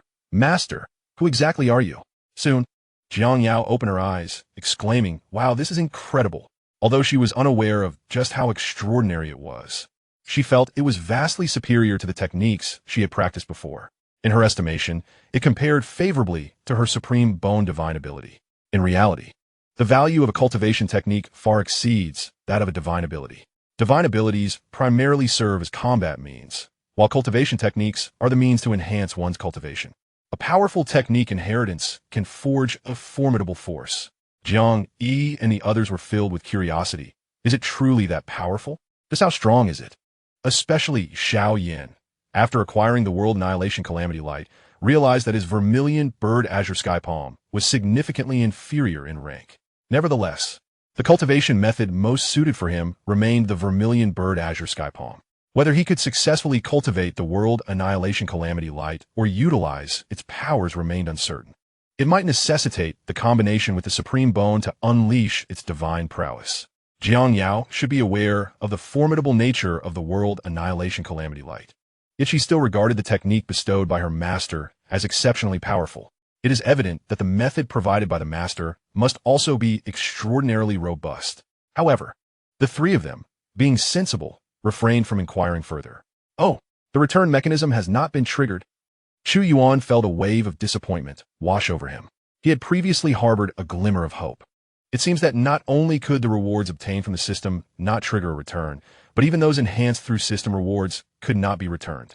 Chu Yuan bonde, and he now comprehended. The 9 turns indestructible scripture had indeed been derived from the system reward S imperial grade technique derivation card.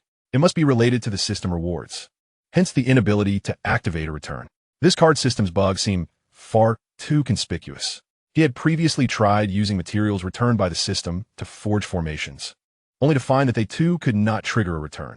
No, there was a serious issue that Chu Yuan discerned. He initially believed that by imparting his cultivation essence to his disciples, he could trigger a return. However, he realized that his cultivation was conferred through a system reward. His current cultivation essence, akin to his divine soul power, was inextricably linked to his previous cultivation. Was it, then, truly impossible to return? Upon this realization, he decided to test it. He infused a faint trace of divine power into Xianxia, and indeed, there was no prompt indicating a return. Furthermore, he also infused some of the innate sacred body's essence. Yet again, there was no return. The essence of the innate sacred body was integrated into his flesh and blood, and he feared that there was nothing within him that could trigger the disciple return mechanism. Chu Yuan Muset. At this moment, he fully grasped the limitations imposed by the system's return feature. Oh well, it matters little.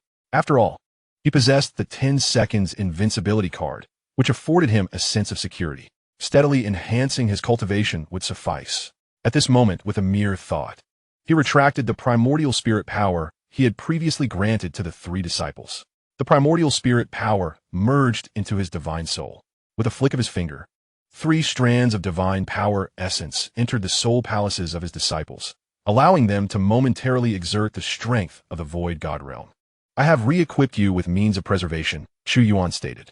Thank you, Master, Jiang Yi and the others replied gratefully.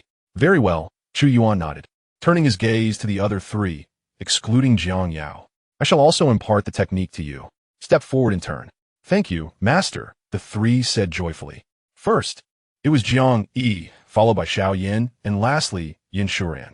Upon acquiring the profound techniques, Jiang Yi and Xiao Yin were utterly astonished. The power was indeed formidable. The methods bestowed by their master were astonishingly potent, directly leading to the realm of emperors. Although they did not fully comprehend the extent of the emperor's realm, they had a vague understanding. Beyond the divine, there lay the sacred, and beyond the sacred, the emperor. Merely contemplating this was enough to instill a sense of dread. Their master possessed such extraordinary techniques. Yun Shuren's reaction was even more pronounced. She stood there, utterly dumbfounded. An emperor-level technique. The one bestowed upon us by our master is, indeed, an emperor-level technique, and a supreme one at that. The sheer shock enveloped her, for she recognized the terrifying nature of the emperor's realm. Even in the upper realms, an emperor-level technique constituted the very core of an unrivaled power. Such techniques were not easily shared, even among those of emperor-level factions, unless one belonged to the innermost circle and had attained the divine realm to be worthy of inheriting the emperor-level teachings. How could it be that our master granted this to us? We are still so weak, and what merit do I possess to receive such teachings from our master? In that moment, Yin Shuran was genuinely astounded. The emperor-level techniques from her own faction were beyond her current qualifications to inherit. Yet here she was receiving such a powerful legacy from her master. It felt as though she were ensnared in a dream. No, it was a dream that one would not dare to envision. She felt utterly unworthy of her master's teachings. To be candid, when she first sought to become a disciple, her sole desire was to be near her brother Xiao Yan. Yet her master had treated her with such kindness, it left her feeling ashamed. At this moment, the intertwining feelings of guilt and gratitude surged within her. She solemnly knelt and bowed thrice before Chu Yuan. Disciple Yin Shuran expresses profound gratitude for the teachings bestowed by our master. Seeing her earnestness, Jiang Yi and Xiao Yin promptly knelt as well. However, Chu Yuan waved his hand gently, lifting them up. His smile was warm and inviting, as refreshing as a spring breeze. To impart cultivation techniques to you is the duty of a master. Your diligent practice will be the greatest reward for me. This was indeed his sincere intention. Hasten your breakthroughs. The sooner you advance, the greater my joy. Master, may I inquire about your true identity? At that moment, Yin Shuran asked earnestly. To possess such formidable techniques, their master could not possibly be a denizen of this world. Even if their master hailed from the upper realms, it would be inconceivable for one to so readily transmit emperor-level techniques to others. In the upper realms, only the leaders and ancestors of the great factions could decide to bestow such teachings. Elders and supreme elders were not qualified, yet their master seemed relatively young, and his cultivation level was far from that of an ancestor or leader. This was the source of her greatest perplexity. Could it be that their master was a reincarnation of one of those legendary emperors? Remarking that perhaps one day you would come to know the answer. Perhaps there would be a moment when he would reveal to his disciples that he was, in fact, a traveler from another realm. Of course, unless he became utterly invincible, he would never speak of it. Very well, Yin Shuran nodded. If her master did not wish for them to know, then so be it. From this moment onward, she had already wholeheartedly acknowledged him as her master. Since the second senior sister had already presented a gift to their master, it was only fitting that they too should offer something now. Yin Shuran smiled, deftly shifting the conversation. Chapter 135, Compassion and the God of Slaughter, the Transformation Array. Tomorrow marks our master's birthday. Presenting gifts in advance is quite acceptable. Upon hearing this, Xiao Yin and Jiang Yi nodded, albeit with a hint of embarrassment. They were acutely aware that they could not afford anything particularly extravagant. Compared to the supreme divine powers presented by Jiang Yao, their offerings seemed almost insignificant. Although Yin Shuran had yet to reveal her gift, they knew that given her formidable background, whatever she chose to present would undoubtedly be remarkable. As for themselves, they possessed nothing but the treasures bestowed upon them by their master, leaving them in a rather awkward predicament. I am the eldest disciple. I shall go first, Jiang Yi declared, taking a deep breath as he stepped forward. Chu Yuan observed him with keen interest, curious to see what this eldest disciple would offer. He was indifferent to the value of the gift. It was the thought that counted. Moreover, Jiang Yi had previously gifted him the Tianyun Tian step, while Xiaoyan had presented the Zhu Ke Qing Tian palm. They had already given him their finest possessions. With hands cupped, Jiang Yi conjured forth an object from his storage ring, which shimmered with light. It was a statue, standing half a meter tall, intricately carved from a type of wood. The square base was adorned with exquisite golden Dao patterns. The statue depicted a strikingly handsome man in black and gold robes, his white hair framing a gentle smile, as if he were the kindest soul in existence. One hand rested behind him while the other extended outward, seemingly willing to bear the sufferings of all beings. Resembling a compassionate immortal, Jiang Yi, cradling the statue, bowed deeply as he presented it to Chu Yuan, his voice sincere. Master, I possess no remarkable treasures to offer. This is a creation I carve day and night during my tasks. I present it to you now, wishing you a joyous birthday and hoping you soon ascend to the pinnacle of the Tao. At that moment, Jiang Yi felt a wave of anxiety wash over him. Though he understood that his master was not a person of materialistic desires, he feared that his gift might not meet Chu Yuan's expectations. Yet, rather than trading the treasures given by his master or exchanging them for something else, he longed to create a gift with his own hands, even if it held no particular value. The atmosphere grew quiet. All eyes were fixed on Chu Yuan. He placed a reassuring hand on Jiang Yi's shoulder, smiling as he inquired, "Is this how you envision me in your heart?" It must be said, the statue was quite impressive, even more so than the one in the plaza of Tianyun Sect, capturing his gentle charm in all its splendor. Indeed, Jiang Yi nodded earnestly. The master is the savior of both him and his sister. Everything they currently possess has been bestowed upon them by their master. Without him, even with their dual pupils and supreme bones, the siblings could not have progressed so swiftly or found such joy in their lives. Had it not been for their master, they might have fallen prey to the Bloodblade Sect's usurper, enduring a fate of possession. They could have evaded the pursuit of the Bloodblade Sect, yet faced numerous other tribulations, perhaps even reverting to times when they struggled for sustenance to escape trouble. For him, it was the master who extricated them from the mire and delivered them from despair. Their parents granted them their first life, while the master bestowed upon them a new beginning. Thus, he has always held profound respect for his master. Indeed, Chu Yuan smiled. This gift pleases me immensely. I shall accept it. With that, he examined the statue closely, a smile ever present upon his face. Jiang Yi felt a surge of emotion. Indeed, the master was never harsh with him, always understanding and respecting him. He sensed that the master was unlike others, while other masters exuded an air of authority, often summoning their disciples with commands or even resorting to reprimands. His master genuinely cared for their thoughts, treating them as his own children. My turn, my turn, Xiaoyan chuckled, feeling a wave of excitement upon seeing the master accept his senior brother's gift. A radiant gleam flickered in his hand, revealing another statue. However, this one differed from the one Jiang Yi had presented. This statue, also half a meter tall, featured a circular base adorned with crimson Dao patterns. It depicted a handsome young man in black and gold robes, yet his expression was not gentle. Rather, it radiated authority and indifference. Standing with arms behind his back, he emanated an air of divine superiority, gazing down upon the myriad of beings like a deity surveying mere ants. Majestic, domineering, and invincible.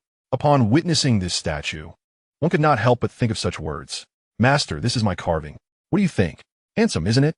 Xiaoyan grinned widely, thoroughly pleased with his creation, having perfectly captured the master's invincible essence. Indeed, Chu Yuan's lips curled upwards. These two disciples were truly intriguing. The statues they presented were entirely distinct.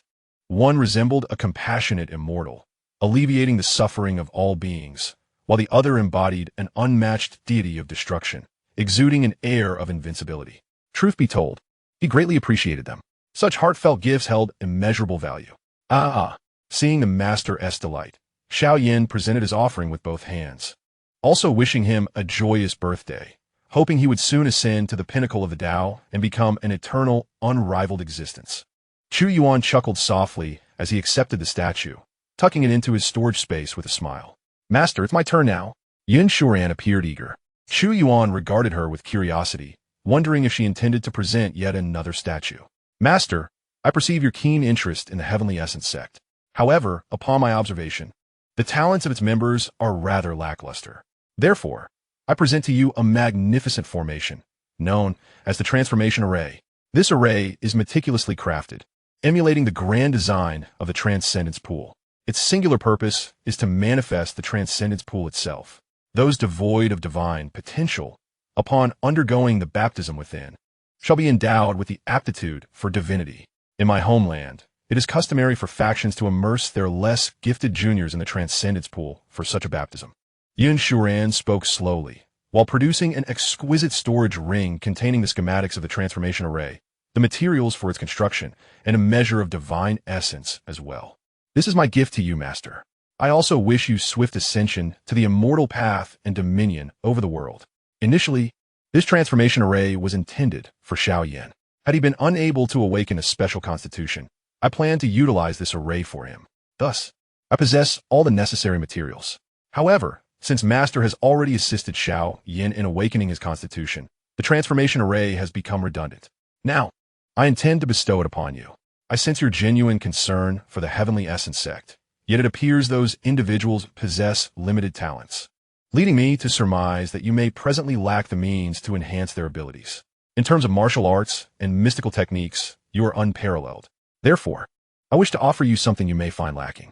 If it can aid you, it will be splendid. What? It can bestow divine potential upon individuals. Upon hearing this, Xianxia could not help but exclaim in astonishment. Chapter 136, Fragments of Divine Artifacts. It is well understood that a cultivator's talent is often preordained. Though it can be altered postnatally, such opportunities are exceedingly rare. Moreover, even the rarest materials can only elevate one's talent by a minor degree.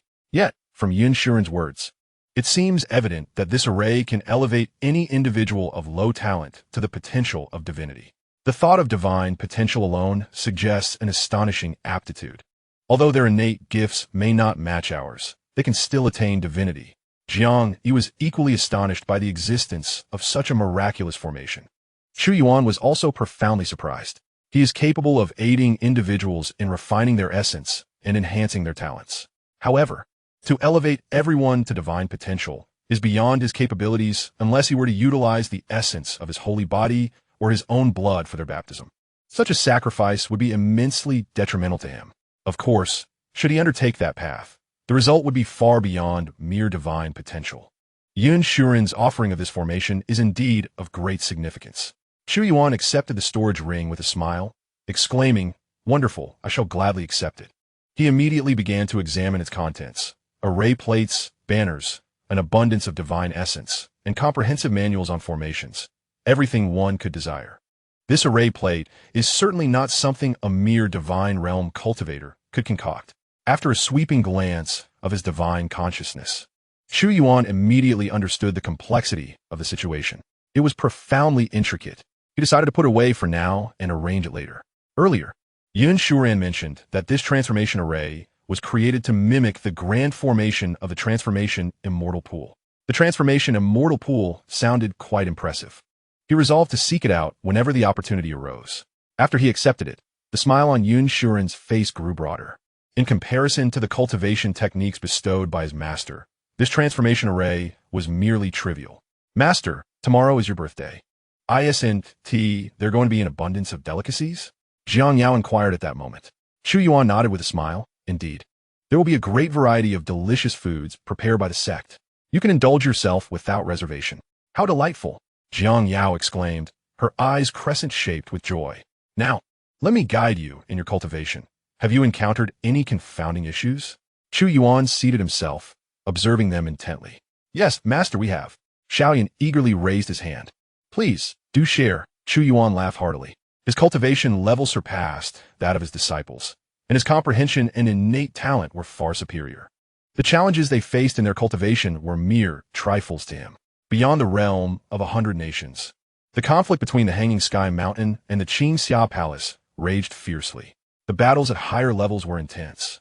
Yet no casualties had occurred in a short span of time. However, the lower ranks were a different story. Casualties had arisen, and many lives were extinguished. A stench of blood permeated the air, transforming this sea into a battlefield of carnage. Within the realm of 100 nations, a figure gradually manifested, his divine consciousness scanning the surroundings as if in search of something. Clad in azure, he was strikingly handsome, with piercing green eyes. Moments latte. His brow furrowed as he descended onto a mountain peak. Upon the summit sat an elderly man, frail in stature, with snow-white hair and a kind visage, embodying an aura of ethereal wisdom. His aged body stood straight, a wrinkled right hand stroking his beard while the left cradled a small object, a miniature black mountain. Yu, the lord of the Xianxia palace. What brings you here in secret? The elder inquired calmly, gazing at the young man in azure. Lu Shang, the second ancestor of the hanging sky mountain. I see you are here. It seems my assumptions were accurate. Yu fixed his gaze on him, a chill in his eyes. This place is insignificant to the hanging sky mountain. Even if you were to defend it, you wouldn't go to such great lengths. There must be a secret here. You claim there exists an entity not to be trifled with, merely to intimidate us. If I am correct, there must be some kind of treasure here, which is why you've gone to such extraordinary measures to guard it. Not only have you dispatched numerous personnel to engage in battle outside, but you also personally left the Hanging Sky Mountain to oversee matters here. Yu observed the overwhelming forces amassed by the Hanging Sky Mountain to thwart the assault of the Xianxia Palace. He sensed that something was amiss in this place, prompting his stealthy entrance. Although he had previously been uncertain about what made this location special, upon witnessing the presence of the second ancestor of the suspended mountain, Lu Shang, he realized his suspicions were well-founded. This place undoubtedly concealed something of great significance to the suspended mountain. As for the formidable beings they could not provoke, if such beings truly existed, would the suspended mountain need to protect them? Absurd. He refused to believe it. What exactly was so extraordinary about this place? Would you lead me to it, or shall I seek it out myself? Yu regarded Lu Shang with curiosity. Lu Shang's calm demeanor gave way to fury, his voice chillingly cold. Yu, I advise you not to court death. This is not a place for you. Angering that senior would leave you without a burial site. You think I would fall for your clumsy excuse? If someone truly possesses the power to deal with me, shouldn't you be pleased? Why would you concern yourself with my fate? Do you truly believe I am a fool? Yu scoffed. If there were indeed someone capable of killing him here, Lu Shang should rejoice rather than hinder him. Thus, it was merely a poor ruse on Lu Shang's part. I have no time to play your games. Will you lead the way, or shall we engage in battle? Incomprehensible. Lu Shang narrowed his eyes. Were it not for the fear of implicating the suspended mountain, he would not prevent Yu from seeking his demise. Let us fight. I fear you not. Now, he sought only to expel his opponent. Since you wish for death, I shall grant it. Yu mocked. Boom, boom, boom. The two unleashed their complete mastery of the realm of sovereigns, instantly clashing with one another. The residual shock waves surged forth, causing the ground to tremble and the sky to shatter within 100,000 miles, reducing all to ruins. Yu brandished a longsword, while Lu Shang summoned a mountain peak, resulting in a violent collision. In the blink of an eye, they had exchanged dozens of blows. Subdue. At Lu Shang's command, the small mountain peak surged dramatically, expanding into a colossal form resembling an ancient divine mountain, descending towards Yu with overwhelming force. I shan't indulge you any longer.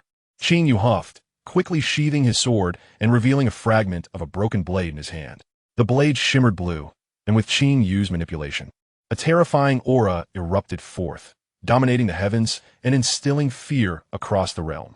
Lu Shang, who had initially surged forward with confidence, felt his body stiffen upon sensing this aura. His pupils dilated in shock, for this mere presence made him feel insignificantly small, as if they existed on entirely different planes. How is this possible? What is that? Lu Shang could not restrain his inquiry. Yu's lips curled into a smirk, a fragment of a divine artifact. To be slain by such a treasure is an honor. A fragment of a divine artifact. Lu Shang broke into a cold sweat, realizing why the oppressive aura was so terrifying. Chapter 137. Yu, is there truly a deity? But how could Yu possess a fragment of the legendary divine artifact? Although filled with confusion, Lu Shang had no time to ponder further. With Yu's urging, the blade had awakened, generating a dazzling light that fixed its aim upon him. He felt there was no escape. Bracing himself, he activated the supreme weapon of the highest order to defend, which was the formidable Black Mountain. Once resembling a primordial divine peak, it exuded an aura of terrifying power. Yet compared to the fragment of the divine artifact, it seemed diminished in strength. Boom! The blade of light struck the mountain. Crack! The supreme treasure unexpectedly fractured at this moment. Although the mountain was not cleaved in two, A massive gash extended 2/3 deep into its form. Gulp. The immense backlash from wielding the treasure left Lu Shang severely wounded, compounded by the mountain crashing down upon him, causing him to spew blood. His vitality waned significantly. The fragment of the divine artifact was indeed dreadfully powerful. Lu Shang was utterly astonished. Had he engaged Qing Yu in a fair battle? Even over the span of 3 months, Qing Yu might not have inflicted any harm upon him. Yet now, he had already sustained grievous injuries. Was the divine weapon, even in its fragmented state, truly this fearsome? It was ultimately an object belonging to the gods. Even a shard could not unleash its full might. Otherwise, he would have found himself without a burial place. Nevertheless, it mattered not. If one blow was insufficient to end him, then let there be more. Would he endure the second strike? A bloodthirsty smile graced Qing Yu's lips as he once again summoned the fragment of the divine artifact. Their battle had decimated the realm below, resulting in the annihilation of an entire dynasty. Hundreds of billions of lives turned to dust. The surrounding realms felt the repercussions as well. Countless beings were oblivious to the unfolding events. They merely sensed that the very fabric of existence was on the brink of destruction. That terrifying aura compelled them to prostrate themselves, trembling in fear.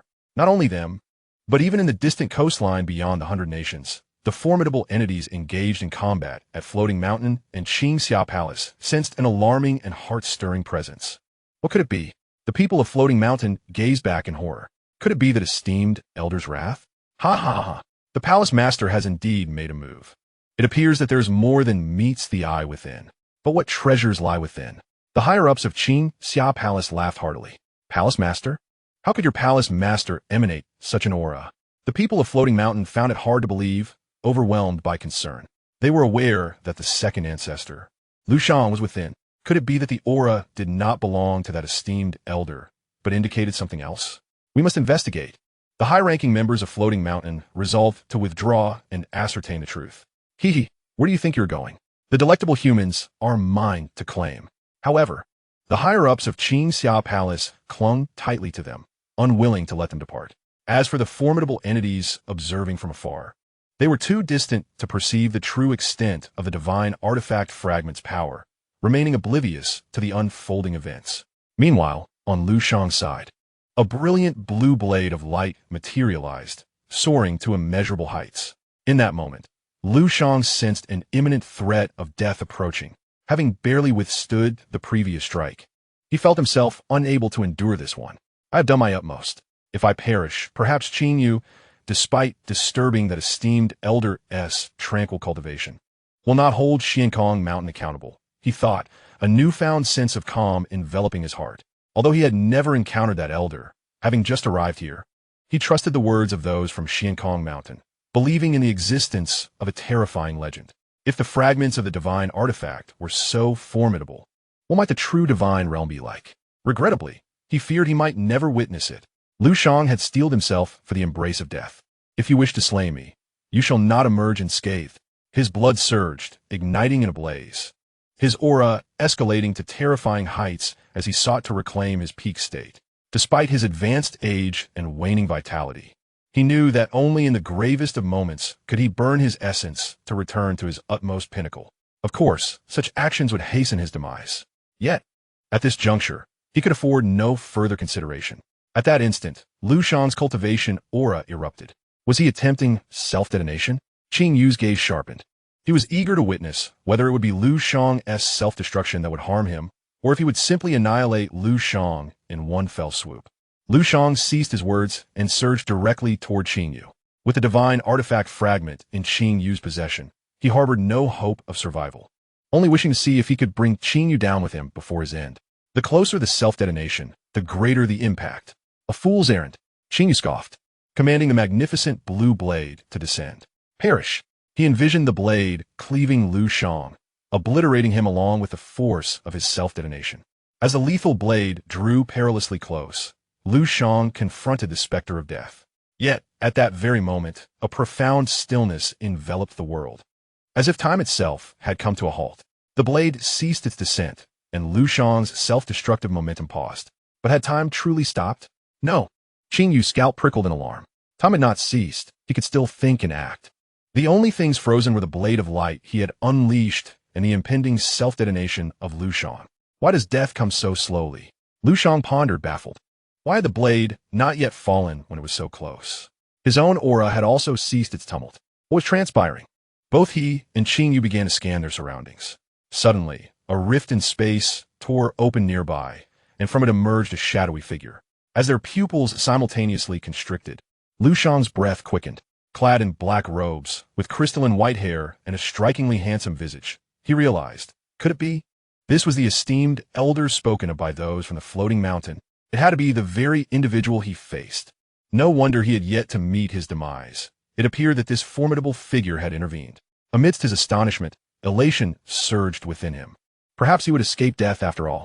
To live was undoubtedly the most desirable outcome. Who would not wish to endure?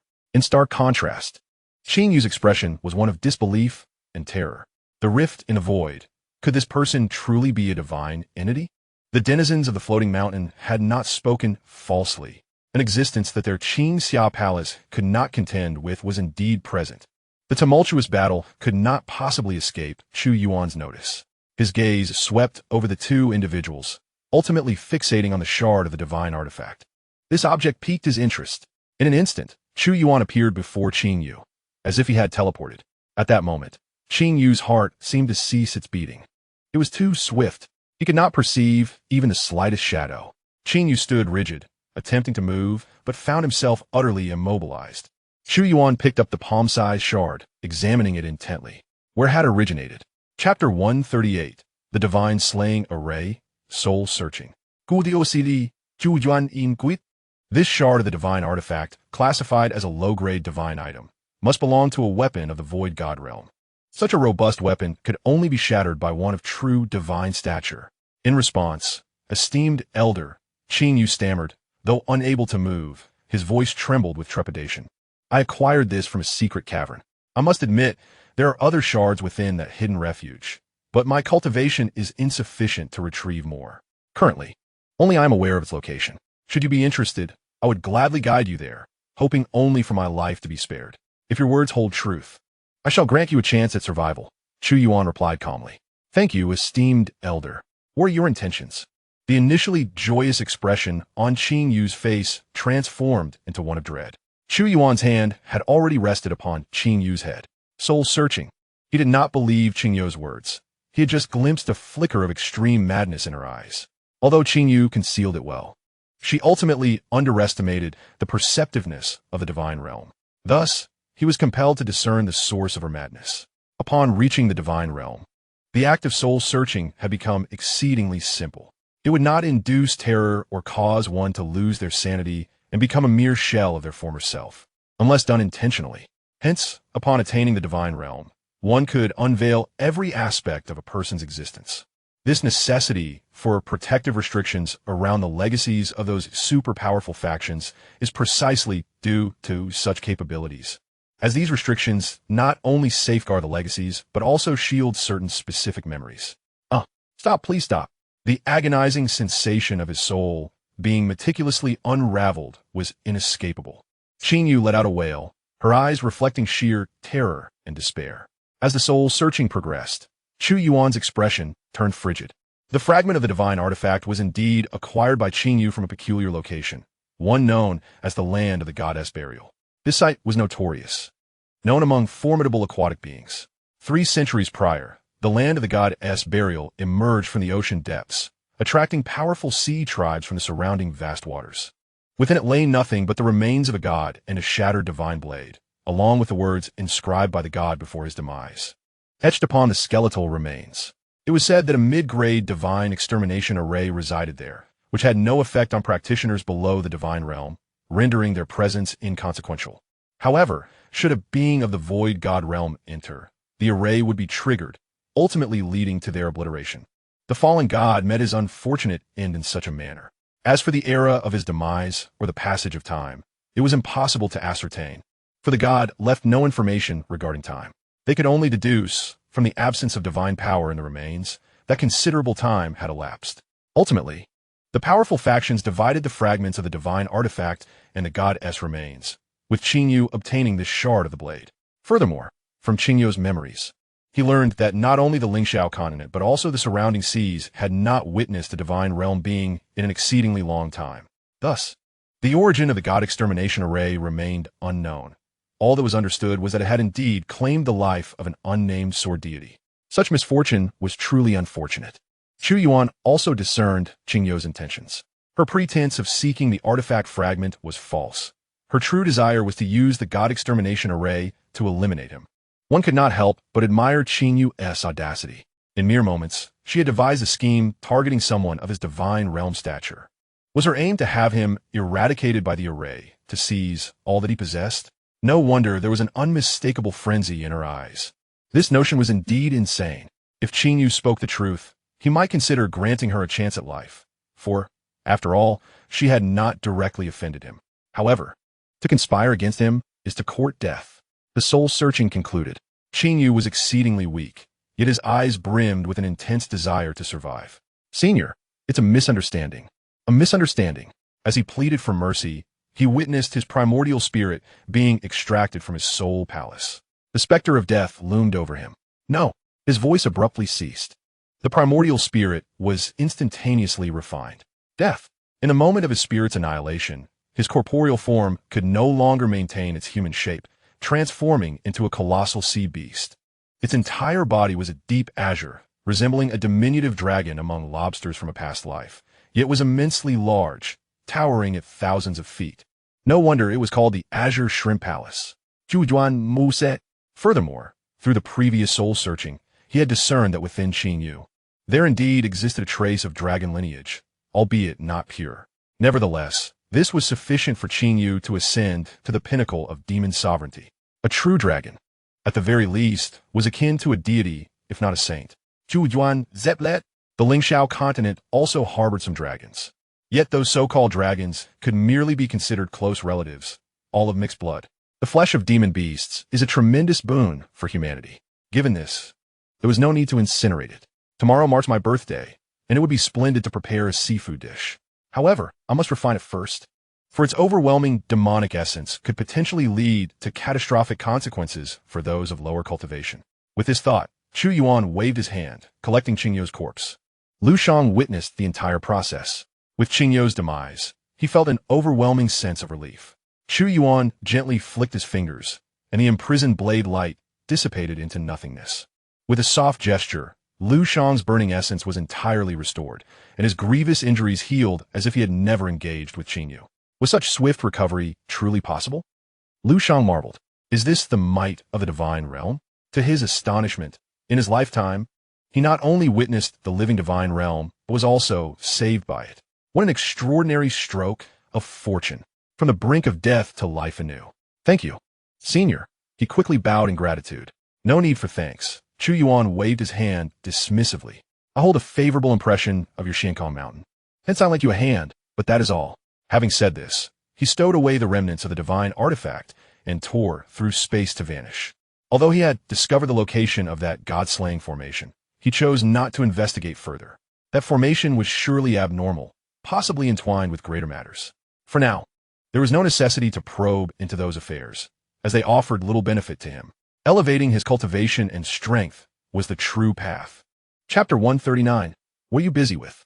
Busy with reincarnation? Farewell, Senior. Upon witnessing Chu Yuan's disappearance, Lu Shang respectfully bowed towards the direction of the Tianyun Sect.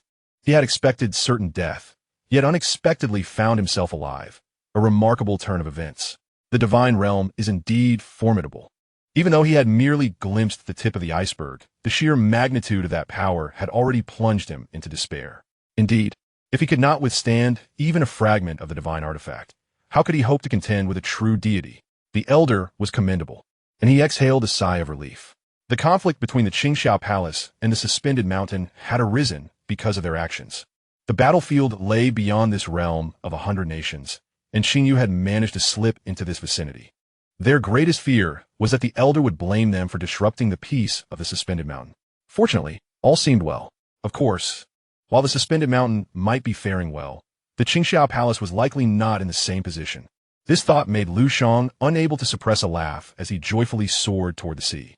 As he had anticipated, not long after, the once proud leaders of the Xianxia Palace situated near the boundless sea close to the realm of 100 nations, suddenly received some urgent news. One by one, their eyes widened in disbelief. The palace master had fallen. How could this be possible? The sea serpent matriarch exclaimed in shock. Within the palace of Xianxia, a few elders remained to oversee matters, and it was from these elders that the news had originated. How dare they transmit such false information? What were they plotting? Was it rebellion? A furious roar erupted from a man with several tendrils adorning his chin. He was one of the vice masters of the Xianxia palace, possessing late-stage elder cultivation. Unlike the suspended mountain, the Xianxia palace did not have the concept of an ancestor. The palace master was the strongest. Most of the demon clans adhered to the absolute principle of respecting the strong, where only the most powerful could occupy the highest positions. However, certain human factions differed, such as the suspended mountain sect leader, whose cultivation was far inferior to that of the palace master of Xianxia. Indeed, it seems they are contemplating rebellion. Another elder of the Sea tribe remarked. The other high-ranking officials of Xianxia, upon processing this information, began to agree. They understood just how formidable the palace master was. And with the possession of a fragment of a divine artifact, how could he possibly have fallen? Just moments ago, they had sensed the terrifying aura of the artifact. It was unreasonable for the palace master to have perished so swiftly. In this domain, no one could slay the palace master.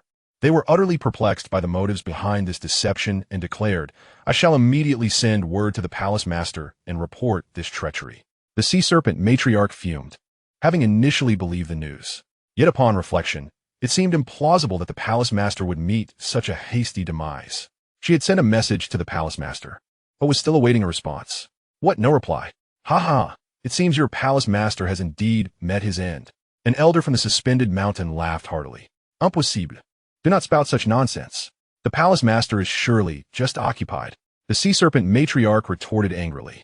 Oh, busy, is he? Busy with what? Reincarnation? No, that cannot be. His primordial spirit has been refined, leaving no chance for rebirth. At that moment, a vibrant voice resonated throughout the area. Lu Shang's figure emerged from afar. The second ancestor. The people of the suspended mountain rejoiced. Did the second ancestor, the master of the Xianxia palace, truly perish? A venerable figure from the suspended mountain inquired hastily. Their curiosity was palpable. Could it be that the esteemed elder had indeed intervened? The Xianxia palace had always doubted the existence of such an elder, yet they had witnessed the evidence firsthand. Indeed, Lu Shang chuckled heartily while stroking his beard. That rascal Qing Yu sneaked into the land of 100 nations, but fortunately, I had anticipated his move and was already there waiting. His gaze then turned icy and his words dripped with frost. To my astonishment, he possessed a shard of a divine artifact. I nearly fell into his trap. Thankfully, at a crucial moment, the elder intervened and averted the crisis. As for Qing Yu, having incurred the displeasure of that elder, he was effortlessly crushed. A shard of a divine artifact? Could be linked to that terrifying aura we sensed earlier? The higher-ups of the suspended mountain recalled the recent commotion, unable to suppress a sharp intake of breath. Meanwhile, the leaders of the Xianxia palace trembled upon hearing this revelation. He actually knew that the master possessed a shard of a divine artifact. Their opponent had confronted the master. It was the only explanation for how he was aware of such a detail. Yet, the adversary now stood unscathed before them, while their master was nowhere to be found. At that moment, their hearts quaked in fear. Could it truly be that their master had fallen? Was there really an existence within the land of 100 nations that the Xianxia palace could not contend with? They were now filled with grave doubts. Such legendary beings, how could they possibly manifest in this realm? This is dire. The entity pondered. Surely the individuals within the palace would not deceive us entirely. If rebellion were to ensue, they would have to consider the wrath of the master. Could it be that the master has indeed perished? A representative of the Sea tribe voiced with trepidation. The others fell silent. They were reluctantly forced to accept this possibility. But if the master had fallen, did it not imply that the Xianxia palace had offended an insurmountable entity? The thought sent waves of horror and dread through them. The once overwhelming battle spirit had dwindled to near nothingness. We must return to the palace and check if the master's soul lamp has truly extinguished. The vice master, who had just spoken, proposed, "Withdraw. Let us return to the Xianxia palace." The venerables immediately issued commands. Countless sea creatures swiftly retreated. Some demon kings fled without a backward glance. They had heard clearly that the master might have fallen. If they did not flee now, what were they waiting for? You wish to escape? Pursue them. Lu Shang commanded with a wave of his hand, leading the charge after them. Many of the slower sea creatures were ruthlessly hunted down. Why are the sea creatures of the Xianxia palace fleeing in disarray? From a great distance, powerful beings who had been secretly observing were taken aback. They were too far removed to comprehend the specifics of the conflict between the two formidable factions. This was entirely understandable, being at such a distance.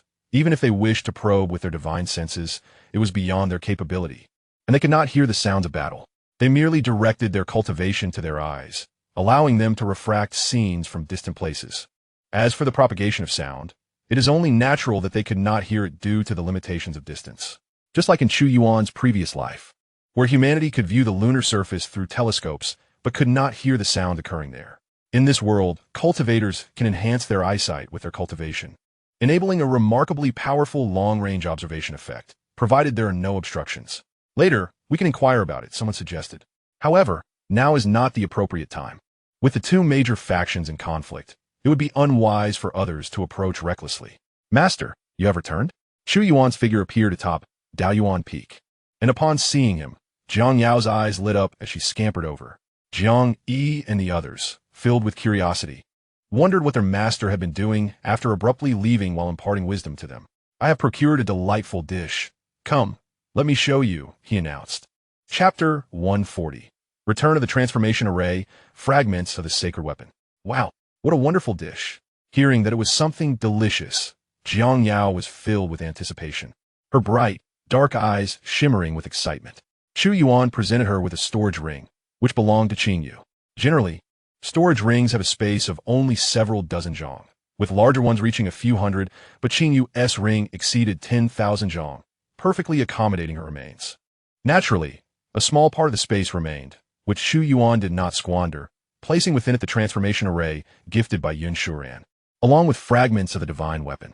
As for Qingyu's treasures, he transferred a significant portion to another storage ring, which was now at capacity. As the master of the Xianxia palace, Qingyu was indeed quite affluent. Upon receiving the ring, Jiang Yao infused her cultivation into it, and in the next moment, the scenes within the ring were reflected in her mind, leaving her utterly astonished. Master, what a massive beast! How much meat must this yield? Jiang Yao exclaimed, her mouth agape, noting that this was a creature she had never encountered before. You must have brought it as a dish. It must be delicious. By the end of her sentence, she was almost drooling, her appetite peaked. How big is it? I want to see too. Xiaoyan, intrigued. Lena, take a look. Wow, it truly is enormous. It seems enough to last for many years. Jiang Yi and Yun Shuran soon shared their curiosity as well. After inspecting, Jiang Yi nodded, affirming its size. Yun Shuran sensed the powerful aura emanating from the beast's corpse, estimating it to be of the esteemed realm. Which faction's pillar did master capture nearby? She wondered. Moreover, she also detected the aura of the divine weapon fragments. With her own powerful treasures, she was highly sensitive to such external auras. If someone were to release their aura in her presence, even if their cultivation was significantly higher than hers, she could still make an educated guess. However, she did not pay much attention to the fragments of the divine weapon, as such objects held little allure for her. Beep. Chu Yuan naturally received the rewards he had longed for. First and foremost, the storage ring returned with an even better one. The transformation formation was replaced with the sacred transformation formation, which condensed the sacred transformation pool, granting individuals a trace of the potential to achieve sanctity. This was nothing short of seizing the very essence of creation. Yun Shuran's mention of the immortal pool surely hinted at the potential for attaining immortality, Chu Yuan mused. If that were the case, it would be immensely terrifying. Should the opportunity arise, he could certainly make use of the immortal pool. He contemplated the idea of offering the immortal pool to his disciples and then retrieving it, undoubtedly yielding even greater treasures. The divine source provided by Yun Shuran was of the highest caliber, and upon return, he acquired a supreme, sacred source. Sacred sources are resources for cultivation in the sacred realm, typically found only in a vast outer world. The fragment of the divine artifact, initially of inferior divine grade, returned as an inferior sacred grade item. With his cultivation level, should he wield this artifact, even the celestial realm could be vanquished with ease. Finally, after the return, it proved useful to him. Additionally, the body of Qingyu was returned, granting him a complete body of the virtual deity realm. Chu Yuan, Bonda. If a body could be returned, could the living also be restored? His disciples, or even himself? He shook his head. Such a notion was perilous. The emergence of two identical beings, particularly if the returned one were stronger, could lead to unforeseen complications. This was a matter to be explored later. Outside the 100 Nations, there existed a marine power known as the Qing Shrimp Palace, which was currently engaged in battle with the Floating Mountain. This body belonged to the palace lord of Qing Shrimp Palace. Chu Yuan briefly explained that he had encountered the lord earlier, who intended to harm him, and thus he had eliminated him. However, the flesh was a great treasure to be reserved for their consumption. He would refine it and share it with the sect members the following day. This was indeed the body of a formidable leader. Xiaoyan took a deep breath, impressed by his master's prowess. See if there is anything you require within, Chu Yuan offered, handing them another storage ring, naturally to reap further rewards. After the disciples selected a few items, he reclaimed the ring, bestowing upon them yet another windfall. Master, I have a humble request, Xiaoyan said somewhat shyly. Speak freely. Chu Yuan replied with a smile. Xiaoyan scratched the back of his head, hesitating. Master, I wish to bring my father here. His innate talent is rather low. And Chu Yuan interrupted, understanding that Xiaoyan desired for Prince Xiaoyao to partake in the fortunes of Tianyun Sect. He wholeheartedly agreed, having the same intention himself. Even if Xiaoyan had not mentioned it, he would have brought it up, as it was only fitting to treat the father of his esteemed disciple with care. I understand your filial piety. In fact, I had already considered this, he said with a gentle smile. Really? That's wonderful. Thank you, Master. Xiaoyan exclaimed in delight. Indeed. Chu Yuan nodded and said, Besides your father, summon your royal ancestors as well. I shall grant them the title of guest elder of the Tianyun Sect, allowing them to enjoy certain benefits from our sect. He reminisced about how it was thanks to Xiao Xianzhong that he inherited everything left behind by the diary-loving true monarch Xianhua. On behalf of our ancestors, I express my gratitude to you, Master. Xiaoyan felt even more elated. Indeed, Chu Yuan replied with a slight nod. There is no need for you to return personally. I shall relocate them here. With a gentle wave of his hand, he opened a spatial passage directly leading to the royal palace and the depths of the imperial family. The sudden rift in space startled both individuals. It is I who shall bring you to the Tianyun Sect. A familiar voice echoed. Zhu. They instantly recognized it. The next moment, the spatial passage enveloped them, and in the blink of an eye, they arrived at Daoyuan Peak. The scenery around them shifted, and they saw Chu Yuan and the surroundings, their faces filled with bewilderment. Where are we? Could this be the Tianyun Sect? But isn't it nearly 100,000 miles from the imperial city? Have we arrived in an instant? Ancestors, father, have no doubts. This is indeed the Tianyun Sect. Quickly, pay your respects to my master, Xiaoyan urged, well aware of their thoughts. Huh? Oh, they responded in astonishment. Is this really the Tianyun Sect? To arrive in such an instant is utterly terrifying. Suppressing their shock, they hurriedly approached to pay their respects. We greet you, esteemed elder. At that moment, Chu Yuan sat comfortably in the exquisite spiritual crystal pavilion he had created, smiling gently in acknowledgement. Might I inquire why you have summoned us? They asked respectfully, feeling somewhat perplexed. Tomorrow marks my master's 51st birthday, and I have invited you to celebrate with us, Xiaoyan explained. Ah, I see. They nodded in understanding, their hearts racing with awe at the realization of Elder Chu's extraordinary strength at such a young age. Chapter 141. The Day of Celebration, yet the desire for progress remains. We haven't prepared any gifts, the Prince of Xiaoyao admitted awkwardly. Xiao Xianzhong also felt a bit embarrassed, primarily due to the lack of time to prepare. You are all Xiaoyan's elders. Such gifts are unnecessary. Xiaoyan, take them to the main hall of the sect. Let the sect leader make arrangements, Chu Yuan instructed. Understood, Xiaoyan replied, his eyes glistening with gratitude. His master had been exceptionally kind to him, granting his father the opportunity to enjoy some benefits. He vowed to honor his master diligently from now on. The next day, the entire Tianyun Sect was filled with festivity. Every corridor was adorned with red carpets. Red lanterns hung from the buildings, colorful ribbons adorned every peak, and various spiritual plants were decorated with cheerful paper. In the grand square of the sect, before the colossal statue, an astonishing array of tables, nearly 120,000, was meticulously arranged, reflecting the approximate number of individuals within the sect. Although the Tianyun Sect frequently admitted disciples, not all remained within its hallowed grounds. For instance, outer disciples, upon reaching a certain age without breaking through to the inner gate, faced dismissal. Furthermore, various other elimination methods existed. Regrettably, many disciples had perished. It is no exaggeration to state that the mortality rate during external training approached 50%. Instances of entire groups of disciples being annihilated during their ventures were not uncommon. Such trials were merely the norm within the cultivation world. Thus, the ascent of each formidable individual was fraught with challenges. As dawn broke, the majority of the sect's members had already congregated in the square. Each face radiated with elation, as if celebrating a birthday.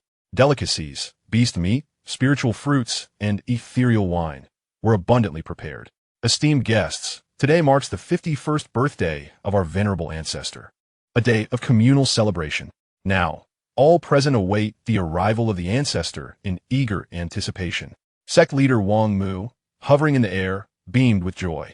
Recalling the previous year, when the Tianyun Sect was merely ranked 5th within the Great Martial Dynasty, the transformation over the past year was nothing short of miraculous. With an unimaginable foundation, it was certain that, given time, the Tianyun Sect would elevate all its members to greatness. This remarkable progress was solely attributable to the ancestor. It was he who had propelled them to success, allowing them to bask in the glory of life's victories. At present, there was no one within the sect who did not hold the ancestor in the highest regard. Witnessing the recent changes, Xiao Xuanzhong and King Xiaoyao were astonished. Now, upon seeing the spiritual fruits and beast meats, they felt akin to rustic villagers. Many of these spiritual fruits were gifts from Chu Yuan. Shortly thereafter, Chu Yuan, accompanied by 4 disciples, approached leisurely through the air, maintaining his usual demeanor without any ostentatious adornment, his face adorned with a gentle smile. He held Xianxia's hand with his left, while the other 3 disciples followed closely behind. Bow to the ancestor, wishing the ancestor a joyous birthday and unmatched invincibility. The upper echelons of the Tianyun Sect, along with all present, uttered in unison, including King Xiaoyao and Xiao Xuanzhong, who had now become esteemed elder guests of the sect. Finally, they could genuinely address him as ancestor. They felt immense pride in uttering this title. With a gentle gesture, Chu Yuan effortlessly lifted all who had bowed in reverence with a soft force. Please, no need for such formalities, he spoke, his warm voice enveloping them like a gentle spring breeze.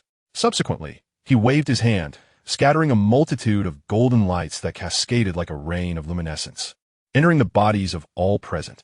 The crowd gazed in bewilderment at the golden light, but moments later, their eyes widened in astonishment as boundless joy illuminated their faces. My accumulated injuries have miraculously healed.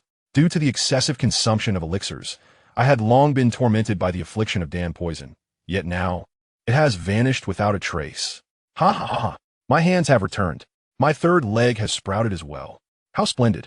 At last, I can ensure the continuation of my ancestral lineage. Oh, what a moment this is! Countless individuals within the Tianyun Sect are overwhelmed with excitement, some even shedding tears of joy. Regardless of past injuries or lost limbs, at this instant, all have been restored. A severed arm reborn, a miracle indeed. How formidable is the power of our ancestor! What an extraordinary force this is! Countless souls are left in awe, their perceptions transformed. With merely a wave of his hand, the ancestor accomplished what they never dared to envision. Gratefulness to the ancestor flows like an unstoppable river, and many willingly kneel, fervently bowing their heads in reverence. Chu Yuan nodded slightly, turning his gaze towards the higher echelons of the Tianyun Sect, and with a wave of his hand, he presented a mountain of flesh, a revered beast's corporeal form, a nourishing treasure that had been refined for their consumption. Partake as you desire, he declared. This, however, is but a fraction of what he possesses. The crowd expressed their gratitude once more and began to carve the beast's flesh. What exactly is the realm of this revered being? Xiao Xuanzhong and Wang Xiaoyao inquired, perplexed, of the sect's senior members. Beyond the Nirvana realm lies the Monarch realm, and only after that does one reach the revered realm, came the reply. They were no longer novices from the scripture pavilion. They had learned of the vastness of the world outside and the terrifying strength of the ancestor. The fact that a revered beast had been slain by the ancestor astounded them. Xiao Xuanzhong and Wang Xiaoyao stood frozen in place. Xiao Qingfeng and the sect leader joined Chu Yuan at a grand table, where they toasted in honor of the ancestor. Chu Yuan, reflecting on his time in this world, felt this was the first time he had celebrated a birthday with such grandeur. Delicious, truly delightful. I wish to indulge further, Xianxia exclaimed, relishing the lobster meat. Much to the astonishment of others who realized they could barely manage a morsel, as the potent essence overwhelmed them, necessitating refinement before consumption. Yet Xianxia continued to eat unabated, as if she were the reincarnation of a glutton, surpassing all others present. Chu Yuan observed that the supreme bone was channeling energy to refine what she consumed, subsequently transferring the essence into her supreme blood, which absorbed it, a significant boon for Xianxiao's future cultivation. The celebration continued until nightfall, at which point Chu Yuan led his 4 disciples back to Daoyuan Peak. Following the expansion of the sect, many areas remained in need of restoration. Chu Yuan planned to wait until the renovations were complete before selecting a location to place the monument inscribed with the Great Completion Sword intent, as well as to arrange a transformation array. After all, it would only take 10 days to a fortnight. It was hardly a delay. Now, allow me to bestow upon you a baptism of the flesh. Chu Yuan decided to use the origin of the innate sacred body, Tao embryo, to conduct a baptism for his 4 disciples. By doing so, he could better awaken their potential. If the disciples advanced rapidly, he too would be able to progress faster. Speaking of it, he really wanted to grow stronger as soon as possible. Chapter 142. Jiang Yi breaks through, changes in the dual pupils hearing this. Jiang Yi, Jiang Yao, and Xiaoyan all revealed looks of anticipation. If their master personally baptized their bodies, their physical forms would surely become much stronger. Yin Shuran, however, blushed slightly. She had experienced bodily baptism several times before, but each time it had been conducted by women. After all, a bodily baptism could very likely probe the body thoroughly. Just thinking about it was I will only use the origin to cleanse your bodies and will not deliberately probe anything. Chu Yuan explained after noticing Yin Shuran's expression. Yin Shuran was still a young girl, so it was normal for her to have such concerns. Moreover, he treated these disciples as his own sons and daughters. He had no improper thoughts whatsoever. Thank you, Master, Yin Shuran said gratefully. It seemed that her master's baptism was different from others. Mama Chu Yuan, note that. All of you, come sit cross-legged around me. The 4 of them quickly moved over. When Jiang Yi had first acknowledged Chu Yuan as his master, he still harbored some wariness, but now he trusted his master completely. Chu Yuan glanced at his 4 disciples.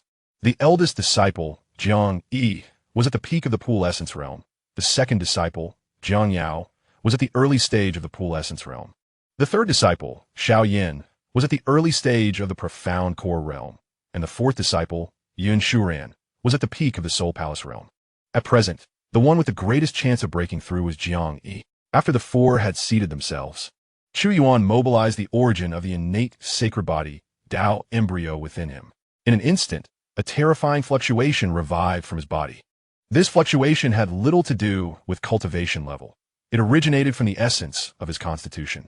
At this moment, all 4 disciples sensed it. The dual pupils, supreme bone, heavenly flame Tao body, and golden spirit sacred body all resonated. Among them, the dual pupils carried a wave of disdain toward all things. The supreme bone and heavenly flame Tao body were excited and eager to try, while the golden spirit sacred body seemed to feel fear. This is the origin of my innate sacred body Tao embryo, used to cleanse your bodies, Chu Yuan's voice rang out. Within Jiang Yi's dual pupils, divine might spread. So Master also possesses a special constitution. No wonder his cultivation advances so quickly. And it feels like Master's constitution is far stronger than that of 3rd junior brother and 4th junior sister. Jiang Yao blinked her big eyes, feeling the supreme bone within her become extremely active, as if it had encountered a rival it wanted to challenge. Xiaoyan widened his eyes. Master's constitution was even stronger than his own, truly worthy of being master. The innate sacred body, Tao embryo. Yin Shuran was the most shocked. Ancient records in the upper realm recorded that in the distant past, there had been an innate sacred body, Tao embryo, who defeated all the world's prodigies. That person liked to keep one hand behind his back, using only a single hand to beat the world's geniuses until they could not raise their heads, and was hailed as one of the strongest beings since time immemorial. The innate sacred body, Tao embryo, had appeared only that one time in history. It was a dazzling golden age when all kinds of extraordinary constitutions emerged one after another. Only through the union of a possessor of the supreme sacred body and a possessor of an innate Tao embryo was the innate sacred body, Tao embryo, born. Thus, people believe that the appearance of the innate sacred body, Tao embryo required the combination of those two. Could it be that Master S parents were the supreme sacred body and the innate Tao embryo? Master, just who exactly are you? Amazement surged within Yuan, mixed with intense curiosity. At the same time, she felt that this was her own great opportunity. A baptism with the origin of the innate sacred body, Tao embryo. What an astonishing stroke of fortune. She had undergone the baptisms of powerful experts several times before, but although those experts were strong in cultivation, their constitutional origins were ordinary and simply could not compare with Master S. Although the Yun clan produced many powerful figures, none possessed an especially powerful special constitution. Her golden spirit sacred body was already the strongest physique in the Yun clan. Chu Yuan controlled the purest origin, letting it flow like water into the bodies of the four disciples, gently cleansing their flesh and bones. It did not conflict with their innate constitutions at all. Instead, it caused their own constitutional talents to leap with joy. Outside the sect, after the people of Hanging Mountain chased the Sea Clan of the Green Shrimp Palace all the way back to the palace, they found themselves unable to do much more. Although the Green Shrimp Palace had lost one palace master, that alone was not enough to make the entire palace collapse. With the formations activated, Hanging Mountain could not break through in a short time unless they committed their full force. But such a desperate assault would inevitably result in significant losses for Hanging Mountain as well. In the end, the people of Hanging Mountain laughed heartily and withdrew. They had already slain many Sea Clan members, and the Sea Clan's casualties far exceeded their own. This battle was their victory. Moreover, the people of the Green Shrimp Palace had certainly confirmed that their palace master had truly fallen. The entire palace was now plunged into chaos and panic, barely able to take care of itself. What the Green Shrimp Palace needed to think about now was not fighting Hanging Mountain, but how to avoid being reckoned with by that senior expert. After Hanging Mountain retreated, many human factions came to inquire about what had happened, only to be met with a blunt reply from Hanging Mountain. Scram, scram, scram. They did not wish to disturb that senior S secluded cultivation, and they were also afraid of offending him, since they did not know whether the senior was willing to reveal his identity. They naturally dared not spread the news on their own. On the Green Shrimp Palace's side, the news had not been released either, especially the fact that their palace master had died. Several vice palace masters issued orders to seal off the entire Green Shrimp Palace, not letting even the smallest shrimp in or out. As a result, many powerful figures among both the Sea Clan and the Human Clan were left completely baffled. The people of Hanging Mountain did not all return immediately, but left a large force stationed there to prevent the Green Shrimp Palace from attacking again. No one knew whether the Green Shrimp Palace might go mad. As for Lu Xiang and Lu Jing, they brought Hanging Mountain's young master, Lu Ming, to Heavenly Fortune Sect, planning to pay their respects to that senior expert. In truth, they also wanted to see whether Lu Ming might have a chance to enter that senior S sect. After all, it was said that the senior had already taken in 4 disciples, clearly someone who liked to accept disciples. If Lu Ming could become a disciple of that esteemed elder, then the floating mountain would surely ascend to new heights. However, the news they received indicated that the elder was currently in seclusion with his disciples. Thus, they remained patient, awaiting the right moment. The Tianyun Sect maintained a proper decorum, as the sect leaders were well aware of the immense stature of the floating mountain. Simultaneously, they felt a swell of pride, for their ancestor was indeed formidable, commanding respect even from such a powerful force. In the blink of an eye, half a month had passed. The disciples' baptism finally concluded, primarily due to their insufficient cultivation levels, necessitating a gradual approach. Following the ritual, their physical forms became more flawless, their innate roots glimmering, and their foundational cultivation deepened, saving them considerable training time. The baptism of the innate holy body was a rare opportunity, one that is often sought but seldom attained. Boom! Following the conclusion of the baptism, Xianxia successfully advanced to the early stage of the profound pill realm. Although others did not break through, their advancements were imminent. Xianxia opened his eyes, and his dual pupils radiated a brilliant light. Within his left eye, a black sword was forming, while a white sword was taking shape in his right eye. His dual pupils had awakened a new function. Chapter 143, Lottery, Simulated Cultivation. Breaking through to the early stage of the Celestial God Realm. Previously, Xianxi's dual pupils possessed 3 abilities. First, they could perceive the essence of reality, revealing truths hidden from others. Second, they could disguise themselves as ordinary eyes without the need for cultivation or combat. Third, they could exert a pressure field, imposing dominance over opponents and affecting their combat prowess. Now, a new ability had emerged. The black sword in his left, I could sever the physical bodies of enemies, while the white sword in his right could cleave the souls of foes. The swords were manifestations of the powers of his dual pupils, their might correlating with Jiang Yi's cultivation level. Higher cultivation equated to greater power. Presently, his capabilities were formidable, arguably his most potent means of attack, surpassing other mystical techniques. This could be termed his dual pupil supernatural ability, one that only he could wield, as it was inherently linked to his own powers and could not be imparted to others, unless, of course, he were to relinquish his dual pupils entirely. Everyone witnessed his transformation. Moments later, he reigned in the power of his dual pupils. Senior brother, what was that sword in your eyes just now? It felt incredibly powerful. Xiaoyan inquired with curiosity. Jiang Yi promptly explained the function of swords. Under the Soul Palace realm, few can withstand such soul attacks without protective treasures. Yun Shurian exclaimed, marveling at the prowess of the dual pupils, a testament to the ancient myth of invincibility. Brother, you are truly amazing, Jiang Yao declared joyfully. Senior brother, let us have a spar. Xiao Yin, brimming with fighting spirit, noted that both of them were now at the early stage of the profound pill realm, with Xiao Yin having entered this stage first, thus possessing a slightly more solid foundation. Let us go, Jiang Yi replied with a smile, eager to gauge his current strength. With a wave of his hand, Chu Yuan conjured a spatial arena outside Dayuan Peak, and the two combatants instinctively leaped into the platform, engaging in a fierce battle. The intensity of the conflict was palpable. Third junior brother, you have made considerable progress. Jiang Yi chuckled, despite his heavy gaze being able to discern Xiao Yan's flaws. The latter's vulnerabilities seemed to dwindle with each exchange. Heh. Vermilion Bird's Azure Sky Palm. Xiao Yan chuckled, raising his hand to unleash a formidable technique that harmonized perfectly with his heavenly fire Dao body, wielding it with remarkable proficiency. He couldn't help but wonder if his mother had foreseen his possession of the heavenly fire Dao body and had deliberately bestowed upon him this powerful technique. Jiang Yi, employing the Kirin shocking heaven step, released the oppressive might of his heavy gaze, and two treasured swords descended with elegance, as if orchestrating a masterful strategy, exuding an air of supreme dominance.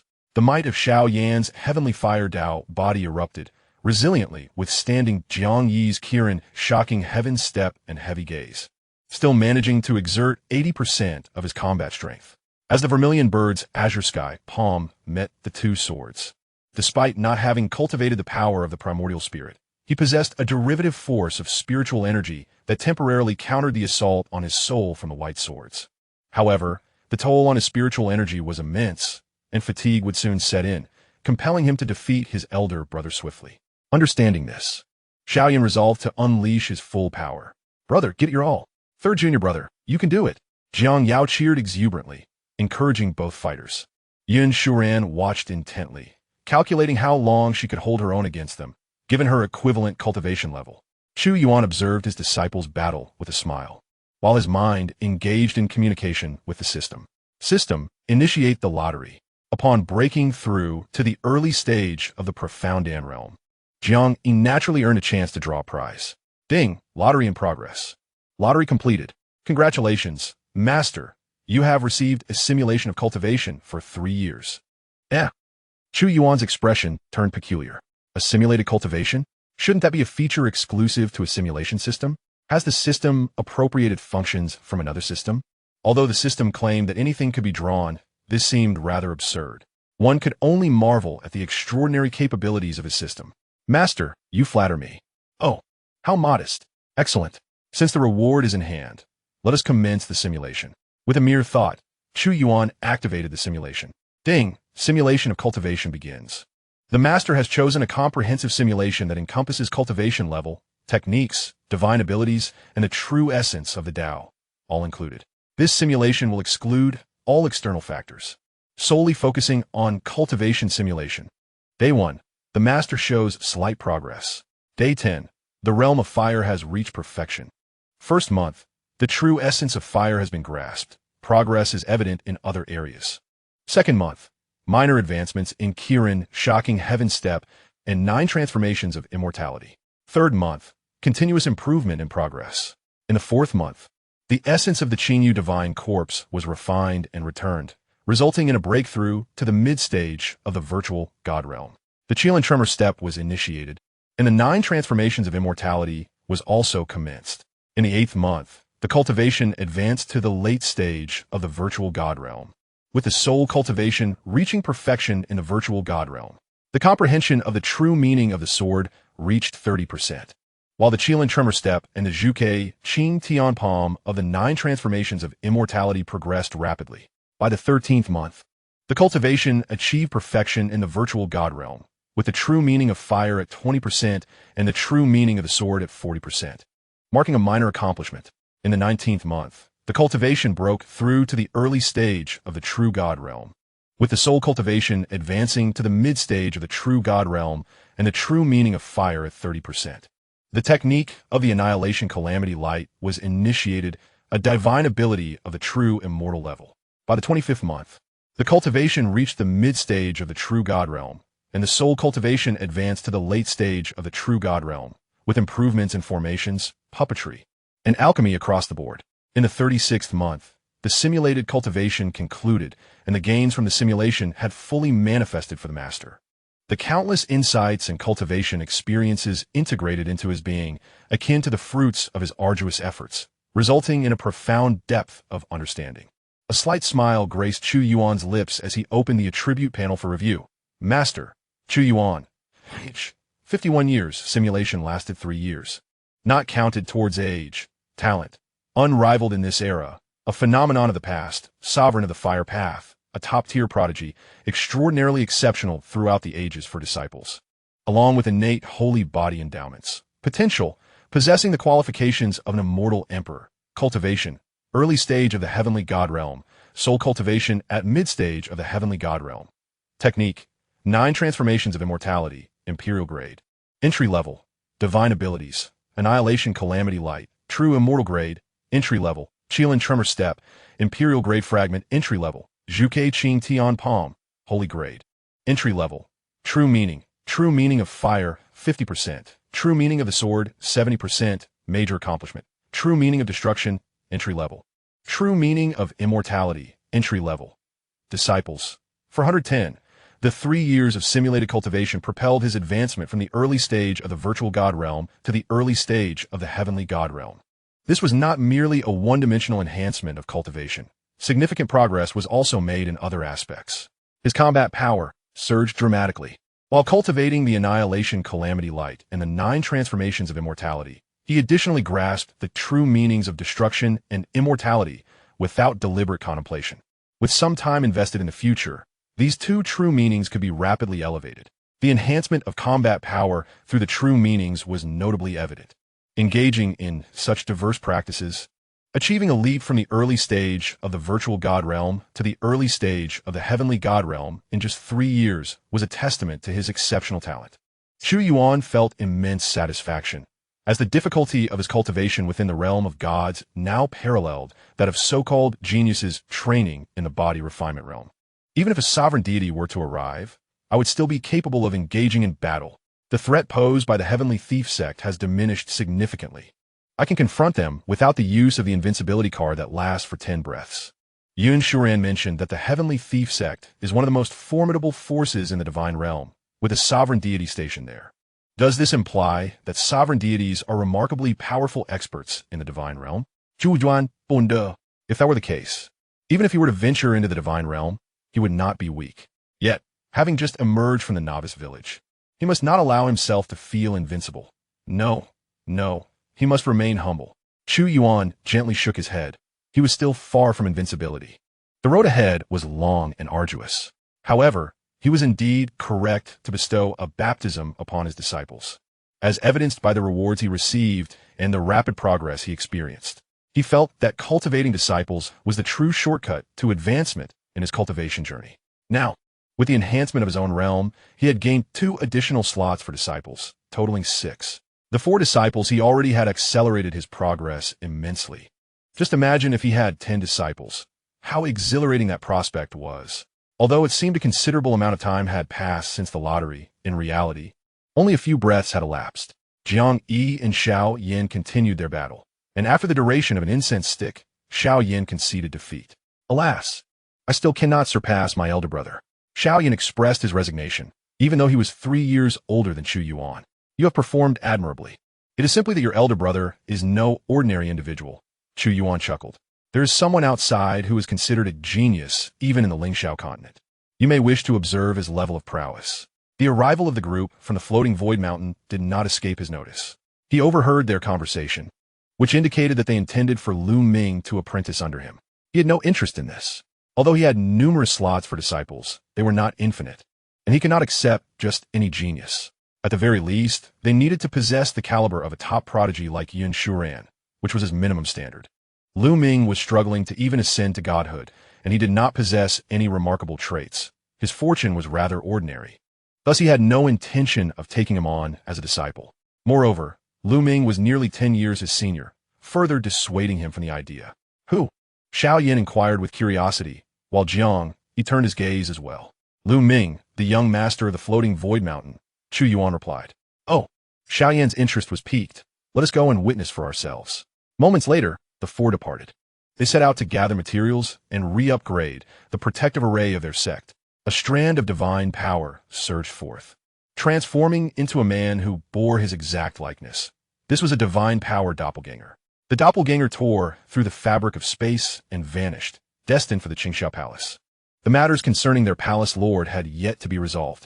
If they were sensible, they would not need to annihilate the entire clan. They could simply take a few items. Meanwhile, Chu Yuan's true self intended to refine the perfected puppet of the void god realm once more, without incorporating any materials obtained from returns. In this manner, once the re-refinement was successfully completed, he could return to his disciples. At that time, a more formidable puppet could be obtained to safeguard the sect in the future. Once the protective formation is upgraded, he would properly arrange the sword steel of the transformation stage formation, and then he could take his disciples to cultivate in the Lingxiao continent. The rapid growth of the disciples would grant him more opportunities for rewards. Moreover, he would also have the chance to see if there were any suitable disciples to accept. Xiaoyan and his companions directly sought out the sect leader, who led them to meet Lu Shang, Lu Jing, and Lu Ming. Upon encountering the four young friends, Lu Shang and the others greeted them with smiles. Although it was their first meeting with Jiang, Yi, and the others, they had long seen their portraits. After all, they were disciples of that esteemed elder, deserving of utmost respect. Greetings to you all, the four of Jiang, Yi responded courteously, without any arrogance. Full mastery of the soul palace realm. Early stage of the profound pill realm. Early stage of the profound pill realm. Early stage of the pool origin realm. Yun Shuran and her companions did not conceal their cultivation levels, and at that moment, Lu Shang and the others were struck with astonishment at the 4S prowess. A young lady at full mastery of the soul palace realm. A little girl at the early stage of the pool origin realm. Were these two not a bit too extraordinary?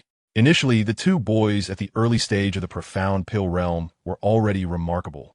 But compared to the two girls, they seemed rather ordinary. Truly remarkable disciples of the esteemed elder. Lu Jing exclaimed in admiration. Geniuses, this is the true essence of genius.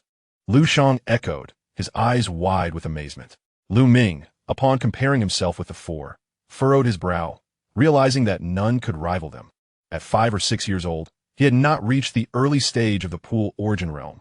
By 15 or 16, he had not attained the early stage of the profound pill realm, let alone possessing the full mastery of the soul palace realm at such a young age. If he had been that impressive, he would not have taken 100 years to merely reach the early stage of the law manifestation realm. Are you the esteemed young master Lu Ming of Xiankong Mountain? Xiaoyan inquired with a smile, cupping his hands in respect. Although his cultivation was not as high, his status warranted such a greeting. Addressing him as senior might impose undue pressure on the other party. Indeed, it is I, Lu Ming replied, displaying a warm smile, surprised that a fellow cultivator was aware of him. I just heard my master mention you. Jiang Yi responded lightly. What? That esteemed elder mentioned me? Lu Ming gasped, his breath quickening, his cheeks flushing with excitement. The expressions on Lu Shang and Lu Jing's faces also brightened with amusement. Could it be that the esteemed elder had been watching over them all along? Was there hope for apprenticeship? Yes, Xiaoyan nodded earnestly. My master said to observe the talents of the Lingxiao continent and assess their strength. The thought that the esteemed elder recognized him as a top talent filled Lu Ming with exhilaration. Straightening his posture, he confidently declared, "My strength is commendable. Though I may only be at the early stage of the law manifestation realm, typical mid-stage law manifestation cultivators are no match for me. Even against those at the later stage of the law manifestation realm, I possess the strength to contend." With that, he fixed his gaze intently on the four. He sought to discern shock or admiration on their faces, yet what he desired to witness was absent. The four bore peculiar expressions. Could it be that they had only transcended a mere couple of minor realms? What was the matter? The countenances of the four momentarily instilled a sense of insecurity within Lu Ming. Yuan stepped forward and suggested, "Fellow cultivator, shall we engage in a friendly spar?" Perhaps their humility was genuine. "Huh? Oh, very well. Rest assured, I shall not harm you," Lu Ming responded with confidence.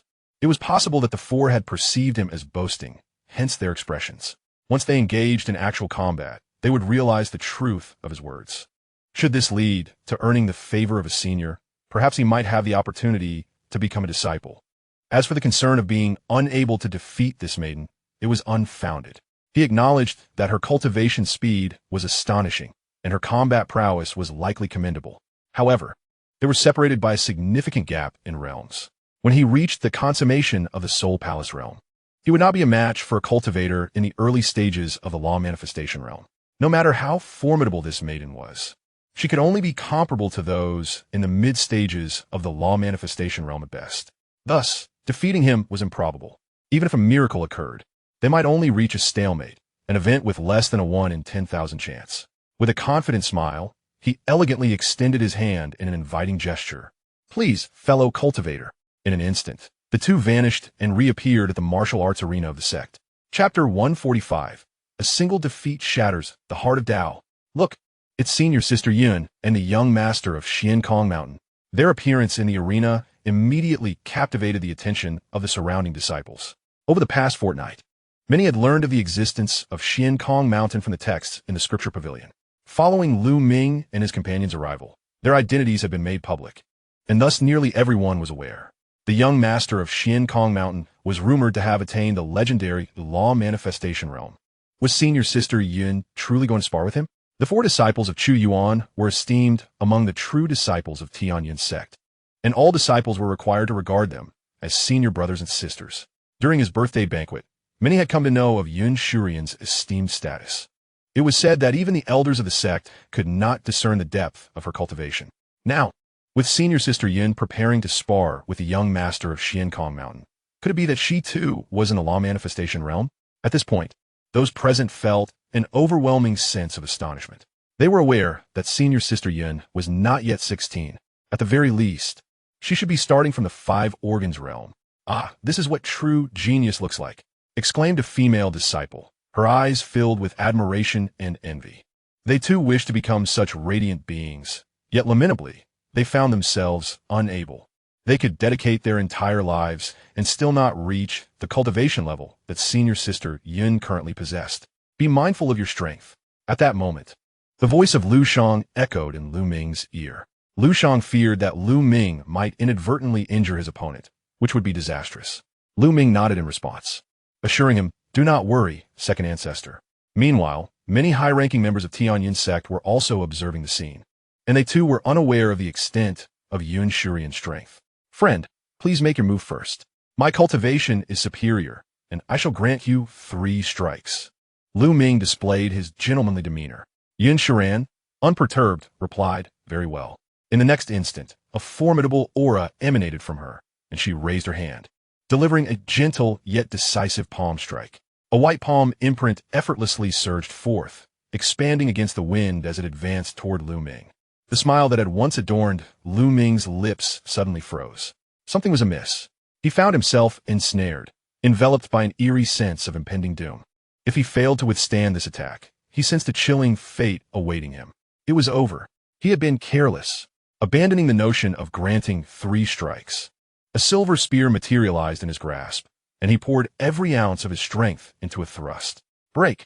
This thrust represented his most potent offensive move. Even a late-stage practitioner of the Dharma manifestation realm would not dare to underestimate it. The silver spear gleamed with a cold radiance, seemingly poised to shatter Yun Shuren's assault. However, upon collision, the spear trembled violently, its brilliance shattering as an insurmountable force surged through it, sending him hurtling backward as if struck by a tremendous blow. Seeing this, Xianxia swiftly withdrew her attack, allowing the white palm imprint to dissipate in the air. With a thunderous crash, Lu Ming, akin to a meteor, streaked through the sky, crashing into a distant mountain peak and creating a substantial crater upon impact. At that moment, the entire Tianyun Sect fell into silence. The outcome of this battle was beyond their wildest expectations. Had Lu Ming truly been defeated? Lu Shang's eyes nearly bulged from their sockets. Furthermore, he had fallen to a mere casual strike from his opponent. Recalling how he had just warned Lu Ming to be cautious and avoid harming her, he now felt a fiery sting on his face, as if he had been slapped. How utterly humiliating. His advice to Lu Ming should have been to beware of being struck down by the young girl instead. What kind of prodigy was this? Lu Jing could not help but gasp in astonishment, his scalp tingling and his mind in disarray. Xianxia's attack had evidently reached the pinnacle of the Dharma manifestation realm. This was a staggering leap across a significant boundary. Moreover, she executed it with such casual grace.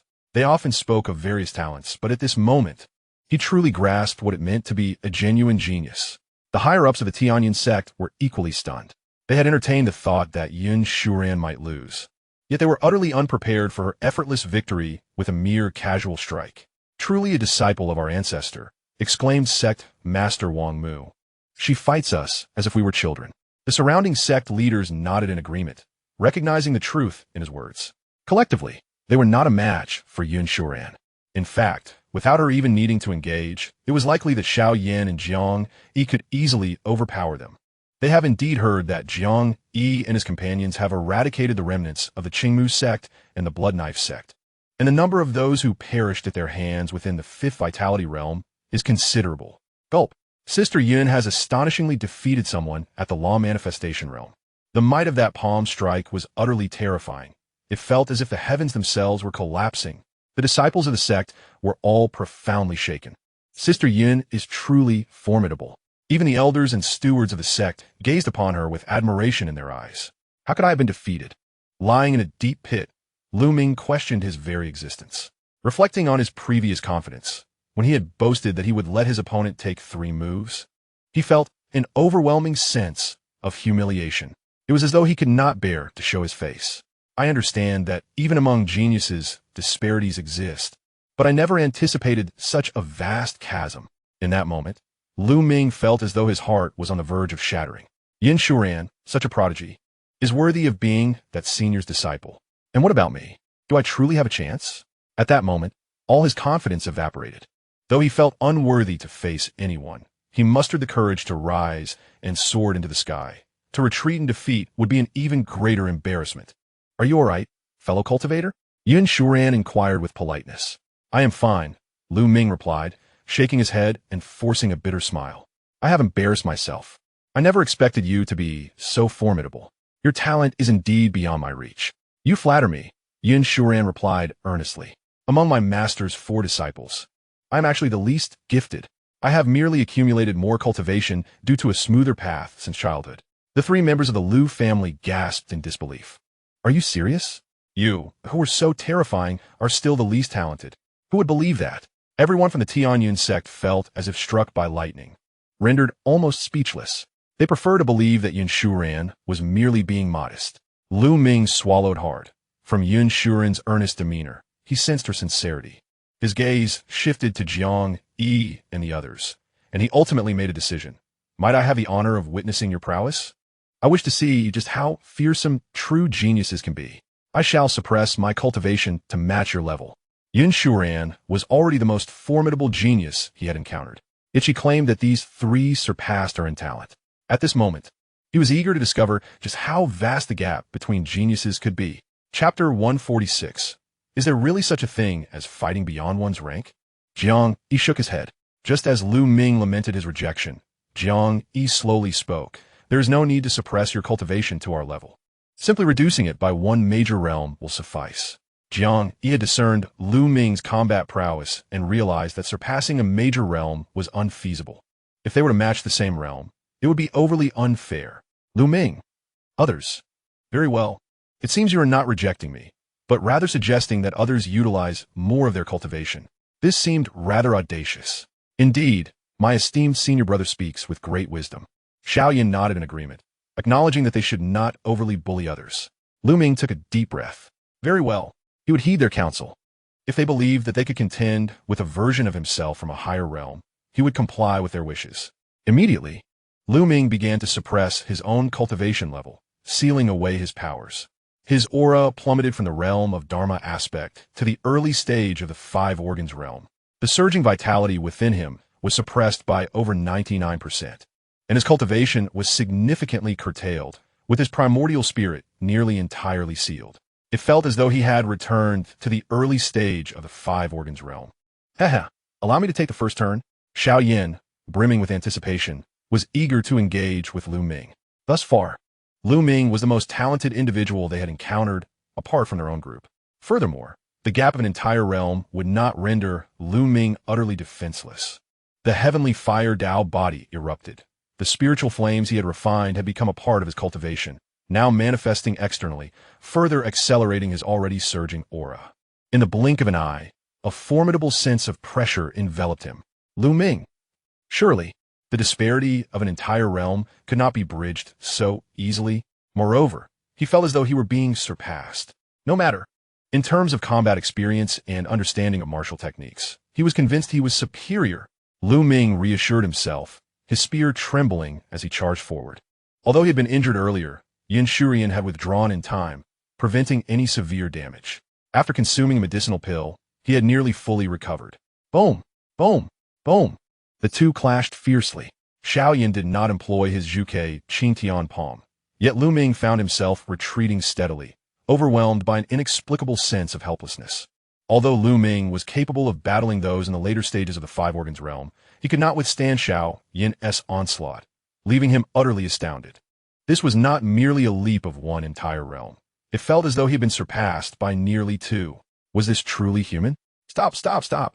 Lu Ming retreated, hastily waving his hand, exclaiming helplessly, with this level of cultivation, I cannot contend with you. Then you should unseal some more of your powers. Xiao Yin suggested. All right. Lu Ming consented, unsealing further. Fortunately, he had heeded their advice earlier, elevating his cultivation by an entire realm. Had they been of the same level, he would have been instantaneously vanquished. Lu Ming released his cultivation to the mid-stage of the Five Organs realm, and instantly, confidence surged within him. Surely this would suffice. However, before he could revel in his newfound assurance, Xiao Yan's palm struck forth. Zhuke Qingtian palm. Boom! Lu Ming had no choice but to unseal even more of his powers to withstand that blow. In that moment, he questioned the very nature of existence. Who could enlighten him? Was this truly human? Defeated, he was utterly astounded. Lu Ming felt an overwhelming urge to curse. He genuinely doubted Xiao Yin's humanity. The recollection of how Xianxia had also effortlessly defeated him only deepened his astonishment. Had she been serious, the outcome would undoubtedly have been different. Within the same realm, they effortlessly annihilate their opponents. Even those of higher cultivation levels exhibit unparalleled strength. This is simply unreasonable. Well, I suppose I shall refrain from further combat. My talent is merely sufficient to place me third. Would you care to see the prowess of my senior brother and sister? Xiao Yin inquired.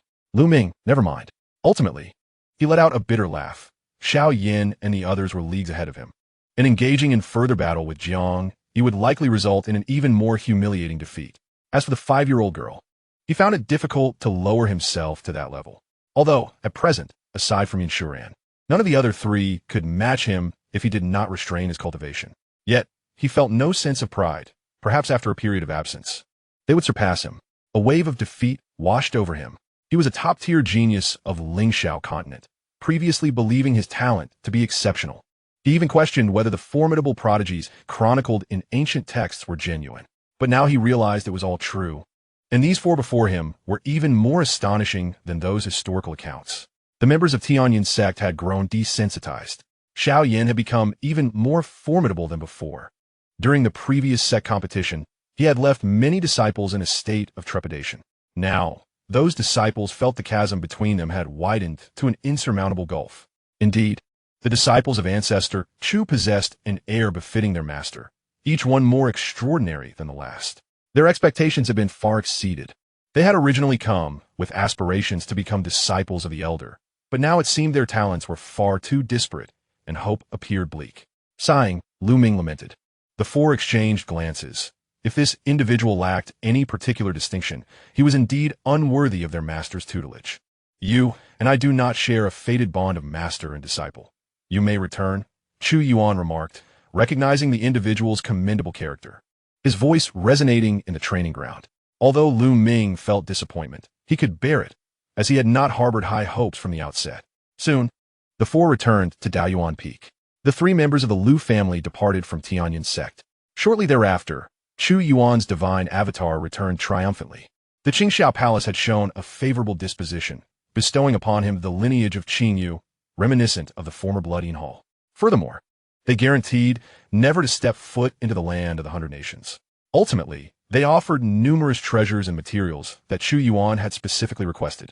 Neither within the confines of Xianxia Palace nor the realm of Xiankong Mountain were there any divine-grade materials. In truth, at his current level of cultivation, he could easily discern the contents of their treasure vaults, rendering them utterly transparent before him. He could even summon whatever he desired through spatial passages, although he found such actions beneath his dignity. In the absence of divine-grade materials, there are but two methods to forge divine-grade formations, either by crafting supreme-grade formations and returning them to disciples, or by obtaining divine-grade materials through disciples and then forging the formations. Chu Yuan resolved to concoct a revered-grade formation and subsequently teach his disciples, a task made considerably simpler. With the materials at hand, he began the alchemical process. Such a formation, at this level, was child's play for him now. In a mere moment, he completed the crafting. Summoning Xianxia, he executed a series of maneuvers, resulting in a remarkable return. The supreme revered-grade formation yielded a return of an entire tier, astonishingly reaching the divine-grade pinnacle. He found great satisfaction in the system's unyielding method of return. Chapter 147. Arranging the transformation pool, the sanctification pool, and installing the sword monument alongside formidable puppets.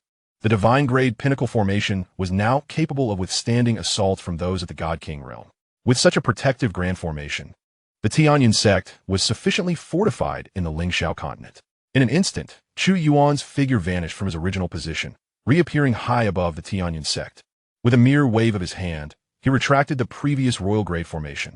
He decided to expand the sect's territory as well. Scanning his surroundings, he noted the absence of other human settlements within a radius of 10,000 miles.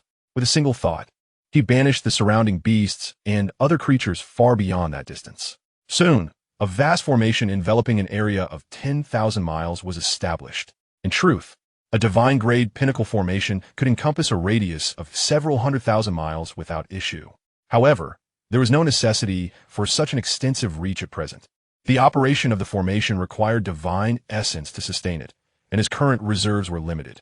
He contemplated seeking exquisite spiritual crystals for teaching purposes to obtain superior divine essence. Nevertheless, he had devised a more efficient approach, tearing through the fabric of space. He vanished and soon arrived at the western expanse of the Lingxiao continent, the abyss of the underworld. This formation was of superior divine grade. At this moment, Chu Yuan discerned the intricacies of the formation within the abyss of the underworld. During his previous visit, he had failed to identify its level, only perceiving its formidable strength. Indeed, at that time, it had seemed overwhelmingly powerful. However, now, were he to wish for its destruction, a mere finger would suffice. Yet, he refrained from such actions, instead casting two restrictions, creating an entrance to the formation through which he stepped inside. Currently, the puppet, comparable to a perfected void god, had undergone his meticulous refinement. With all restrictions mastered, including those governing access to this formation. Simultaneously, while procuring materials from Xianxia for the teaching and return of the formation, he had also included this puppet for the return process.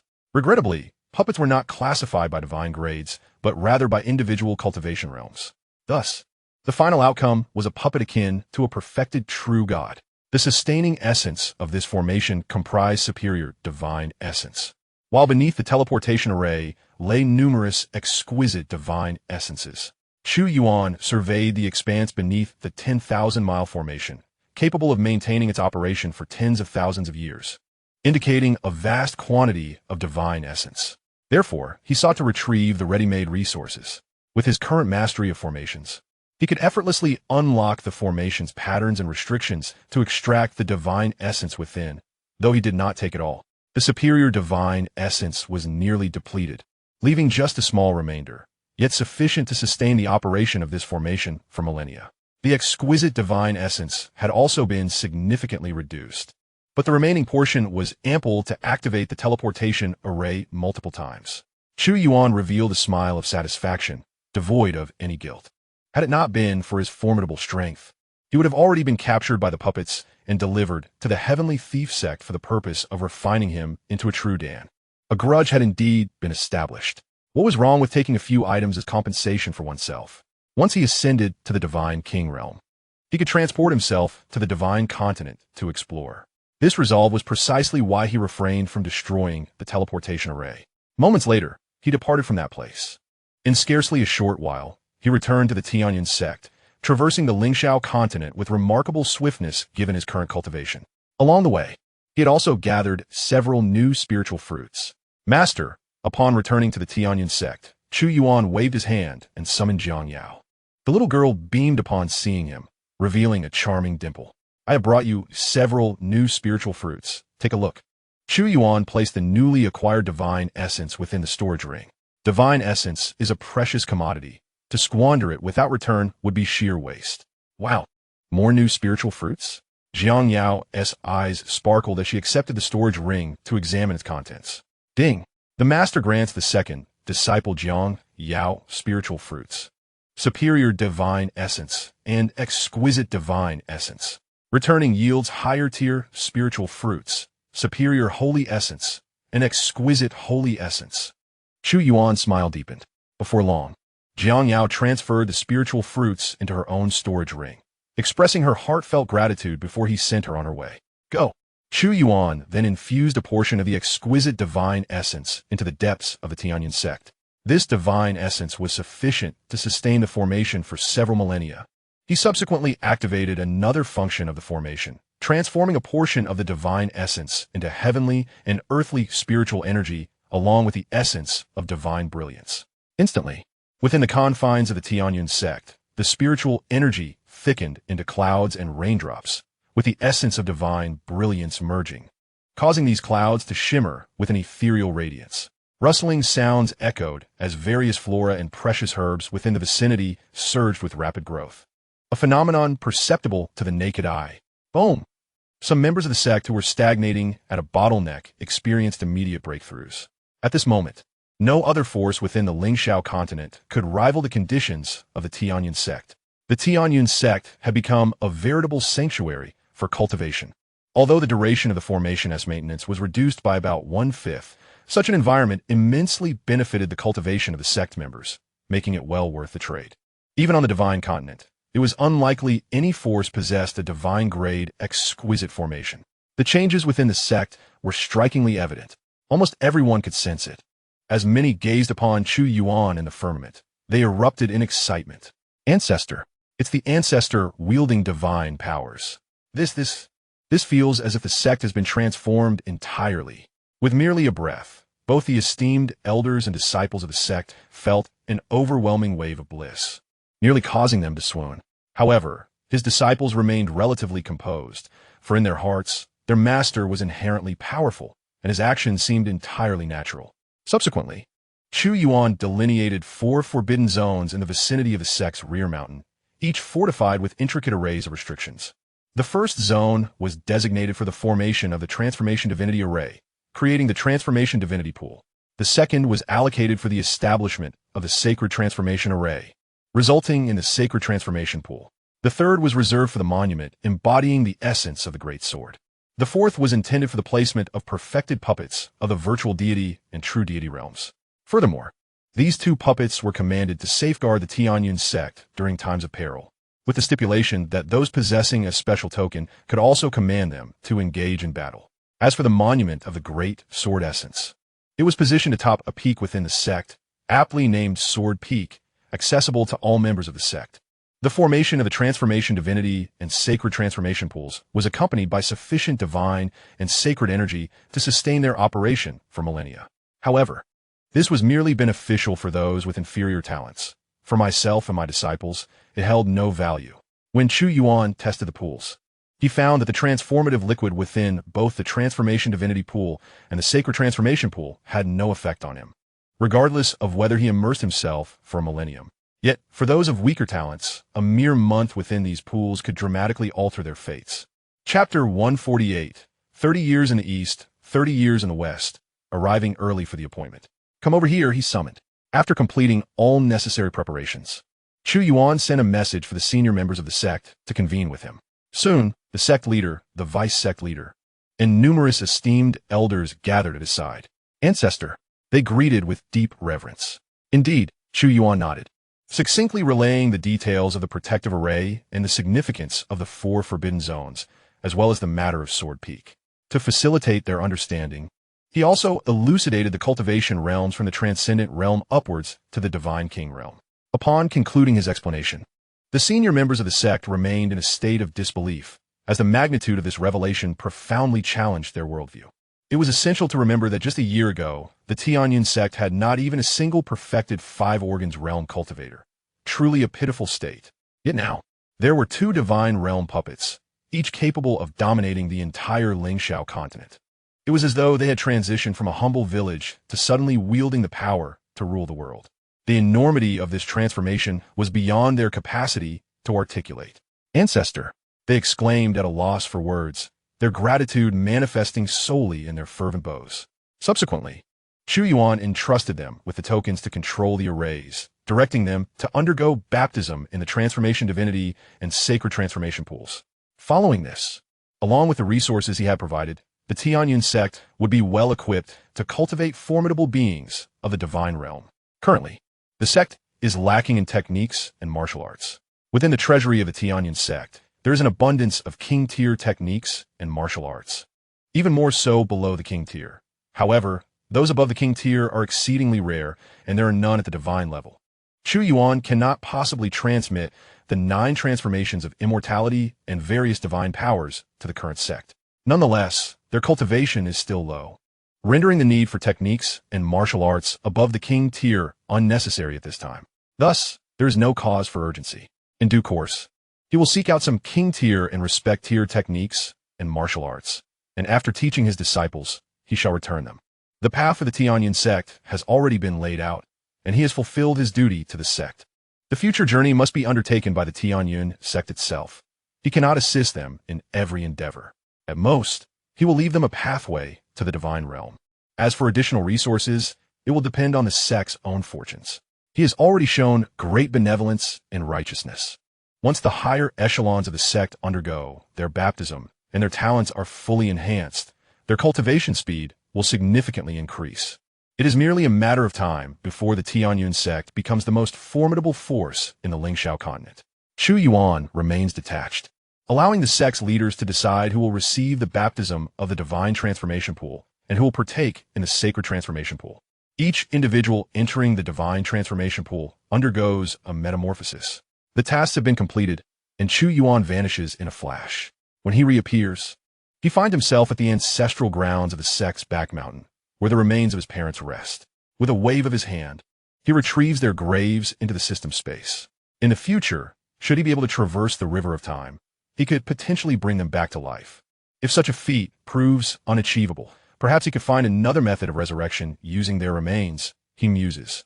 If he can revive his parents from this lifetime, he would not hesitate to do so. 2 months later, the upper echelons of the Tianyun Sect have completed their transformation, each person reborn anew. Their faces radiate with the joy of newfound life. An elderly elder, who once believed he could never break through and was resigned to his fate, exclaims in astonishment, "I never expected to see light at the end of the tunnel. This is all thanks to our ancestor." Xiao Qingfeng, gnawing on a chicken leg with grease smeared across his face, replies. Others nod in agreement, affirming, "Indeed, it is all the ancestor's merit. I feel that it won't be long before I break through to the perfection of the 5 organs realm and the soul palace realm." Xiao Qingfeng stretches lazily. "Let those 2 come for the baptism as well," he suggests, subsequently arranging for the true disciples and core disciples of the sect to undergo their own baptism. They are meticulously organizing everything. The 2 individuals in question are Of course, the Wandering King and Xiao Xuanzhou. Although they are outsiders, they are nonetheless elders of Xiaoyan. Naturally, after the baptism, they must keep this secret sealed. Furthermore, it is expected that the two will understand the gravity of the situation. The higher-ups of the Tianyun Sect are currently not planning to disclose any information regarding the divine transformation pool. The Tianyun Sect remains steadfast in its seclusion, engaged in deep meditation and cultivation, with no shortage of resources at their disposal. Once their strength has sufficiently developed, they shall venture forth to hone their skills.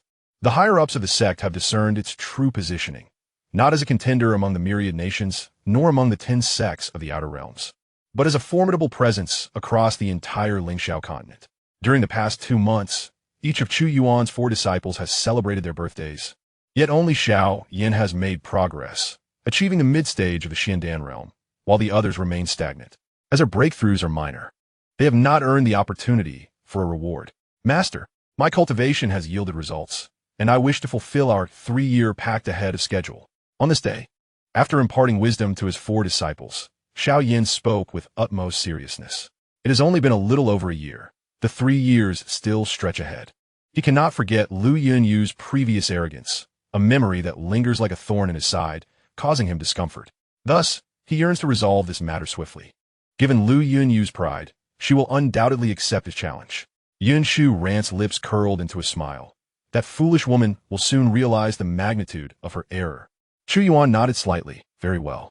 The 10 sects of the Outer Realms are currently engaged in the 10 sects Genius Tournament at the Ice Soul Valley. Your former fiancée is currently in the limelight. It would serve you well to diminish her glory and settle your inner turmoil. Oh, the 10 sects Genius Tournament? Jiang Yi's eyes brightened momentarily before dimming again. The young master of the Void Mountain is nothing remarkable. Those so-called geniuses of the 10 sects are likely just as unimpressive. His initial interest waned upon reflection. The reason Chu Yuan is aware of the tournament is simple, under the veil of his divine sense.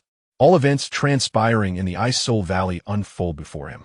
The 10 sects hold this tournament periodically, rotating locations, and this time it is indeed the Ice Soul Valley. Lu Yunyu is currently engaged in battle, with the disciples of the valley cheering loudly, ensuring that news of her exploits reaches him swiftly. I shall certainly make my presence felt, Xiaoyan declared, thumping his chest. However, he soon furrowed his brow. Master, what should I say after defeating her to sound truly imposing? When she humiliated me, I proclaimed 30 years in the east, 30 years in the west. Do not underestimate the youth in poverty. Now, everything is as I wished. Chapter 149. Is it truly possible for someone to cultivate so rapidly? The youth is no longer impoverished. In fact, he is exceedingly prosperous, and it took him not 30 years, but merely a single year. Hearing this, Chu Yuan chuckled softly and shook his head. Why must you even inquire about what to say? Just express yourself as you see fit. Very well, Xiao Yin replied, scratching the back of his head with a silly grin. Chu Yuan waved his hand, and 3 streams of light emerged from the bodies of Xiao Yin and his 2 companions. Subsequently, he unleashed 3 new streams of light, which entered the bodies of the 3. The 3 luminous barriers no longer represented his divine origin or the source of his soul. Instead, they were the prohibitive formations he had meticulously crafted during this period. With immense power, he infused his most formidable strike into these formations, creating a one-time trump card. One of the functions of the formation was to passively activate whenever Xiao Yin and the others were in peril, allowing them to annihilate their foes at will. It is no exaggeration to assert that even a deity at the king level, unless extraordinarily powerful, could not withstand this blow. He received a return on his efforts. And 3 formidable prohibitive formations manifested within his storage space, each possessing tremendous power, equivalent to a full-force strike in the early stages of the king level. Beneath the saint level, unless one were a transcendent individual, they would inevitably be vanquished. Such transcendent beings were akin to Jiang Yi and his peers, endowed with exceptional talent and possessing cultivation at or above the late stages of the king level, thus having the potential to withstand a strike. Generally speaking, those below the saint level would be swiftly eliminated. This was for the time being a modest yet powerful trump card, though it would not last long. In a little over a year, he would directly break through to the early stages of the king level. Master, why have you bestowed upon us life-saving power once more? Xiao Yin inquired with curiosity. I have achieved a slight breakthrough, growing a bit stronger, hence I have exchanged it for you, Chu Yuan replied calmly. You have broken through again? To the mid-stage of the Void God realm? Xiaoyan's eyes widened in astonishment. It seemed Master had not been at this level for long. Jiang Yi and the others were equally intrigued. Although Yun Shuran possessed a treasure that could probe others' cultivation levels, it required the target to reveal their aura to be detected. Since Chu Yuan had maintained an aura of secrecy, she was oblivious to his current realm. It was likely a minor breakthrough. Breaking through to a small realm within a few months at the god level, Master certainly lived up to the reputation of a genius with an innate sacred body. It's about right, Chu Yuan remarked, just the heavenly god level. The disciples exclaimed in disbelief, what? The heavenly god level? That's just about right. They were taken aback, realizing the vast chasm between the mid-stage of the void god realm and the heavenly god realm. Master, how on earth do you cultivate? Xiaoyan swallowed hard. He had thought their progress was swift, but in comparison to Master, they felt like tortoises crawling along. Yin Shuran was equally astonished.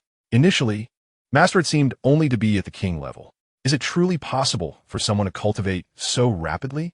Is this reasonable? It's merely a casual endeavor. Chu Yuan, smai en mi mati sa. Wow, Master is incredible. Jiang Yao exclaimed joyfully, her hands dancing in delight. Her delight stemmed from the prospect that Master would be able to procure more delicacies for her in the future. The other three disciples were also left in a state of shock. They have gained some understanding of their Master's temperament.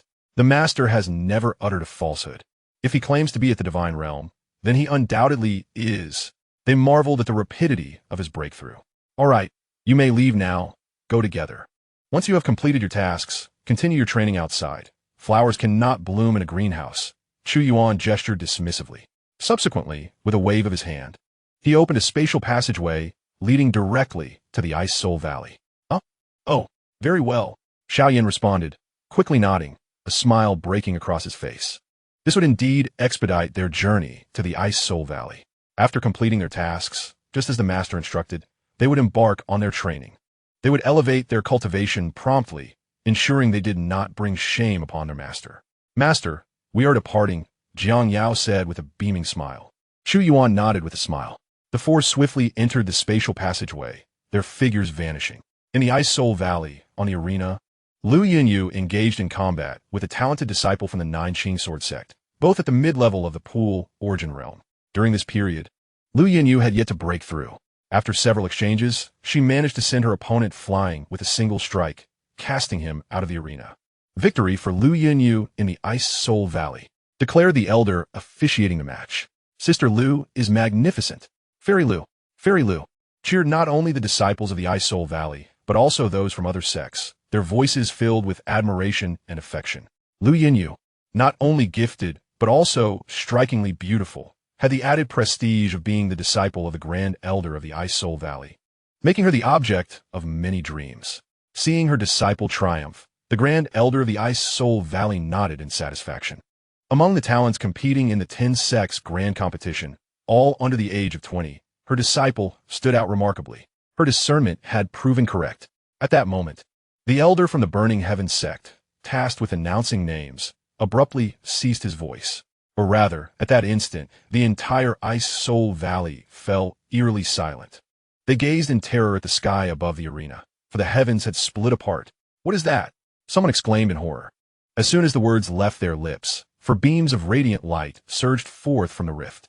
The lights transformed into 4 figures, and upon their appearance, the fissure in the sky sealed as if it had never been torn.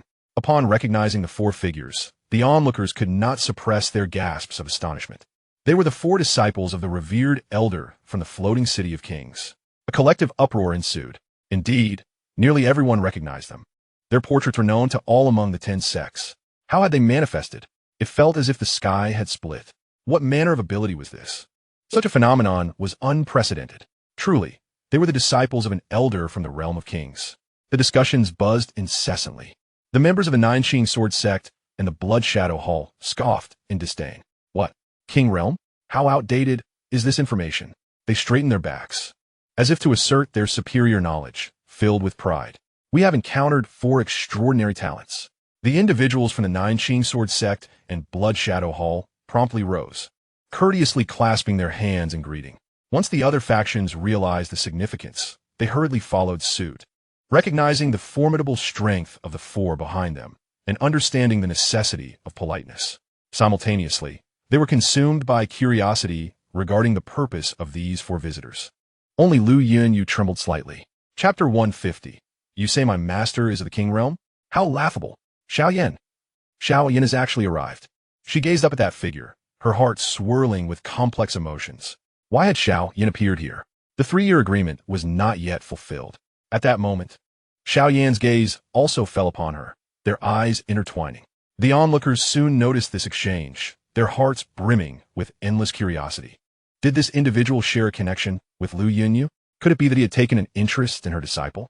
The Grand Elder of the Ice Soul Valley pondered, feeling a surge of excitement. With the protective formation of the Ice Soul Valley in place, the effortless arrival of these four suggested that their master might be nearby. If this individual indeed had eyes for her disciple, it would bode well for the entire Ice Soul Valley, essentially providing them with a powerful ally in the King Realm. It was not just her who thought this. The Valley Master and others shared the same sentiment. Some individuals instinctively considered how such developments could be advantageous to them.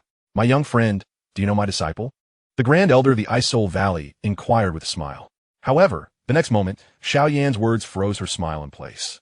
Ignoring the Grand Elder, he looked at Lu Yunyu and declared, Lu Yunyu, a year ago, you came to my Xiao family to annul our engagement. At that time, we agreed upon a 3-year pact. Now, I have come early to fulfill our agreement. Are you ready to face me? Boom! It resonated in the ears of the Grand Elder like a thunderclap, leaving her mind buzzing. What? This person is the fiancé whom Lu Yunyu rejected? No. How is this possible? Lu Yunyu's fiancé was supposed to be a waste. Moreover, he came from such a remote place in the 100 Nations. How could he be a disciple of the King Realm? The one Lu Yunyu rejected possesses such an identity. Staggering back a few steps, the Grand Elder was engulfed in disbelief. The hearts of everyone in the Ice Soul Valley sank, though they did not grasp the entire situation. The term annulment, coupled with the 3-year pact, clearly indicated discord. At this moment, the members of the other factions were animated and filled with curiosity. They were merely concerned that Lu Yunyu might establish a favorable relationship with this individual, fearing that the Ice Soul Valley would soar to great heights. Yet, the current situation was quite favorable. Jiang Yi and the others were also scrutinizing Lu Yunyu. Could she truly withdraw from her engagement with Xiao Yan, given the circumstances? All eyes were fixed upon Lu Yunyu, and in that moment, she clenched her fists. To be candid, ever since she learned that Xiao Yan was a disciple of the King Realm, a hint of regret had crept in. She had considered the possibility of Xiao Yan seeking vengeance for the humiliation of their annulled engagement. However, she had not anticipated his swift arrival. He was here now. Should she accept the challenge or defer until the 3-year period truly arrived? No, she could not afford to wait until the actual 3 years. She subtly shook her head. With a King Realm mentor guiding him, by the time the 3 years elapsed, she feared she would not stand a chance against him. Perhaps, at this moment, there was still hope. In fact, she felt a sense of relief that Xiao Yan had arrived so soon. Now, she still had a chance of victory. Xiao Yan had concealed his cultivation adeptly, and she had not been able to discern it. However, facing Xiao Yan now, her confidence surged. With this thought, she steadied herself, brandishing her long sword, ready to engage. Ice Soul Valley, Lu Yunyu, mid-stage Chu Yuan realm. Let us settle everything today. Should you defeat me, I shall concede my lack of discernment. In that moment, her pride resurfaced. What of a disciple from the King Realm? It was merely a matter of stronger backing. Stripped of that, she still believed that Xiao Yan was inferior to her. Upon seeing Lu Yunyu accept the challenge, Xiao Yan laughed heartily, stepping onto the arena. His voice calm. Heavenly Essence Sect, Xiao Yan, mid-stage Xiandan realm. Lu Yunyu, mid-stage Xiandan realm. Are you attempting to deceive me? She retorted coldly. Although she could not perceive Xiao Yan's cultivation, how could he possibly have advanced to mid-stage Xiandan realm in just a year? It was simply inconceivable. Upon hearing Xiao Yan disclose his cultivation, the others inhaled sharply, their eyes widening. This included those of the Dharma aspect and Nirvana realm. They, too, were unaware of Xiao Yan's true cultivation level. It was not that they could not perceive it, but upon recognizing that these four were disciples of that King Realm Senior, they had refrained from probing further, fearing to offend. Now, upon hearing Xiao Yan's revelation, they could not help but investigate, and upon doing so, one could not contain their astonishment. Mid-stage Xiandan realm. He truly was at mid-stage Xiandan realm. He appeared to be merely 16, or 17 years old. How could he possess such cultivation? Incredible. Was Lu Yunyu's decision to annul the engagement due to her awareness of their disparity, feeling unworthy of him? It made sense. Yet wait, who would annul an engagement due to their fiancé's exceptional talent? Shouldn't she be secretly pleased? The onlookers from the other 9 factions reveled in the unfolding drama, their conversations buzzing with excitement after discerning Xiao Yan's cultivation level. Among them were members of the Han High Sword Sect, who were incredulous. This cannot be true. A year ago, you were merely in the mid-stage of body refinement. How could you possibly have ascended to the mid-stage of the profound pill realm? The reaction of the surrounding strong cultivators seemed to affirm that Xiao Yan had indeed reached the mid-stage of the profound pill realm. In that moment, she lost her composure. Even if you had a master of the king realm, such rapid progression is unfathomable. Have you employed some secret technique to artificially elevate your cultivation aura? Her gaze was fixed on Xiao Yan, an urgent desire for answers reflected in her eyes. The others, upon hearing her words, were struck dumb, as if thunder had struck them. A year, advancing from the first realm to the 4th major realm? What jest? You say my master is of the king realm? Huh. What ludicrous joke. Xiao Yan laughed as if he were hearing an absurdity. Not even the realms of the honored one, the void deity, or the true deity compare to my master. They are but mere ants in her presence. In that moment, he stood tall, filled with an overwhelming sense of pride, while the others remained utterly bewildered. Your master is not of the king realm? What then are the realms of the honored one, the void deity and the true deity? Are they realms beyond the king realm? At that instant, astonishment washed over the crowd. Could it truly be? What magnitude of power would that entail? Many strong cultivators were left in doubt, as this surpassed their comprehension. Lu Yunyu was equally taken aback, but she soon regained her composure. Even if your master is formidable, it is illogical for you to have advanced so swiftly. Her emotions escalated. Illogical? Xiao Yan scoffed. Then open your eyes wide and behold whether my cultivation is genuine. As he spoke, he ceased to restrain his cultivation aura. The mid-stage aura of the profound pill realm erupted forth, cascading around him like tumultuous waves, surging in relentless tides. The pressure of genuine essence caused Lu Yunyu's legs to weaken, and as the overwhelming aura washed over her, her complexion paled. She hastily mobilized her own cultivation to resist, yet the force compelled her to retreat step by step, leaving distinct footprints upon the crystalline arena.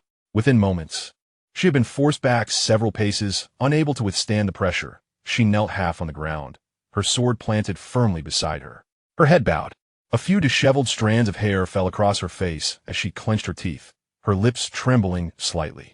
She supported herself with her hands on the ground, revealing her disarray. Mid-stage of the profound pill realm. He truly is at that level.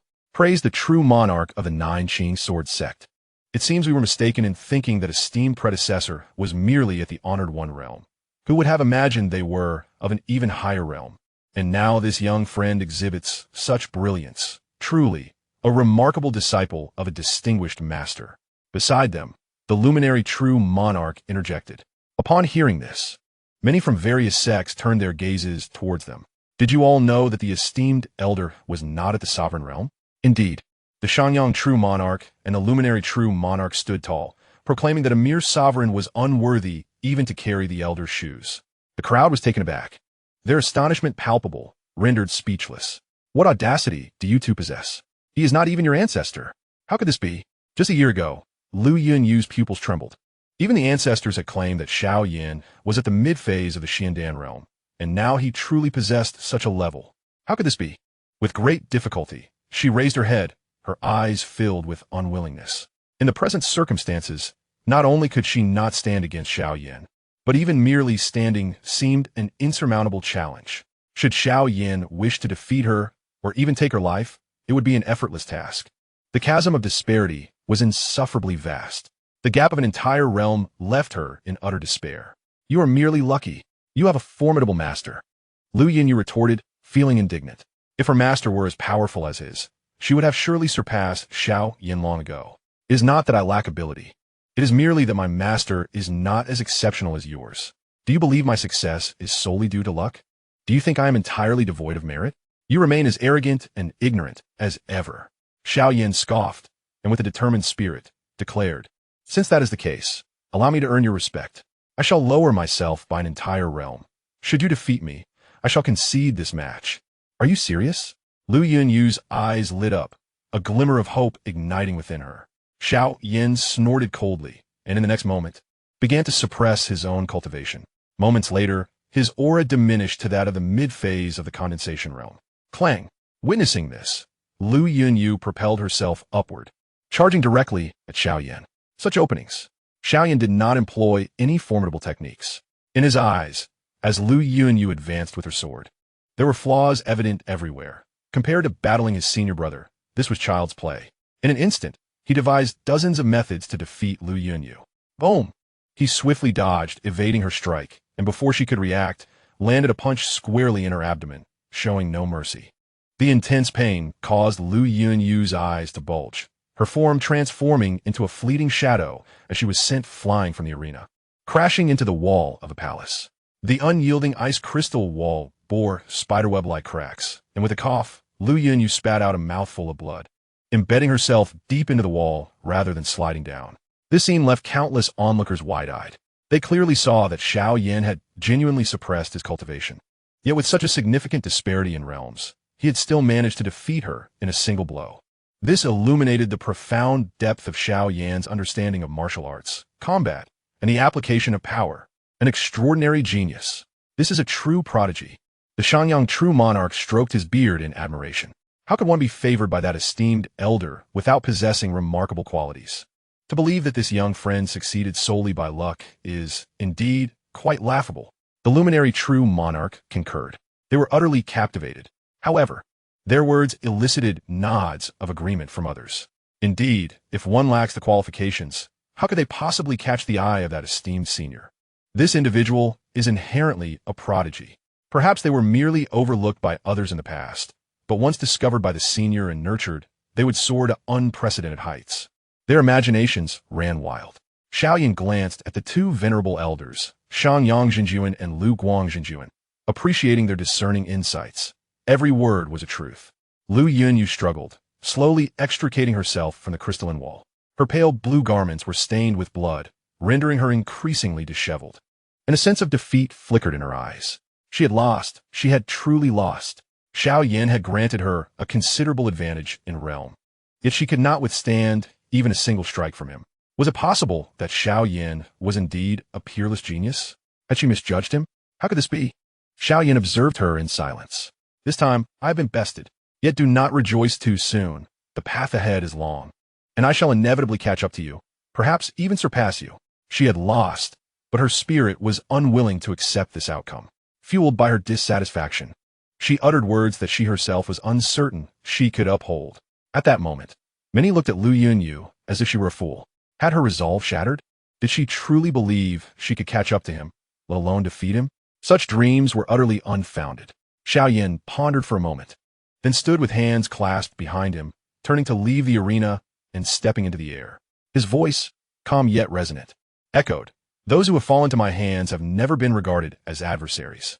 I grant you time to pursue me until you can no longer see me." His words, though tranquil, reverberated through the heavens and the earth. Upon hearing this, the crowd was shaken to their core. What unparalleled confidence and audacity! They could envision an invincible figure, vanquishing the world's champions, moving ever farther away, with no one able to keep pace with his strides. He turned his back to all, embodying the essence of invincibility. The entire assembly was astounded, completely overwhelmed by the force of his declaration. While Xiaoyan appeared composed on the surface, his heart surged with exhilaration. Truly, his master was formidable. Such words were undeniably powerful. Xiaoyan's spirit burned with fervor, his blood boiling with zeal. This proclamation was not born from his own mind, but rather echoed the voice of his master that had suddenly resounded in his ears. Although his master had previously advised him to think for himself in critical moments, the master was always the most reliable. He felt immense gratitude towards his master. At that moment, the thorn in his heart was finally removed, avenging the youthful self he once was. It felt as though even she could not best him. Jiang Yao, holding a spirit fruit, munched away while commenting, "This person has such thick skin. Having lost, he still refuses to concede." Chapter 152. Do you still wish to restore the engagement?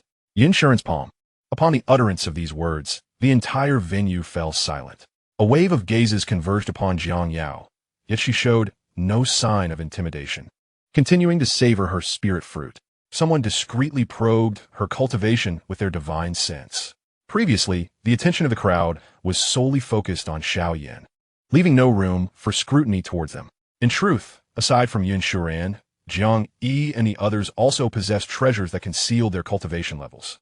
Although these treasures were not particularly high in grade, they were sufficient to mask their ranks from all but those of the esteemed realm. These artifacts were among the spoils of war collected by Chu Yuan, which were bestowed upon his disciples upon their return. Xiaoyan also had such a treasure, but he had previously deactivated it. At this moment, Jiang Yao, aware of the onlooker's intent to probe her cultivation, decided to release her aura unabashedly, lest they suspect her of boasting. Instantly, their perceptions were drawn to her, their expressions akin to those who had encountered a ghost. "Master, what realm is he in? Please tell us." An eager disciple, whose own cultivation was modest, implored his astonished master. Early stage of the pool origin realm, came the incredulous response, laden with disbelief. What? Early stage of the pool origin realm? Those devoid of spiritual awareness stood frozen, grappling with the absurdity of it all. This little girl, appearing no older than 6, should have only just begun her journey in cultivation. How could she possibly be at the early stage of the pool origin realm?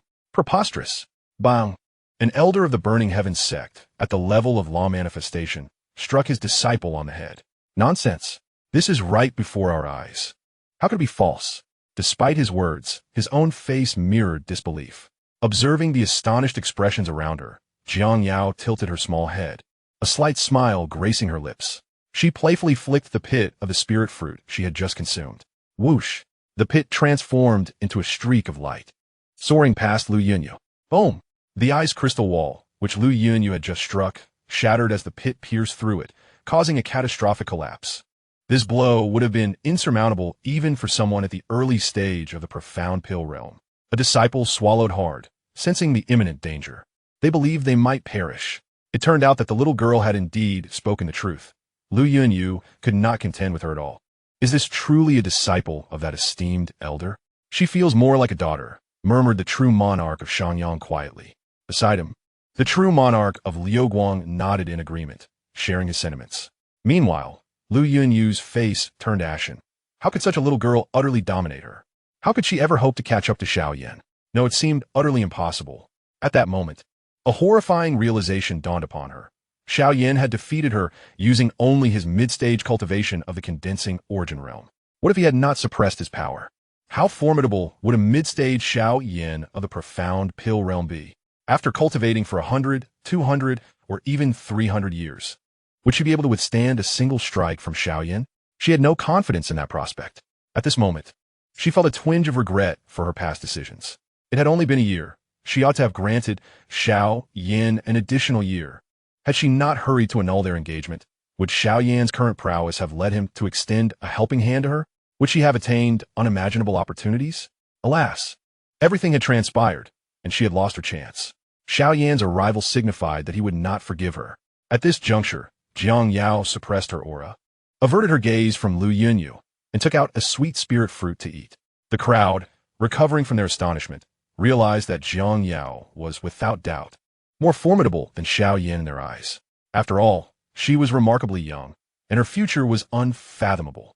The young prodigies from various sects, merely in their teenage years, possess cultivation levels around the pool origin realm, with most having trained for at least a decade longer than Jiang Yao. If these two were already so terrifying, the other two, Jiang Yi and Yun Shuran, were discreetly assessed by some using their spiritual senses, but to no avail. They remained elusive. As disciples of that esteemed elder, it was assumed they would not be lacking, and although their powers could not be discerned, Jiang Yi and Yun Shuran were not underestimated.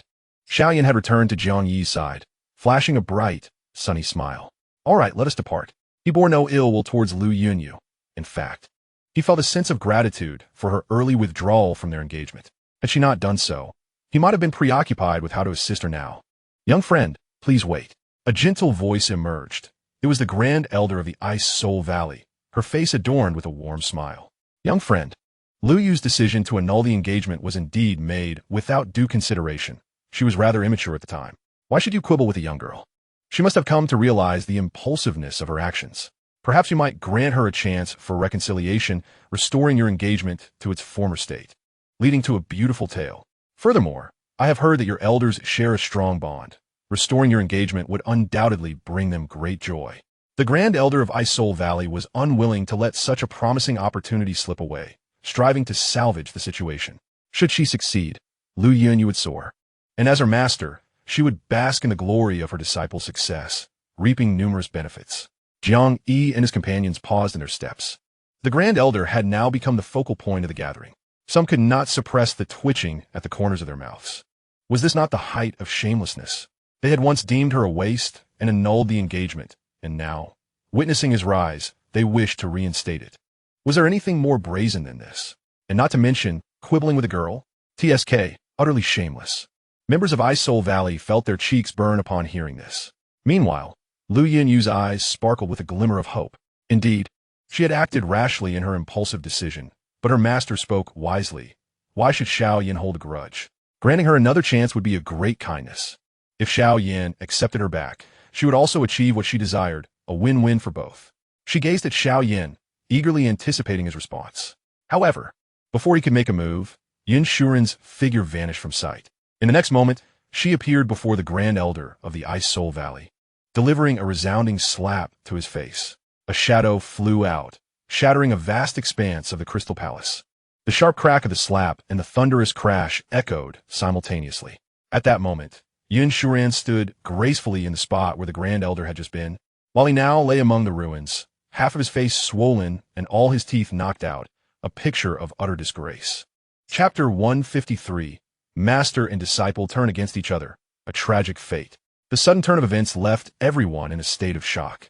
The higher-ups of Isole Valley instinctively rushed to aid their Grand Elder upon witnessing him being struck away, but quickly halted as they realized the identity of the assailant. It was a disciple of that formidable entity. They could only watch helplessly. If they provoked her, it would spell disaster. But why had she been able to slap their Grand Elder away? The Grand Elder was at the pinnacle of the Dharma aspect realm. Upon closer inspection, they discerned the aura of cultivation emanating from Yin Shuren. She was at the pinnacle of the Soul Palace realm. Such a young individual at the pinnacle of the Soul Palace realm. Furthermore, she had effortlessly sent a Grand Elder of the Dharma aspect realm flying. Was she even human? Not only the people from Isole Valley were stunned. Those from the other 9 sects were equally astonished. Countless individuals swallowed hard, feeling parched and their scalps tingling, rendered speechless. This scene was utterly unexpected.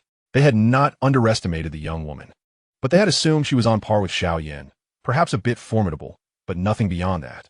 Yet, to their astonishment, the disparity was immense. She surpassed Xiaoyan by 2 major realms and 2 minor realms. The most terrifying aspect was her ability to fight beyond her level, to transcend a major realm and still crush her opponent with such ease. The ancient texts had never recorded such an extraordinary individual. Everyone held their breath, too afraid to exhale, as they sensed the palpable killing intent radiating from the young woman. Lu Yun, you stood frozen in place. Restore the engagement? Huh. How could such trash even be worthy of an engagement with Brother Xiaoyan? Brother Xiao Yin had freed himself from such rubbish, and yet you still wish to drag him into the pit. Let me say it again, Dai. Yin Shuren's voice, cold and filled with murderous intent, sent chills down their spines. Her brother, Xiao Yin, was not someone just anyone could be matched with. I'm sorry. I was wrong. I shouldn't have spoken.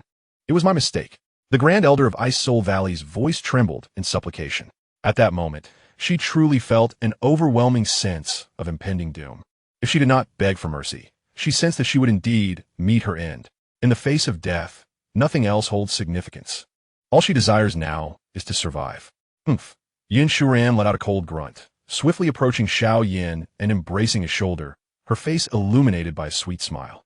Brother Xiao Yin, let us depart. Throughout it all, she never cast a glance at Lu Yunyu, who had never been worthy of her attention. Xiao Yin felt a warmth in his heart and smiled in return. The 4 of them swaggered out of Bingpa Valley, where the inhabitants, instead of obstructing their exit, proactively activated the formation to allow their departure. At this moment, the people of Bingpa Valley only wished to rid themselves of these harbingers of misfortune. They were truly terrifying. Today had brought great shame to Bingpa Valley. However, they dared not contemplate revenge. Their disciples were far too formidable. They had come to believe that the elder in question was undoubtedly above the king realm, an entity that Bingpa Valley could not afford to provoke. They had no desire for their own destruction. Moreover, it was ultimately the fault of Lu Yunyu and the Grand Elder of Bingpa Valley that had led to this outcome. Bingpa Valley saw no reason to bear the unimaginable consequences of their mistakes. It simply was not worth it. How could you be so strong? Lu Yunyu mumbled foolishly, her eyes reflecting the image of an exquisite figure, her heart swelling with endless jealousy and despair. She wished she could become Yuan. Indeed, that young woman was the one deserving of him. Only a true genius could be worthy of such a talent, not just any ordinary person. Having annulled an engagement with a golden son-in-law was truly amusing. Although the specifics of the events were unclear, their conversation hinted that a year ago, Xiaoyan had merely been at the mid-stage of body refinement when Lu Yunyu had called off their engagement. Clearly, Lu Yunyu had ruthlessly trampled Xiaoyan's dignity, leading to the present situation. Are you curious about what kind of sect Tianyun Sect is? When Xiaoyan revealed his name, it seemed he referred to Tianyun Sect. Initially, Lu Yunyu found her beautiful, resembling a celestial being. Yet now, she realized how profoundly mistaken she had been. That young girl moments ago was the true fairy, both beautiful and powerful. In comparison, Lu Yunyu appeared as nothing more than refused by the roadside. Various discussions invaded Lu Yunyu's mind, leaving her utterly disoriented. You clearly knew Xiaoyan was that person's disciple. Why did you not reveal it sooner? A chilling voice whispered ominously in her ear. The Grand Elder of Bingpa Valley had somehow, like a ghost, appeared behind her.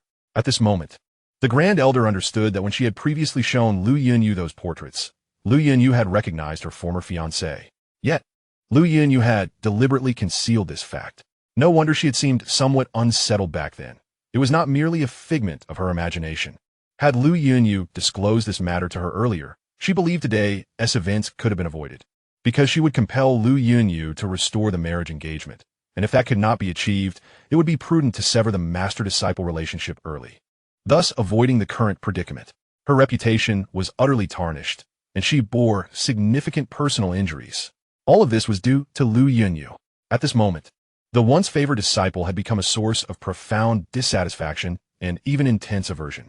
Master, I, Lu Yunyu, wish to explain, yet I find myself at a loss for words.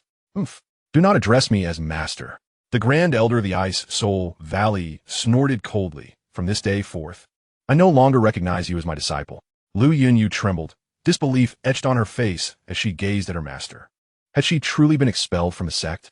A torrent of grievances and tears welled up in her eyes as she nearly shouted. You were the one who encouraged me to break off the engagement, and now, having created this situation, you cast all the blame upon me? She felt resentment. Had it not been for her master's encouragement, she might not have acted so hastily. Perhaps by now, the engagement would still be intact. None of this would have transpired. The onlookers murmured in astonishment. Lu Yunyu's broken engagement was inexplicably linked to her master. Ironically, her master now wished her to restore the engagement. It was truly laughable. Smack! Ungrateful disciple. The Grand Elder of the Ice Soul Valley struck Lu Yunyu, sending her reeling. She felt the scornful gazes of many upon her, and in her embarrassment, she hastily fled, vanishing from sight. She could no longer bear to remain there. What a splendid performance it was. Who could deny it? I declare this to be the most thrilling competition among the 10 sects in history.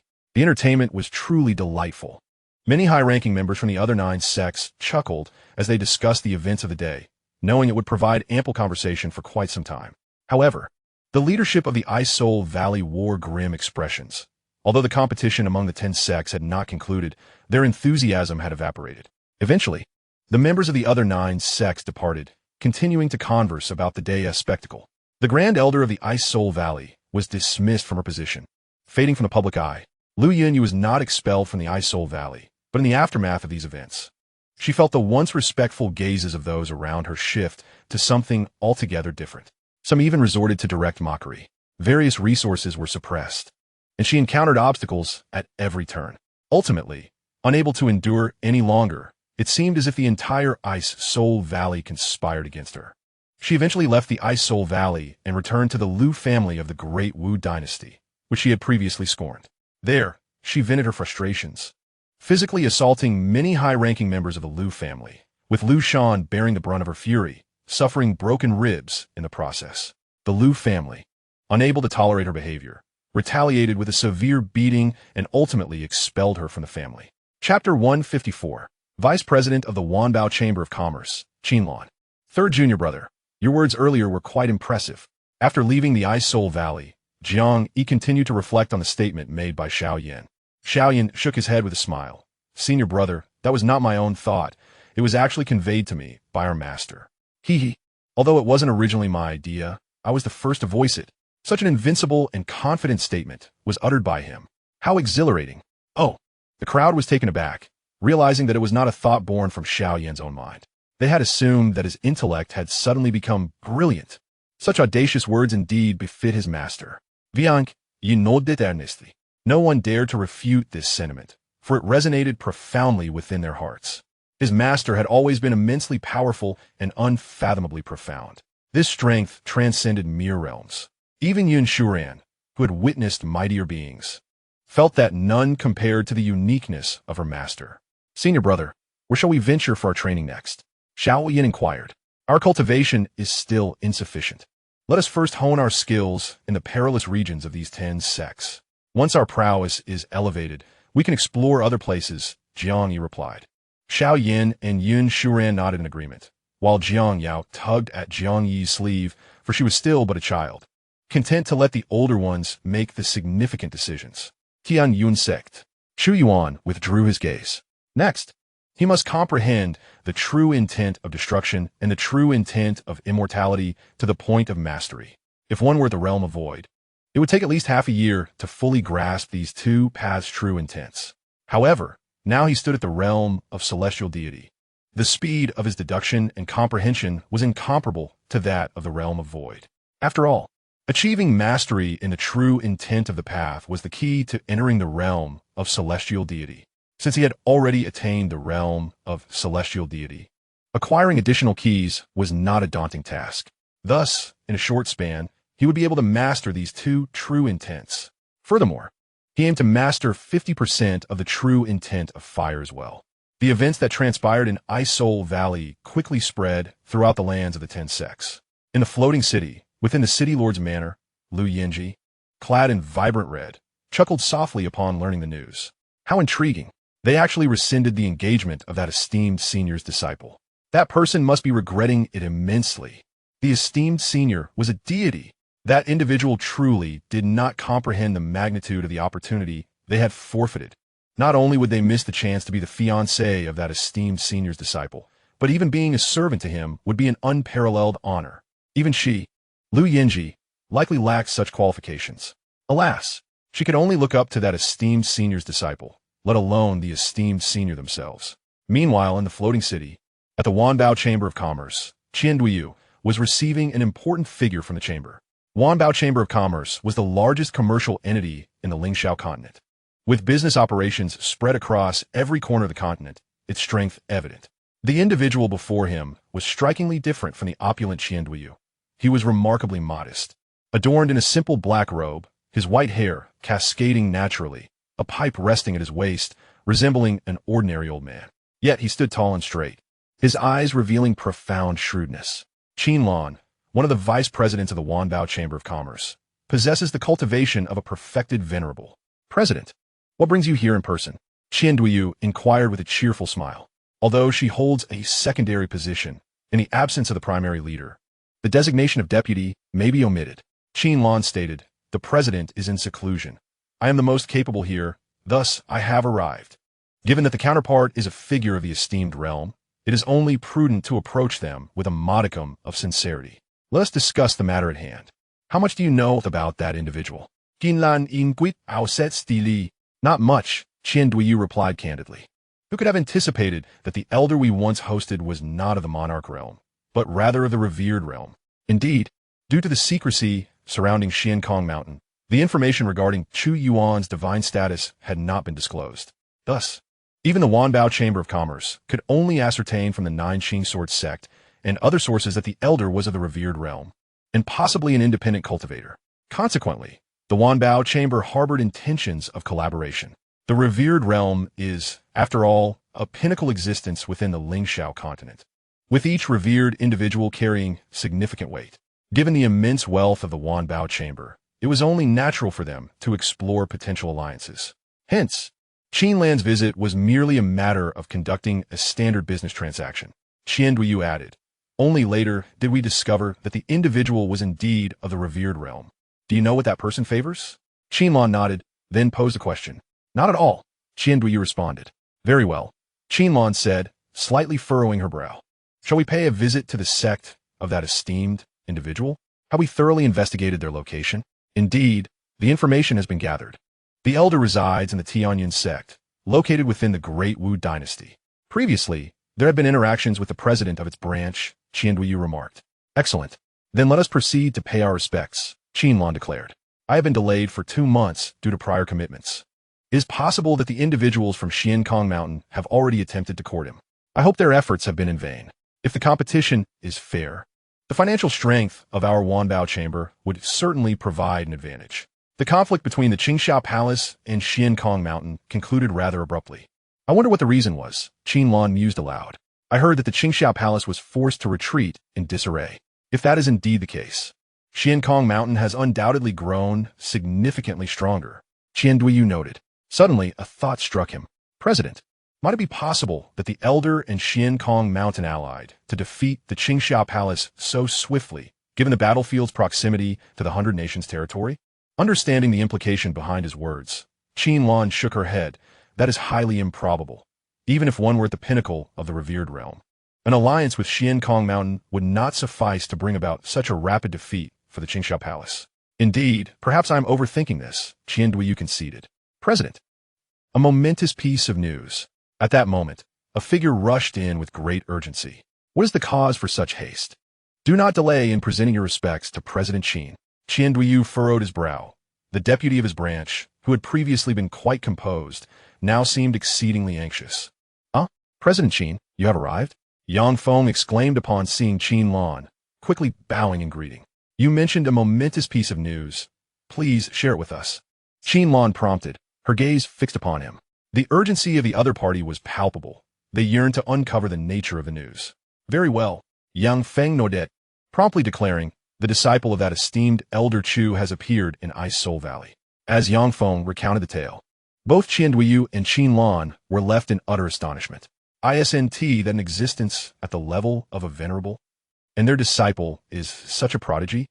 A 6-year-old at the early stage of the pool origin realm? Is this truly credible? A girl of 15 or 16, having attained the pinnacle of the Soul Palace realm, can send a fully realized Dharma manifestation flying with a mere slap? Whether it pertains to the Elder's cultivation or the prowess of their disciple, it was all beyond their comprehension. Chapter 155. The Convergence of Essence Against a Venerable. Yichang, are you certain that the information you received is authentic? Qinlan fixed his gaze intently on Yang Feng, confident that any hint of deception would not elude his keen perception. Absolutely true, Yang Feng affirmed. All the major factions are proclaiming the same. Qian Duyu inhaled sharply. But this is exceedingly exaggerated. How could a divine realm possibly manifest in Lingxiao continent? Such a legendary realm has never been witnessed before. Moreover, those disciples of theirs cannot be that formidable, can they? Could there be an element of exaggeration? Void God realm, true God realm, Qinlan murmured, failing to discern any falsehood in Yang Feng's eyes. The vast collection of tomes within their Wanbao chamber contained countless records, yet none detailed the specificities of the divine realm. If all of this were indeed true, then could it be that the Elder was above the true God realm? That notion defied logic. If the Elder possessed such immense strength, why would they need to procure such items here? Furrowing his brow, Qinlan recalled that Qian Duyu had shown in the list of items the Elder had purchased. To him, those items were utterly unimpressive, especially if they indeed belonged to an entity of the divine realm. Such beings would require no rare elixirs. Their divine consciousness would envelop the world, easily accessible. Thus, it was hard for him to believe that the Elder was of the divine realm. As for the notion of the heavens tearing apart, perhaps it was merely the result of the Elder breaking through a formation. It was more plausible that the sects here were simply too weak to discern the nature of the techniques employed. Thinking along these lines seemed far more rational. In a place devoid of even a monarch-level existence, should a venerable intervene, their myriad techniques would be akin to a dimensional assault, resembling that of a deity. He suspected such a scenario. As for the elder's disciples, he was at a loss. Without a direct observation, he could not fathom the truth. Yet, could the retreat of the Xianxia palace be connected to that elder? If so, the other party was certainly not to be underestimated. Rubbing his temples, Chu Yuan felt a surge of confusion. Let's proceed to Tianyun Sect. If they are venerable, we shall see if we can entice them. If they are indeed of the legendary divine realm, we shall strive to forge a favorable bond. After a moment of contemplation, Chu Yuan addressed Xianduoyu. Xianduoyu bowed in agreement. Yet before he could rise, a tremendous roar reverberated through the air. Following this, two formidable pressures descended upon them. The oppressive pressure caused both Xianduoyu and Yang Feng to instinctively tremble. Suddenly, Chu Yuan rose to his feet, his eyes shimmering with intensity as he spoke in a deep voice. A battle has erupted nearby, involving a being of the venerable realm. Upon hearing this, Xianduoyu and Yang Feng exchanged astonished glances, their eyes wide with disbelief.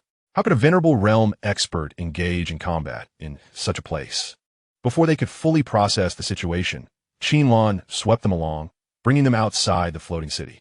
In the distance, two figures were locked in fierce combat against the backdrop of the sky. The city lord, Lu Yenji, was also alerted and flew above the floating city to observe.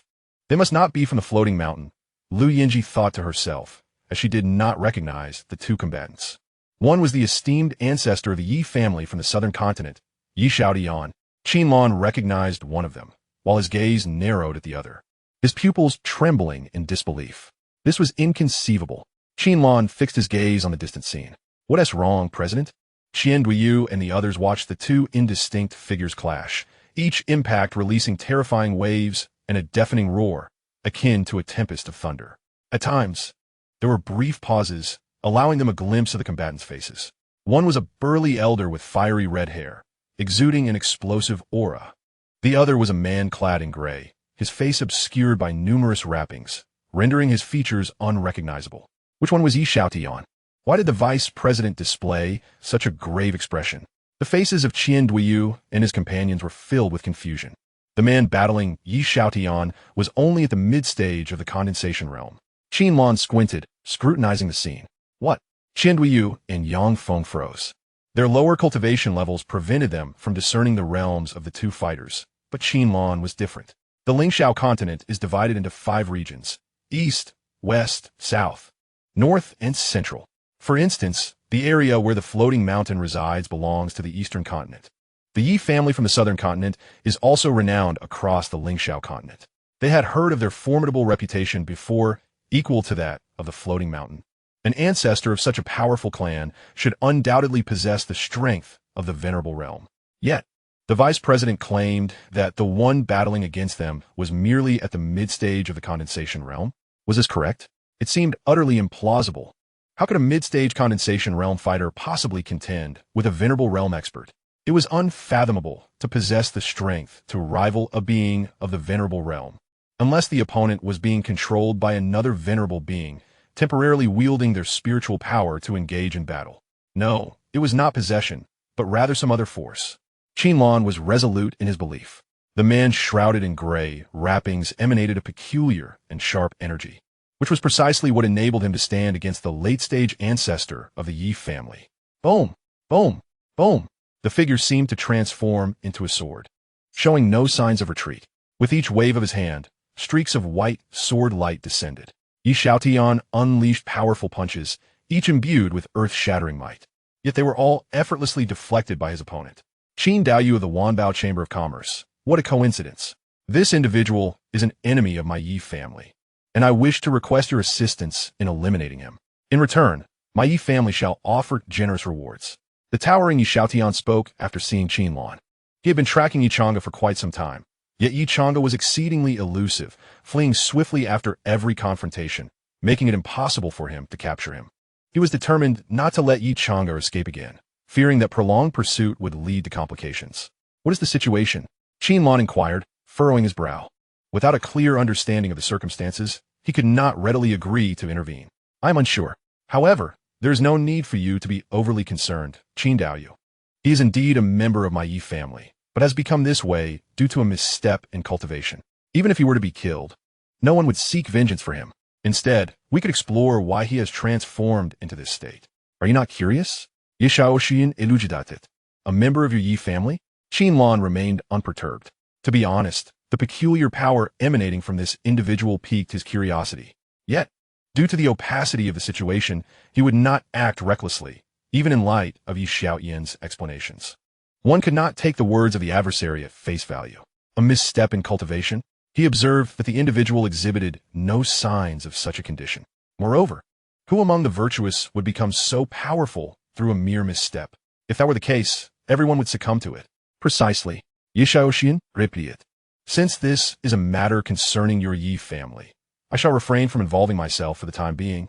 Qin Lan remained unmoved, continuing to observe. A mid-stage condensation realm possessing such strength indeed intrigued him. Yet, without certainty regarding the unknown, he was reluctant to engage. He opted to observe further. Damn it, how infuriating. Seeing Qin Lan's reluctance to act, Yi Xiaotian cursed inwardly. However, he maintained a cheerful facade, accepting the situation. Subsequently, he focused entirely on battling Yi Chang'e. Phew! Yi Chang'e let out a slight sigh of relief. Should that person intervene, it would be perilous. Yet, the absence of intervention was also fraught with danger. His strength was waning, and he could not escape swiftly from this location. A cold voice resonated within Yi Chang'e's mind. Chapter 156, The Great Luo Sword Body. Upon hearing this, Yi Chang'e's pupils trembled. Even the sword spirit could not hold on any longer. Sword spirit senior, you should escape. Do not concern yourself with me. Yi Chang'e inhaled deeply, speaking earnestly within his heart.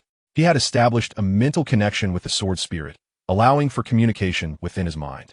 He felt immense gratitude towards the sword spirit and did not wish for it to perish alongside him. I cannot leave, young one. I am but a remnant spirit. My true form has decayed, akin to a rootless floating reed. In this realm, there is little that can sustain me. Your sword body is the only vessel capable of holding me at this moment. Abandoning you would lead to my own dissolution. Therefore, we are bound to share both life and death.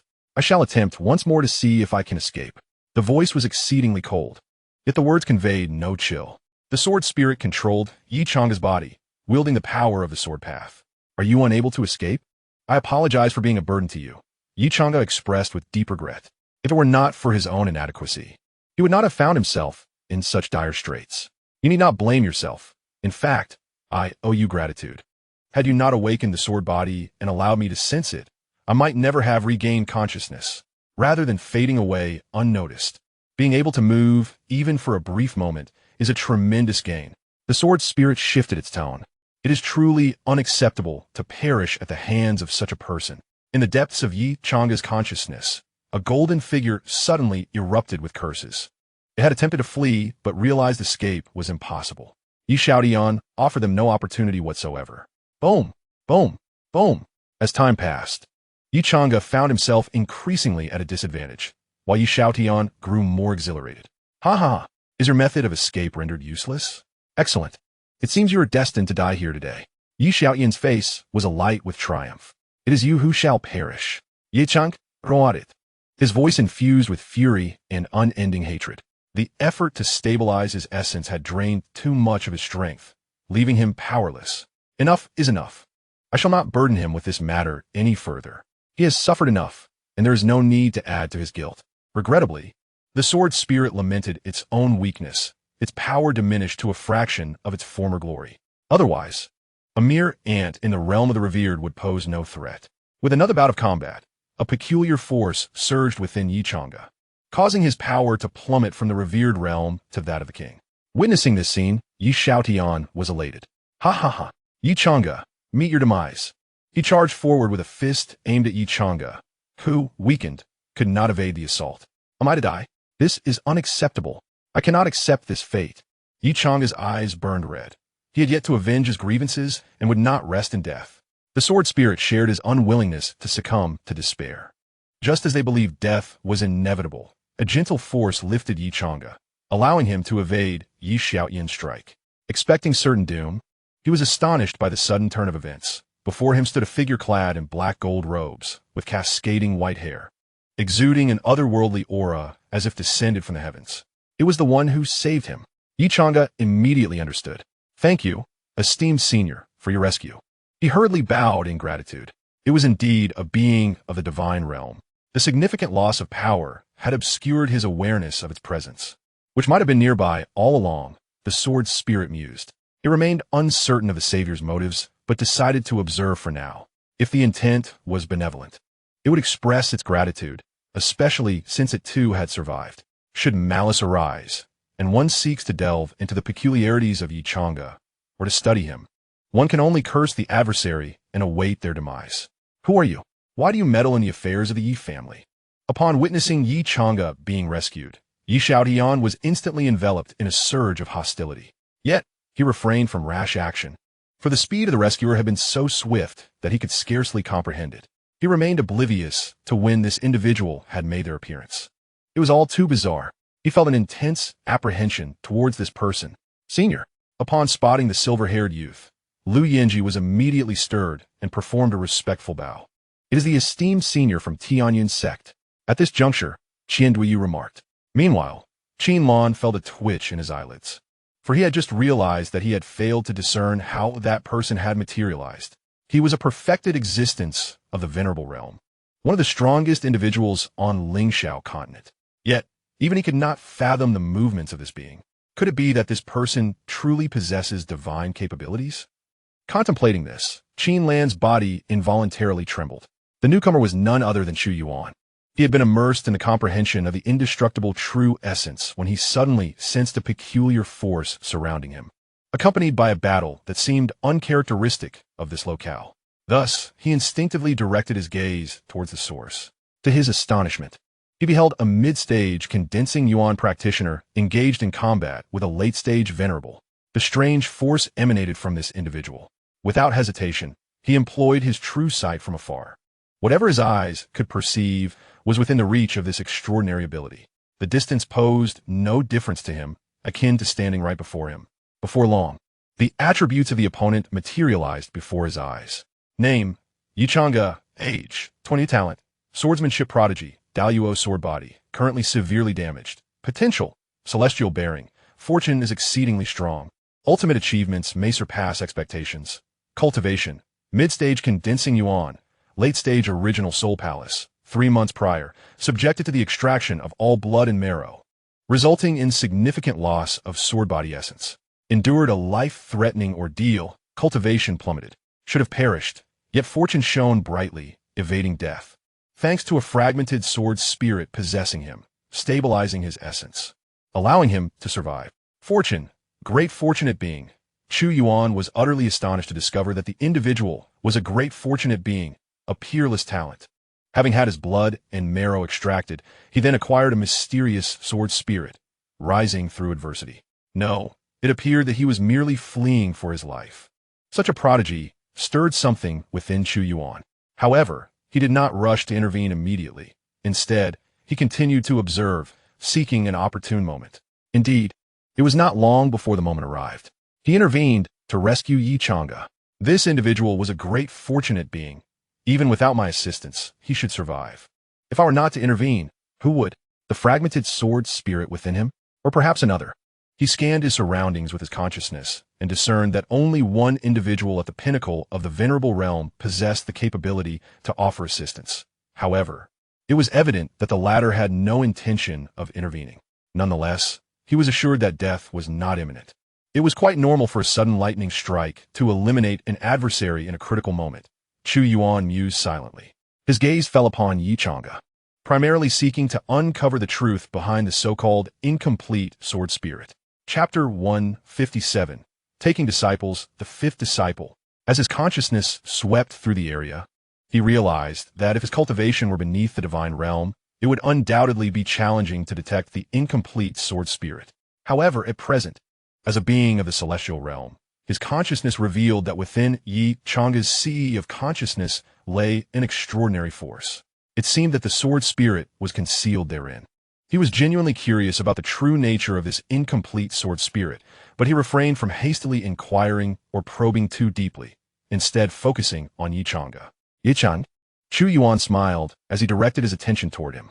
Xianxia was momentarily taken aback, surprised that this individual actually knew his name. Indeed, he nodded. Acknowledging the truth of the matter, curiosity stirred within him as to how this elder had come to know his name.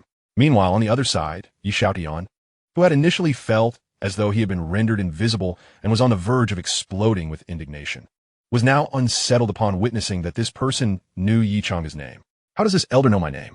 Xianxia could not help but inquire. Surely, he cannot be from the Yi family. I not only know your name, but am also aware of many other things about you, Chu Yuan replied, standing with his hands clasped behind his back.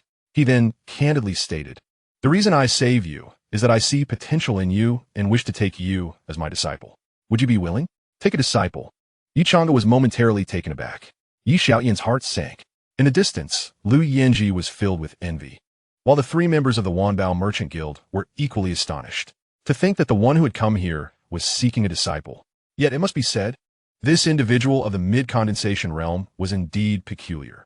Quickly accept, this person is of the divine realm. He scammed me just now, and I sense no malice. For you, this could be a fortuitous opportunity. The voice of the sword spirit resonated, and what had previously been a resigned acceptance of impending demise suddenly transformed into a glimmer of hope. The divine realm, which it had once scorned as weak as an ant, was now regarded with newfound respect. After all, this individual had allowed both him and Xianxia to survive for the time being. As the saying goes, who would wish for death when life is still an option? The divine realm. Xianxia's pupils constricted. He was acutely aware of what the divine realm represented in the Lingxiao continent. To his astonishment, he had been saved by one of such caliber. Could this truly be his chance? With this thought in mind, he no longer hesitated and promptly performed a gesture of respect, proclaiming, Disciple Xianxia, pays respects to Master. Ha ha ha. Chu Yuan lauet he titi li. He had not anticipated that the process of taking a disciple would proceed so smoothly. He initially believed that the sword spirit looked down upon him and incited Xianxia not to easily take a master. It seems that they are quite perceptive. Indeed, those who recognize the times are true talents. Ding, congratulations to the master for receiving the 5th disciple. Synchronizing cultivation talents. Synchronization successful. Awarding disciple rewards. Congratulations to the master for obtaining Luo Tian's Sword Classic, Imperial Grade Supreme, encompassing both techniques and divine abilities. The disciple reward has taken effect on this disciple. Please continue to strive, master, and take on more disciples. The system's notification chimed at the appointed time. Upon seeing the rewards, Chu Yuan's eyes brightened. The Luo Tian's Sword Classic, an Imperial Grade Supreme, not only encompasses techniques, but also divine abilities. Does this mean he has acquired an Imperial Grade Supreme technique and an Imperial Grade Supreme divine ability? Splendid, truly splendid. Chu Yuan felt quite satisfied. I too wish to gather more disciples, but the issue lies in the chance of encountering them.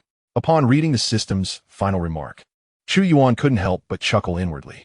Of course, he desired to take on disciples.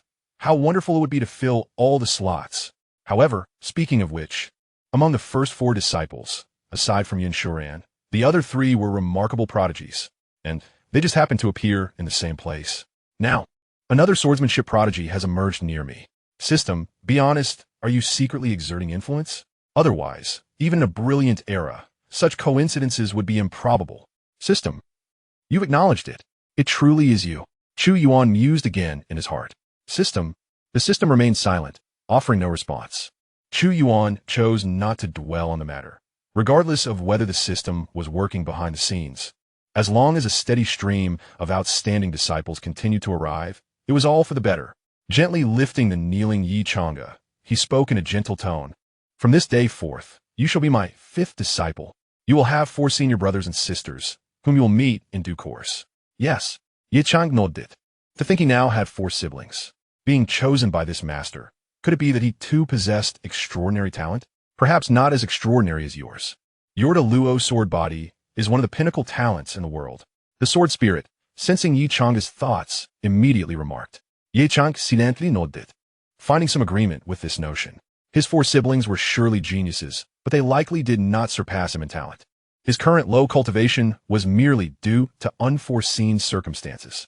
Friend, Xianxia is an enemy of my South Continent Yi family. Are you not afraid of inciting their wrath by accepting him as a disciple? Yi Xiaoyan's expression darkened considerably. He had nearly succeeded in killing Xianxia, but who could have anticipated such a turn of events? He was deeply wary of this individual and had no choice but to invoke the South Continent Yi family. Perhaps this would instill some caution in him. How noisy! Chu Yuan cast a detached glance at Yi Xiaotian. And yet that single glance caused Yi Xiaotian to erupt in an instant. Boom! Not a trace remained of his corporeal form. Not only was there nothing left of his bones, but even his primordial spirit was utterly extinguished. Yi Xiaotian's presence had completely vanished from the realm. The reason Chu Yuan had refrained from eliminating Yi Xiaotian earlier was due to careful consideration. As long as Yi Xiaotian remained alive before agreeing to become his disciple, Yi Chang'e would inevitably feel some pressure. Under such external duress, the likelihood of Yi Chang'e seeking apprenticeship would increase. This was the purpose of Yi Xiaotian's prolonged existence. However, it had now become irrelevant. How dare he continue to bark menacingly? How dare he threaten him? There was no longer any reason for him to live. Should Yi Chang'e choose not to apprentice, Chu Yuan would simply depart. He was no paragon of virtue. Only upon Yi Chang'e's acceptance of apprenticeship would he take an interest in him. Whether Yi Chang'e was compelled by pressure or genuine desire to be his disciple was of no concern to him. To put it plainly, a disciple was merely a tool for him to enhance his own power. If a disciple were to demonstrate some insight, he would not hesitate to treat them sincerely, as he did with Jiang, Yi, and the others, whom he genuinely regarded. Conversely, if a disciple failed to recognize their place, he would exploit them in various ways. After all, a disciple would never surpass him. He harbored no trepidation whatsoever. Thus, his attitude toward Yi Chang'e would solely depend on Yi Chang'e's performance. Hiss! The sound of sharp inhalation echoed. The trio from the Wanbao Merchants Association were left astounded, their pupils dilating to the point of bursting forth from their sockets. A mere glance had instantaneously obliterated a late-stage venerable, a divine realm cultivator. This individual must undoubtedly be a true cultivator of the divine realm. It was beyond their expectations that such a being truly existed as described in legends. In this moment, they were utterly convinced. For outside the divine realm, it was inconceivable that anyone could slay a late-stage venerable with a mere look. Even if Qianlan were to strike, it would not be an easy feat to eliminate Yi Xiaotian, despite a minor disparity in realms. While Qianlan might suppress Yi Xiaotian severely, the time required to kill him was uncertain. Chapter 158. What a tragic figure. Fortunately, he had not agreed to assist Yi Xiaotian against Yi Chang'e. Otherwise, the thought sent a shiver down Qianlan's spine. Had he truly intervened, it was likely that the explosion would not have claimed Yi Xiaotian alone. At this moment, he had entirely abandoned any notion of courting favor with the other party. They, the Wanbao Merchants Association, were unworthy. That was a legendary divine realm cultivator, capable of annihilating Yi Xiaotian with just a glance. Thus, it would likely require no more than a mere glance to eradicate a consummate venerable as well. Such an existence was powerful enough to instill terror into one's very soul. They now dared not even draw a breath. In contrast, on Lu Yinji's side, she remained relatively composed. She was aware that Chu Yuan was a cultivator of the divine realm and recognized that he had effortlessly dispatched the master of the Xianxia Palace, who possessed fragments of divine artifacts. In her eyes, there was no astonishment at Chu Yuan's annihilation of the Yi family's ancestor, only fervent admiration for him. In the next moment, Chu Yuan, accompanied by Yi Chang'e, vanished from their original location. President, that senior has departed. Should we still pay a visit to the Tianyun Sect? Qian Duiyu inquired. Qianlan did not respond immediately to Qian Duiyu's question. Instead, she turned her gaze towards Lu Yinji, a junior from the Lu family. Lu Yinji of the Lu family. I have met President Qin. Lu Yinji recognized her. Did you from a suspended mountain not already know that senior was a being of the divine realm? Qianlan asked. If that were the case, it would indeed explain the swift retreat of the Xianxia Palace. Naturally, Lu Yinji replied with a hint of a smile. Qian Duiyu and the others widened their eyes in astonishment. Ah, it turns out the people from the suspended mountain were already aware, while we remained oblivious. How cunning of the suspended mountain.